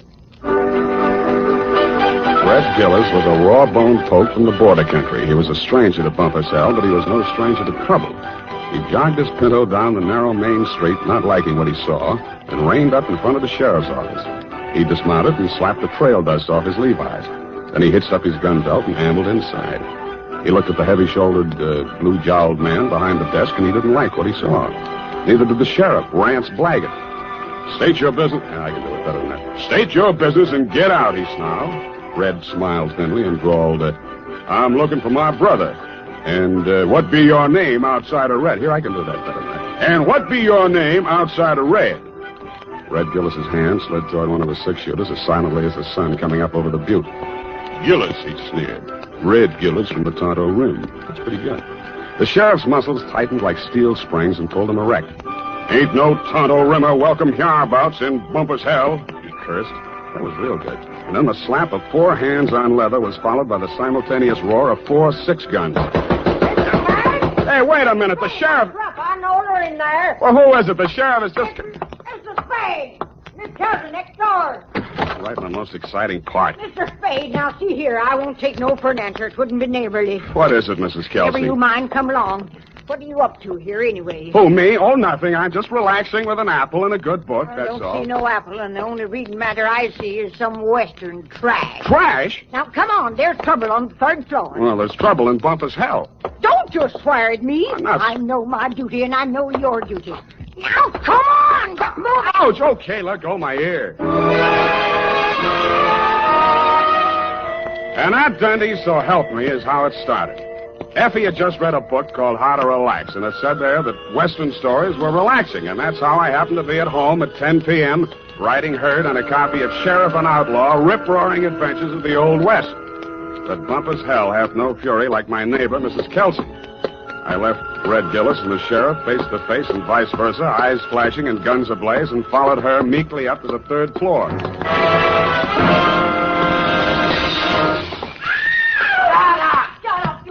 Shut me up, you thief. Sire!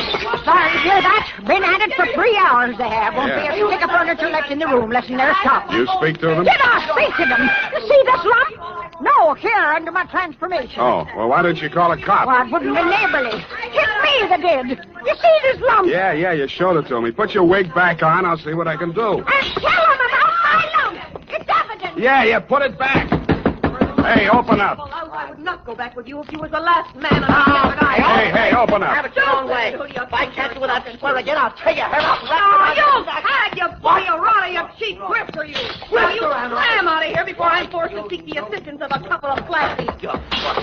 Do not try anything fancy behind my back, you big slob. From now on, you and me is strictly on the cool beaty. Well, you unprincipled rat. Hey, let go of me. Don't throw it.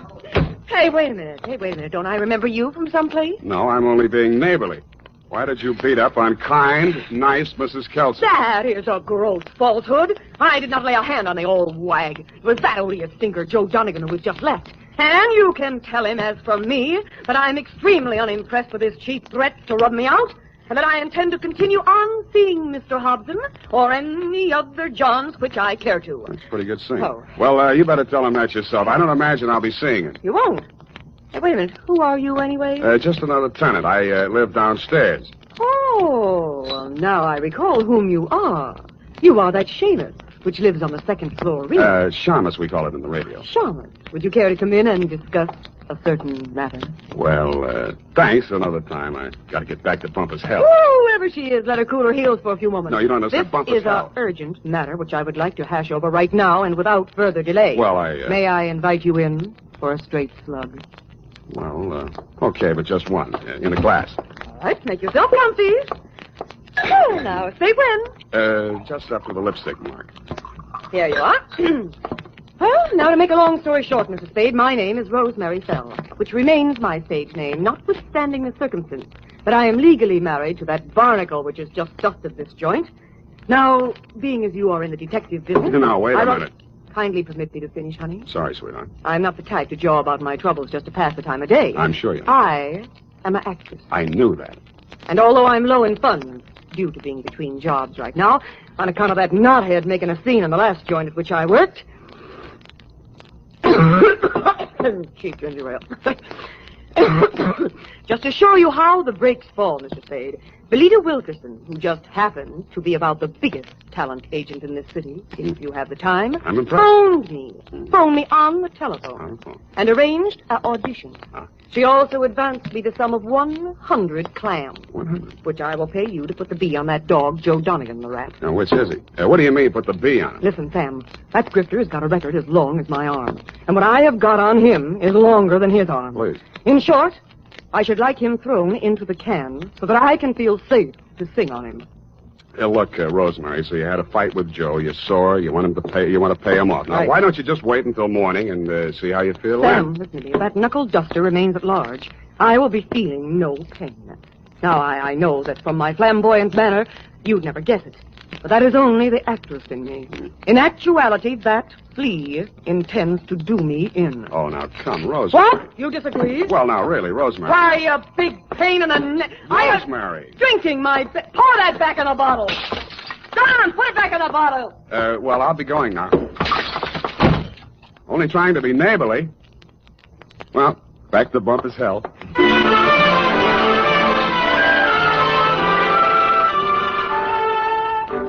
Rance Blaggett, the smoking Colt still gripped in his hairy fists, suddenly pitched forward like a fallen Joshua tree at Red Gillis's feet.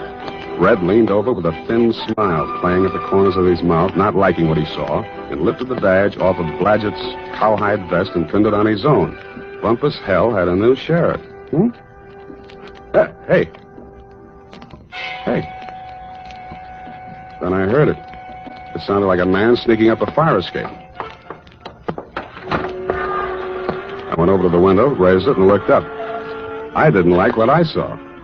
An overcoated figure reached the third-floor landing and stood silhouetted against the lighted window of Rosemary's apartment. He was about the height and weight of that rat, Joe Donegan. By the time I'd rolled out the window onto the fire escape, his right hand had come out of his coat pocket. Donegan! Donegan, watch it!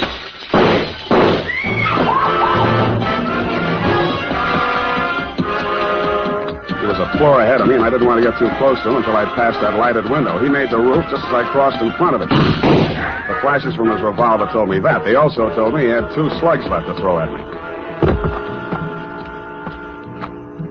The only light up there was a feeble glow from the skylight, dead center. I headed to the cover of a brick chimney just to the left of it. I had 2 things in mind. The skylight was his most logical avenue of escape, and I hoped I could tease him into emptying his gun at me. It didn't work. I stuck my head out. No shots. But he did use his gun. I should have stood in Bumpus hell. The United States Armed Forces Radio Service is presenting the weekly adventure of Dashiell Hammett's famous private detective, Sam Spade.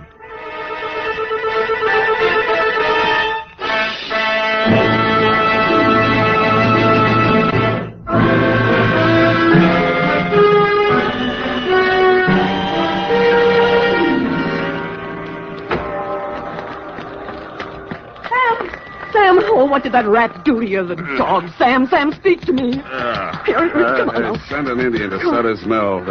Tell the governor the sheriff of Bumpus Hell is turning in his bag. Listen, honey, you've got to pull yourself together. Now, come on. These delirious Trumans will get us no place now. Come on, Sam. Yeah, I guess you're right. Come on, now. Now, do not rush things, honey. That was quite a clip he gave you. Yeah, where were you? I was combing my hair out of the window. Yeah, and he was on the fire escape, not 4 feet away. Not a very good shot, is he? No, he isn't. Oh, Sam, look at your poor little head. Here, now, let me kiss it and make it well. Wild root. Yes, it gets me ahead socially and on the job. Oh, well, now, what next, Sam? Rosemary, I am going to the top now. My dander is up. Let's have a moment of silence while I put through a call to Lieutenant Thomas Dundee of Homicide. It took your boys less than an hour to locate Joe Donegan and haul him in, Lieutenant. Rosemary's charges were not enough to hold him on attempted murder, and all I could identify was the back of his neck. But you were good enough to bag him anyway, so Rosemary and I could relax. I went downstairs to bed and started Chapter 4. Aha. Red Gillis didn't trust Curly Mallard, the foreman of the Crooked S. Aha.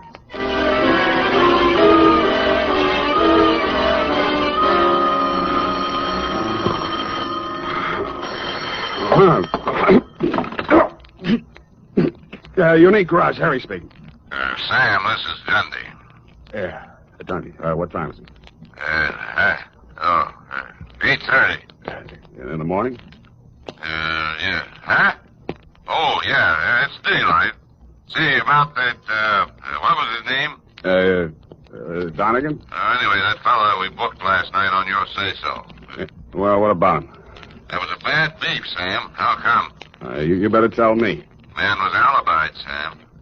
When did that happen? Well, a fellow named, got it written down. Yeah, Hobson.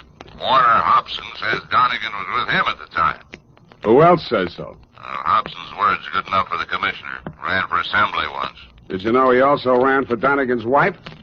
You don't say. Well, that's a real puzzler, Sam. The human mind is unpredictable, Dundee.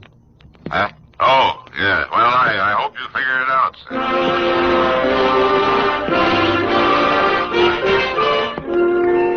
While I was shaving, I thought and thought. I wondered what Red Gillis would have done if such a situation had cropped up in Bumpus' hell. A thin smile began to play around the corners of my mouth as I climbed the stairs to Rosemary's apartment. When I got there, I didn't like what I saw. It was a note pinned to the door. It said, "Dear Sam, I have been called to do another audition. If anything crops up, you can reach me at Graystone 34292.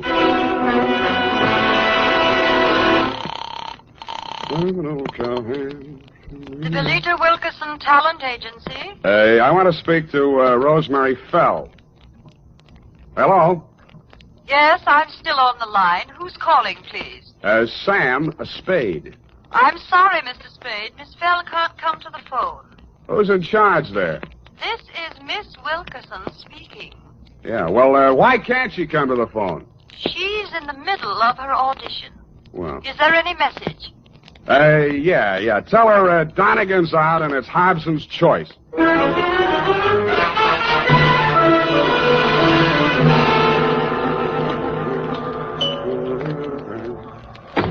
Yes? Mr. Hobson? Yes? My name is Spade. Oh, yes, Mr. Spade. Come in. Why did you phony up that alibi for Rosemary's husband, Mr. Hobson? Huh? Oh, because I knew he's not the man who fired those shots at her. Were you there? As a matter of fact, I was. Would you like to hear about it? I would. Well, first, I'd better tell you a little about myself. Now, for the past year, I've been interested in politics. If I do say so myself. Yes, I know. You ran for assembly. Come to the point. Well, in a way, this is the point. My wife's a professional woman, and her own career keeps her busy a good deal of the time. Well, like the movie magazines say, a clash of careers and so on. That's how I happened to take up with Rosemary. I didn't know she was married. And, of course, when I found out, I dropped her like a hot potato. Potato. And then she started blackmailing me. Did you know about that? I still don't. Well, I think I can convince you. Go ahead. Well, I received a series of threatening phone calls from Rosemary. And I finally decided to go to Donegan and tell him the whole story. Oh, he was as mad as a wet hen. Wet hen? Well, he said he'd stop her. And I believed he was the right man to do it. Well, last night he phoned me. He said he'd had a little caucus meeting with her and assured me I'd had no more trouble. But no sooner had I hung up that phone when she called again, making another outrageous demand. I decided then and there to take things into my own hands. So happens I'm a crack shot.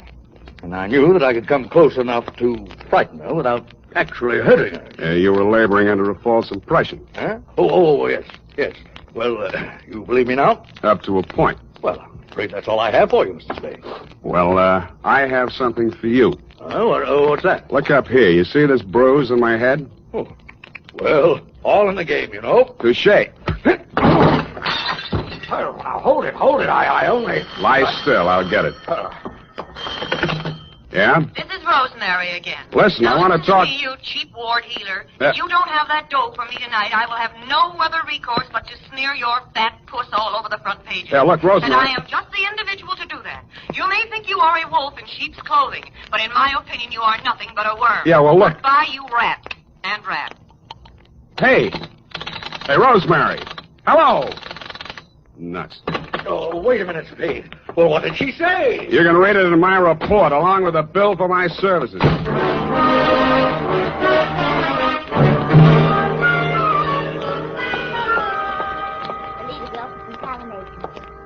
No, I'm so sorry she isn't in.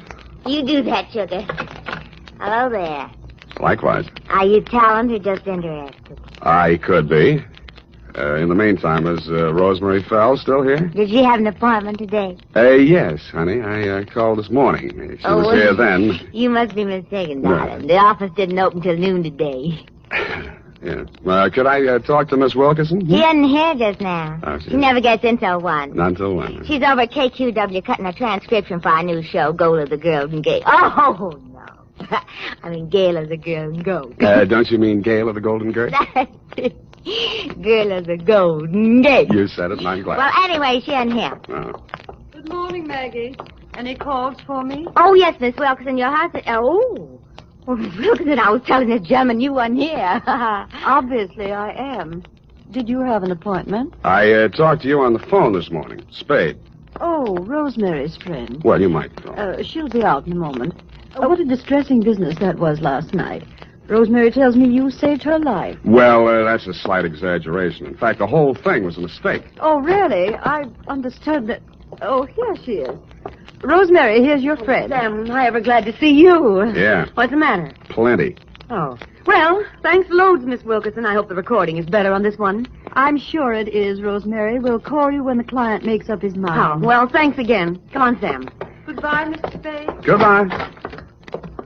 Sam, what is this new development that appears to be griping you? Why didn't you tell me you were shaking Hobson down? Uh-huh. And who's been feeding you this pile of gross falsehoods? Look, Rosemary, you may be an actress, but with me, your audition is over, and you did not get the part. And just what are your future intentions in regards to me? None whatsoever. I'm sorry I ever met you, and I'm going back to Bumpus hell. I went back to the office, swiveled my chair into a comfortable position, opened the February number of Sheriff and Outlaw to page 112, Betrayal in Bumpus Hell, Chapter 5, Stampede. It was disappointing. There was a lot of stuff about bawling cattle and dust clouds and Flo and Curly standing on top of a butte, not liking what they saw, when somebody yelled, Stampede. Red Gillis was riding ahead of the cattle, and his horse stepped into a chuck hole, and he'd sprained his ankle. Red of the horse, it didn't say which. But Red was lying prostrate in the path of the avalanche of tossing horns, not liking what he saw. Hold it a minute. Let's see. Continue on page 113. Learn to be a private... hello? Spade, this is Hobson. Come out here right away. Something terrible has happened. Such as? Rosemary is here, and I think she's dead.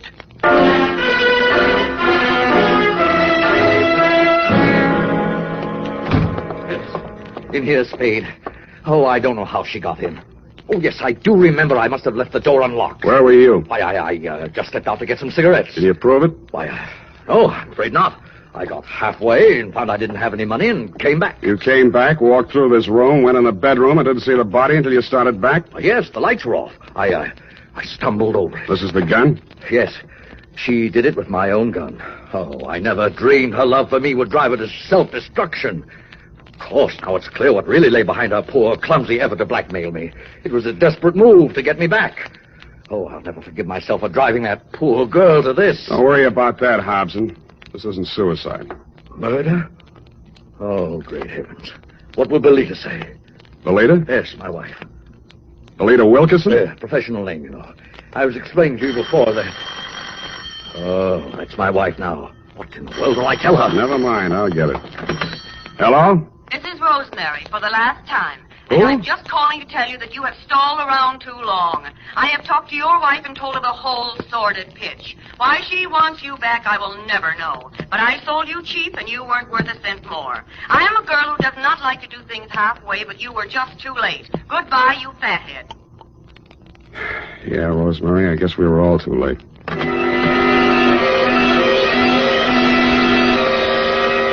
I called you, Dundee, and then, like the rat I am, made off with your prize suspect before you and your boys from Homicide arrived. We arrived at the Belita Wilkerson Talent Agency just as the boss was shutting up shop for the day. She had the recordings under her arm. All right, Belita, I'll take those. Well, what are you... Warner! Mr. Spade! Unlock the door, Belita. We're going back in. Warner, why are you... You'd better do as he says, Belita.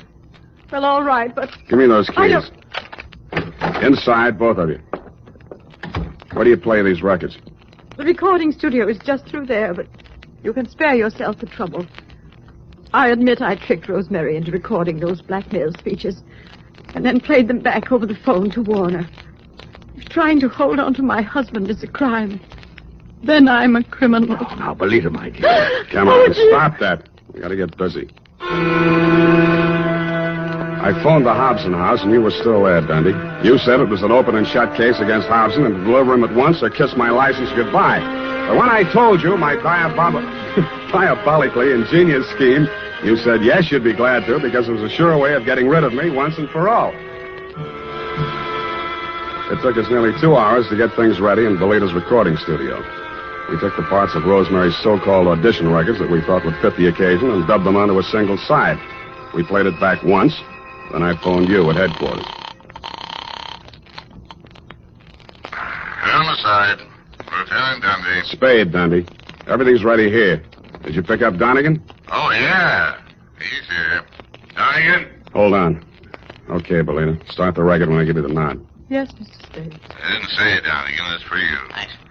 Yeah, who's this? This is Rosemary. Huh? I forgive you for everything, but there are some things I cannot forget. You Rosemary, lied. it sounds like We have you. meant a lot to each other, but after what you have done to me, it is time you take through the nose. Rosemary, I didn't mean it. When I followed you to his house We and have you meant went a right lot in to like each you other, lived but there, after I what just you went have done nuts. to me, it is time you paid through the nose, you rat. I am a girl who does Listen, not like to do things halfway. Listen, honey, But you're you not were going to just throw the too book late. at me, are you? I am just I'm glad to hear your individual, voice. I too. thought you were We dead. have meant a lot to Okay, each other. kill it. Rosemary, are you listening? Rosemary. Hey, no, she's still on the line. I want to talk to her. Take him, House. Wait a minute. Take him. Sam, Yeah, Dundee. congratulations. That was a brilliant piece of work. Hey, Sam, you still on the line? Yeah, I'll be all right, Dundee. I just fainted temporarily. Say it again, will you, pal? Yeah, as I was saying, congratulations on a brilliant piece of work. Well, But I have never in all my years on the force heard of such a wild, insane, illegal, unethical, and downright cruel method of extorting a confession. thank you, Dundee. I feel better already.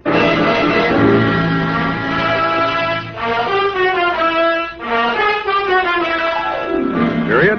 End of report. But Sam, what happened? Effie, I thought I had made that abundantly clear. No. In order to discredit her husband's paramour, Belita gave her a come-on about an audition and had her play the part of a blackmailer reading lines from a script which she, Belita, had prepared, and thereupon proceeded to play said records over the telephone, well knowing that her husband would erroneously believe Rosemary to be a blackmailer in fact, and would drop her like a hot spud. No, Sam, no, I don't mean Don't that. interrupt. Oh. It was my inspiration, I, Sam Spade, to use Belita's fiendish device for a higher purpose. No, Sam, no, Yes. that is what No, Sam, I meant the Western story. Betrayal and Bumpus Creek. It is not Crick, Effie. You can't say H over the radio, Sam. Oh, yes, you can. Bumpus Hell is the post office designation of a hamlet right here in California. It is? Mm-hmm. Well, anyway, what happened? Did Red Gillis ever find his brother? I didn't quite finish, Ev. Go type that up, and I shall.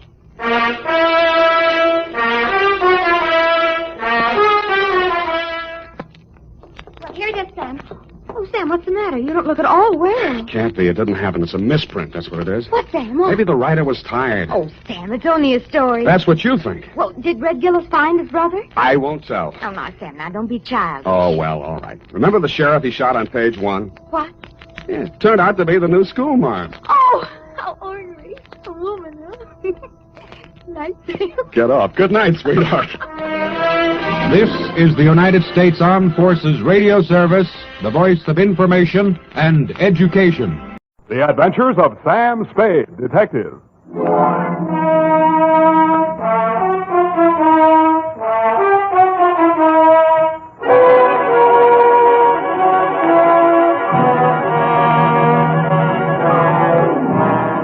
I just talked to Mabel on the phone. She works in the sleep shop, you know, next to the Nobby Knit. Yeah. And she says they advise their nightmare customers to put a heating pad under the kidneys. And instead of milk toast, just a little beef broth and some warm wine. And pine oil. In the wine? No, in the broth. I mean the brass. Bass, Sam. Oh! Sam, look at you. Black eyes and scratches. Your lips cut. You didn't go home at all. I did so. When you promised me you were going straight home for that much-needed rest. And all the time you knew you were going straight to some sordid bar and get into a brawl. I even bought these things from the sleep shop. Next door to the Nobby Net. To Detective Lieutenant Dundee, Homicide Detail, San Francisco Police. Medical authorities agree that lost sleep can never be made up. From Samuel Spade, license number... 17596. Fatigue is cumulative. Subject, the Insomnia caper. Dear Dundee. Honest, Lieutenant, this is how I got into that mess last night. Honest. I'd been feeling a little rocky for 2 or 3 days. There was nothing much wrong with me, but as my secretary, the ineffable Miss Perrine, said...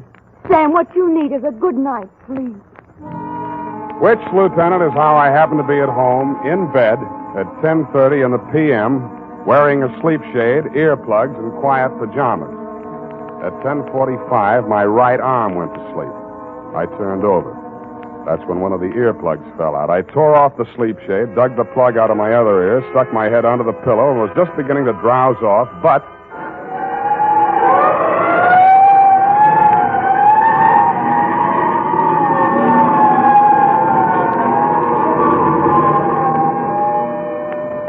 I sat up and lit a cigarette. The city plunged again into the silences of the night. The fog was creeping in on little cat's feet. Oh, put an end to your romance and your spiteful creatures. Hell, take me, you gutter like you.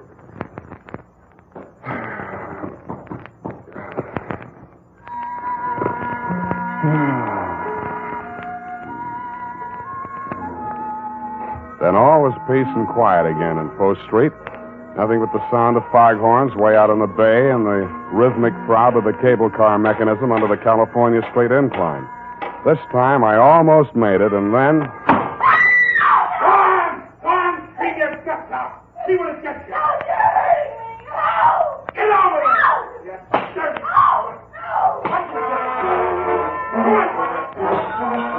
I went over to the window and peered out. The room was on a level with mine in a building just across the alley.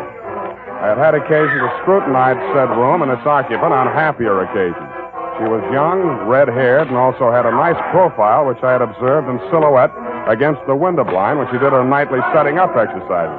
I now observed that she had a boyfriend, and he seemed to be angry. Not wishing to pry into her affairs, I closed my window. Drew the blind, went back to bed. It was stuffy with the window down, but quieter. I actually fell asleep. I dreamed I was home in bed and somebody was knocking on my door.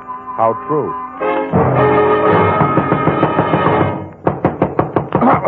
Please, open the door, let me in. Who is it? Effie? Yes. Okay.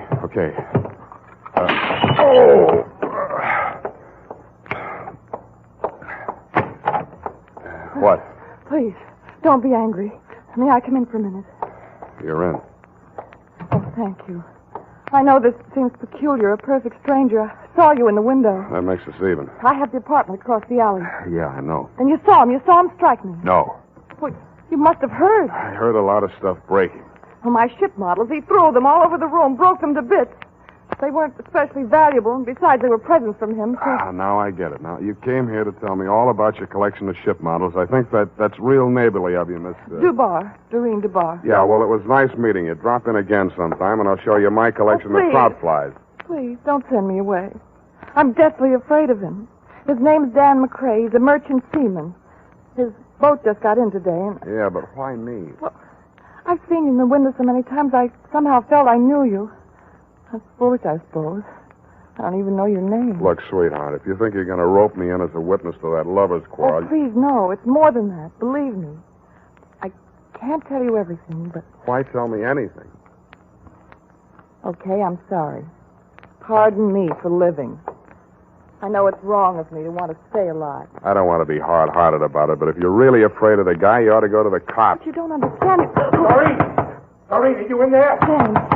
Dan Badger, no doubt, from the game of the same name. Open the door! Look, chum, before you say anything, let me put you straight. You picked the wrong sucker. So you're the guy, huh? The old lady said you was good-looking in a cheap sort of way. Well, I think I'll fix that part of it right now. Hey, wait a minute. Oh, so you're going to make it easy for me, huh? Okay. No! done to him? He'll be all right. Loosen his tie. I'll go get some water.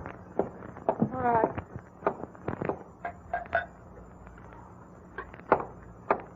Is he coming around? Oh, where'd she go? Hey, Dan, wake up. Come on. Swallow it.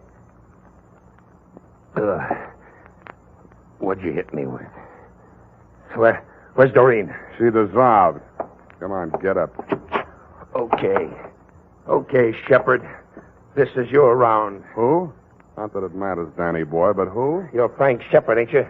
You stupid. Can't you read? The name's on the door. Spade. Here's my card. Huh? A detective.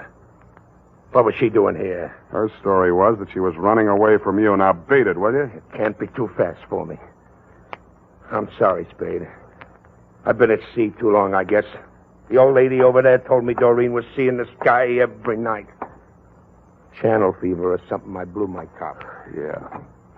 No hard feeling, Spade? Ah, forget it. But when you do catch up with that guy, Shepard, watch your left. You telegraph it.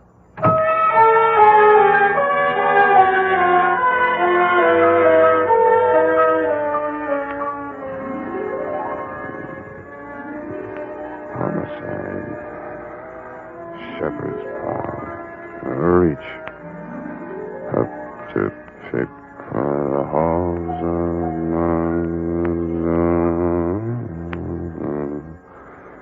Oh, boy, look at me. I'm dozing. Don't answer that, baby. Let it ring.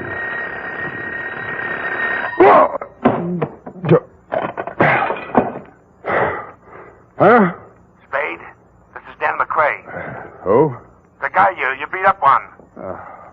Look, I just got to sleep. Call back tomorrow. Better yet, don't call. Listen, you gotta listen to me. I found Shepard. Not much of a fighter. I marked him up a little anyhow, just to scare him. Go on back to the bar. Have one for me. Listen, I'm okay now. I sobered up like a shot. I only came back here to phone. Makes sense, will you? When I got back to the ship, he was there in my cabin. What? He's dead. Who? Shepard? Yeah, he's dead. Hit him too hard? I don't think so, but I've got to know. You're a detective. Now, look, I haven't got much money, but... Then start earning some. This is going to cost you.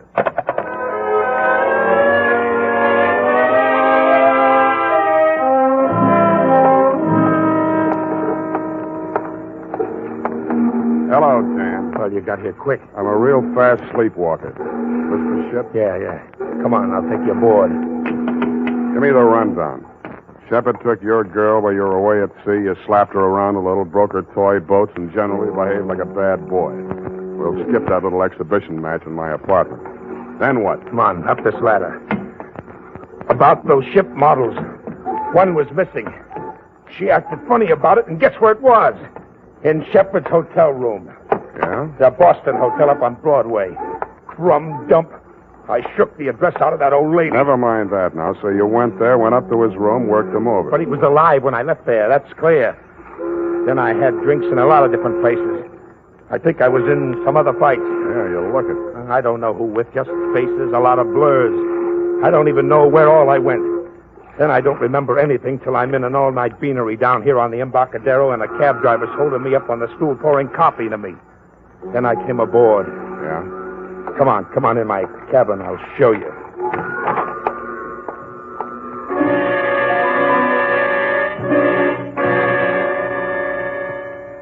There were a few bruises and ring marks on the face, but they'd been cleaned up and smeared with methyolate.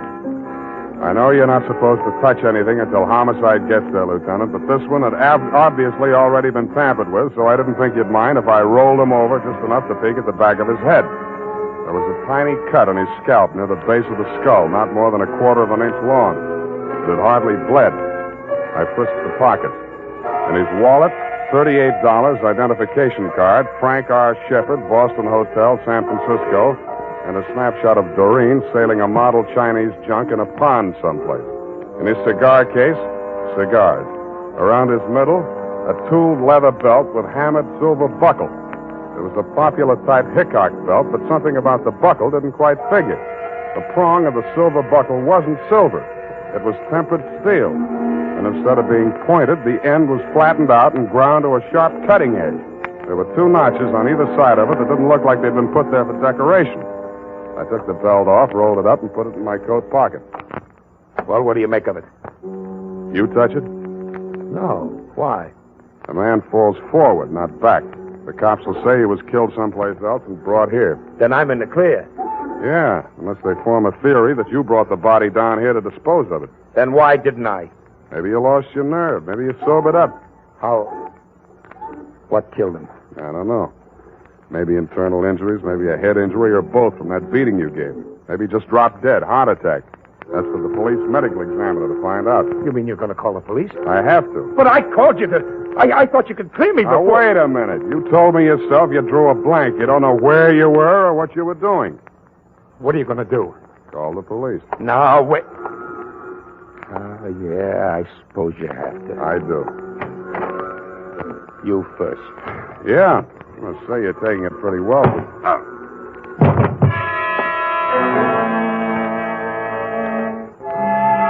I had a small dream. Abstractions, you know, cubes and circles. Nothing worth describing. But after I'd given homicide the rumble and crawled home to my own trundle, I did better. I dreamed I was Wild Bill Hickok, the belt tycoon. I was working on a promotion scheme for a new combination belt buckle, toothpick, and murder weapon. Sam Spade, Sleepyhead.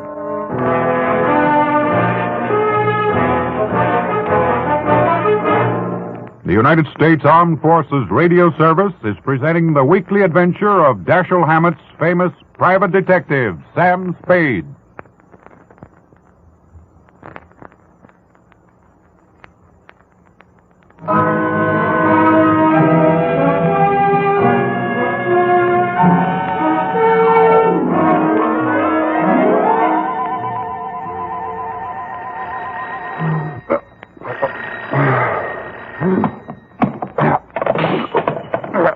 Nuts.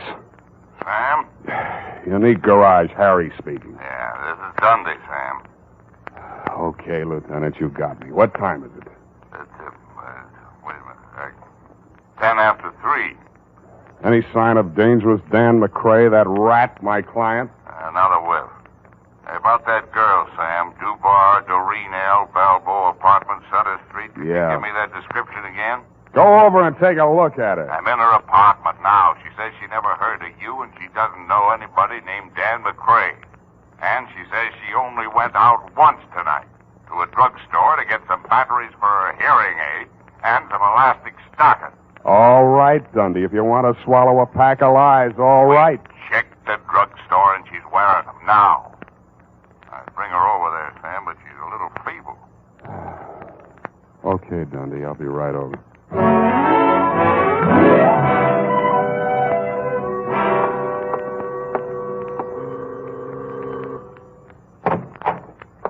Hello, Dundee. Come in, Sam. I want you to make sure, Sam, this is the apartment. Yeah. That's my window just opposite. You can see the bed that I just got out of to come over here in response to your untimely call.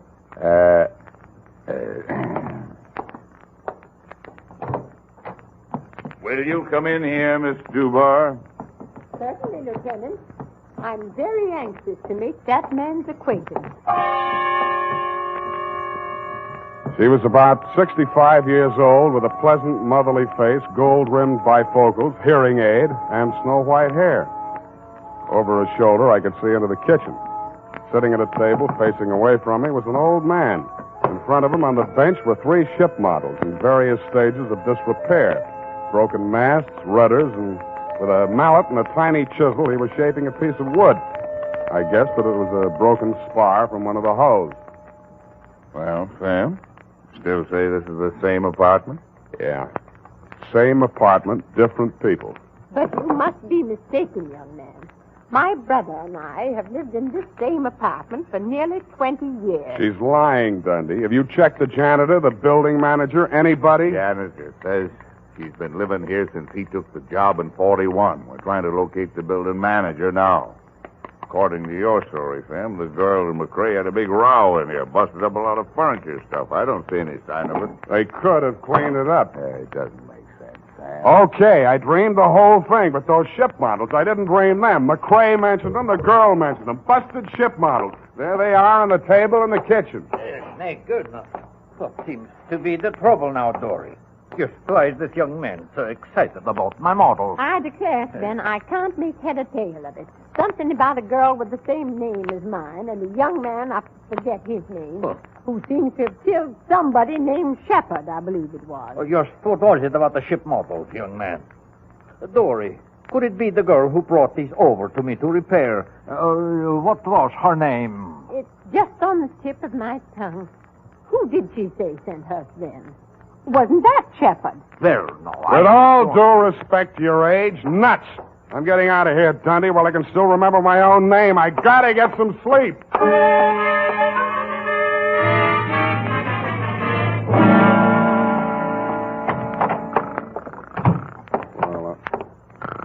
Hey, wake up.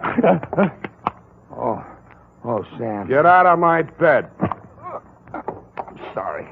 I was beat. I didn't know where else to go. You can go to jail. Their beds don't have inner springs, but it's a free flop. Listen, I had to make that break. It would have been a murder rap for sure. You mean your memory came back? I had a funny feeling I'd seen that guy Shepard somewhere before. And just before I slugged you while we were standing there in the companionway, it came back to me. That guy Shepard, he came aboard ship yesterday when we docked. He flashed a badge on the gangway watch and asked to see the ship's carpenter. The one that made those ship models for you? Yeah. But don't you see? Manslaughter is one thing, cop killing is another. This ship's carpenter, what's he look like? Oh, thin, around 65. Lame. Talks like a Swede. City morgue. Maxie, Sam Spade. That stiff-tagged Shepard? Shepard, yes, Sam. Just got him back. I think it's all there. Those autopsy boys. Careless. What killed him, Maxie? Puncture wound. Base of the skull. Small, sharp instrument. Anything new in his ID? Well, Shepard seems to be a phony handle, Sam, but it'll have to do till Revere comes along. Sergeant Polhouse let it drop that the boys at his hotel thought he was a detective. Uh-huh. And funny thing about Sheppy boys, Sam. No belt, no suspenders, very loose trousers. How'd he keep them up? By the time I got to him, it didn't matter.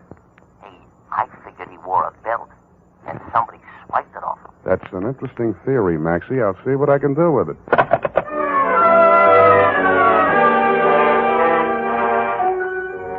I tucked Danny Boy back into my bed, locked him in, and gumshoed around the block to the Balboa apartment. Just to be mean, I woke up the janitor and checked his statement on the old couple in Doreen's apartment. He worked 3 buildings, was sure of the old woman, but backed down a little on the man, which is what I expected. Was sure of the floor, but not of the apartment number. Didn't know any tenants by name, which goes to show, Lieutenant, what police statements are sometimes worth. I thanked him, stole his passkey, and went upstairs. I didn't expect to find anybody home in Doreen's apartment. I was half right. Sven, the old carpenter, was sitting in a chair, staring straight ahead of him. He looked as though he were in a daze. I walked over to him. Even close up, he didn't look dead. But he was. Body still warm, no visible wounds. But he was wearing a tooled leather belt with a hammered silver buckle. The prong of the buckle was tempered steel and had the same peculiar shape as the one in my pocket, the one I had taken off of Shepard's body. The ship models were gone. What was left of them I found in the fireplace. And in the charred remnants of what had once been the hull of the toy Chinese junk, I found something that hadn't burned. It was a small metal cylinder with 2 pins projecting from it on either side about the middle of it.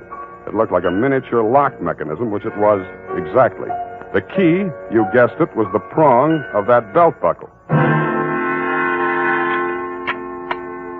The cylinder was empty except for a few white grains that looked like sugar. I tasted them. It was not sugar, but in the dope traffic, they sometimes call it that. About then, I heard footsteps outside in the hall. I ducked into the closet, leaving the door cracked enough to see out.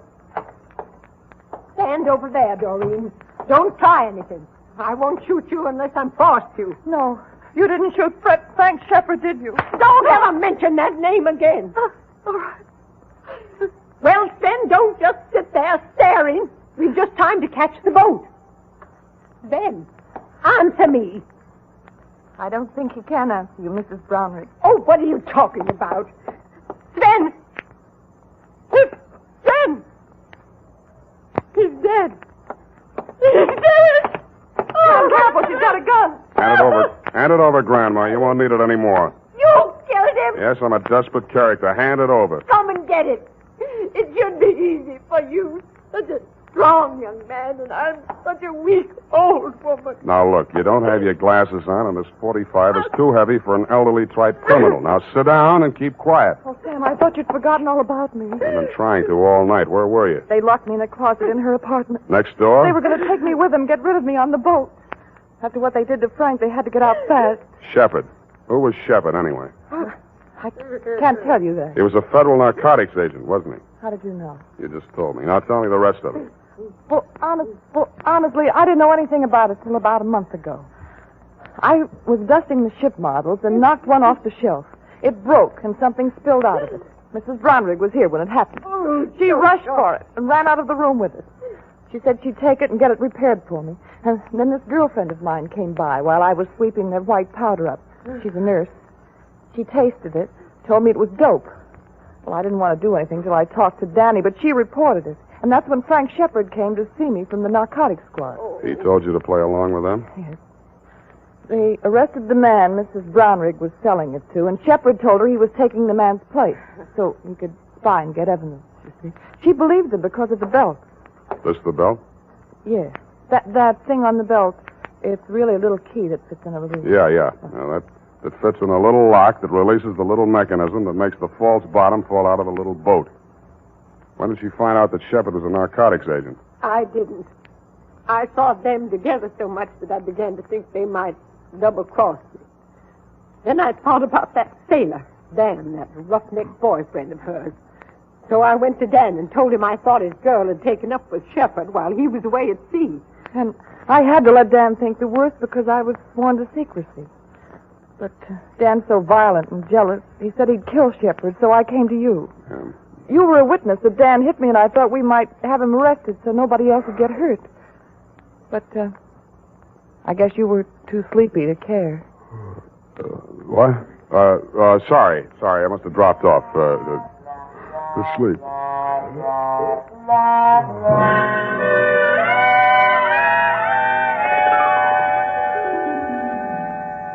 Period. End of report. But, Sam... Yes, Angel? Didn't you arrest that terrible old Mrs. Earwig? Brownwig, Effie? Wasn't it Brownwig, Sam? One of her aliases, no doubt. In reply to your previous question, yes.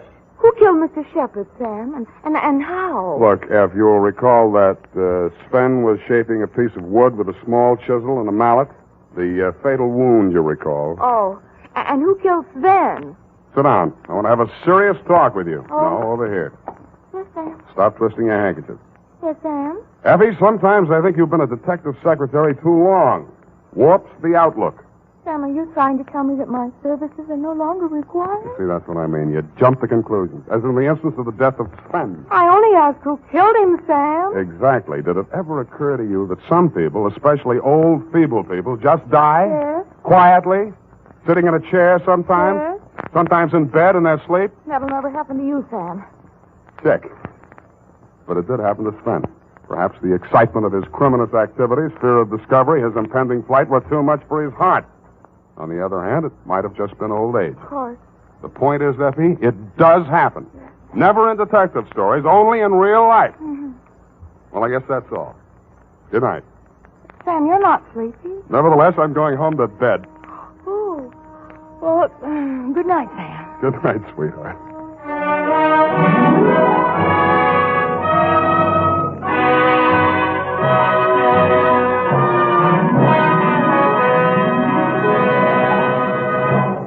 The Adventures of Sam Spade, Detective.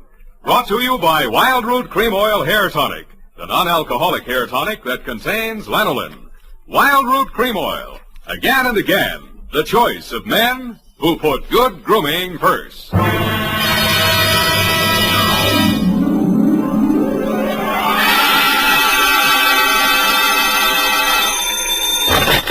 Spade Detective Agency. They offered me a cool $1.5 million, but I couldn't be bought. Oh, Oh, Sam, all the time fooling. Straight good, Sebby. Oh, really, Sam? Why didn't you take it? Oh, but you couldn't, of course. That's right, Angel. Taxes. Oh, you mean it would put you in a bracket? The girl's name, in case you were going to ask, was Sugar Kane. Was she sweet? Oh, Effie, you made a joke. Oh, not much of one, no. That is true, but even though you do seem to be, as you would say, in a jugular vein, I shall be right down, serious and frowning, to dictate a chronicle steeped in the bitter tea of general confusion, brewed in a witch's cauldron of murder, greed, and avarice. That's what gives it that nutty flavor. What, Sam? Silly girl, I refer to the Sugar Cane caper, on which I will forthwith my report be done to dictate on, goodbye.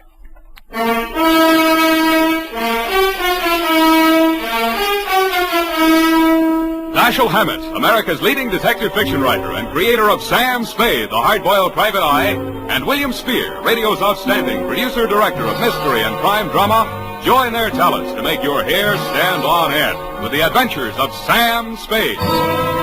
Presented by the makers of Wild Root Cream Oil for the hair. Want to look better on the job? Get Wild Root Cream Oil. Want to look better to that gal of yours? Get Wild Root Cream Oil. Wild Root Cream Oil Hair Tonic improves your entire appearance by grooming your hair neatly and naturally, relieving dryness, removing loose dandruff. If your family hasn't yet enjoyed the benefits of America's leading hair tonic, here's what to do about it. Ask at your drug or toilet goods counter for the new 25-cent get-acquainted bottle of Wild Root Cream Oil Hair Tonic. Again and again, the choice of men and women and children, too. And now, with Howard Duff starring as Spade, Wild Root brings to the air the greatest private detective of them all in the Adventures of Sam Spade.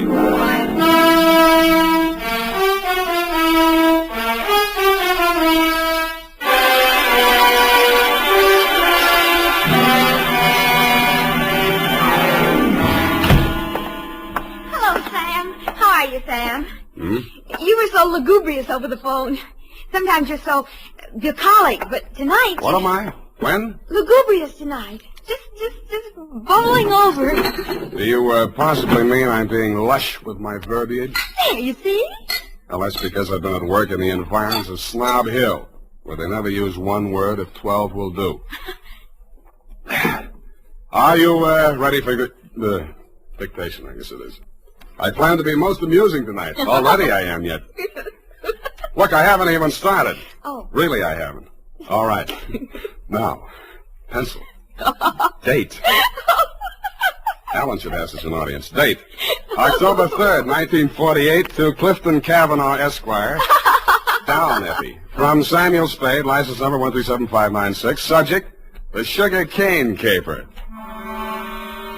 On Thursday last, at 11 a.m., as I waited for the traffic signal so that I might legally cross Powell Street in order to board a cable car, a cat rubbed up against my leg. I leaned over to stroke it and noticed that it had 6 toes.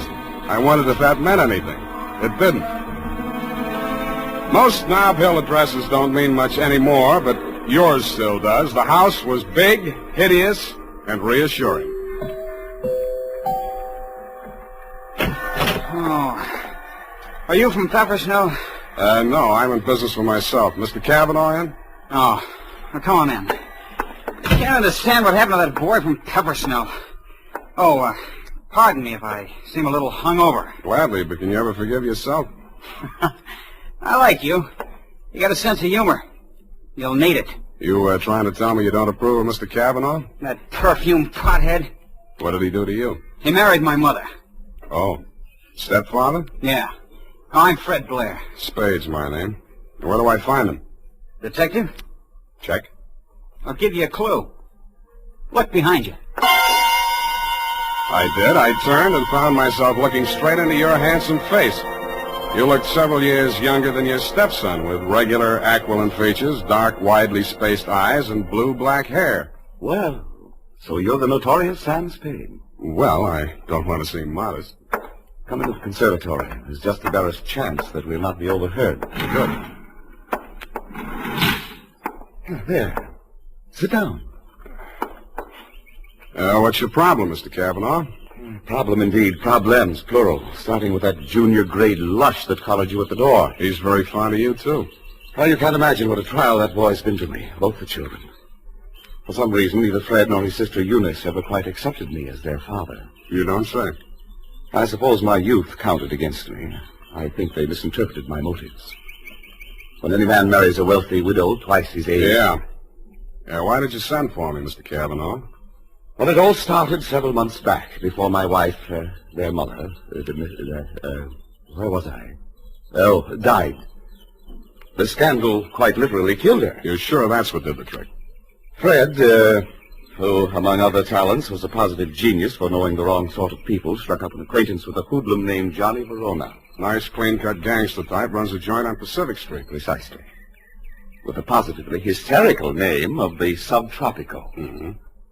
Well, there was a sordid brawl of some sort. A man shot. Obviously, this Johnny Verona shot him. Fred had to give testimony before the grand jury. It was all we could do to keep it out of the paper. But you did. No, and old Eleanor, my wife, that is, dropped dead when the butler brought in the Chronicle. But the worst was yet to come, Sam. Well, don't keep me hanging, Cliff. Well, Fred continued to frequent this bistro, this dive of Verona's. I understand. I believe the bait is a toothsome little teaser with the unlikely name of Sugar Kane. She likes Fred. No woman in her right mind would look twice at that idiot, even if he were twice as rich and only half as sodden. Then, where was I? Oh, yes, this Verona person came here several times on the pretext of pouring Fred through the front door, and thereby met my stepdaughter, Eunice. Well, that's a very interesting story, Mr. Cavanaugh. Now, maybe you'll tell me what you want a detective for. Because my stepdaughter has brazenly informed me that she intends to marry this gangster. I want you to help me prevent that marriage. I don't see. Don't see what? I don't see how I can. Well, perhaps I didn't make myself clear. When Verona was arrested for that shooting in his club, Fred didn't tell the grand jury all he knew. Now, if you could prove that Verona is guilty, then we'd be rid of him for good. Is it Verona you want to get rid of, or your stepson? Good Lord, you don't think Fred did it? Do you? Why, no, of course not. Okay, supposing Verona did it, then Fred goes up on a perjury rap, maybe accessory. Oh. Well, I have no overwhelming desire to injure Fred. Look, why don't you tell me what you have an overwhelming desire for? Well, under the terms of her mother's will, Eunice will inherit $3 million as soon as she marries. When? When what? When do I meet her? Be serious, man. Now, I will pay Verona $50,000 in cash if he'll stay away from her. Would you take $50,000 as the payoff in a $3 million caper? In this instance, yes. Eunice is not very well, and you may quote me on that, book, chapter, and verse. To Johnny Verona? To Johnny Verona. Okay. Water's mighty cold this time of the year at the bottom of the bay, but if you don't care, I don't. Thank you. Let me know how it comes out. Don't give it a second thought. You'll know. Don't get up, Mr. Cavanaugh. I know the way out. Hey, Spade, wait up. Well, you look a little better. Listen, there's something you ought to know. He was my sister's boyfriend before he married my mother. He did it out of revenge because Eunice threw him over. He still wants to marry her. Any particular reason? Oh, my mother put that crazy marriage clause in her will. He's been systematically getting rid of every man who's been interested in her. Bought him off, threatened him off any way he could. Why? He thinks Eunice will eventually marry him to get her inheritance. But she won't. She'll kill him first, and if she doesn't, I'll do it for her. Fred. Huh? Oh, yeah? Fred, what on earth are you saying? Who is this man? Well, he's the detective. Sam Spade. You're Eunice Blair? Yes, I want to talk to you. Fred, go and... Yeah. See you later, Spade. I know why my stepfather hired you, Mr. Spade. If you need the money, go ahead. But this time it won't work. You look as if you'd like to be a nice girl. How did you happen to settle for a cheap grifter like Johnny Verona? Because we understand each other, and he can't be scared off. Any message I can take him from you? Tell Johnny I'll meet him at the usual place. And tell him I still like my coffee black. No sugar.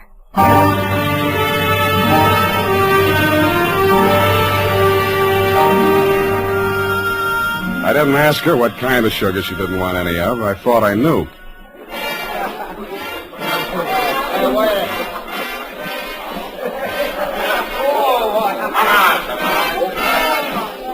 The only thing wrong with Sugar Kane's dance was her dancing, but the customers didn't seem to mind, and I didn't either.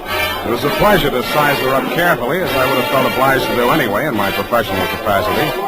She was a black-haired number with aquiline features and widely spaced dark eyes. It was a beautiful combination. And I wondered where I'd seen it before quite recently. I decided to find out.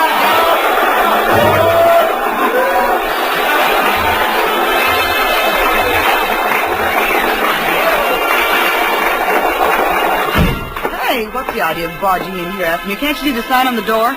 No customers in the dressing room. Then let's go someplace else. I want to talk to you. Beat it.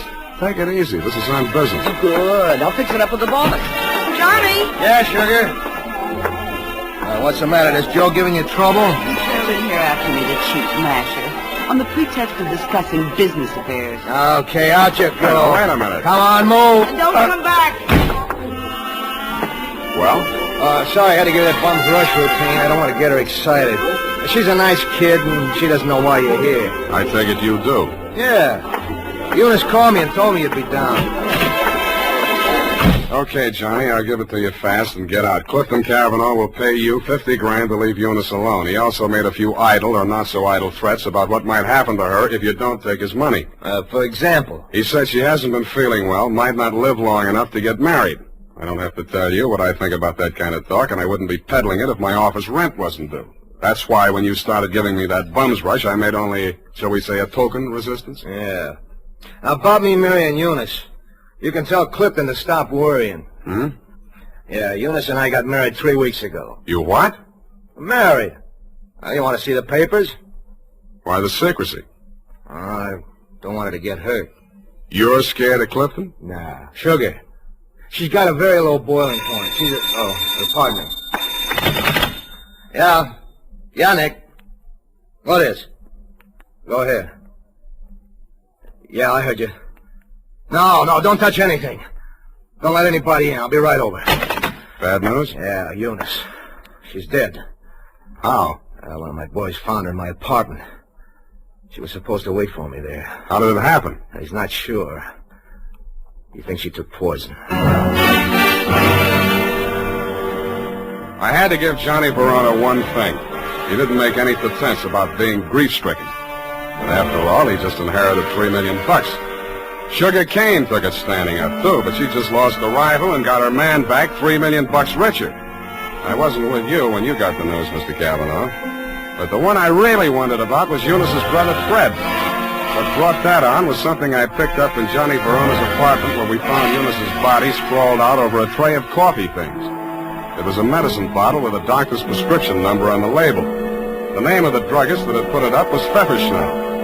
I remembered what Fred had said to me when he admitted me to your house that afternoon. Quote, "Are you the man from Pfefferschnell's?" I wondered if I'd answered yes, would Eunice still be alive?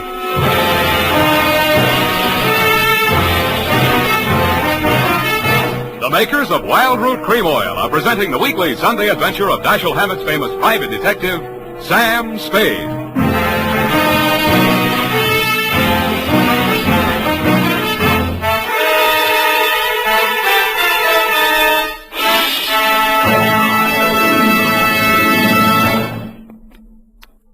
Now, here's important news on good grooming.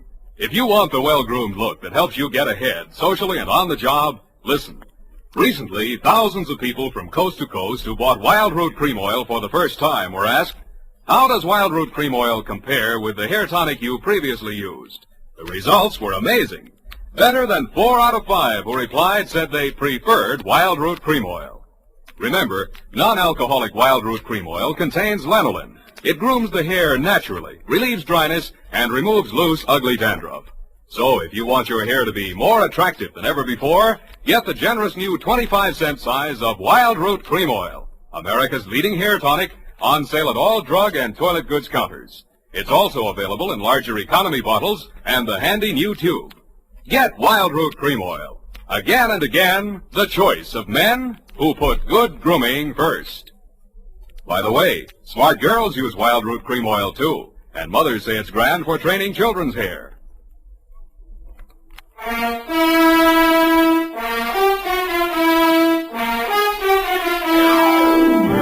And now, back to the Sugar Cane Caper. Tonight's adventure with Sam Spade.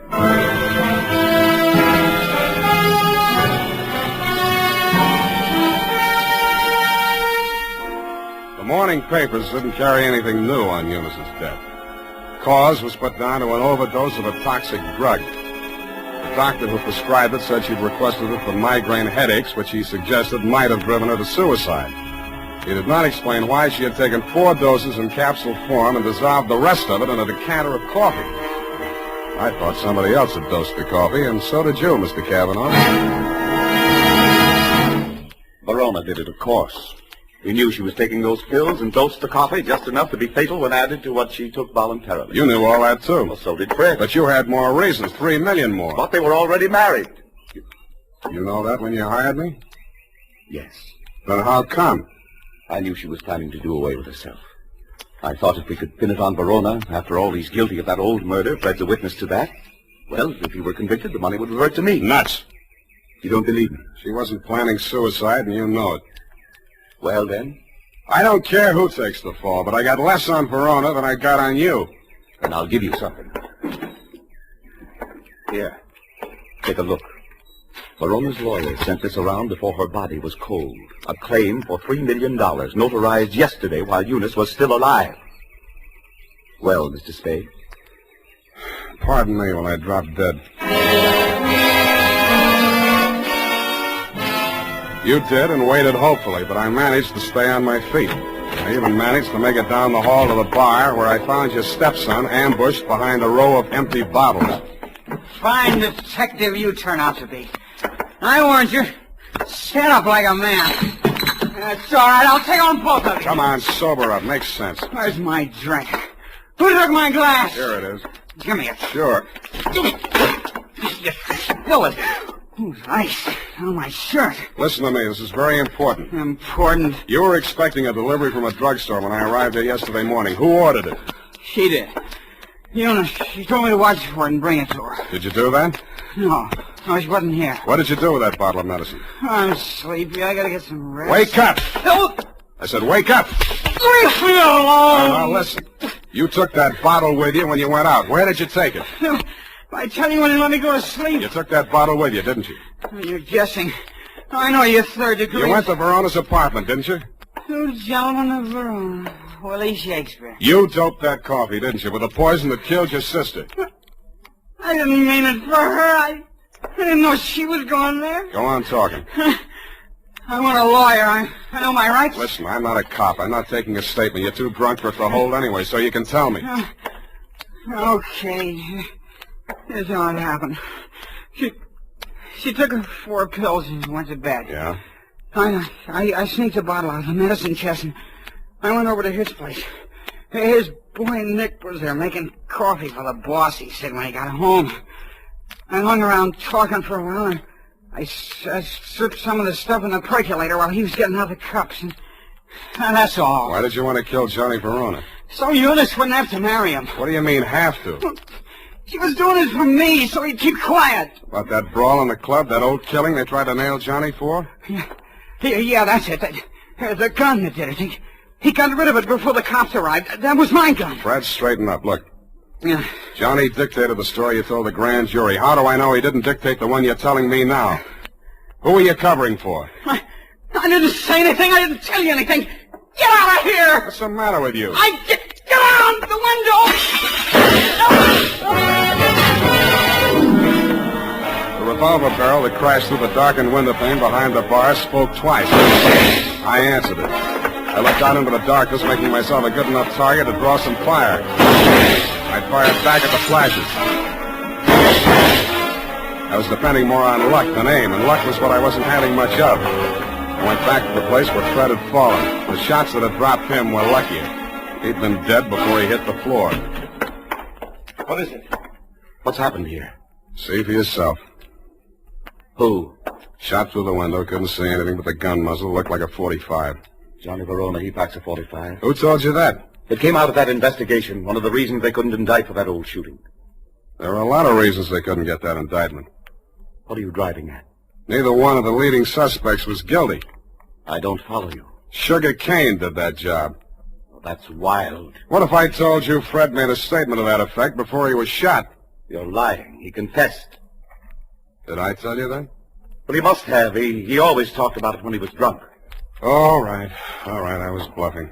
Why? Just a crazy hunch. I thought there might be something between you and Sugar. Now I'm sure there isn't. Of course not. Should have spotted it before. You're too much the same type. Even look alike. I can't make you out. Well, don't try. It's not worth it. You better call Homicide about Fred here. Tell Lieutenant Dundee if he wants my statement, I'll be at my apartment.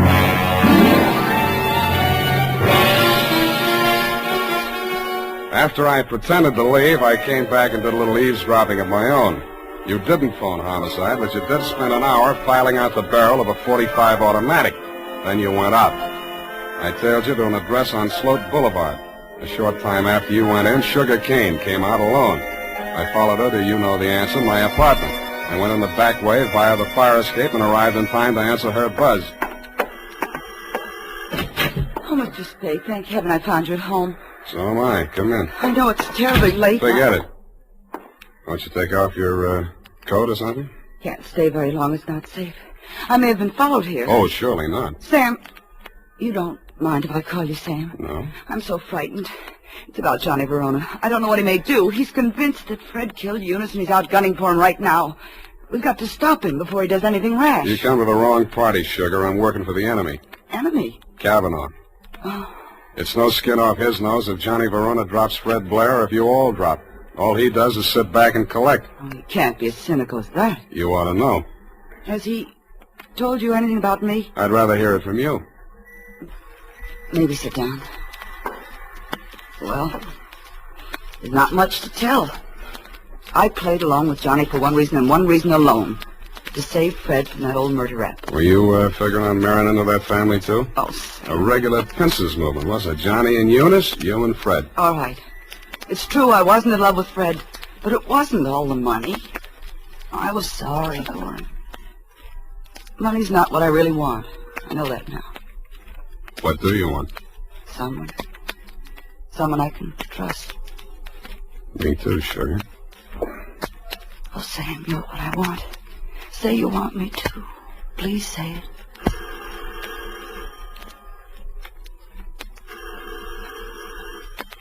Don't answer it, Sam. Why not? Johnny may have followed me here. He's insanely jealous. Well, I gotta face it out with him sooner or later. Might as well be now. Sam, be careful. Stand out of the way, Sugar. No, Sam. No, please. Don't reach, Johnny. I'm not gunning for you, Spade. In that case, come on in.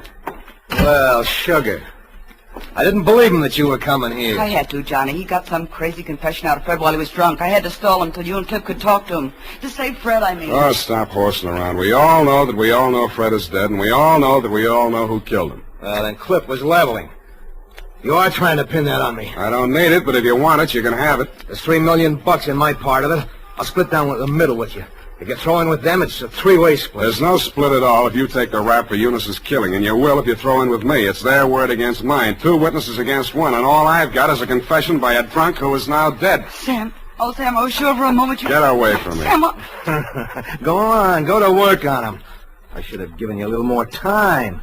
That wasn't fair, was it, Sugar? I hate you. I hate you both. I never want to see you again. Get back in that room, Sugar. Cliff. What happened, Sugar? Why were you running away? Johnny double-crossed us. Now Sam knows everything. What does he know? The whole caper. Part of it I wasn't quite sure of until I saw you and Sugar standing side by side. That blue-black hair, the same eyes, plus the fact that the bell on Sugar's apartment on Sloat Boulevard reads Kane, parenthesis, Kavanaugh. You took a crazy chance when you knocked off Fred with me right there in the room. The kind of a crazy chance a brother would take to keep his sister clear. I could have told you that. It would have helped a lot, Johnny, but you didn't. When a man lets his sister go on dancing in a joint like yours after he's in the chips and she goes on liking it, you can be sure they're both playing for big stakes and for nobody but themselves.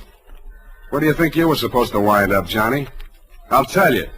Drinking that poisoned coffee that Eunice got hold of by mistake. That isn't true, Johnny. I never told Fred a thing.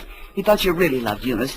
I don't know how he found out you were forcing her into that marriage. Did you also neglect to tell him that he was innocent? That you pulled the trigger in that old killing and shoved a gun into his hand when he was too drunk to know what he was doing? I've heard enough. Watch it, Johnny. No!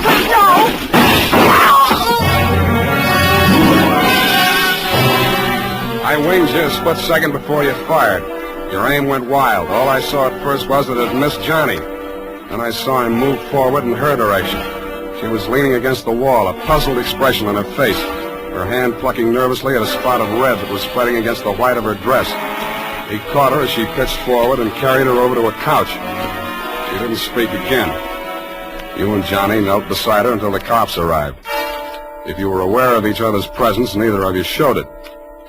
Period. End of report. That was a sad ending, Sam. Yes, it is. I'm sorry it ended so sadly. Well, it was bound to, one way or the other. There wasn't anybody in the whole gallery that thought about anybody but himself. Except poor Fred, I guess, and his only friends arrived in bottles and left in the ash can. All those millions and millions. We'll get the money now, Sam. I'm glad you asked that. It leaves me cold. Go tight that up while I knit myself a sweater. And now, listen to this. It's the smart mother who sees to it that Wild Root Cream Oil is always kept handy around the house. For she knows that Wild Root Cream Oil grooms her family's hair neatly and naturally, relieves dryness, removes loose dandruff. Get acquainted by asking for the new 25-cent bottle. Also, ask your barber for a professional application of Wild Root Cream Oil Hair Tonic. Again and again, the choice of men and women and children, too.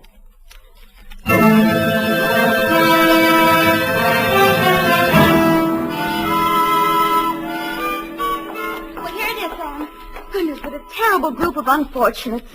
As you say, it just had to end badly. If you hope to get back in my good graces by quoting me, to trick me into agreeing with you, you have succeeded. There you go, Sam. So lugubrious. Effie, what is this? What means lugubrious? Oh, Sam, it's wonderful. It's my new habit. Oh? Every time I read a book now, and you know, like you read a book and there's a word you don't know what it means or you're not sure. Yeah. Well, I make it a practice now to write down and learn 3 new words per day. Wow. And learn the definitions to use them in conversation. You know, like desultory. And lugubrious? Yes, that's one of my 3 for today. You see? Lugubrious, right here it is. To talk a great deal. Bucolic, state of being sorrowful. And verbose, to be out in the country. I see. Very praiseworthy.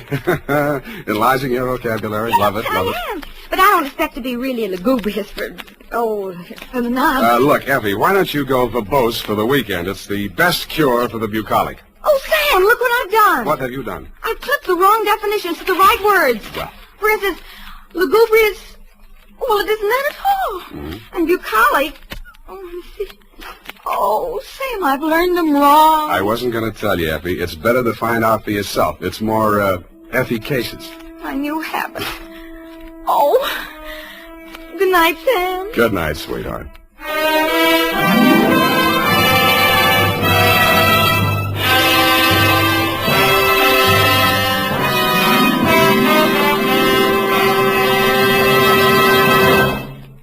The Adventures of Sam Spade, Detective. Brought to you by Wild Root Cream Oil Hair Tonic, the non-alcoholic hair tonic that contains lanolin. Wild Root Cream Oil. Again and again, the choice of men who put good grooming first.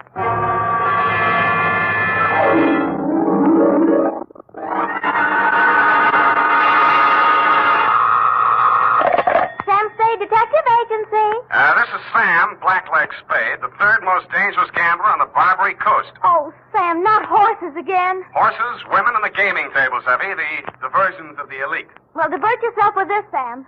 The phone company has sent the pink notice. Pay it no mind, sweetheart. We are healed. We have hit the cashier's cage, annexed the pot, broken the bank, and we're standing on velvet. Sam, are you sober? Definitely velvet. Warm, too. Sam, from where are you calling from? You're wrong, Effie. It's a drugstore. Stay where you are. I'll be right down to deal out my report on the hot 100 grand caper.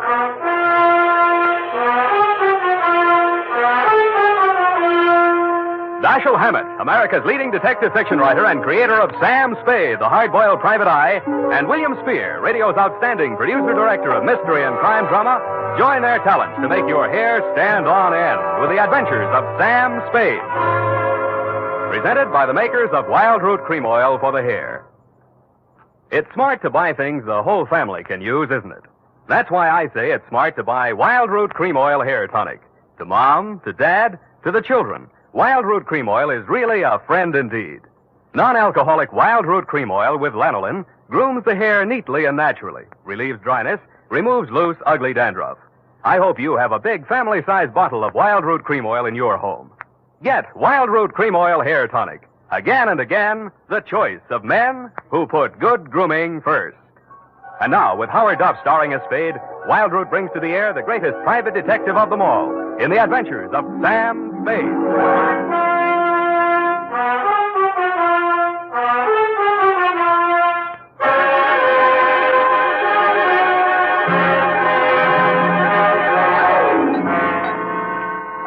Date, September 19, 1948, to robbery detail, San Francisco Police, attention Sergeant Walsh. From Samuel Spade, license number 137-596. Dear Joe, here's the rundown on that hot $100,000. It started pleasantly enough when my secretary, Miss Effie Perrine, cute little mouse, eased into my private office, closed the door behind her, and leaned back against it with that air of pained resignation, which generally means there's a customer outside that she doesn't approve of, but that I'll see her anyway. It's up to you, Sam. She's very well dressed, and I imagine she can afford you. How do you deduce that? Oh, she dropped her purse. I didn't get time to count it all, but there was a $100 bill on top. Well, sure, in, Effie. Sam. Go ahead, say it. Oh, I don't know, Sam. Sometimes, well, there's just money. No, that's one of the reasons I hire you. What's the matter with her? Nothing. That's just it, Sam. She's very good looking, cultivated, and very kind and considerate. And she seems sincerely troubled. You mean her act is a little too good? I felt that too, Sam. Thanks, Angel. I'll keep that in mind. Tell her to come in. All right, Sam. Mr. Spade will see you, Mrs. Silcoin. Thank you. Thank you for seeing me, Mr. Spade. My pleasure. Won't you sit down? Oh, thank you.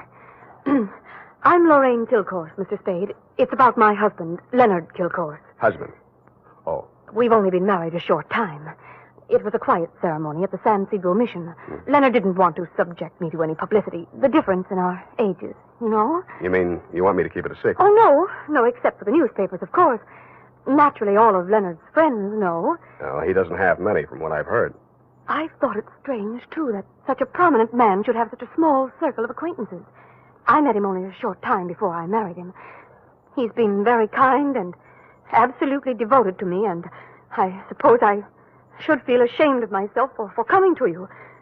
But there are so many things about him that are mysterious that sometimes I can't seem to find my handkerchief. Here. Kleenex. Oh, I'm sorry. Thank you. I take it you're not a San Francisco girl. No, I met him at a dude ranch. Well, maybe I can clear up some of your mysteries for free.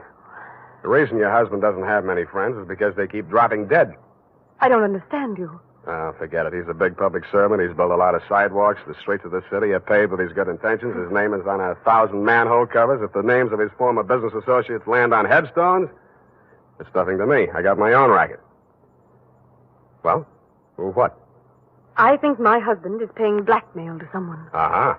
And upon what do you base your suspicions, Mrs. Kay? It started about a month ago.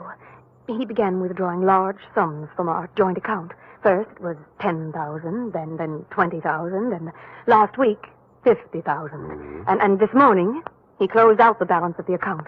$100,000.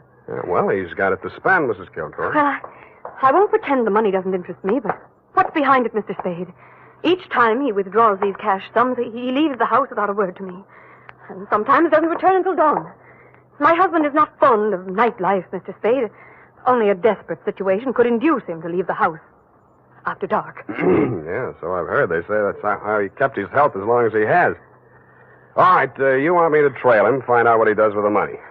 Just one question. Why'd you pick me for the job? Why, your reputation... That's local. You say you're new in San Francisco. Well, I do read the local papers. Your picture was in only 2 weeks ago. Yeah, well, that caper didn't help my reputation. I like your looks. A nice, honest face. A man I could trust. Well, don't buy that. And I'm sentimental, too. Your picture reminded me of someone who is very dear to me. My brother. Of course, you're nothing like him, really, but you do look alike. I suppose that sounds like a silly woman's reason. Yeah. What's your address? Well, I have a little place of my own out on Divisadero. The Balboa Apartments near Normandy Terrace. Mm-hmm. You'd better keep in touch with me there. I don't want Leonard to know. The Kilcourse mansion is at 1316 Clarendon. 1316. Mm-hmm. He returns from his office around 6 in the evening. Do you have a car? No. Do I need one? Well, I don't know where he may go. Here are the keys to my car. It's parked in front of the main entrance, a gray Plymouth. He won't recognize the car. My brother's. Now, about your fee. $100 now. If I need more, I'll leave you know.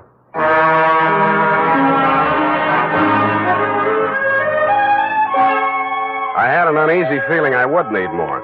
The last detective that tried to follow Leonard Kilcourse had hospital insurance. I don't.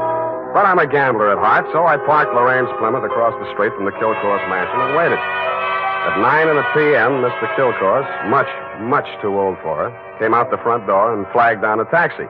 I made an illegal U-turn and followed.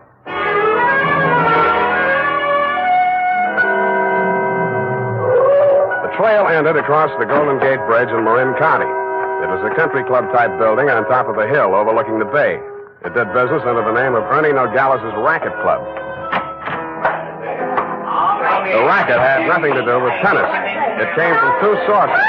The moans and groans of the customers losing money at the roulette wheels and crap tables, and the glad hand the management threw at my quarry as I followed him in. Well, Mr. Kilcourse, surprised to see you. Since when you go out after dark? Well, I thought a little nightlife might agree with me, Nogales. Oh, that sounds like you, Mr. Kilcourse. I didn't know you better. I think you was afraid to go out night. Well, now, I was thinking of buying this place to retire to. Ah. But I figured it'd be cheaper to win it at your roulette table. What's your limit here? 10,000, but for you, wide open, the sky. $100 grand for a starter? Well, any time they catch you with hot money, Mr. Kilcourse. Come over to the cashier. I sell you the chips myself. I didn't have to bother making myself inconspicuous. Everybody in the joint stopped playing to watch Kilcourse while he shoved his $100 grand roll through the cashier's window and scooped up 4 stacks of $1,000 chips. Make your bets, please. All right, you. Spin that wheel. Huh? How much you got there? $25 grand. Any objections? Is that okay, Mr. Nogales? Spin it, Joe. I'm covering through the table personally. Okay, sir. Around and round the little ball goes. 15 pays, 15 and the red. Maybe next time, Mr. Kilcourse. Why don't you double up, play the red and the black? Safer. I'll stay with the numbers. 50,000 on 15. There. Spin it. It's okay, Joe. I'm still covering. Well, it's your money, Mr. Nogales.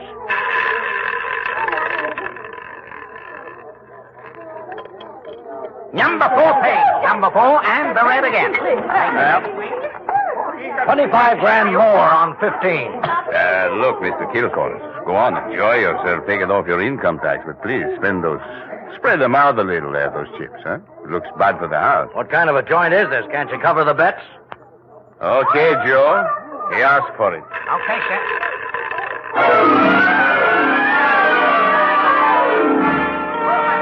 I didn't wait to see where the little ball went on the last spin of the wheel. I would have made a side bet with any taker that Kilcourse wanted to lose that $100 grand. I would also have made book he knew I was following him. As I left the table and walked out of the club, I braced myself for what usually comes next. There would either be a dead body in the car or somebody would crease my noggin with a sap. But nothing happened. I switched on the headlights and stood in the glare of them for fully a minute, but nobody even shot at me. I flushed the shrubbery, no gunman. Checked the ignition wires, no booby traps. Driving back to town, I racked my brain for some way to bring them out into the open. I felt like a man with his life savings all on one number, waiting for the wheel to stop spinning, which wasn't far from the truth. Not much of a cliffhanger, but the best we could do this week.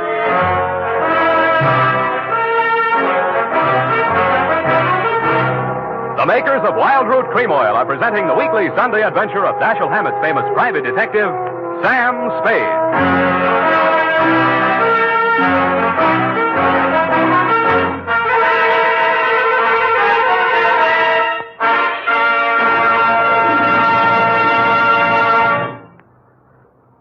Now, here's important news on good grooming. If you want the well-groomed look that helps you get ahead, socially and on the job, listen. Recently, thousands of people from coast to coast who bought Wild Root Cream Oil for the first time were asked, how does Wild Root Cream Oil compare with the hair tonic you previously used? The results were amazing. Better than 4 out of 5 who replied said they preferred Wild Root Cream Oil. Remember, non-alcoholic Wild Root Cream Oil contains lanolin. It grooms the hair naturally, relieves dryness, and removes loose, ugly dandruff. So if you want your hair to be more attractive than ever before, get the generous new 25-cent size of Wild Root Cream Oil, America's leading hair tonic, On sale at all drug and toilet goods counters. It's also available in larger economy bottles and the handy new tube. Get Wild Root Cream Oil. Again and again, the choice of men who put good grooming first. By the way, smart girls use Wild Root Cream Oil, too. And mothers say it's grand for training children's hair.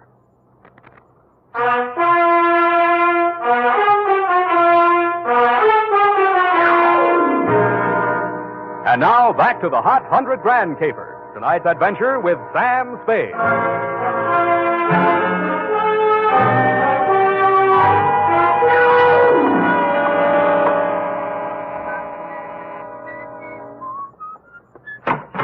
Yeah? This Mrs. Kilcourse's apartment? Yeah? She here? Yeah? Well, can I come in? Yeah? Tommy? Yeah? Who is that, Mr. Spade? Yeah. Oh, this is the detective I was telling you about, Tommy. Remember? Yeah? The one who looked so much like you? Yeah? No. Oh, excuse me. This is my brother, Tommy Lane. Yeah. I mean, Tommy, won't you run down to the corner and buy me some cigarettes for about 20 minutes? I have something to talk over with Mr. Spade. Yeah. nice boy, your brother. Small vocabulary, but big feet. Well, he's shy. Now, what did you find out about my husband, Mr. Spade? He dropped $100 in a gambling joint. Ernie Nogales' racket club. You know it? No, but I know Ernie Nogales. I knew him in Reno before I met Leonard. He lost his license there for running a crooked wheel. The way Kilcourse was playing tonight, that wheel didn't have to be crooked. He was trying to lose that $100. But why? Why would he do a thing like that? One of two reasons. Either he's paying off to Nogales or he's paying off to somebody else, and Nogales is the go-between. Well, I don't believe it. Ernie is a crooked gambler, but he doesn't touch blackmail. And your husband isn't stupid enough to drop $100 in 3 turns of a wheel. Anyway, I'm not tangled with him and or the Ernie Nogales mob for $100 of your money or anybody else's. Here, take it. Well, and here are your car keys. No, wait, please. You can't desert me now. Why not? Well, I haven't told you everything. I'd hoped I wouldn't have to. About your brother? How did you know? The only place you get a green suntan is in a pokey. Besides, the act's kind of stir-crazy. Spent a little time in solitary, didn't he? He won't talk about it. But that's it, Sam. That's why Leonard is paying that blackmail money to Nogales. You just said Nogales wouldn't touch blackmail. Any other corrections you'd like to make in your copy before we proceed? Yes. Well, I might as well tell you everything. Why not? I knew when I came to you this morning that my husband was paying this money to Nogales. I knew because I asked him to. You and Ernie Nogales are working together? I'm not that rotten. I didn't say you were, but you're a rotten liar. There's that much in your favor. But I'm telling the truth now, Sam. You must believe me. Everything that has happened is my fault. I persuaded Nogales to give my brother a job in his place in Reno. Mm-hmm. They quarreled, and when he got closed down, he blamed Tommy. He swore he'd kill him when he got out of prison. That's why I begged my husband to pay him to save Tommy's life. Who did rat on Nogales about that crooked wheel at Reno? I did. That's why I feel responsible. Leonard is so fine, so generous. But I can't let him go on paying for my mistake. Yeah, like you said, he's going to run out of money. Look at me, Sam. Do I look like the kind of a woman to whom money means everything in the world? No, but you're looking at me, not at Kilcourse. You're laughing at me. Oh, I know what you think. Perhaps I did make a mistake in marrying Leonard, but he was so kind, so considerate. Like my father. Everybody reminds you of your relatives. You don't believe my story? Well, since you asked. Well, all right, then, here's the truth. I'm really Jack the Ripper's granddaughter. My parents were terribly wealthy. I harpooned my mother in her Beverly Hills swimming pool, set fire to my father with a $50,000 negotiable bond, and eloped with John Wilkes Booth. That brings us up to 1865. Shall I go on? Don't stop. It's great. Oh, get out of here. Get out of here and leave me alone. After you've told me all your secrets, I'm not that rotten. You won't help me. You never intended to. Why go on torturing me? Oh, now, stop that. Please. I believe you. I believe all your stories. Now, what is my next smart move? Sam, the only way to stop Ernie Nogales is to prove that he's running a crooked wheel. And then he'd pay back all that blackmail money, and he wouldn't dare lay a hand on Tommy. Well, it's going to be hard to prove and expensive. I'll have to lose a little on that wheel before I can figure the way it's rigged. How much can you invest? Well, I have about $1,000 of my own. With you? Yes. Here. You take it. Smells nice. Sam. Yeah? Sam, after all this is over, and after I've put things to right with Leonard, I should have told him before this, but I owed him so much. Oh, Sam, I'm so glad it's you. Yeah. Me too, Angel. Go now, darling, before I beg you not to. What time does that joint close? Well, it runs all night, I think. Good. Let's stay up late and raid the icebox.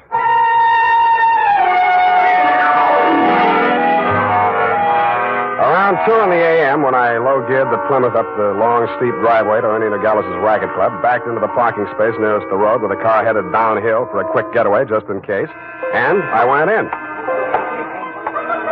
The joint was still going full blast. I bought $500 worth of chips, swaggered over to the table where Kill Course had dropped his $100 and nonchalantly flipped the blue chip onto the red. Appalachia, ladies and gentlemen. Make your game. Okay, that's all. Around and round the little ball goes. I didn't look to see where the little ball went. Most of the money was on red, so it was bound to turn up black. A red, please. What? Number 15. Place your bets, please. Make your game, ladies and gentlemen. Around and round it goes. The chips were spread around more the next turn, so I stacked 100 at the bottom of the 1 to 34 column. With a crooked wheel, my 100 made it the best bet to lose. And 19, and the red wins again. Hey! I plunked 500 down on number 5 and raked in 17,500. I left my original bet on the table. When the little ball fell into the pocket, I was $35,000 to the good from my point of view, but not from my clients. I doubled my bet and looked apprehensively around. There were no surly characters edging up behind me. In fact, the only surly character in sight was Ernie Nogales, and he looked happy. That didn't make much sense. When my bankroll got to $105,000, I played a hunch. I threw $5,000 of it back on the table and lost it. That made a kind of sense. I cashed in the rest of my chips and squeezed the $100,000 U.S. currency into my inside pocket. If anybody aimed for my heart, it was thick enough to stop the slug, which was some comfort. But what I saw when I walked out to the parking lot was no comfort at all. I'd gotten just a glimpse of it through some trees. A sedan backed into a driveway halfway down the hill. It was blacked out except for 5 glowing cigar ends that showed through the windows. I could think of only one reason for 5 cigar smokers to be parked in that particular spot at that particular moment. The Plymouth was where I had parked it, pointing straight down the hill. I slammed the door but didn't get in. And I listened. The car down the hill was getting ready, too. I cracked the door of the Plymouth wide enough to get my arm inside and pressed the starter with the heel of my hand. I switched on the lights, pushed the clutch with my left hand, used my right to shift it into low. Then I pulled the hand throttle out all the way and let it go.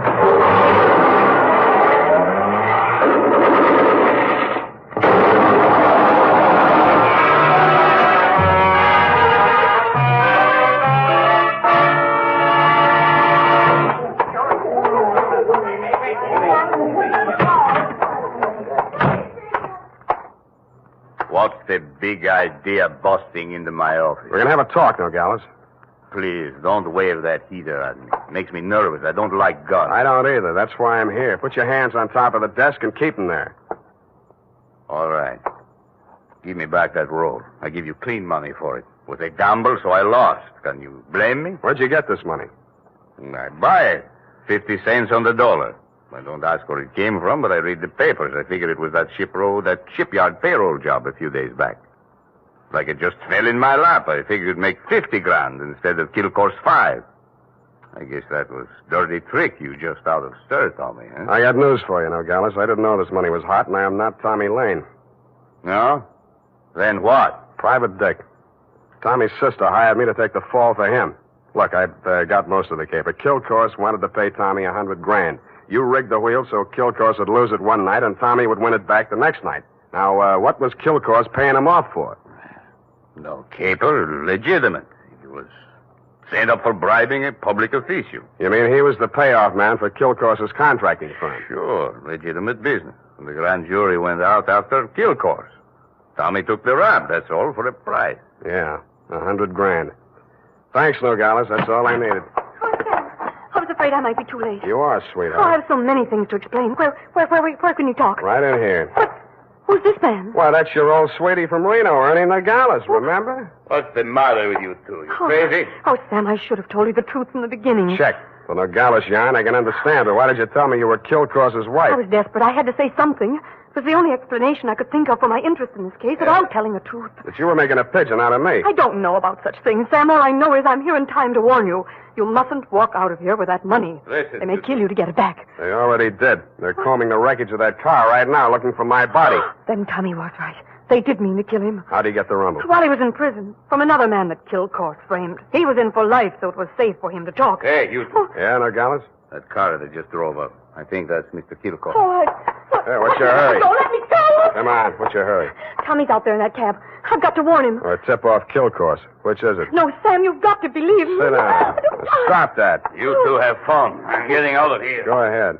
Now, listen, sweet Lorraine, you may as well save your breath for those explanations. You're staying right here until the cape is all wrapped up. Here he comes. Have you got a gun, Sam? Yeah? Well, you better have it ready. Mm-mm. But Sam... Where's Nogales? I want to see him. He was called out of town, sir. I'm in charge. You Mr. Kilcourse? That's right. I want to know why you people have been interfering with my business. It might interest you to know that this building site's on an old Spanish land grant. Title's very shaky. I'll run an 8-lane highway straight through the middle of it and turn the rest of it into a game preserve. That's what I do to people who double-cross me. I tried to tell Mr. Nogales that, sir. He wouldn't listen to me. He tipped Tommy off for a split of $100,000, but I knew sooner or later we'd have to answer to you, Mr. Kilcourse. Oh, well, what's that? Here's your $100,000, sir. Count it. Well. What's your name, son? Sam Spade, sir. I'm glad to meet an honest lad. Well, come along. You too, young lady. We'll all walk out together. Sam, what are you... What? Spade, huh? Yes, sir. I'm a private detective, but I'm ambitious. Politics? Yes, sir. Well, we'll run you for assembly. In the meantime, I believe there's an opening in one of the public services. Garbage disposal. Executive end, of course. Where the devil is that man with my car? Oh, there he is. You drop around to my office in the morning. Thank you, and good night, Mr. Kilcourse. Drive on, Horace. Back to the city.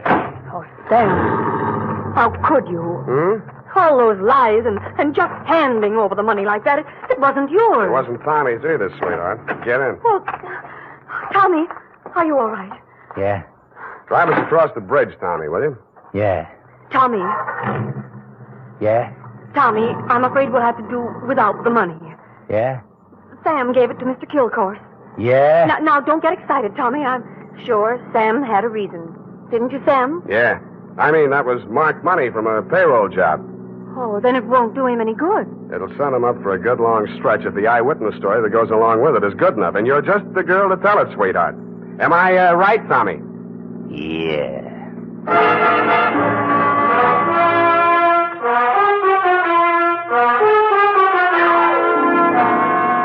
Period. End of report. Already? But Sam. Yeah? What happened? Who were the 5 men in the car, the ones who shot at that Plymouth in the mistaken belief that you were in it? Their names are of little account, Effie. Suffice it to say that Kilcourse pointed his pudgy finger at them in the hopes of keeping the charge of attempted murder out of his indictment. But I was too clever. I identified them. But Sam, you didn't see anything but their cigars glowing in the darkness. Have you never heard of Sherlock Holmes' monograph on the 49 varieties of tobacco ash, you fool? But Sam, Sherlock Holmes is only the segment of someone's imagination. He's a fictional detective. Well? You mean... Oh, Sam, you're tired. Yes, I am. It's affected your mind, winning all that money. Now, you just sit here and rest. All right. Think of the snowy mountaintops and blue skies. I'll just go and type this up. Snowy mountaintops. Winter sports yet. And now, listen to this. If you haven't yet tried Wild Root Cream Oil, the famous hair tonic that grooms your hair neatly and naturally, relieves dryness, and removes loose dandruff, then here's a wonderful way to get acquainted. Buy Wild Root Cream Oil in the new 25-cent size bottle at your drug or toilet goods counter. Also, ask your barber for a professional application of Wild Root Cream Oil hair tonic. Again and again, the choice of men who put good grooming first.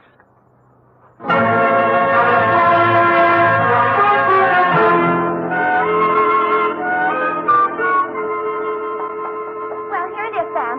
And not that it made any difference, but how did you guess that she wasn't Mrs. Kilcourse? Simple.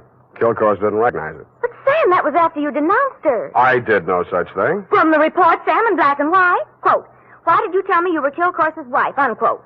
At that point, you assumed that she was not Mrs. Leonard Kilcourse. I did not. I merely wondered why she had told me. Well, with all the lies she told, you might have assumed anything she said was totally devoid of truth. And I did, sweetheart. I did. Oh, well, that's a relief. I was afraid for a while she'd taken you in. What's that got to do with the truth? Good night, Sam. Good night, sweetheart.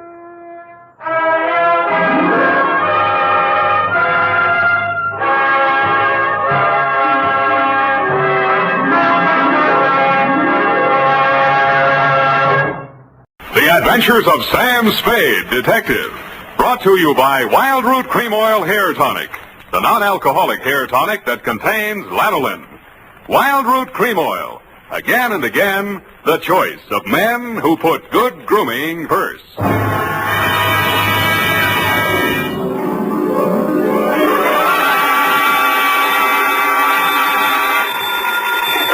Sam Spade Detective Agency. Hey, it's me, Sammy the Spade. Sam, it's not true, is it? Every word of it. What? That you've been consorting with unsavory characters? Well, she was a savory enough girl, Effie, although a crook. Well, according to the paper, she's practically a murderess. Not to mention that she's dancing the Roomba with you. That's a lie. There's a picture of you. Virginia Vale, gangland glamour girl, caught at the Club Iberia in barefoot Roomba with private eye. It was not a Roomba, it was a bambuco. Oh, Sam, not over the phone. I can't stop it. Stay where you are. I'll be right down to dictate my report on the Lawless capers.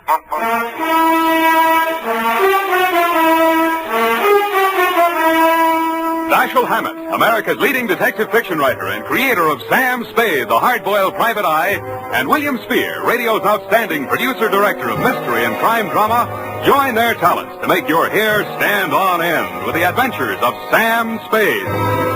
Presented by the makers of Wild Root Cream Oil for the hair. Say, have you gotten acquainted with Wild Root Cream Oil yet?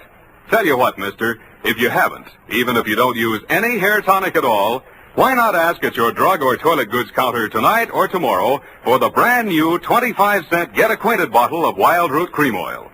You'll like the way Wild Root Cream Oil grooms your hair neatly and naturally, relieves dryness, and removes loose dandruff. You never dreamed one hair tonic could do so much. So give it a try.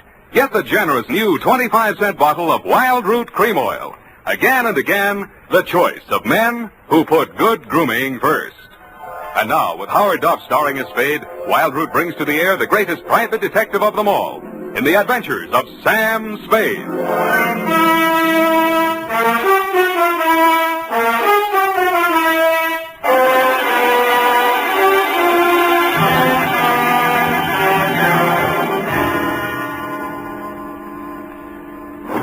I think I'm getting it now. You even lost your shoes. Ready, sweetheart? Yes, Sam. No questions? No, Sam. That picture in the paper doesn't mean a thing, Effie. There was nothing between Virginia and me. Just wasn't room. Well, that bambuco, you know, that's the way we dance it. Authentic. Sam, I troubled to call my girlfriend, Edna Mae Schwartz, who is an instructor at Arthur Murray's. I quote, "The partners exchange graceful nods in the center of the dance floor and then separate. Well, as the senorita provocatively leads the pursuing caballero through a series of gay whirls, turns, and figures." There you see, provocative. But he never catches her, Sam. Well, I have my shoes off. That gave me the advantage. You know best, Sam. Well, that clears that up. Date? August 29th. I will give the date. Fill it in. That still doesn't explain your operating on the wrong side of the law. Down, Effie. This goes to John M. Lawless. A known gangster. What else? From Samuel Spade, license number 137596. Boom. Well, thank you, Effie. Subject, Joe Morales. Dear Johnny, you hired me yesterday morning, but the real start of it was back in 45. Flashback. San Francisco was just recovering from VJ Day, and crime was practically at a standstill because your number one competitor in the West Coast mobs had just been rubbed out, and you were on trial for same. Nothing about the trial made any sense. The tea-time chatter in the better pool rooms was that you were taking the rap for your worst enemy, Joe Morales. What made even less sense, the lawyer defending you was Joe's brother. So I wasn't a bit surprised to receive your check for $25, together with an invitation to be in the third row of the courtroom when the jury returned the verdict. I was. The defendant will please rise. Step forward, please. Have you anything to say why judgment of this court should not be passed upon you? Yeah. It's a bad beef. The judgment of this court is that you, John Lawless, for the crime of manslaughter, having feloniously run down, run over, and killed with a certain automobile the deceased person named in the indictment, and having subsequently departed the scene in violation of the hit-and-run statute, are hereby sentenced to a term of 3 to 10 years in the state prison of the state of California. You didn't even look at the judge while he was dishing it out. Your eyes were on the man sitting directly in front of me. The man you were supposed to be taking the rap for. The man you had deliberately planted me behind, Joe Morales. I wondered what that meant. When the judge brought down his gavel, I found out. You came up the aisle with a deputy on one arm and your lawyer on the other. He seemed upset about something. I'm sorry, Johnny. I did the best I could. They've given me the judge I asked for. You passed on that jury, you cheap shyster. Okay, just wait till you get my bill. Shut up. Now, wait a minute, Sheriff. I want to speak to a friend. Hey, Johnny, hurry it. We got a train to catch. Hey, you, Joe. Yeah, Johnny? I got just this to say to you. I'm going up, but I'm not staying, see? If I'm not paroled out in 3, I'll break out. Either way, I'll get you, even if it means a murder rap. Oh, now listen, Johnny. You heard me, Spade? Yeah, Johnny, I wish I hadn't. Well, Johnny, we gotta go. Okay. Don't forget what I said, Joe. So long, Sam. Good luck, Johnny. Hey, Sally. Yeah, Joe? You hear what he said? I know. He's gonna knock me. This guy's a witness named is Spade. Spade, my brother Sally. Salvador Morales. You may have heard of me. Yeah, if I'm ever up in a hit and run, remind me not to hire you. Come along, Spade, where we can talk quietly. Just over here. My conference room. Look, we got nothing to talk about. Oh, yes, we have. Watch it. I just got this suit pressed. Yeah, right in here. Sally, is it all over? How did it come out? Where were you? In the air. I couldn't force myself to stay out there. What did he get? 3 to 10. 3 to 10, is that... Oh, I mean, how terrible. How terrible. Best I could do. This is Sam Spade, my dear. Miss Virginia Vale, Johnny Lawless's fiancée. The San Quentin widow. Well, how's tricks, Virginia? Why did they bring you here? Maybe they know. He's a witness. Witness? To a threat Johnny made against my brother's life. My own client. What's funny? Ask your brother. That threat would even get you a writ against him to keep the peace. What do you mean, Sam? Sweetheart, threats don't mean anything in law unless they're backed up by some action. Even if he told you the when, the where, and the how, it wouldn't be worth anything until you're dead. But it would be worth something then? Sure, it shows premeditation. Then if he knew he was overheard, you'd be forced to testify if anything happened to Joe. Hey, beautiful. What are you trying to do to me? Well, I mean, he'd think twice before he tried anything. You'd be safe, Joe. Well, honey, I didn't know you cared. About you, I don't. I just wouldn't want Johnny to do anything foolish.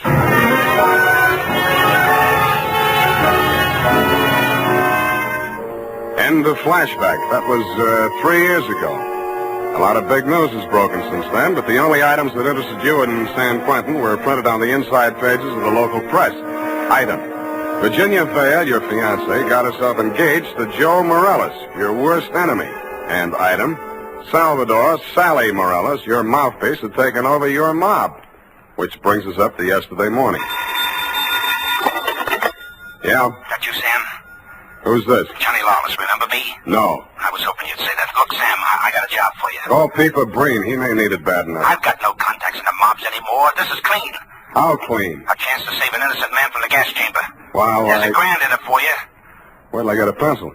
Now, what was the address? The Alma Arms on Pine Street near Jones. Yeah? Buzz me 3 times. 1 long, 2 short. And make sure there's no one on your tail. Got it. I was not failed. I found your name on the bell panel, buzzed 1 long and 2 short, and the automatic lock clicked me in.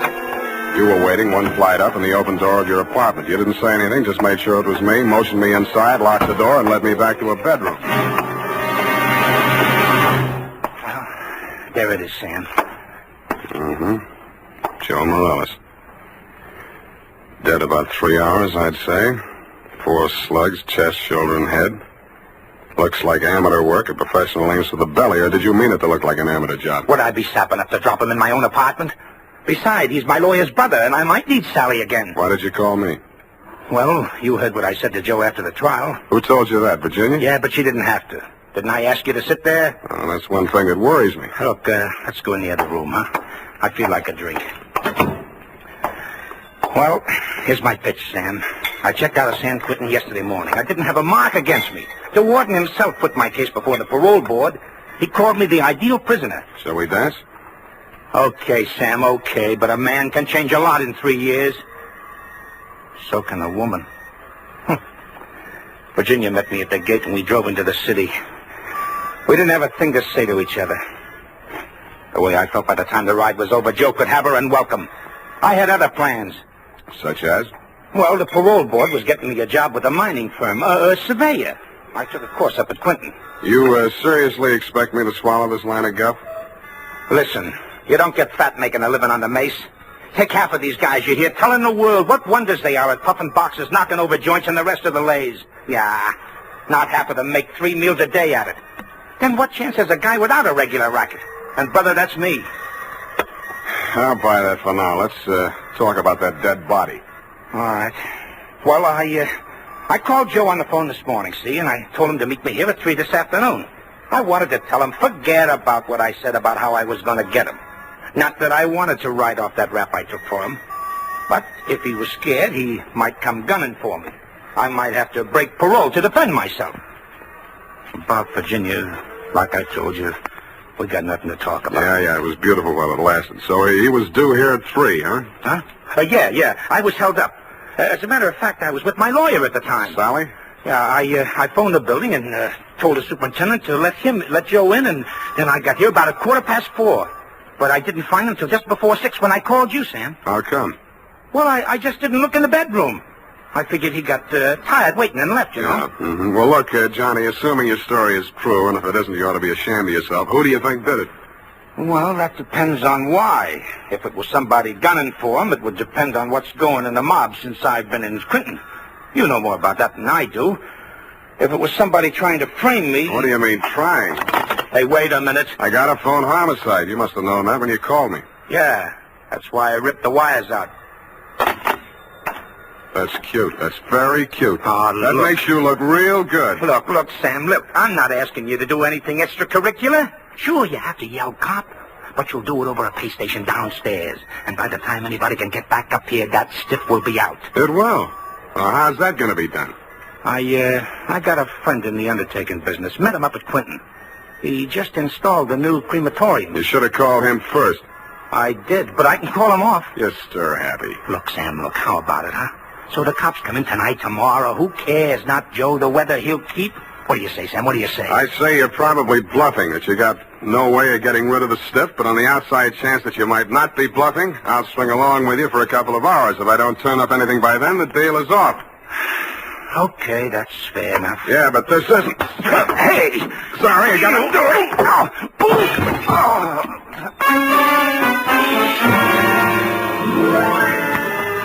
I hated to do it, Johnny. You were out of condition and you weren't expecting it.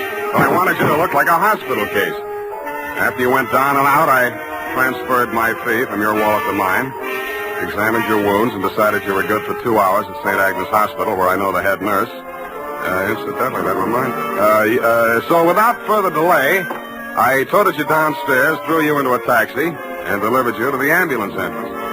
That's when I remembered that I had forgotten one thing. I hadn't given you a chance to call off your alleged undertaker friend. I was sure that part of your story was bluff, but just to make sure, I rushed back to your apartment in less time than it takes the average undertaker to back his hearse out of the garage, I thought. When I got there, I wasn't so sure. The apartment had been tidied up, ashtrays emptied, glasses put away. They'd even vacuumed the rug. The blood-stained bedspread had been removed, and with it, the corpus delicti. I found myself humming an old tune. I ain't got no body.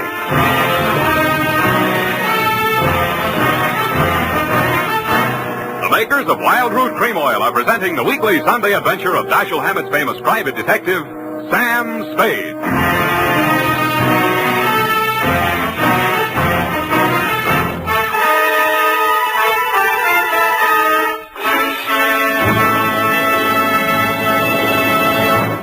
Now, here's important news on good grooming. If you want the well-groomed look that helps you get ahead, socially and on the job, listen.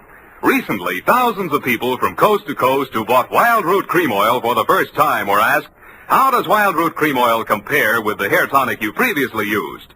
The results were amazing. Better than 4 out of 5 who replied said they preferred Wild Root Cream Oil. Remember, non-alcoholic Wild Root Cream Oil contains lanolin. It grooms the hair naturally, relieves dryness, and removes loose, ugly dandruff. So if you want your hair to be more attractive than ever before, get the generous new 25-cent size of Wild Root Cream Oil, America's leading hair tonic, on sale at all drug and toilet goods counters. It's also available in larger economy bottles and a handy new tube. Get Wild Root Cream Oil. Again and again, the choice of men who put good grooming first. By the way, smart girls use Wild Root Cream Oil, too, and mothers say it's grand for training children's hair.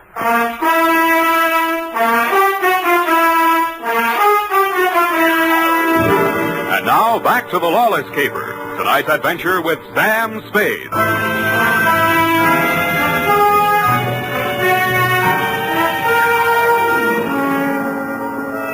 In most murder cases, there are too many suspects, too many motives, and too many clues from the very beginning. I've been on this one 3 hours, and I succeeded in turning up no suspects, no clues, and the most shameful thing of all, I had lost the body of the victim.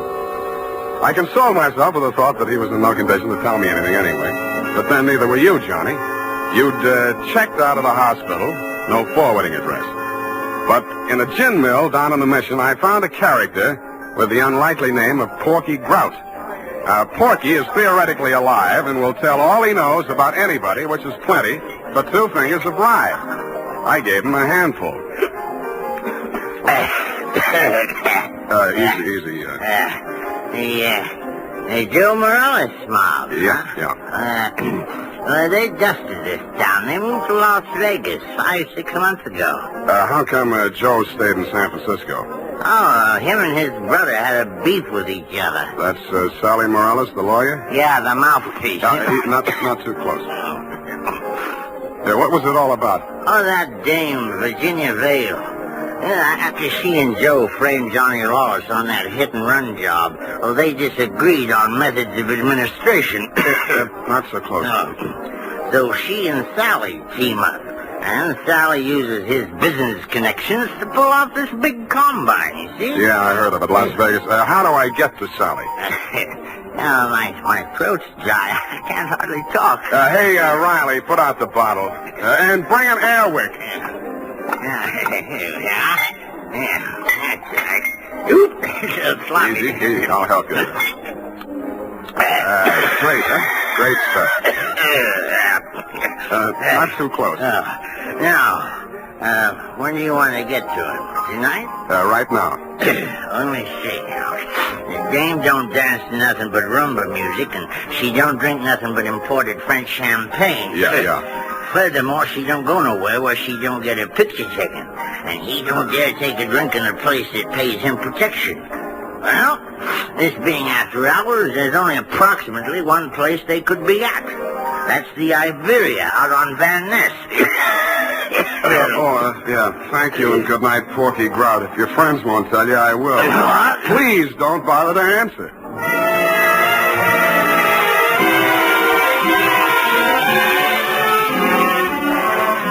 I didn't have any trouble picking out their table. Virginia spotted me at about the same time, grabbed up her purse, muttered an excuse to her escort, and edged around the dance floor. She caught me in the middle of a bambuco, a combination of a rumba, a samba, and guaracha, and whirled me lightly out onto the floor. I followed as best I could. Listen, you shouldn't have come here. How did I know our first dance would be a bambuco? Now, you danced divinely, but you must leave at once. Sally is insanely jealous, and he's in an especially bad mood tonight. Yeah, so am I. I know why you came. You went up on me. Johnny Lawless has been in touch with you, hasn't he? You talked to him since yesterday morning? No. He's bound to get in touch with you. I don't know what story he's told you, but don't believe a word of it. He only wants to get you out of the way so he can get back at Joe. Still thinks Joe framed him into San Quentin. Now, you can stop worrying about Joe. Huh? Sam, what are you... He's dead, if that's news to you. I think you'd better talk to Sally after all. Come on. Well, I was just getting the hang of it.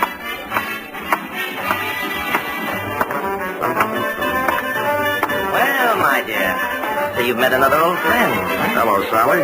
Hello. Sit down, Spade. Thanks. Sally. Huh? Sam says Joe is dead. Joe? Murdered? Yeah. Well, it was bound to happen. I warned him to get out of town before Johnny Lawless came back. Johnny says he was with you when it happened. Juries don't go for alibis, Spade. Best defense I could give him would be that I defend him despite the fact he's accused of killing my own brother. But look here. As his attorney, I have the right to know what he retained you for. To find out who did kill Joe. That's what he said. Have you found out? Not yet. Any leads? Not many. What's the difficulty? The corpse. Somebody swiped it. You can't mean that. I can, and I do. Well, that doesn't make sense. Unless Johnny arranged it himself. But he couldn't have. No contacts. Of course, he might have disposed of it without help. It's been done, you know. Not tonight. I'm his alibi there. I don't believe it. You're just telling that story to see how we'll react. That's why I'm telling it, but it's not a story. It's the McCoy. Sally, what can it mean? If Johnny didn't do it, then somebody must have done it to frame him. And if they did that, they wouldn't turn around and get rid of the evidence, would they? What? Well, the whole thing is wild. You know, there might have been two people who thought they were a team, but one of them was really working against the other and for Johnny. Well, that's absurd, isn't it, Sally? Is it, my dear? He's trying to play us off against each other. Don't fall for it, Sally. I had nothing to do with any of it. You've got to believe that. Yes, I was sure of you when Johnny was out of the way. You wanted him out of the way, you admit it. You're still in love with him, aren't you? Oh, aren't you? Alice, you're hurting me. Hurting? I'll help the DA write his brief. You'll go to Tehachapi for body snatching. Go ahead. I can't wait to get on the stand. The things I'll tell about you, how you let Johnny go up on that hit and run when you knew it was my idea and I was in the car with Joe. You will. Not a jury in the country would blame me for protecting my own brother. Protecting him? You were framing him even then. So you can have me for yourself. Oh, I'll have you in a gas chamber if you keep insisting. Your own brother. Squeeze out of that one if you can. How about the body? Love of woman surpasses brotherly love. I can see the jury now, eating it up. Victim of a designing woman caught in the toilet. Nuts. I don't care whether either of you is guilty or both or neither or whatever. If I get that body back tonight, I'll let the cops worry about it. If I don't, I'll confess to everything myself and name all three of you as accomplices. All right, Spade. You say your only concern is that body? Right. Here's $500. Another $500 when you find it, huh? Does that convince you? Well, it helps. Here, my diamonds. Take them all. No, keep the diamonds, Virginia. If Sally gets sent up first, you'll need them for your defense. Think it over, kids. I'm calling the cops right now.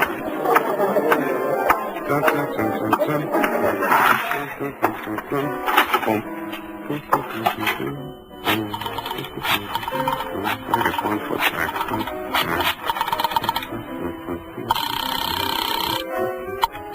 Homicide, Lieutenant Garrett.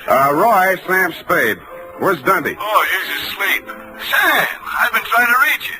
Yeah, but do you know why? Why, sure, about Johnny Lawless. Is there something we don't know, Sam? Well, I'll come down and give you a statement. It's about Joe Morales. Well, what about him? Well, he got knocked off, and somebody lifted the corpse. Oh, Sam, nobody lifted it.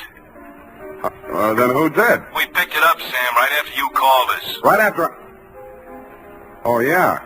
Yeah, what time was that? Let's see, I got it here. 20 minutes past 6. Lose your watch? That ain't all. What's that, Sam? Call you back. What's up, Sally? Come out of there. Well, I wasn't planning to spend the night in a phone booth. Why the heater? It's for you, Sam. You must be nuts pulling a gun in a crowded joint like this. Hey, stop looking at it. Come on. Up those stairs. Now, look, Sally. In there. Easy. Where's your girlfriend? Well, I sent her home, Sam. She can't stand the sight of blood.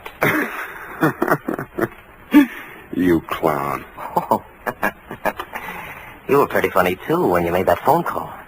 I didn't believe you'd go through with it. What makes you think I'm interested in that old rap? Johnny's already done the time for it. Joe can't talk, and I don't want to. I don't care what you want. It's what I want.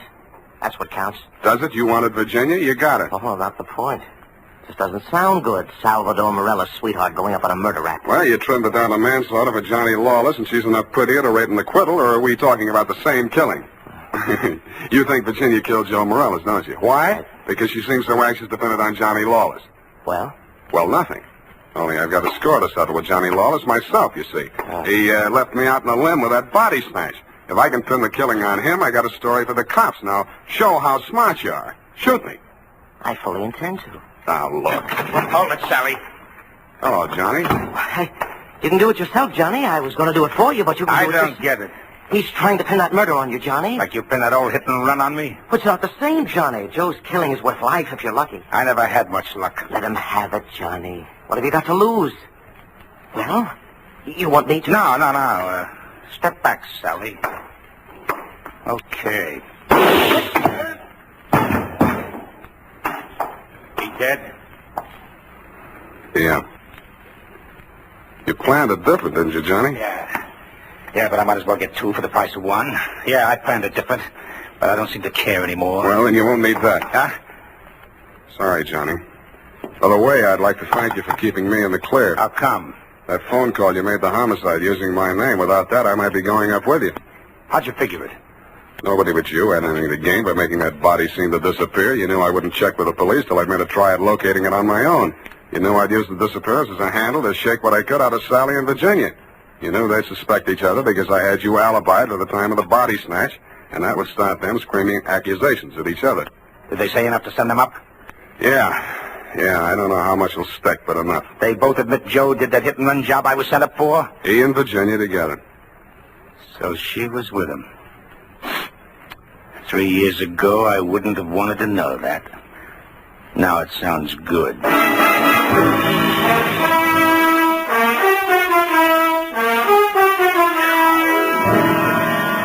I didn't think it really sounded good to you. I was sorry to hear it myself, and after all, I'd only danced the bambuco with a mouse. I'm sorry things turned out the way they did. It's a little late to be making with the advice, but, well, you know, the best laid plans of mice and men gang after Glade. What? And as you say, what chance has a man got without a regular racket? Period. End of report. Well, heavens to Betsy. Oh. How can you be so sympathetic with a girl who did all those terrible things? Oh, I know, F, I know. It's a silly dance, but she looked cute while she was doing it. I don't mean the dance. You mean the best laid plans? What does that mean, Sam? That gang after Glade? I'll give you a hint, sweetheart. It's something you never need worry about. No.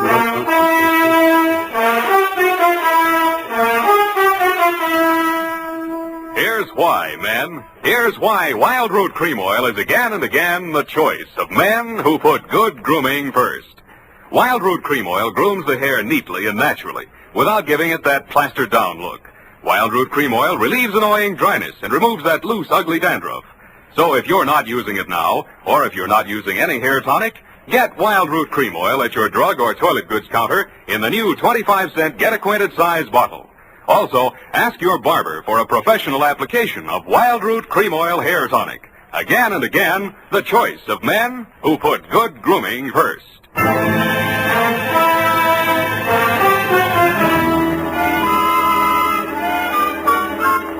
here it is, Sam. My, terribly confusing.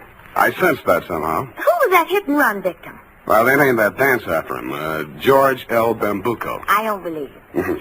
Sam, what does it mean? What does it mean? You know. Gang after Glade? Snafu.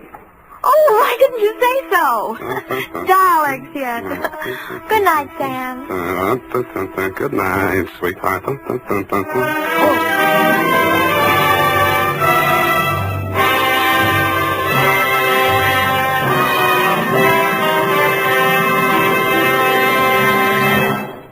The Adventures of Sam Spade, Detective. Brought to you by Wild Root Cream Oil Hair Tonic, the non-alcoholic hair tonic that contains lanolin. Wild Root Cream Oil, again and again, the choice of men who put good grooming first.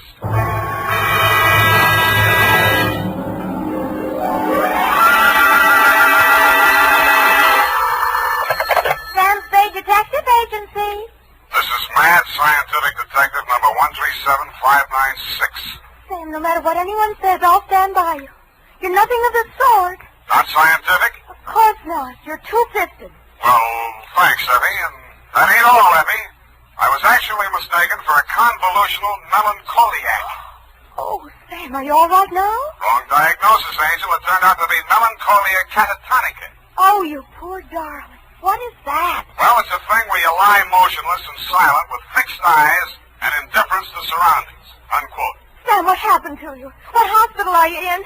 Can I bring you anything? No, Effie, I am now at large. Pull down the blinds, check the corridors for men in little white coats, and set a bottle in the window if the coast is clear. Oh. I'll be right down to dictate my report on the mad scientist caper.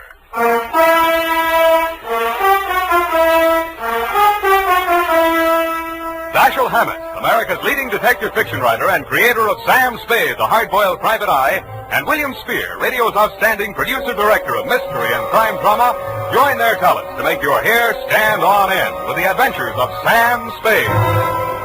Presented by the makers of Wild Root Cream Oil for the hair. Nobody has to tell you that a neat personal appearance can have a lot to do with helping you get ahead on the job. Now, the first step to a good appearance is well-groomed hair. And I mean hair that's groomed with Wild Root Cream Oil. Wild Root Cream Oil always grooms the hair neatly and naturally. It relieves dryness, removes loose dandruff. Yes, men, to look your best at all times, spruce up with Wild Root Cream Oil Hair Tonic. Again and again, the choice of men who put good grooming first. And now, with Howard Duff starring as Spade, Wild Root brings to the air the greatest private detective of them all in the Adventures of Sam Spade.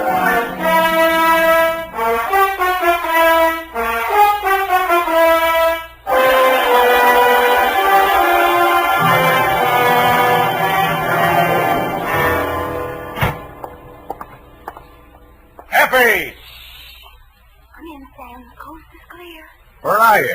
Why is it so dark in here? Well, I had to put the lights out. The blind stuck. I couldn't get it down. The heat's off, Effie. Let there be light. Oh, I'm so glad. Let me look at you. Don't look at me like that and stop whispering. Oh, Sam. Did you get me all upset like that just for a joke? It's no joke, sweetheart. You really sick? Yeah, just sick of some of the types I made in this business. Oh, Sam.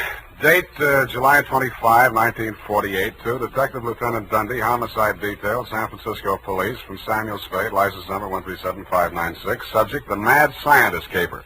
I worry so. Dear Dundee, he looked like a mad scientist, and that's exactly what he was. His eyes had a wild gleam in them, his hair was a wild tangle, and he was wearing a wild assortment of clothing that looked as if they'd been slept in shifts. He leaned across the desk at me and said, "They have stolen my secret formula." "They had? Gee, that's too bad." "Oh, you think I'm crazy?" "I don't know yet. I just met you." "My name is Raymond Fox. Does that mean anything to you?" "Raymond Fox, yeah, I think it does, but I don't quite remember what." "I invented the helioscope." "Helioscope? No, that wasn't it." "I also synthesized hydroxylamophotochronaton." "That was it?" "Yes, but unfortunately, production costs were prohibitive." But you didn't let that discourage you. "Oh, no, indeed.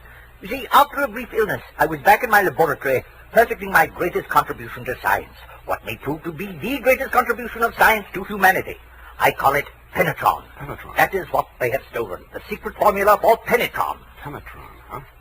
Now, what exactly is penetron, Mr. Fox, and who are they? Well, penetron is a plastic with a molecular structure which repels atomic radiation more efficiently than lead, yet weighs less than aluminium. Oh, that. Do you realize the significance of this? Well, And imagine a motor no larger than a cigar box, with a power potential that even I don't believe, but they do. Who's they? Grierson Enterprises. Now, how do I know this?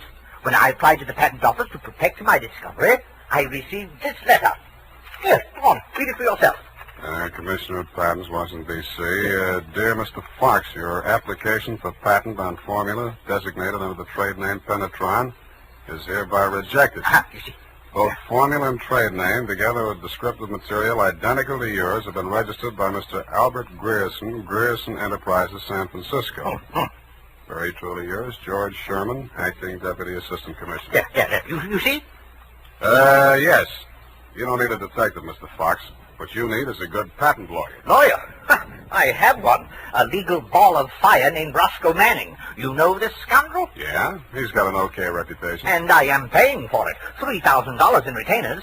And now he tells me he can do nothing. Insufficient evidence, he says. What is this outfit, Grierson Enterprises? Yeah, a snare in a delusion, with rented furniture, unscientific ventilation, and dirty work at the switchboard. Mm-hmm. How did they get hold of your formula? Well, it must have been while I was ill. They came and took it away. Out of your laboratory? Oh, well, what does it matter where? I've got to start someplace. Start with the man. I promise you he's a crook. If he steals from me, he's stolen from others. If we can prove that, then I have a case. Well, I can't promise you anything, Mr. Fox, but I'll see what I can do. Will $100 be enough for your retainer? Too much. $25 now, and the balance if I can do anything for you.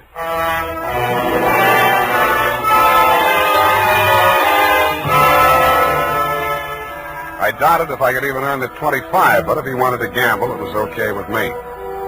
The offices of Grierson Enterprises were pretty much as he described them, a beautiful front, especially at the switchboard. Grierson Enterprises, good afternoon. No, Mr. Grierson's out of town.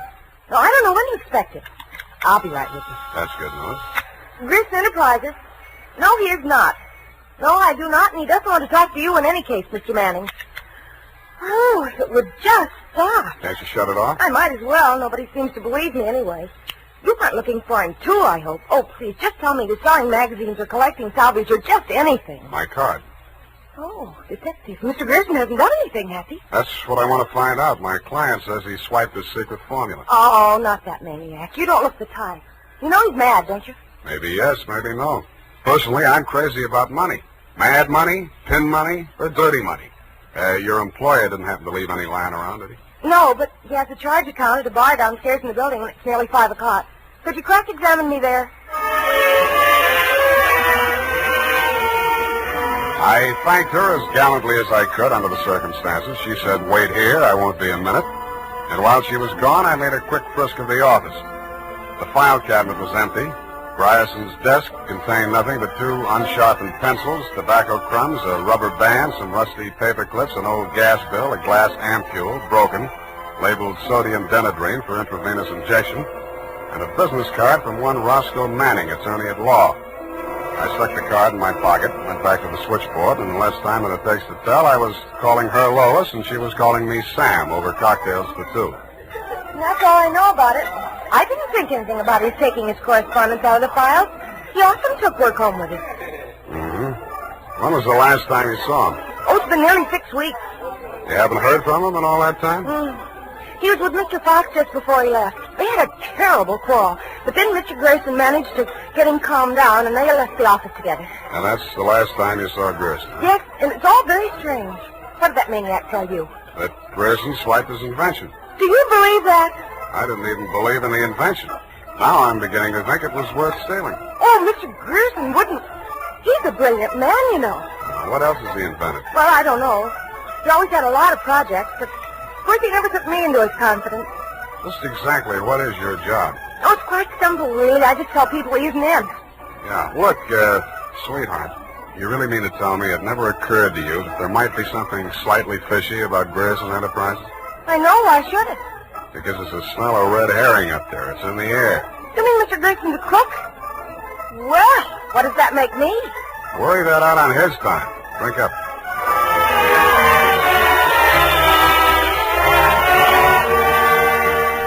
She looked as if she were telling the truth. Though with women, especially blue-eyed women, that doesn't always mean anything. If she had anything more to tell, she obviously wasn't ready yet to tell it. I asked her to come up and listen to my Herb Jeffries records. She said my apartment needed a woman's touch. I handed her a broom. She hit me on the head with it and left. And so to bed. Up the Times and phoned my client. He wasn't in. Then I phoned a guy I know who sometimes knows about things and asked him what sodium denadrine was. He said it was a sedative and or truth serum, a mental-type drug. I wondered what Grierson had been using it for during office hours. I also wondered what else he'd been spending money for. I phoned another guy who knows about other things, and he called me back with the name of Grierson's Bank, Golden Gate Trust. An hour later, to my surprise, I actually had something to go on. Because in the past 6 weeks, checks totaling $50,000 had been deposited at Grierson's account, all drawn on the Citrus Exchange Bank of San Anselmo, and all bearing the signature of one Carl Birdwell, M.D. He wasn't hard to find. It was a big place in the outskirts, and the sign on the gate said, Mary F. Hotchkiss Hospital for the Mentally Deranged. Dr. Birdwell's cottage was one of 5 without bars on the windows. He was spraying his roses. So that cystectomy of Dr. Kober's, how are those convulsions? Coordination all right? Can't complain. Got the use of your fingers back? Good. Pick up those shears. I want all those ragged edges. Cut off the hedges. Well, why don't you hire a gardener? Or did those checks to Grierson use up all your ready cash? Eh? Oh, I thought you were the cystectomy. Good Lord, you're that convolutional melancholiac. You're not allowed out on the grounds. Guard! Guard! Now, wait a minute, Doctor. This one acting up. Take him back. I sent for the cystectomy. This is the wrong man. You're crazy. Come on. Let go of me. I'm not a patient here. I'm a detective. Yeah, and I'm Sherlock Holmes. Come on, now, back to the violent war. Come on, lay off. I got an office in San Francisco. I can prove it. 137596. Okay, Dr. Wharton, but come on, come on.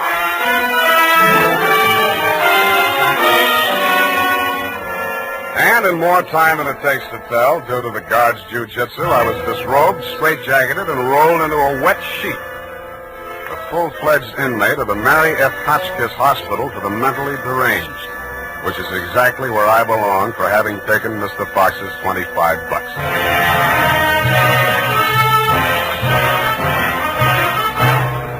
The makers of Wild Root Cream Oil are presenting the weekly Sunday adventure of Dashiell Hammett's famous private detective, Sam Spade.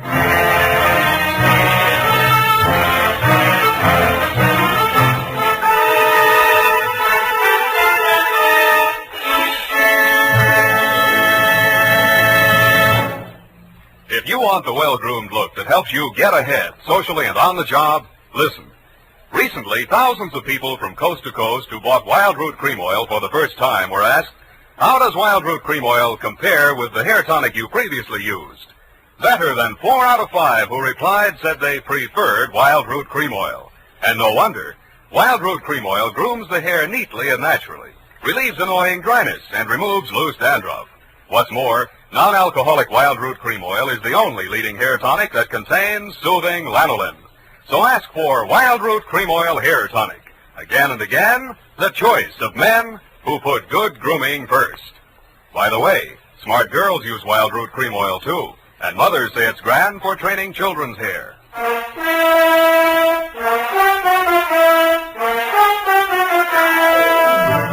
And now, back to the Mad Scientist Caper. Tonight's adventure with Sam Spade.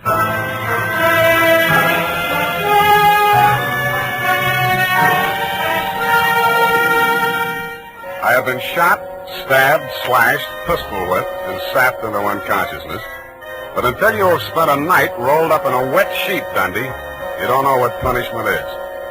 You feel hot and cold at the same time, too miserable to sleep, too exhausted to stay awake. And after 4 hours of it, you just give up and join the crazies pushing up the daisies. There's only one thing I can say in favor of the Mary F. Hotchkiss Hospital for the Mentally Deranged. They get the patients up early. By 6:30 in the a.m., I have been rolled out of the sheet. By 6:45, I had thawed out enough to be taken out of the straitjacket by an orderly. I was glad to be out of it because it was very heavy, and that gave me an idea. I picked it up and swung it. In less time than it takes to tell, I was in the orderly's uniform, out of the violent wing, and shuffling up the walk through Dr. Birdwell's rose garden and through his cottage door. Good morning, Dr. Birdwell. Good Lord, who let you in here? What do you want? I was trying to tell you yesterday when I was so rudely interrupted. Eh? Oh, yes, the detective. Did you say Grierson sent you? I didn't say that. I'm afraid you'll have to be absolutely specific or I can't help you. All right. My client is an inventor who claims that Mr. Grierson stole a formula from him, got a patent on it, and stands to profit to the tune of about $1 million. The last 2 items check. I don't know whether Grierson's a crook or not. He's into you for $50,000, so you might know. This inventor. Pale eyes, contracted pupils, big mop of hair. That's a fair description. Fox. Raymond Fox. He's a patient, escaped from this hospital. That man, Mr. Spade, is a homicidal maniac. If you'll jog your memory, you may recall the case. Sacramento, 1935. Sacramento. Wait a minute. Chemistry professor, lab explosion? That's the case. 2 of his colleagues, whom he irrationally suspected of stealing the formula for the explosive he used to blow them up. You sure they didn't? The man was adjudged hopelessly insane. He must be returned to us. He may murder Grierson, he may murder you, but he will commit a murder if he remains at large. Perhaps more than one murder. You must help us, Spade. Like you, Doctor, I can't help unless you're absolutely specific about a couple of things. Your connection with Grierson, for instance. I invested in Grierson's firm. Uh-huh. How did Fox meet Grierson? He was allowed a certain degree of freedom here during his rational periods. I guessed that he went through my papers or overheard one of my conversations with Mr. Grierson. Mm-hmm. Do you know he retained a lawyer? Huh? Manning, smart patent lawyer. You must think Fox has a case. Surely not. Grierson thinks so, too. You've talked to Grierson? No, but I've examined his bank statements. The bank allowed that? I told him I was Grierson's attorney. The point is, Grierson is broke. Why? Because he's paid out every penny you gave him to the order of Roscoe Manning, attorney at law. And you know what I think, Doctor? Yes? I think Raymond Fox is crazy like a fox.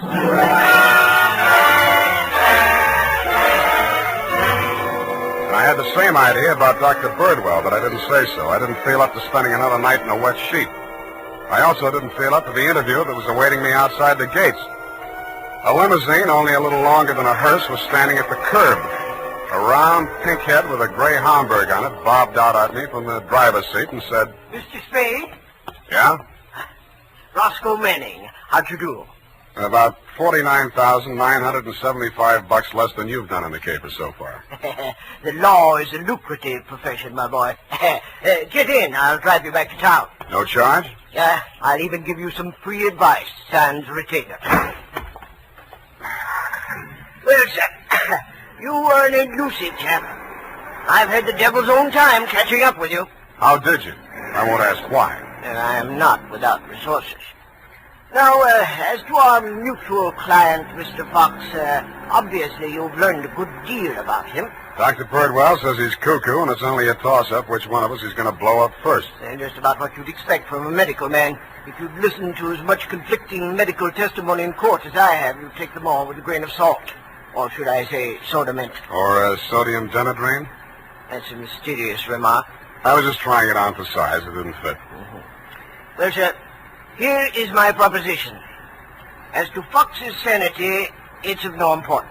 He has money, and I think he has a case. We can always get a doctor to say he's back in his right mind. Where do I fit into your scheme? You just keep looking for Grierson. And watch that secretary of his. I don't trust her. Anything else? Oh, I almost forgot. Here's $500, and here's your ticket to Chicago.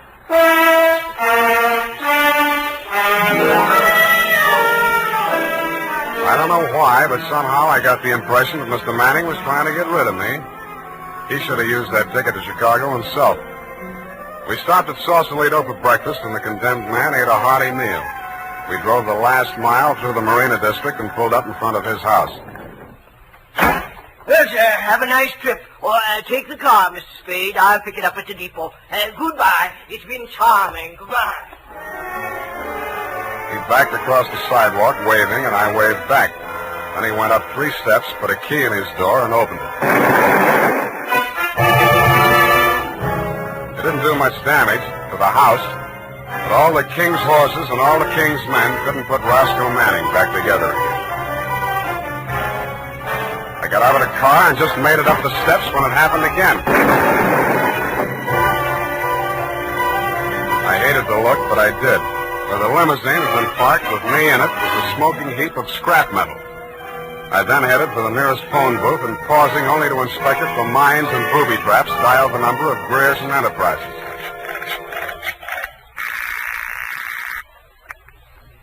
Grierson Enterprises? Lois, Sam Spade. Sam, darling, thank you for the present. What present? I haven't had a chance to open it yet, but I think I can guess what it is. A traveling clock. You mean a package arrived and it ticks? Oh, darling, don't be such a tease. Now, Lois, listen. Oh, all right, I'll open it now. Throw it out the window. No, don't do that. Pedestrians, innocent bystanders. Have you got a metal wastebasket there? I think so, yes. Well, fill it up with water and throw the package into it. And ruin my lovely clock? It is not a lovely clock. It's a lovely booby trap. Oh, go on. I'm serious. Manning just got one of them, and what's left of him is on the way to the morgue. Oh, I think I'm going to faint. Lois! Lois! Wake up! Pour some water on yourself. Hello, hello!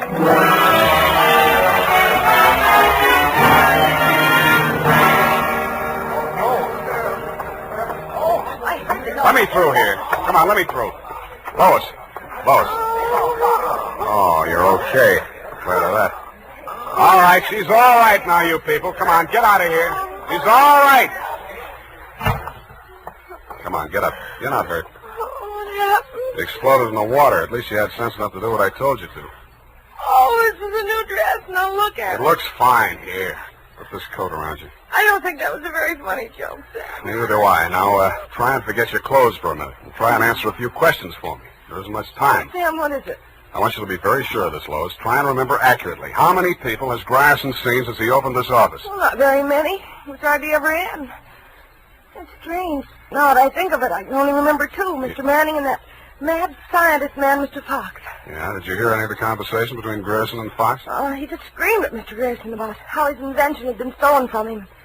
Then it sounded as if they scuffled, and all of a sudden Mr. Fox calmed down. Mm-hmm. When he came out, his eyes looked funny, as if he'd been hypnotized. Yeah. What does Grierson look like? Oh, he must have been quite handsome at one time. He's sort of like Gregory Peck with a mustache, only fatter and balder and older. Mm-hmm. I wouldn't have put it exactly like that, but I can see what you mean. But you've never seen him. Don't make book on it, but I think I have.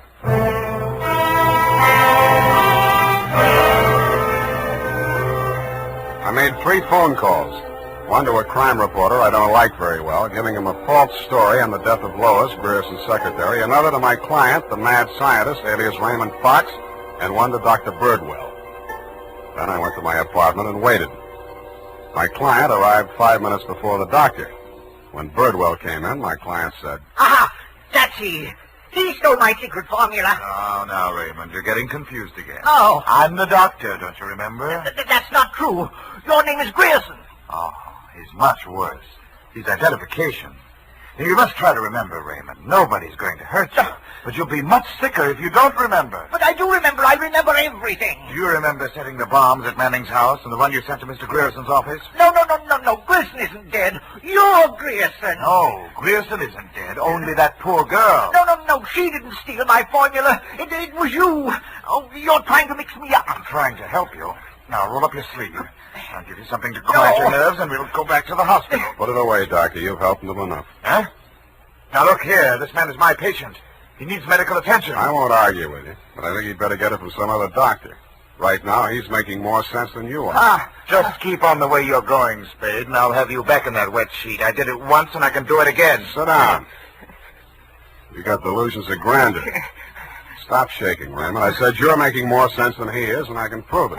You think you're very astute, don't you? No, I'm stupid, but I'm lucky. I should have tumbled to the whole caper when I found that you'd invested 50,000 smackers in Grierson Enterprises. When I found out that Raymond was an escaped patient, I should have tumbled to what that Denadrine file was doing in Grierson's desk. I should have known then that you and Grierson were one and the same person. I told you. When I discovered that you'd paid Manning all that shakedown money, I should have known you were planning to knock him off and everybody else who could identify you. But it didn't work out that way. I got out of the car before it blew up. Dumb luck. And you can identify me as Grierson? I don't have to. Oh, God. Surely you're not counting on Raymond's sanity to that extent. He can't even remember that I was his doctor. Can you, Raymond? You're trying to mix me up. You stole my formula. I didn't kill them, did I, Mr. Spade? Now, lie down on the couch and relax, Raymond. Don't worry about a thing. Well, Doctor, what now? You relax, too. Okay, Lois, come on in. What? Lois! Why, Mr. Grierson, have you been sick? How dare you? How dare you ruin all my plans like this? You stupid girl! Okay, that's enough. Come on, get back there. Get back. Sorry, sweetheart. I didn't mean to let him get that close to you. What were you trying to do? It was an experiment, just to see what would happen. It did. So that's the way your scientific detectives work. For a hard-boiled chap, you have the vaguest way of doing things I ever heard of. Well, plans are all right sometimes, Doctor, and sometimes just stirring things up is all right if you're tough enough to survive and keep your eyes open so you see what you want when it comes to the top. That's something. Spade, Dundee. I'm at home. I've got 2 homicidal characters here, one sane and one insane. Now, if you can tell the difference, I'll let you give the story to the papers.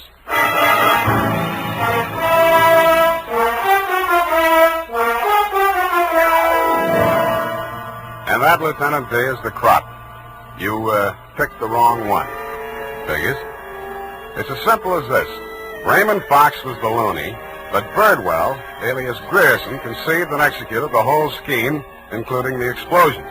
Don't worry about Fox. He's now back at the hospital working on a new secret formula. I don't know what it is, but it might be an anti-truth serum, because that's how Birdwell got the Penetron formula. by using truth serum on the mad scientist to make him talk. Anyway you figure it, he's crazy like a fox. His enemies are all dead or on their way, and he's as snug as a rug in a bug house. Period. End of Looney Tunes. Well, of all... Well, just imagine.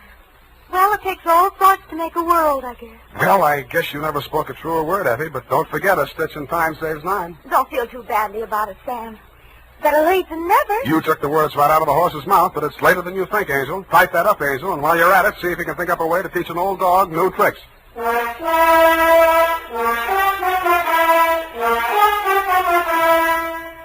Say, mister, if you haven't tried Wild Root Cream Oil Hair Tonic, why not get it tonight or first thing tomorrow? You'll be glad you did, for Wild Root Cream Oil grooms your hair neatly and naturally without giving it that plastered-down look. Wild Root Cream Oil also relieves annoying dryness and removes loose, ugly dandruff. Simply step up to your drug or toilet goods counter and ask for Wild Root Cream Oil in the big economy bottle and the handy new tube that's easy to pack when you travel. Also, ask your barber for a professional application of Wild Root Cream Oil Hair Tonic. Again and again, the choice of men who put good grooming first.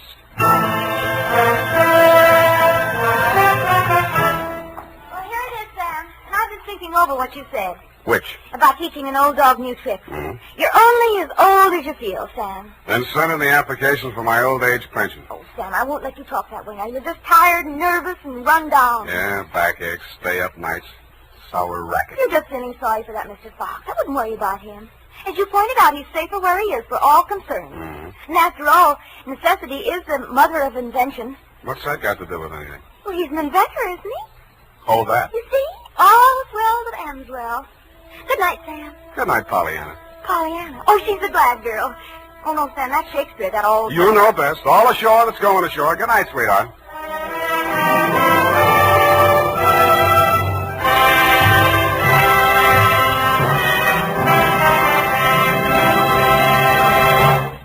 The Adventures of Sam Spade, Detective.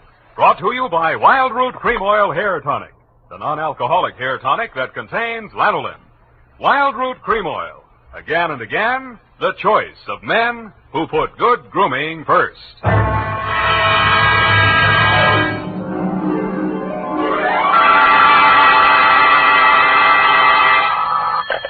Sam Spade Detective Agency.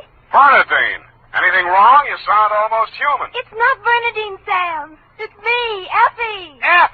But I'll tell Bernadine about your compliment. How are things?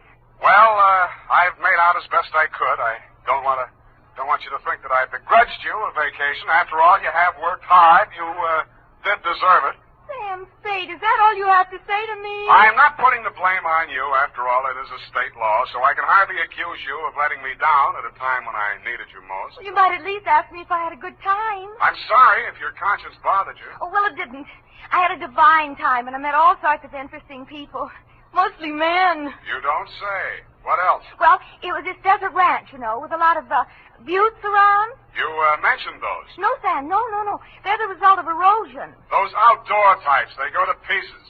Sam, are you pulling my leg? Not over the phone, Effie, but stay where you are. I'll be right down to look at your snapshots, and when you have the time, I'll dictate my report on the missing Newshawk caper.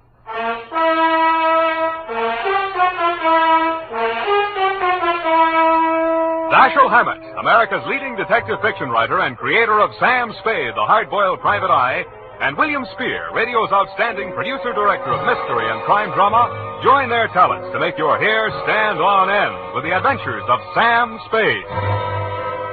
Presented by the makers of Wild Root Cream Oil for the hair. Wild Root Cream Oil. That's the famous name to remember, men, next time you buy hair tonic. And look what Wild Root Cream Oil does for you. It grooms your hair neatly and naturally. Wild Root Cream Oil also relieves dryness and removes loose, ugly dandruff. Yes, men, Wild Root Cream Oil is your shortcut to really handsome hair. So be smart. First chance you get Wild Root Cream Oil Hair Tonic. Again and again, the choice of men who put good grooming first. And now, with Howard Duff starring as Spade, Wild Root brings to the air the greatest private detective of them all, in the Adventures of Sam Spade.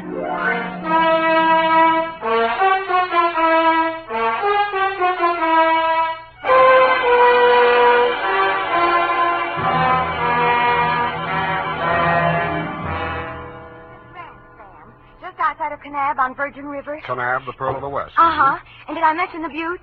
Oh, well, they're very interesting. The result of erosion. Yes. And it's authentic, too. Fay Hamlin's ranch. You, mean a working ranch? Yes, you see, that way you get into the spirit. Mm-hmm. My job was to feed the chickens. And that's how I met him. One of the buttes?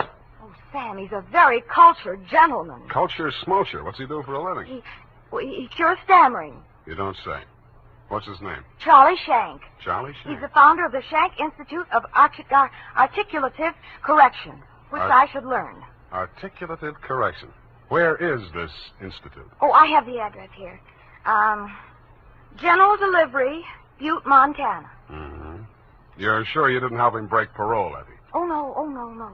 We just went on long walks together. Where to? Oh, different points of interest. Like Wolf Canyon. Figures. Uh-huh. He invited me on this camping ship, a trip. Honorable, of course. Mm. But I couldn't go on account of my sunburn. Oh, Oh. it was awful. Oh, I've still got it, you see. And then he went back to Butte. He had to leave in such a hurry he couldn't even say goodbye. Wow. It was a pity, too, because an old friend he hadn't seen in years came looking for him just a few minutes later. With a warrant?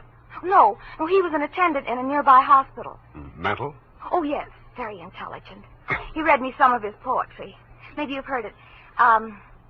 A loaf of bread, a jug of wine, and thou. Wait a minute. Isn't that the Rubaiyat of Omer Khayyam? That was written by a guy named Fitzgerald. Well, of course, that's his pen name. Quite a penman. Yes, but he's paid his debt to society. And the other time it was a bad beef. Oh, He told me all about it. Yes. He cried on my shoulder afterwards. Sweetheart, when you make a mistake, it's a beaut.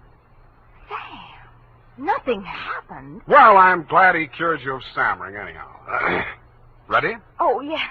I got a brand Work, new you notebook. know. Life goes on. I got a brand new notebook, Sam. I'll just turn over a new leaf. Not a bad idea, dear. Date July 18 to Mr. Alex M. Youngblood. Try that again. Mr. Alex M. Youngblood, P.O., Box 317, San Francisco, from Samuel Spade, license number 127596. Dear Mr. Youngblood, I need a vacation myself. You need Charlie Shank.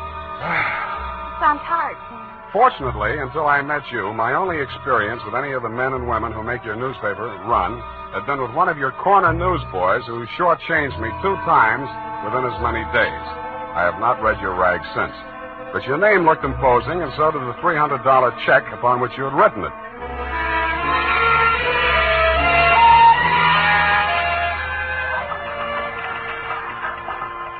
Per your instructions, promptly at 4 p.m. on the 15th inst., I munched through the litter of your city room toward a door marked A.M. Youngblood, publisher, managing editor, and city editor. I wondered if you were ambitious, frugal, or 3 men. I did not know that you had good taste until I saw the trim, 20-ish, and toothsome secretary in your outer office. Hello. You're new here, aren't you? Well, I'm not exactly here. I'm just here to see Mr. Youngblood. Oh. The name is Spade. Samuel Spade? Sam, except for my most intimate friend. Well, my advice to you, Sam, is to beat a hasty retreat. He's in a foul mood. Oh? Why? Is he blind or older than he feels? I refer, of course, to your spectacular charm, Miss, if I may call you Miss. Please, this is neither the time nor the place. My name is Phyllis Watson, and my phone number is in the directory, if you're really interested. I could be. Thank you. And if a man answers, tell him you're my French teacher. Oui. You better go in now. If you're late to an appointment with him, you're through. You have any more words of wisdom? No, but I hope you can do something to improve his state of mind. He's been awful lately. Good luck, Sam. Thank you, Phyllis Watson. Come in. 1 minute past 4. You must be Mr. Spade. That's right. You're almost late. Sit down, Spade. Cigar? No, thanks. Well, don't expect me to offer a drink. You aren't a drinker, I hope. You don't listen to the radio, do you? Well, you'll not drink in this office. Nothing here but a cooler filled with water from a clean, gurgling, laughing mountain stream. You sound like a reformed drunk, Mr. Youngblood. What's that? Well, it was a good many years ago. If you don't mind, I'll just paste up the weather report for my morning edition before we talk. Oh, you do that too, huh? Yes, obviously. And with good reasons. I remind myself that I was once a copy boy, and I find it a splendid way to, at least once each day, to lower myself to the level of the working man. There we are. Very hot in Phoenix, I see. Mm-hmm. Just what do you want a detective for, Mr. Youngblood? I was coming to that, Mr. Spade. Sorry. Now, well, first let me warn you that your assignment is a highly confidential one. They all are. In this case, a man's life may be at stake. The situation, my newspaper, at my order and under my guidance, has launched a campaign against crime. Not aimed at the petty criminal, but at the easy-living leeches at the controls of the rackets, the hoods and bankers' clothing, the mansion-house parasites who direct the pickpockets, the second-story men, the housebreakers, who gamble away $500,000 a year and pay income tax. Don't go to pieces. Of that amount. Yes, I understand. You're after the boys on the safer side of the fences. Nicely put, Spade, yes. Thank you. Well, the long and short of it is this. The author of the expose series, Ray McCulley, my top crime reporter, has been missing for 2 days. I want you to find him.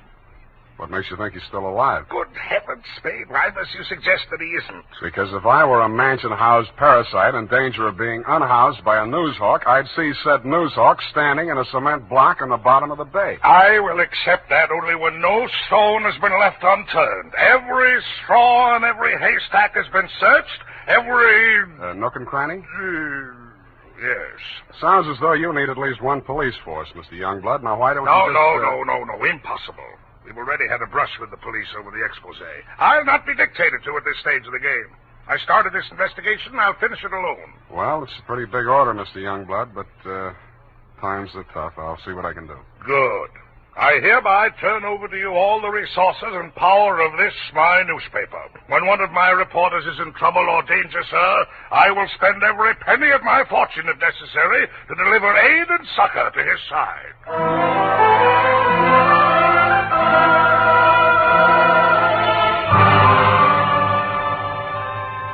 You then gave me Ray McCulley's expose stories to date. I saw why you, his family and friends, and his creditors could have been worried about him. They were hot. One followed a stolen car from the time of the heist through the alteration of the body color, tire brands, license number, motor serial number to the time it was shoved onto a used car lot. They named names all the way through. And another did the same to the firm of Otter, Badger, and Mole, furriers, and alleged manufacturers of coats from clouted pelts. Ray McCulley had dropped out of sight right after that story had been published. So I left your office hoping that I'd reach the address of Otter, Badger, and Mole before closing time.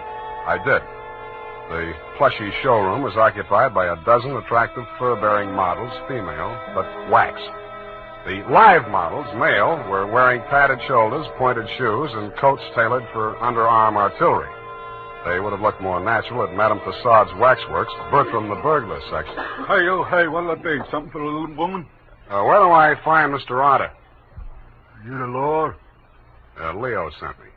He's in his office. Come on. Oh, wait a minute. Don't crowd me. You say you want to see the boss? On business. Stop nudging me with a rod. In there, hey, move. Okay. Hey, boss. Yes, Woody? Here's Joe here to see you. Leo sent him. Well, nudge him in, Woody. No nudging, Woody. Well. So Leo's sending a man to see me. I wonder why. If you'll comb this character here out of my hair, I'll try and tell you. Sit down, Woody. Thanks. You're new in town. Yeah, that's why Leo sent me. A local muckraker named Ray McCulley interviewed you. He also interviewed Leo, but it didn't get printed yet. Leo wants to find him. So do I. How can I help? Well, he walked out of here, went to his hotel, wrote the story, and mailed it in. That's the last anybody's seen of him.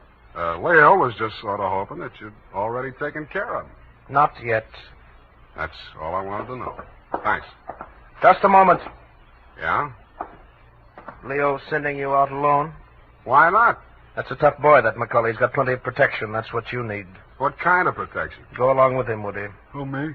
You're Woody, aren't you? Now, look, Mr. Otter, I don't want to look a gift horse in the mouth, but the way I see it, this is a lone wolf-type caper. Hey, what's the matter, hey? You think I'm too good for you? Well, Woody, I wouldn't say that. Good, it's settled then. Take care of him, Woody, and don't mix it up with any of Leo's boys. If he's out to get that rat McCulley, he's our friend.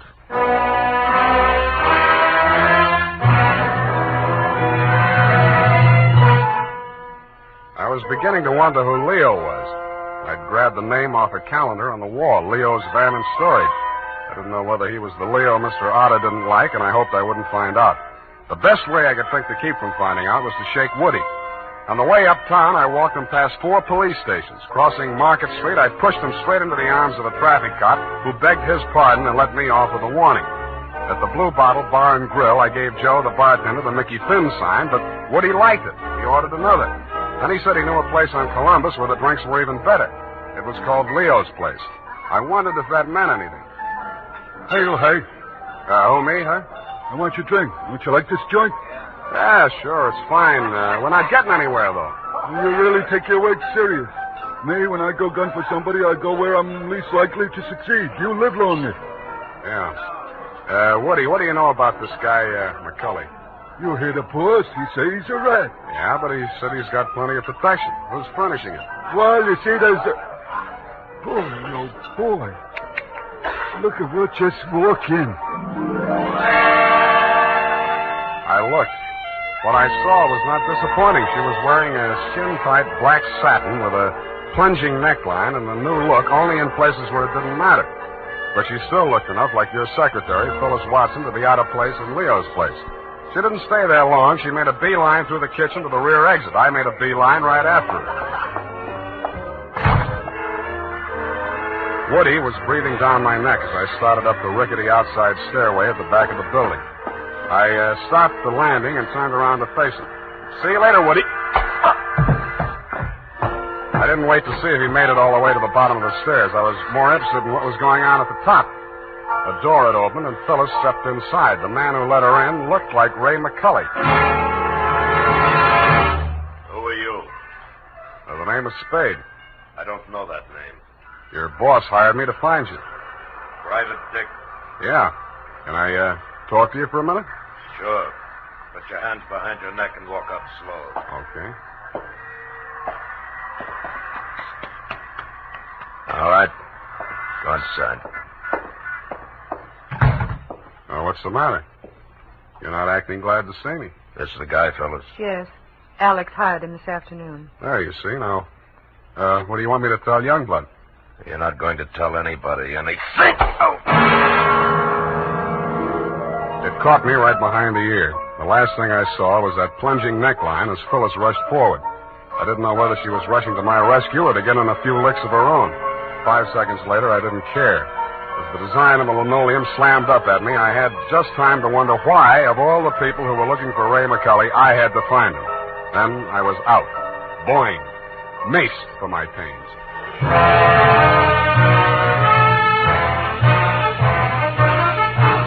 The makers of Wild Root Cream Oil are presenting the weekly Sunday adventure of Dashiell Hammett's famous private detective, Sam Spade.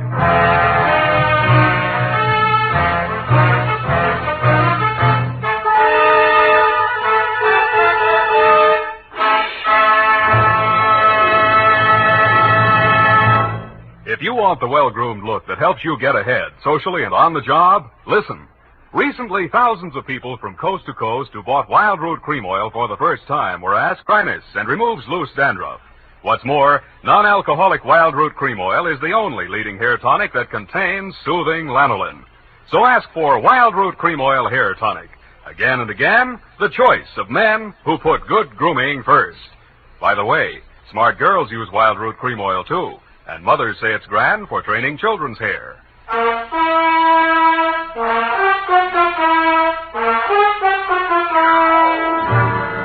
And now, back to the missing Newshawk caper. Tonight's adventure with Sam Spade.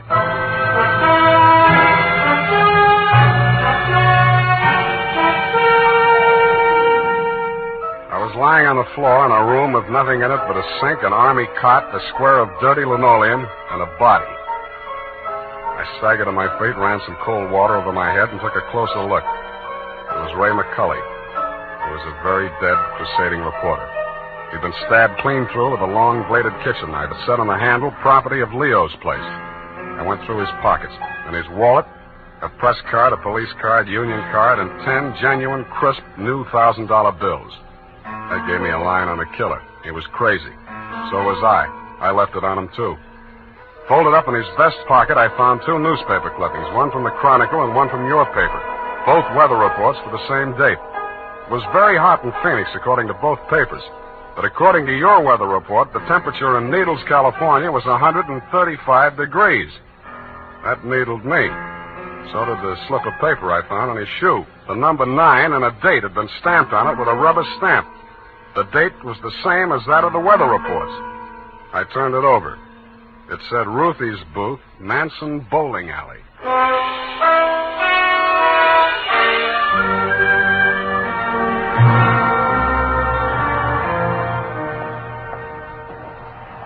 Don't tell me yet. You're the cigar type. Coronas or Panatellas? Thanks. I'm just shopping. I got a nice line of notions. So have I. No, I mean the dolls, the Hollywood dolls. You know, for the bed, only $1 plus tax. Very reasonable. Say, what's on your mind? Leo sent me. Oh. Are you going to collect the slips hereafter? Well, not tonight. You see, I'm sort of a troubleshooter. Leo's checking up on some of the numbers that didn't come out right. Listen, I'll tell him to his face, I don't want any part of those wrong numbers. They're scary. Nuts. Who bought this one? Let me see. Oh, last Thursday. Oh, number 9. How can I forget? He put $500. And honest, if he's been around once, he's been around 100 times to see if it paid off. Did it? What's his name? Mr. Spinelli. He buys a slip every day. And if you ask me, he's learned a system. Because he's been winning, you know. Dimes and then $1 and then $5. And then when he come in with 500 on number 9 until he dropped dead, did it win? Where does he live? It did. Wait, I'll look on the sheet. Hey, somebody else was in just this afternoon. Give me that address. Hurry up, will you? It's right around the corner on Manson, 810. Say, maybe that's his system, 8 and 1. Don't that add up to 9? Hey, what's the matter? Where are you going in such a rush?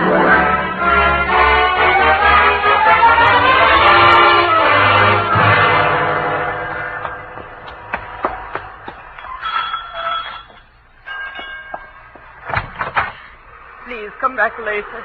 Tomorrow. Next week. Are you Mrs. Spinelli? Yes, please. I had so much trouble. Is your husband home? Oh, my poor man. They take him away. He's dead. Oh, I'm sorry. How did it happen? Who are you? I'm a detective. Maybe I can help you. May I come in?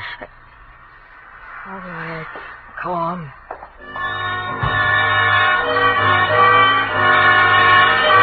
It took quite a while to gain her confidence, and after that it took still quite a while to piece together the grief-stricken grumble of words that poured out of her. When I got it down in the form of a statement, I asked her to read it over. Item, statement by Mrs. Arturo Spinelli.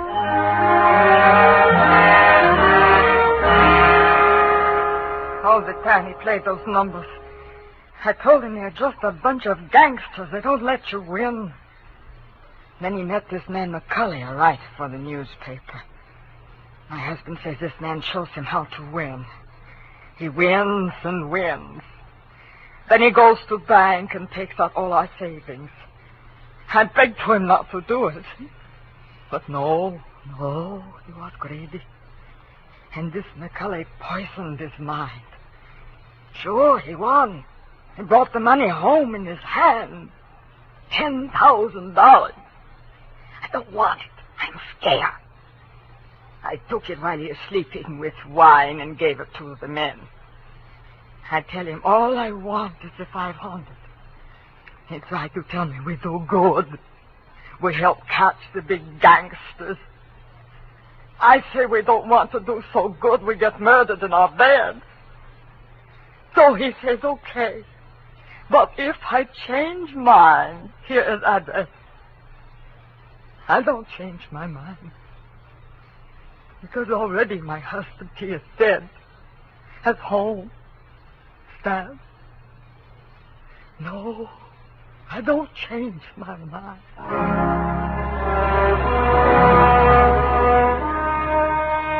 She signed it, and I left her alone with her grief. I wasn't working for you anymore, Mr. Youngblood. You hired me to find your reporter, and I had. And I wished I hadn't. The rest of it I did for myself. You weren't in your office when I got there, but Phyllis was. I found her behind the city desk in the act of dropping tomorrow morning's weather report into the slot. I grabbed her out of her hand. What? Oh, it's you. Where's your boss? At home, I guess. We'll talk in his office. Come on. Sam, I can explain how I You're happened going to to be... explain plenty before I'm finished with you. Sit down. Oh, you... I don't have to be so rough. What's the matter with you? Plenty. I'm stupid. I was stupid to take this job, and I was stupid to play it cagey with you. I should have beaten the story out of you before the trouble started. It's a little late in the day now, but not too late to send you up for McCulley's murder. Oh, you're insane. Ray McCulley was... I'm the only one who ever tried to help And him. I'm the only one who can place you in that room, not 10 minutes before the murder. I told you I can explain Stop trying to save your own skin. Spinelli was only one of a 500,000 poor dumb yucks that lose their nickels and dimes and dollars every day in the policy racket. Only he had the bad luck to win. There won't be any more lucky dead people like him if I have to make a patsy out of you to stop it. It won't stop it. Nothing will.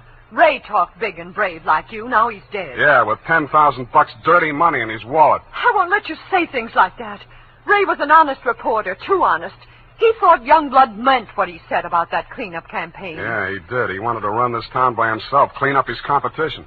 When Ray started collecting material on the numbers racket, he still thought Youngblood was on the level. But that was before he stumbled onto the thing about the weather report. Yeah, that was a new one. The old Dutch Schultz mob used to add up the stock market quotations. If they cheated, they knew their customers weren't good enough at arithmetic to prove it. But who knows how hot it is in Phoenix unless they live there. I don't know what you're talking about. Listen. That's how the number game works, sweetheart. The suckers pick a number from 1 to 10, see? The operators tally up the slips, and the least popular for that day has to win. The weather report doesn't have to pass through the copy desk, and with Youngblood pasting it up with a few strategic corrections, it was easy to make their winners look as if they were on the level. Oh. But, of course, you had no way of knowing that. You only watched them do it day after day. You know, I couldn't understand why he did those things. It seemed silly falsifying a weather report, but it didn't seem as if it could do any harm. What did you meet McCulley for? To get your cut of the 10 grand Spinelli was killed for? How dare you? I went there to warn him about you. Who killed him? I don't know. You're lying. All right, I'm lying. But I can prove that Ray was on the level. I've got the proof right here. The whole story he wrote on the numbers racket, even naming Youngblood as the head of it, his own publisher. I went there to get it. I was going to take it to another newspaper. Why didn't you? I can't tell you that. You don't have to. Mrs. Spinelli was confused, grief-crazed. She had to put the blame on somebody, and when she did, she got her revenge the only way she thought she could. She may have been right about that, but she killed the wrong man. Why didn't you tell me you knew who killed Ray? I wanted to give you a chance to tell me yourself. I'm glad you didn't.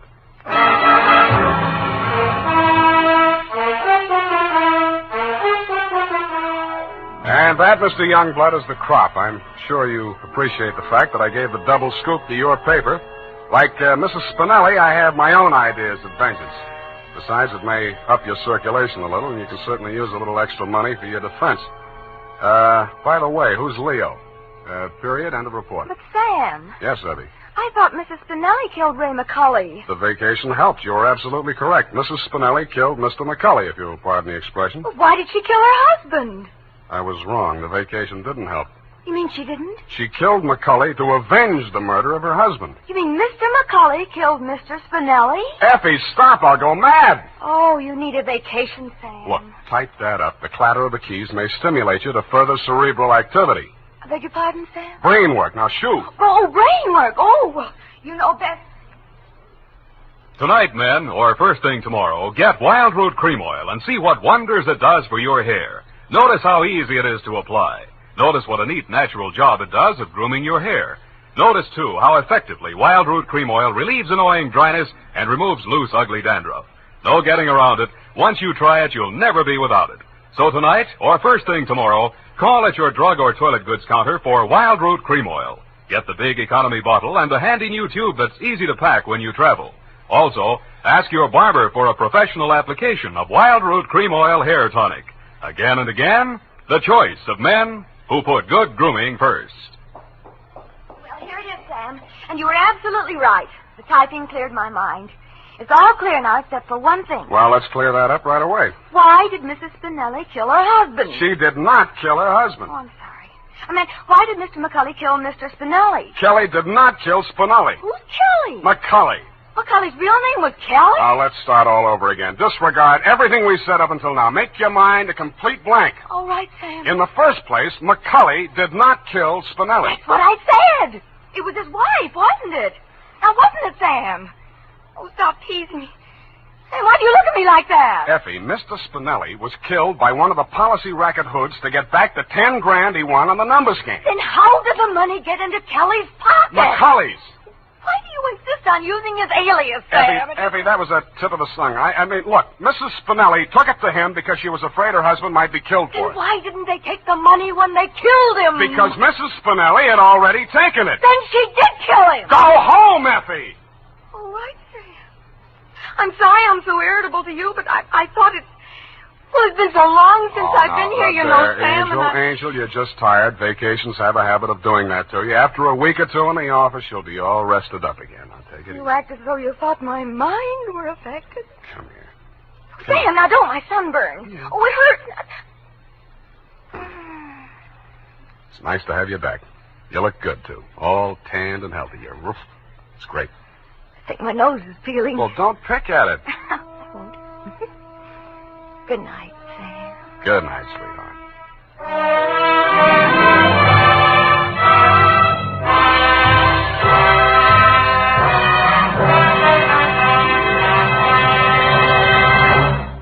The Adventures of Sam Spade, Detective. Brought to you by Wild Root Cream Oil Hair Tonic, the non-alcoholic hair tonic that contains lanolin.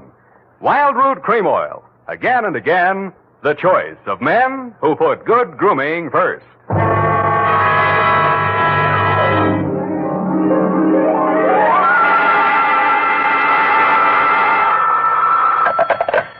Sam Spade Detective Agency. Are you still there? I believe that interpolation is hardly rhetorical, Mr. Spade. To what have you been up, if you'll pardon the expression? And has that girl regained her facilities?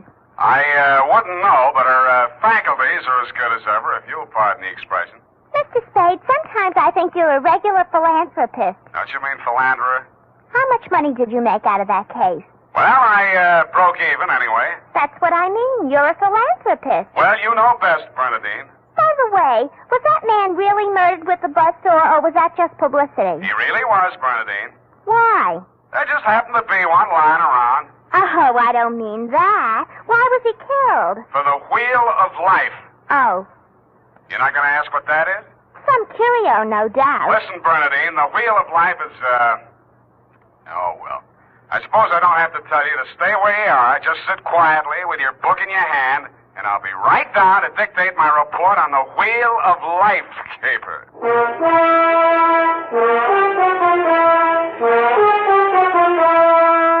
Dashiell Hammett, America's leading detective fiction writer and creator of Sam Spade, the hard-boiled private eye, and William Spear, radio's outstanding producer-director of mystery and crime drama, join their talents to make your hair stand on end with the Adventures of Sam Spade.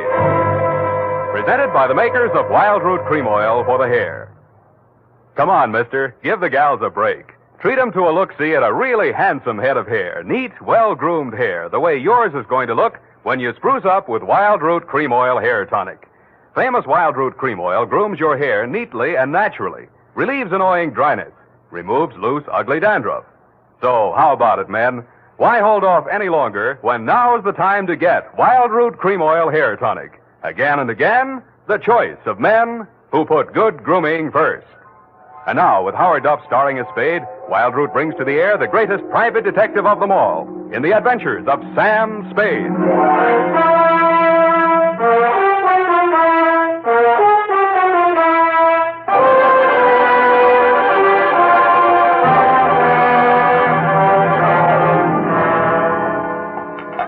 I went down to St. James Infirmary to see my baby there. Ready, Bernadine, little flower? I'm way ahead of you. Keep it clean. No more than 3 erasures per page. Okie dokie? Doke. I mean date. Oh, I'd love to. July 11, 1948.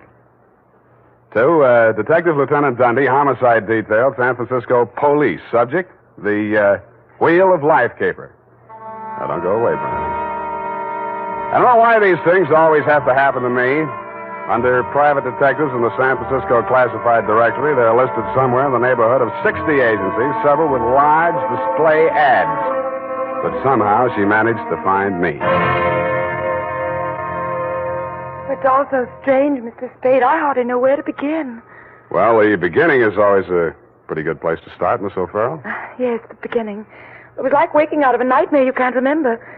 Everything seemed out of proportion. Even the buildings along the street seemed to be leaning at a crazy angle. And then I realized I was traveling down a hill. I looked wildly around for something to help me get my bearings, and there was a street sign, O'Farrell, stuck in my mind, so I gave it to your secretary when she asked for my name. Uh-huh. What's your real name? I don't know. I don't know who I am, where I came from, or where I'm going. Mr. Spade, I'm so frightened. Now, wait a minute. A lot of people suffer from temporary loss of memory. Most of them recover. But amnesia is a sickness, and I am not a doctor. Oh. And you won't even try to help me? Well, I can give you the name of a good head doctor right here in the building. There's also missing persons. Oh, but I'm not a missing person. I'm right here.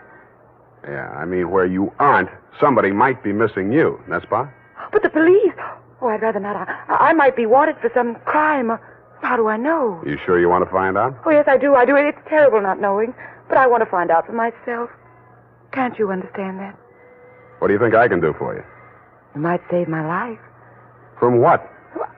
I'll try to tell you exactly how it happened. First, I looked at my watch. It was 3 minutes past 10. The cable car stopped at the corner and a man got on. I couldn't remember ever having seen him before, but then I couldn't remember anything. He sat down beside me and he caught hold of my arm. I tried to pull away. Well, you can see the marks where he... Yeah. Well, who was he? He acted as if I was... I think I know what you mean. Did you find out who he was? No, I was too frightened to speak. What did he say? He sort of growled it out of the side of his mouth, but it sounded as if he said, Lathrop wants to see you. Mm-hmm. You remember anybody named Lathrop? I can't remember anything before 3 minutes past 10 this morning. Well, let's go on with since then. The guy grabbed you, said somebody named Lathrop wanted to see you, and then what? I went into a panic. I managed to jerk away from him, and I jumped off the moving car, and then I looked in the classified section, and I found you. Why me? I don't know. The name, I guess. A spade to dig up my past. Please, Miss O'Farrell. Do you think I'm very silly? No, I think you're very beautiful. I wish you could remember whether you're married or not. Oh, no. Well, at least I have no wedding ring. What have you got? I mean, besides what's visible. Well, I couldn't find much of anything. I went over my clothing. There don't seem to be any marks of any kind. Oh. Well, you got any money? A little over $300. Let's have it. The purse, too. All right. Uh-huh. Lipstick, aspirin, bobby pins, Kleenex. Nothing here. They couldn't have been bought in any drugstore. Powder. Hey, what kind of powder is this? Then there was this in my coat pocket. A match folder. Sailor's Rest Bar, Hotel Calcutta, 1100 Embarcadero. Little number written inside. 120. What's that, a room number? I don't know. My purse, you have to destroy it. Here's $10 of your own money. Buy a new one. Wow. Did you find something? Coin, Chinese bit. Good luck piece, probably sewn in by whoever made it, maybe in China. That ring any bells? No. No, I'm afraid not. Shoe. What? Your right shoe. Let's see it. Take it off. You aren't going to tear it up the way you did the purse, are you? Dust. Plaster dust. Is that a clue? I don't know, is it? I'm not a detective. Well, you are in this case, baby. If it doesn't mean anything to you, it doesn't mean anything. Well, it doesn't. That's everything. What am I going to do? Well, let me see. First, we better give you a name. O'Farrell's all right. You look like, Lana would do, but, well, that's in use. How about, Poppy, for forgetfulness? Poppy O'Farrell. That's a funny name. Oh, you think so? I think I like it. You do? I think I like you, too.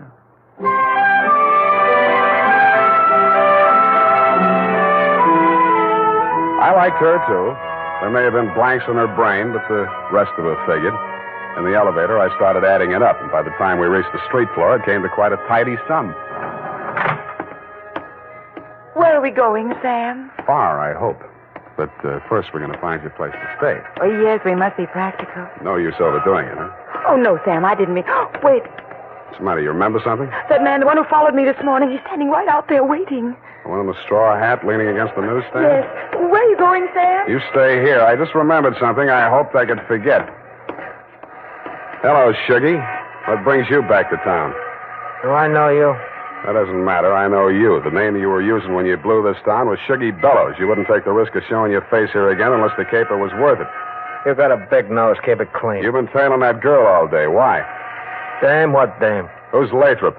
I don't remember. Okay, I'll give you a chance to think it over. Hey, officer! You dirty shamus yelling. No, you don't. Here, what's going on here? Break it up. Oh, Mr. Spade. Is this fella giving you trouble now? Yeah, what kind of a beat are you piling here, Clancy, letting a cheap drifter like this walk around with an armpit full of gun? Or are they handing out permits to characters like these days? No, how about that, son? Have you a permit now? And a gope copper. Oh, so one of them clever lads he is. Well, come along, me bucko, before I lose my temper and give you your lumps now. Okay, I'm coming. That's better now. Much obliged, Mr. Spade. I'll pay you for this, shamus. And a goop to you, too.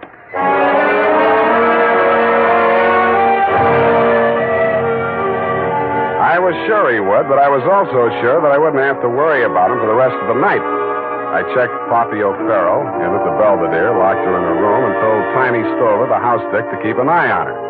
When I left him, he was, and he seemed to be enjoying his work. Then I headed for the Embarcadero.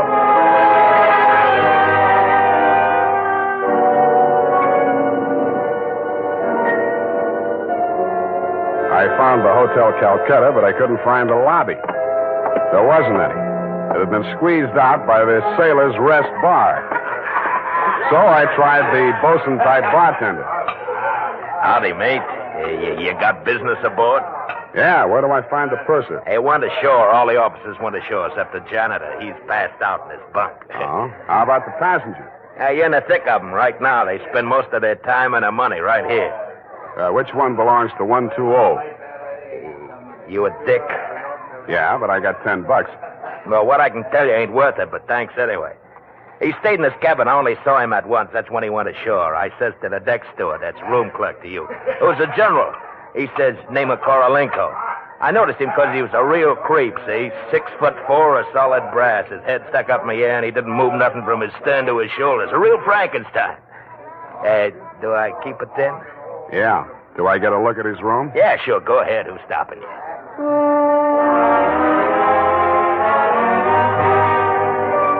So I went. Nobody stopped me until I opened the door to 120. Then I stopped myself. It was an inside room with one small window and an air shaft, but it looked as if a flurry of snow had blown in. The floor and the rest of the flat surfaces were sprinkled with a fine, dirty white powder. It wasn't snow, it was dust, plaster dust, like the stuff I'd found in Poppy's handbag and on her shoes. I shook the place down, not expecting to find anything. I didn't until I opened the wardrobe.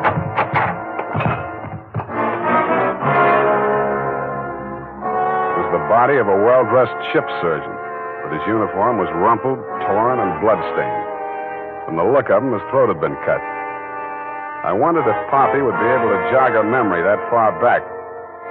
When I found the murder weapon, I hoped she couldn't. I really did. It was not a knife. It was not even a razor. It was an electric buzzsaw. That tore it.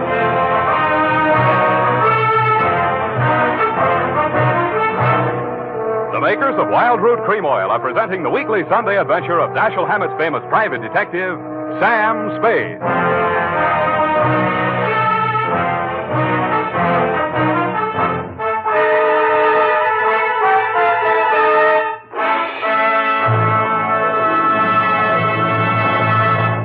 If you want the well-groomed look that helps you get ahead socially and on the job, listen. Recently, thousands of people from coast to coast who bought Wild Root Cream Oil for the first time were asked, how does Wild Root Cream Oil compare with the hair tonic you previously used? Better than 4 out of 5 who replied said they preferred Wild Root Cream Oil. And no wonder. Wild Root Cream Oil grooms the hair neatly and naturally, relieves annoying dryness, and removes loose dandruff. What's more, non-alcoholic Wild Root Cream Oil is the only leading hair tonic that contains soothing lanolin.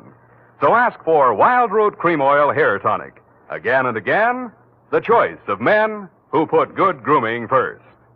By the way, smart girls use Wild Root Cream Oil, too.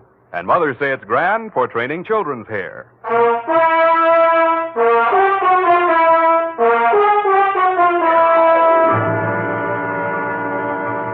And now, back to the Wheel of Life caper. Tonight's adventure with Sam Spade.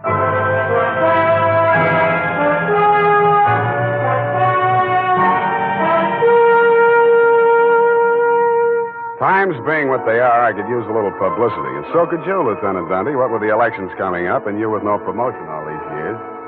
This one time, I got it instead of you and wished I hadn't. The morning papers called it the Buzzsaw murder and went on shamelessly from there. Horror killing related by Private Eye. Stan Slade, ex-Pinkerton man, mum on mystery woman. Elderly sleuth, dodges photographers, denies hotel visit, was in bed with Apple and good book, says Peeper.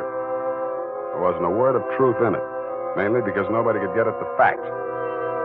I wasted most of the day down at headquarters trying to find out what name Shuggy Bellows had been booked under. Then I dropped in at the Belvedere. Poppy had checked out. I decided to go back to my office and drink poison. I hardly got the desk drawer open when a sobering influence walked in. It was a Mr. 6'4" of solid brass. The Frankenstein who had been described to me by the bartender as the occupant of room 120. Excuse me. I am Korlienko. Please, I shall sit down. I am so heavy. Make yourself at home. Oh. Mr. Spade. Slade. Excuse me. I am so heavy. I am Korlienko. So you told me. I am really Spade myself. So, why are she hiding from me? Who? That girl, Miss Paget. Her I am paying 1 month in advance, $300 American. Me, she have dessert. I am not rich, only moderately wealthy. But you understand, it's not question for money alone. That ship's doctor, he was most kind to me. He cared to me even after I arrived.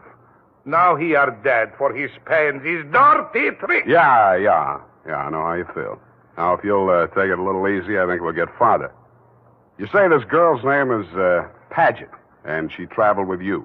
From Macau, where she is the Florence Nightingale for Portuguese hospitals, forcing me to employ her, all others being Chinese nuns. That figures.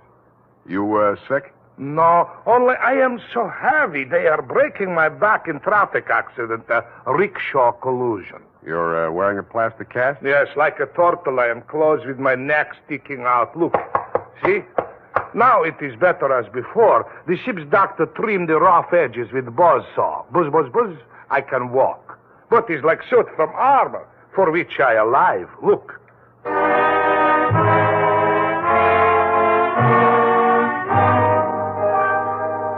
I looked again where he opened his shirt front, exposing the gray-white shell of plaster that surrounded his trunk from collarbone to hips.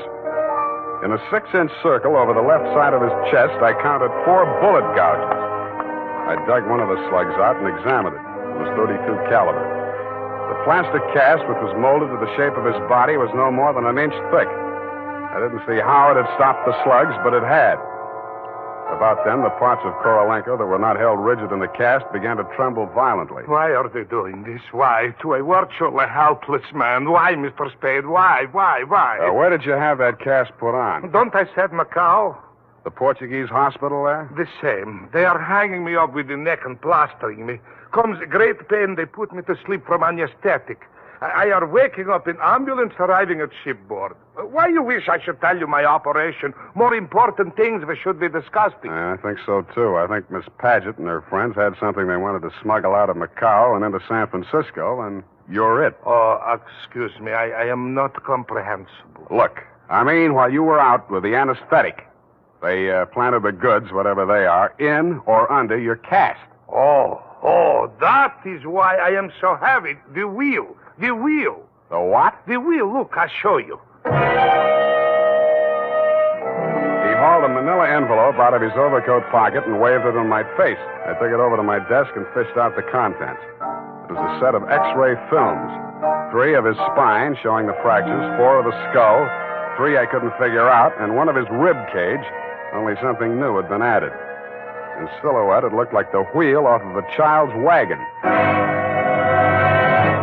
What is it, this wheel? What to do? 6 months I must remain in this straitjacket. If I remove it, I die. If I keep it on, they kill me to get their smuggle. Well, you look to me like the luckiest man alive. That wheel, or whatever it is, saved your life by stopping 4 slugs. But still I shall die. How shall I die? When shall I die? Your best advices, please. Korolenko, I think you better die right now. Excuse me? It's the only safe place for you.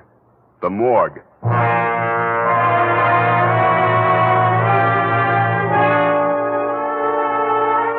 I called my friend Maxie the morgue man, gave him pitch number 137596. He agreed to play along. An hour later, I stood on the curb, head bowed, hat in hand, as the morgue wagon drove away into the gathering mist. Straight facing the way, What do you want, Shuggy? I want to blast this gun straight through you, and I will if you give me any excuse at all. You sound like you mean that, Shuggy. You're getting smart, Shamus. I get going. Where to? Mr. Lathrop wants to see you.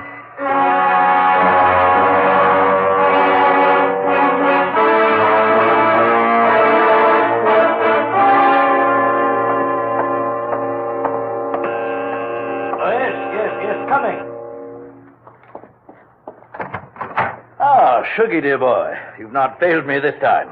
This will be the fabled Mr. Spade, eh? Come in. Sit down, Mr. Spade. We'll talk. Tell your Gunsel to get that pistol out of my ribs. Oh, yes, indeed, Sugar. You mustn't overdo it. And get him out of here. I'm tired and nervous, and my price goes up $1,000 every minute he's in this room. When I get to 10,000, I kill him. Then the price jumps to 100 to take care of me on a murder rap. I should ought to plug you downstairs. Come, Sugar, don't be ungracious. You wait in the other room now. Okay, it's your party. I get mine later. Oh, dear. His bite's much worse than his bark, Mr. Spade. Don't start boring me so early in the evening. I came here to talk about the wheel. Oh, so you know about the wheel. I do better than that. I've got it. That may well be, but do you know what to do with it? I got two possibilities. I can turn it over to the cops and you with it, or I can sit on it until it hatches. A quaint conceit, sir. Round and round the little wheel goes, and where it shall stop, nobody knows. That's where you're wrong. It stops right here. So you better start placing your bets. Just what do you mean by that, sir? There's part of it. What is it? It's one of the slugs you gunsel through at Korolenko. I got 3 more just like it that I dug out of him before he was carried to the morgue. Well, an advantage, I'll admit. But hardly worth your while to take advantage of. Don't be too sure of that. Just how much do you know about the wheel? So far, it's been worth 2 human lives to you at the risk of your own. That tells me all I need to know. Oh, no, not quite. Men have been killed in holdups for a few paltry sovereigns, but the wheel is a horse of another color. Let's not change wheel horses in midstream, Mr. Lathrop. Yes. You must understand that the wheel has no absolute definitive value. Monetarily speaking, the British Museum might pay close on to £5,000, hot as it is, for the privilege of returning it. Occidentals aren't the puka sahibs that they once were in the Orient. A theft of the wheel, if countenanced by the Western powers, would have most grave consequences. Most grave. Are you attending, sir? Wake me up when you get to the point. The point, sir, is this. That little wheel of gold, is the wheel of life, which the Buddha himself is said to have received into his hands from paradise. Now, given such a relic, a few old Buddhist monks can set up a shrine which, even in the most miserable surroundings, can attract enough pilgrims to outgross Radio City, Madison Square Garden, and Miami Beach in season. To say nothing of Hialeah. Yes, quite. In short, we propose to act as booking agents for the wheel on a royalty basis with a percentage of the house. Mm-hmm. Why did you bring it to San Francisco? But, good gad, sir. Were we to bargain in the Orient, we should be hacked to pieces in our beds. I'll settle for a lump sum and let you do the bargaining. And your price, sir? We can talk money later. First, I got to give the cops somebody for the doctor's murder and for Korolenko. Well, that ought not to be too difficult. When may I expect delivery? I'll check on it. I went out to St. James Infirmary. City morgue. Maxie, Sam Spade. Yeah, Sammy. Deal's okay. Send it up. The address is... Sam, wait. Yeah? Sam, he ain't here no more. What happened? Somebody claimed him. A girl. Said she's his daughter. What did he do? Went on playing dead like you told him to. Maxie, where did she send him? Avalon Mortuary, corner of Lynch and Haight. Okay, by the way... Yeah, Sammy? Maxie, put some clean sheets in that morgue wagon, size 16. I may be your next passenger.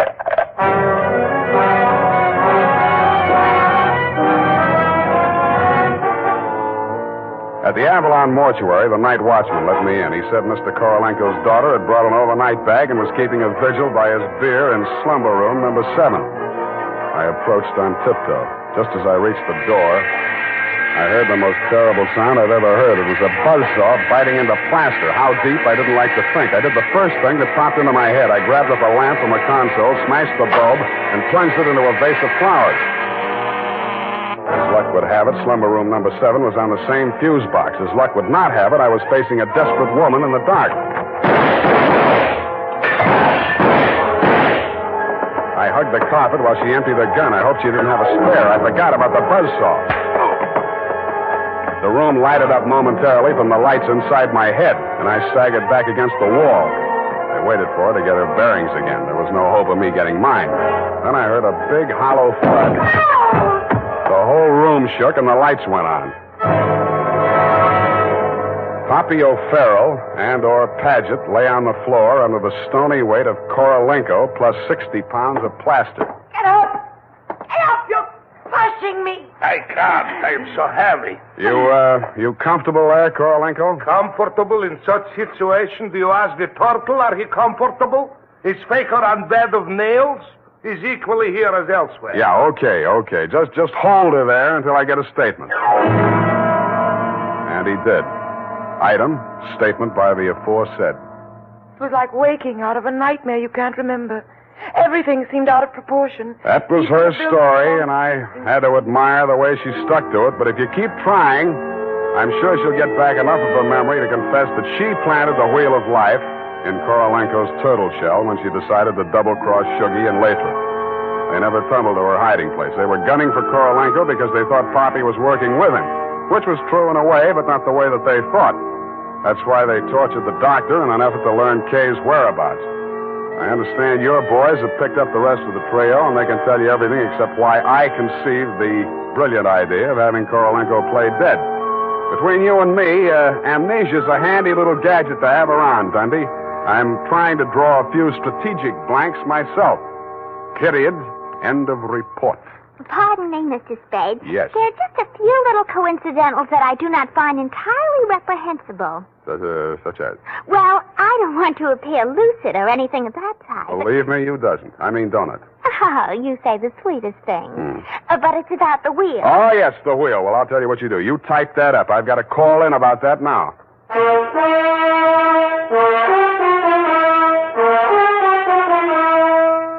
Tonight, when you're making out your must-do list for tomorrow, why not include a reminder to get Wild Root Cream Oil for the hair? Honestly, men, you'll be delighted with the neat, natural way Wild Root Cream Oil grooms your hair. The way it relieves that annoying dryness and removes loose, ugly dandruff. Just try it and see if I'm not giving you a good steer. Make a note right now to call at your drug or toilet goods counter for Wild Root Cream Oil. Get the big economy bottle and the handy new tube that's easy to pack when you travel. Also, ask your barber for a professional application of Wild Root Cream Oil Hair Tonic. Again and again, the choice of men who put good grooming first.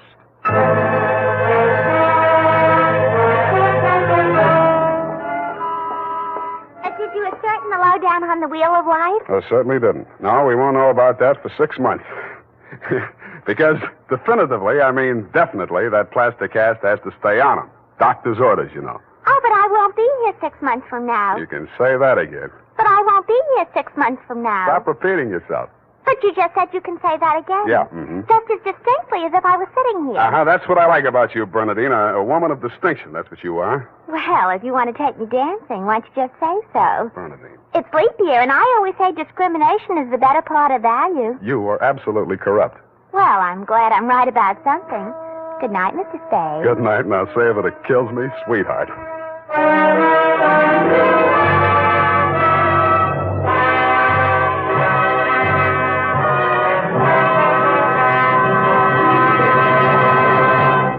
The Adventures of Sam Spade, Detective.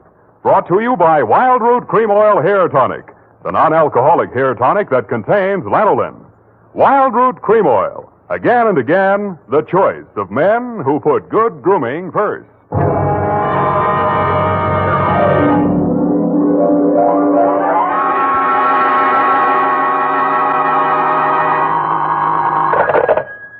Sam Spade, Detective Agency. Good evening. That sounds funny in dialect. Good evening to you, and happy 4th of July, Bernadine Hammett.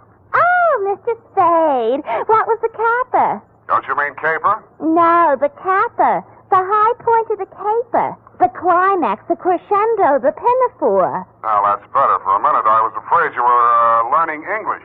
Oh, no. I'm studying Spanish. Soy infeliz que inicia... Yeah. Mucho interesting. Gracias.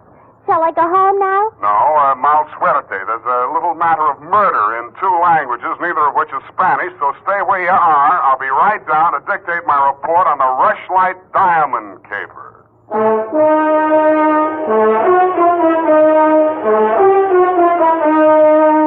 Dashiell Hammett, America's leading detective fiction writer and creator of Sam Spade, the hard-boiled private eye, and William Spear, radio's outstanding producer-director of mystery and crime drama, join their talents to make your hair stand on end with the adventures of Sam Spade. Presented by the makers of Wild Root Cream Oil for the hair. Listen, men, to this holiday tip on good grooming. To help spark up your whole appearance, first be sure that your hair is well groomed. Be sure it's groomed with popular Wild Root Cream Oil Hair Tonic. Wild Root Cream Oil grooms your hair neatly and naturally, the way you like it, the way she likes it. Wild Root Cream Oil also relieves annoying dryness, removes loose, ugly dandruff. So look your best all the time by sprucing up right with Wild Root Cream Oil Hair Tonic. Again and again, the choice of men who put good grooming first. And now, with Howard Duff starring as Spade, Wild Root brings to the air the greatest private detective of them all in the Adventures of Sam Spade.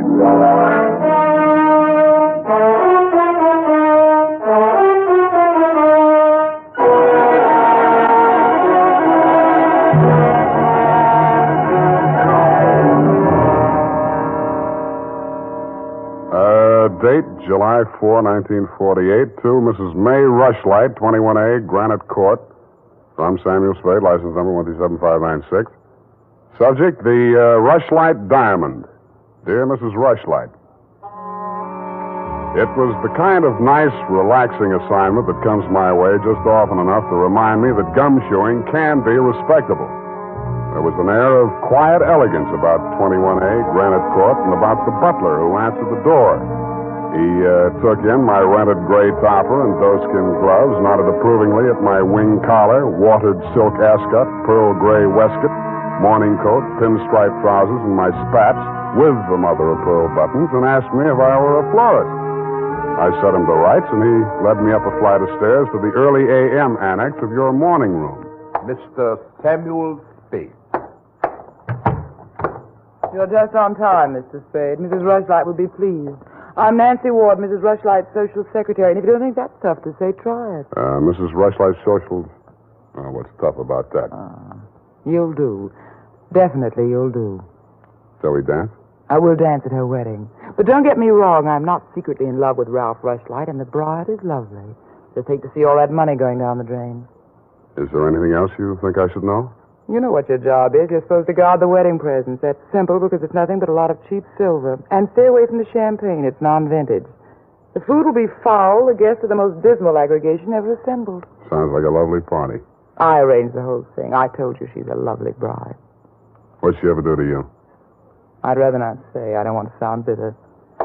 This way, Mr. Spade. The old hat. Mrs. Rushlight will see you now. Thank you, Florence Nightingale. Nancy? Oh. This is it, darling. Mr. Spade, come over here, young man, so I can get a better look at you. How's this? It's good. Turn around. Yes, you'll do. That'll be all, Nancy. Couldn't I be finishing up these place cards while you talk? Take them with you. Do them outside. Very well. Nosy girl. But nice. Nice nose. Oh, you too, eh? Well, I agree. That's why I'm marrying off my nephew to that wretched girl, Lotta Van Eyck. Have you ever seen Bugs Bunny, Mr. Spade? You don't mean the... They protrude. The ears? No, the teeth. Oh. As my late husband used to say of her mother, she could eat a tomato through a tennis racket. Oh. There's only one thing that'll prevent this wedding from being an utter disaster. She doesn't understand much English. Well, what's the matter with your nephew? A great deal, but it doesn't show. Suffice it to say, he has criminal tendencies and the mentality of a snail. Mrs. Rushlight, I don't like to seem forward, but why are you telling me all this? Oh, you're supposed to mingle with the guests. You'll need some conversation. Now, as to your assignment. The bride, being what she is, the wedding presents are hardly worth guarding, except for one. Ironically enough, it's from me. What is it, a machine gun? Oh, that's good. Oh, excuse me, I must write that down. Then tear it up immediately. Oh, dear. No, Mr. Spade. But it's bad luck, the Rushlight diamond. You've heard of it? Something about it in the American Weekly a while back, wasn't there? Yes. It's not as large as the Hope diamond, but there's not a flaw in it. My late husband, Roy Rushlight, bought it for his first wife. She sank with the SS General Slocum in Hellgate, the East River, 1904, over 1,000 lives lost. Luckily, she was wearing a paste copy at the time. I was only a young girl when I married Mr. Rushlight, and fool that I was, I signed anything his lawyers asked me to sign. After his death, I discovered that the diamond was to be mine only until the marriage of my husband's male heir, at which time it must go to his bride. Well, that's too bad. You say, though, that the Rushlight diamond is bad luck. Oh, there's that, of course. I wonder if it's too much to hope. Well, I must go and help dress the bride. Go along downstairs, Miss Spade. Take this jewel case with you. Put it on the table with the other presents, and guard it well.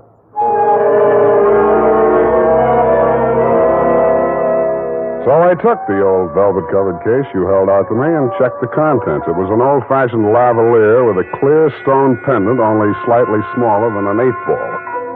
Didn't look like a diamond, but smooth-cut diamonds hardly ever do. It didn't look like bad luck either, but a mirror broke in the hall as I passed it, then I fell all the way down the stairs, and as I entered the ballroom, I knocked over a punch bowl. Nothing really terrible happened until just before dark when the guests began to arrive. In theory, a detective guarding wedding presents is supposed to make himself indistinguishable from the other guests. In practice, it never works out that way. He has to spend most of his time within sight of the booty, so he is very easily spotted. I don't believe it. He's too good looking. Oh, but he must be. He's not anybody we know. Well, ask him. It's leap year. Oh, here comes Colonel Bixby. He'll know. Wow. Beauty gathered round the booty, eh? And much more beauty than booty, though. Say, when are they going to hang the diamond on that drip? No, there's no way to talk about the blushing bride. Is that it in the crummy old case there? That case is heirloom, young lady. The stone that reposes in it is worth a king's ransom. Now take your grubby hands elsewhere. Oh. Get on with you. Go on. Well, just because he's going to give the bride away, thinks he can order everyone around. Mr. Spade, allow me to congratulate you, sir. At these affairs, one all too often sees the detective on guard duty at the punch bowl. I was forewarned. Oh, yes, very bad champagne. Flat. I'll be glad when these ill-starred nuptials are consummated. And by the way, Bixby's my name, Colonel Lysander Bixby. Colonel? It is my melancholy and thankless duty to give the bride away to the hapless groom, Ralph Rushlight. However, it's much better to give than to receive. You tell that to May Rushlight, eh? Quite a trinket. Mustn't touch grubby hands, remember? Oh, sense of humor as well as sense of duty, eh? Candidly, if I knew a place to fence it, I'd be the... Colonel Bixby. Oh, Miss Ward. How lovely you look. Poor Ralph. Mrs. Rushlight asked me to warn you to get ready. The bride will be down any moment. Good grief. Well, I suppose I must steel myself. Where did I leave my glass? Keep your eye on that old goat, Mr. Spade. I don't trust him. Who is he? He's the only one here who knows why this wedding's happening. It's the bride's foster father. You mean he's got something on the family? You'll never know how much until you kiss the bride. Look, Nancy, it's none of my business, but Oh, starting. I'll have to go in now. Now, wait. What? How does it go? Speak now or forever hold your peace? No, I can't do that. Thank you for understanding.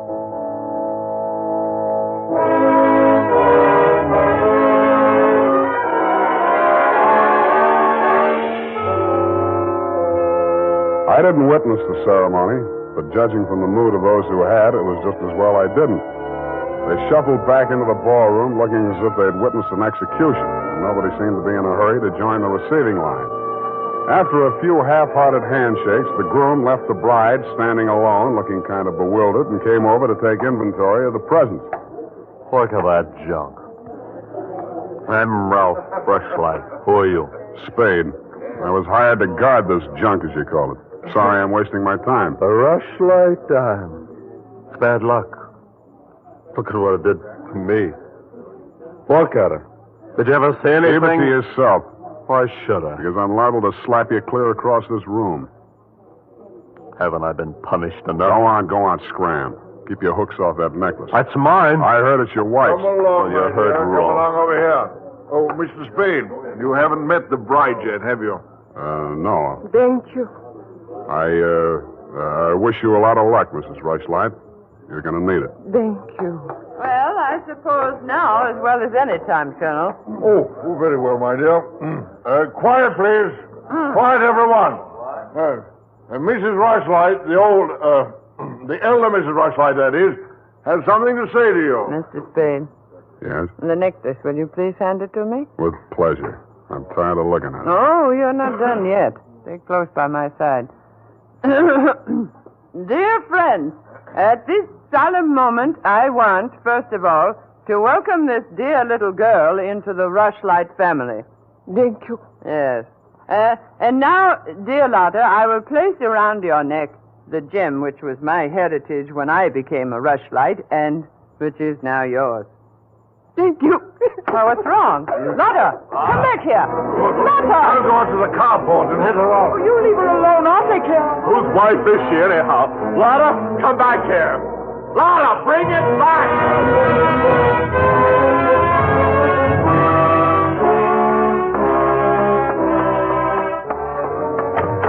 I was almost ashamed of joining the chase, but I had to because I'd been hired to guard the Rushlight diamond, and for my money, the best way to do that was to help her get away. Somebody got to her before I did. A strip of wedding gown satin marked the spot. The body lay crumpled under a hedge, but it wasn't the bride's body. It was the groom. He'd been stabbed to death with a pair of garden shears, which made sense. But what didn't make sense was that the necklace she'd been wearing was still clutched in his hand.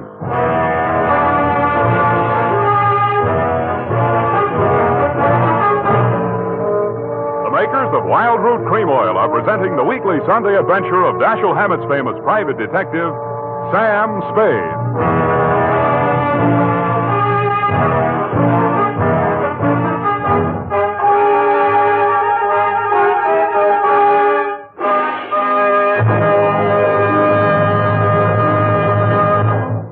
If you want the well-groomed look that helps you get ahead, socially and on the job, listen. Recently, thousands of people from coast to coast who bought Wild Root Cream Oil for the first time were asked, how does Wild Root Cream Oil compare with the hair tonic you previously used? Better than 4 out of 5 who replied said they preferred Wild Root Cream Oil. And no wonder. Wild Root Cream Oil grooms the hair neatly and naturally, relieves annoying dryness, and removes loose dandruff. What's more, non-alcoholic Wild Root Cream Oil is the only leading hair tonic that contains soothing lanolin. So ask for Wild Root Cream Oil Hair Tonic. Again and again, the choice of men who put good grooming first. By the way, smart girls use Wild Root Cream Oil too, and mothers say it's grand for training children's hair.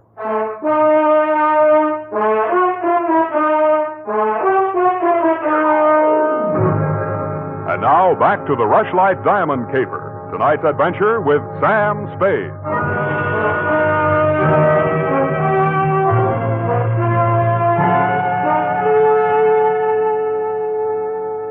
Number 21A Granite Court was teeming with motives and suspects.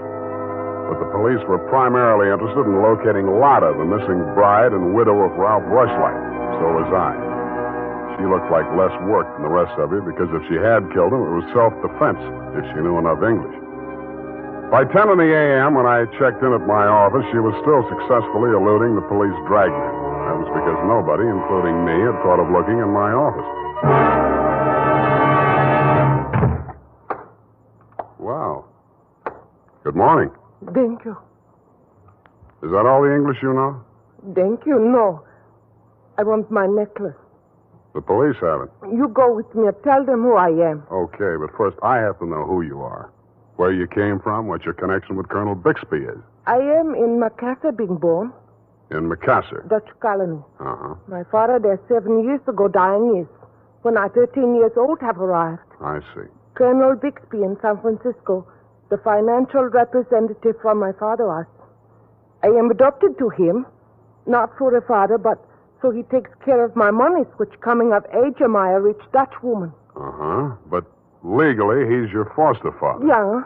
Also legally, I'm the wife of Rushlight. I want my necklace. You married him for the necklace? Yeah. Why did he marry you? For one half of necklace and resale. But all everything to take he wishes. You and Ralph were going to divvy the take from the Rushlight diamond, you thought. Yeah. And what was the colonel going to get? Money for Mrs. Rushlight. Oh, no, wait, that doesn't make sense. Mrs. Rushlight stood to lose a small fortune by that marriage. Why should she pay the colonel to promote it? You the detective are? You said that. Where my necklace are. That I say. Yeah, well, look, I'm not as sure as I was. Wait just a minute. I'll check on it. Homicide, Lieutenant Dundee. Spade, Dundee. Yes, Sam. What's new on the Rushlight caper? Oh, you know I can't talk about the case, Sam. Oh? I got a line on that girl. Oh? Where is she? You know I can't talk about that, Dundee. Oh, you can't you? Well, let's see if this doesn't change your mind. The necklace we found on Rushlight's body was a phony, a fake copy. Uh-huh. Does that make her guiltier than she was before? Well, now she's got a motive. Throws all our previous theories into a cocked hat. Now, where's the girl? She's in my office, Lieutenant dear. Come and get her. Thank you.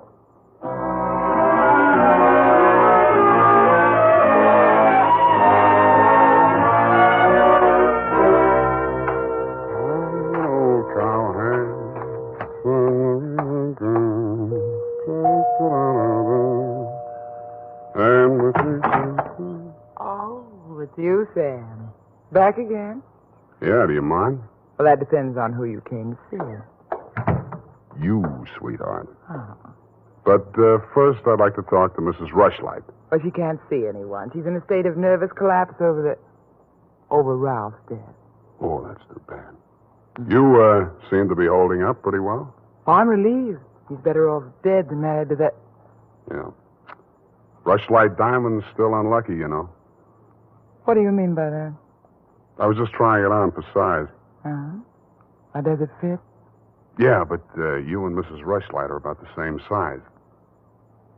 Her nerves getting any better? You're the doctor.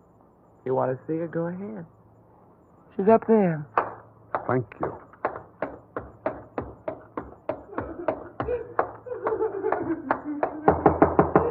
Mrs. Rushlight. Go away, I'm ill. I'm sorry to break in on you like this, but I haven't got much time. How dare you? Nancy! Try it, that girl. Mr. Spade, please leave me alone with my grief. Funny thing, yesterday Nancy was carrying a torch for Ralph, and you were holding the torch to him. Today it's different. Oh, good heavens, you don't think I'm grief-stricken over Ralph. Good, that's one less mystery. Mr. Spade, what do you want? Your nephew's killer. Oh, does it matter? It does to me. Somebody getting knocked off right under my nose is bad for private detectives everywhere. Oh. For a moment, I thought that... Say, wouldn't you rather make some more money? I refuse to marry Lotta. Oh, no, nothing like that. It's the necklace, Mr. Spade, the genuine. What is? I don't know. All I know is the other one isn't. Who told you that? Well, the police know. It's in the papers, isn't it? Not yet. Well, how else would I learn? The murderer's the only one who could have told you, unless you're the murderer. I see. Very well, Mr. Spade. I'll tell you what I know. I'm not as wealthy as you might think. In fact, I have for 4 years lived from pillar to post, from hand to mouth, ragtag and bobtail, struggling to make ends meet. What you mean is you're eking out a meager existence, keeping your head above water, one jump ahead of the sheriff, stalked by the grim specter of poverty. Is that right? Oh, how well you put it. In fact, Mr. Spade, I'm something of a crook. I've borrowed large sums of money from Colonel Bixby, putting up as collateral something that was not mine to forfeit. Don't tell me. Let me guess. It was the Rushlight diamond? Well, you seem to know everything. All but one thing. Why did you think he could palm off a paste copy on an operator like Bixby?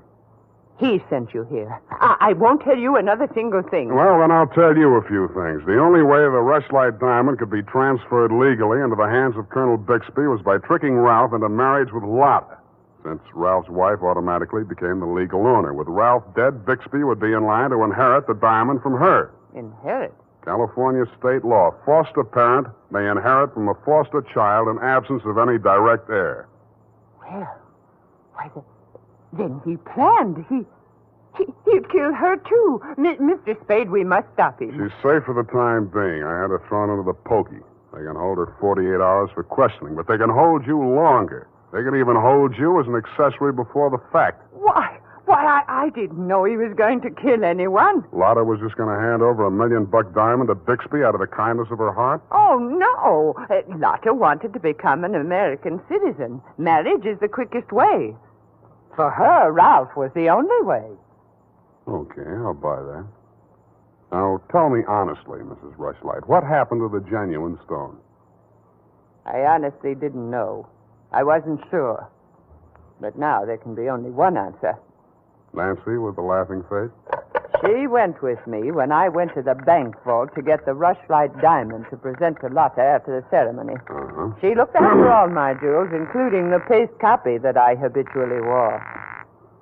Homicide, Lieutenant Dundee. Spade again, Dundee. I think I got the Rushlight caper all wrapped up. I'm heading for your office now, so wait for me. And whatever you do, don't let that Lotta dame out of your sight. Thank you. Goodbye. Wait a minute, Sam. Wait a minute. Yeah? The Lotta dame. She's already gone.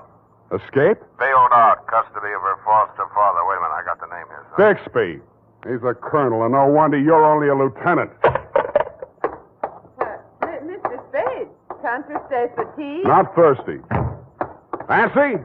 Nancy, where are you? Oh, here I am, Sam. I was waiting for you. You got the keys to that car out in front? Why, yes. Do you want to borrow it? Yes, with you in it. Why, Sam, wait till I put my face on. Let it go. It's as good as lost anyway.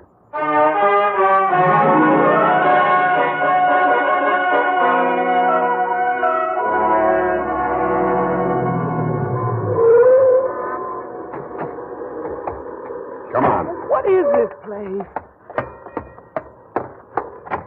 Where are you taking me? Never mind. Just hang on. I'll fly you up to the second floor. Sam, that was a shot that sounded like Lotta. You stay here. Don't come in until I call you.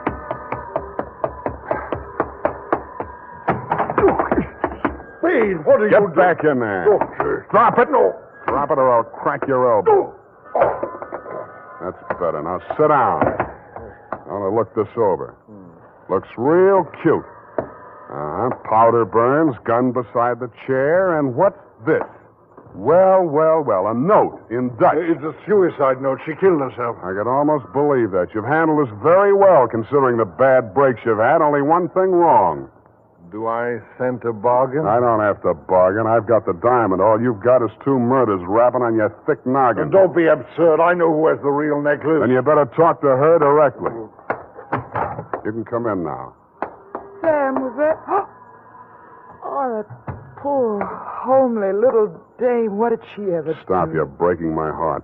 She committed suicide. You know better than that. She committed suicide. If the colonel's price is right. Oh, I see. I'll put it to you directly. It's not easy to fence. It'll have to be cut. That'll decrease the value considerably. Say, $10,000, no questions asked. Pardon me, that suicide shot, it's ringing in my ears. I can't hear you. 20,000. 50. All right, 100,000. Sam, don't be a fool. Take it. I'll give you a real break, Colonel. That's the cops coming after you. Anything, Spade. What do you want me to do? I want you to try and get out of here. What are you going to do? There's the door. Go ahead. All right. Thank you, Colonel.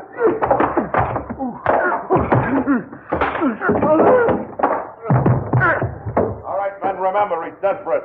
Bixby, we're giving giving you a chance. Come down or we're coming up after you. Come on. Come on, get up, Colonel. Here he comes. Careful, there may be a trick. Watch it, Dundee. Here he comes.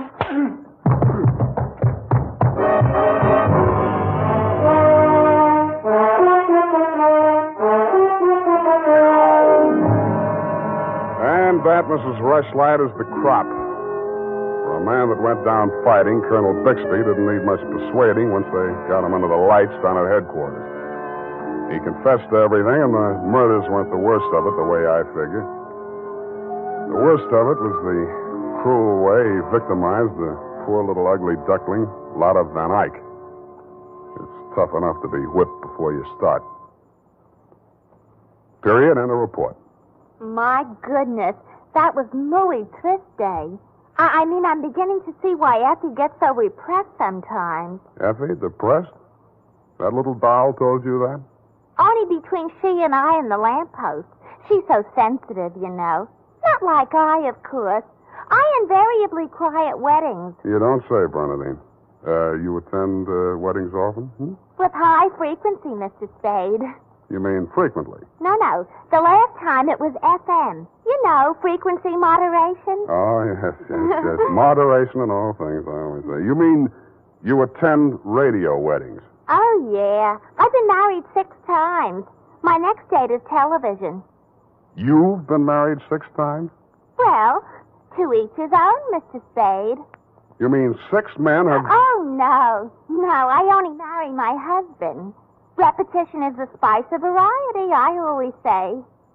Is that legal? If it's not after 6 weddings, what isn't? To each his own, you say. Well, we don't presume to make a career out of it. As soon as we get the mangler and the deep freeze, we're going on our honeymoon. Well, congratulations, and type this up when you have the time. Mrs. Bernadine Hemp.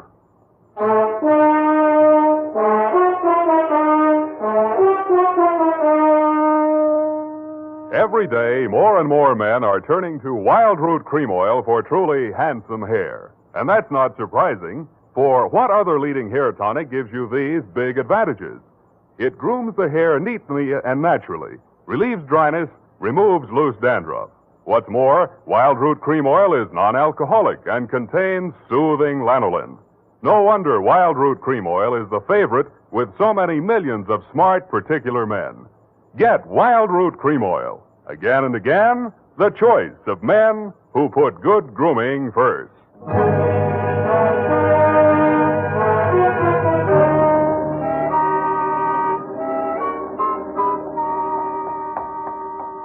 Well, here it is, Mr. Spade. I'm sorry it took so long, but I kept relapsing into Spanish. I know how. And Effie's typewriter doesn't have any upside-down question marks. Upside down. Mm-hmm. Take a memo. Call typewriter man. I already have. Oh, I almost forgot. You received a telegramic commutation. A telegramic what? A wire. Oh, a wire. Well, open it and read it. In English, por favor. It says, Dear Sam. Figures. In the haste of my departure, I neglected to warn you about Well, when I do that one another favor, she'll have silver threads. Who? That ball of fire whom I'm taking the place of in order to be double-crossed of by. Effie? Is she still in far-off Canab? And good rubbish, if you'll pardon the expression. Oh, Bernadine, let me see that. I neglected to warn you about Bernadine. I'm sending details, airmail special, but in the meantime, whatever you do, don't go to any radio broadcasts with her, and if she comes to work in a wedding gown, take the day off. Love, Effie. And I had 2 tickets for honeymoon payoff, and now she went and spoiled everything. Oh, now there, Bernadine, you just have to marry your husband again, that's all. I wouldn't have had the time anyway. I know. It's just the principle. Good night, Mr. Spade. Good night. Buenas noches. Hasta la vista. Effie, why did you ever leave me?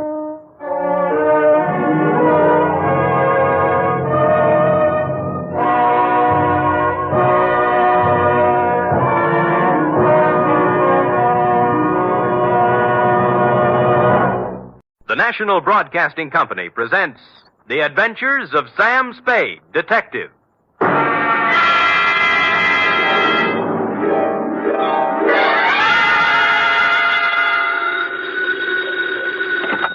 Sam Spade Detective Agency? Me, sweetheart. Oh, Well, that's a warm reception if I ever heard one. I'm here at my post, Sam, ready to do my duty. All right, let's have it. Have what? What have I done? Well, Come on. Sam, who was that lady I seen you with? What lady? What lady? Sam, for your information, there was a 5-column picture on page 1 of the Chronicle showing you with your arms around... The redhead. Yes. Ah. It means nothing to me as a person, Sam, although I am a redhead myself. But I feel there are certain standards of publicity and agency of our stature. Angel, if you'd bothered to read the caption under the picture, you would have learned that my arms were around this other redhead to keep her from braining me with a paperweight she picked off Dundee's desk. Oh. Yes. So take my picture back out of the drawer, and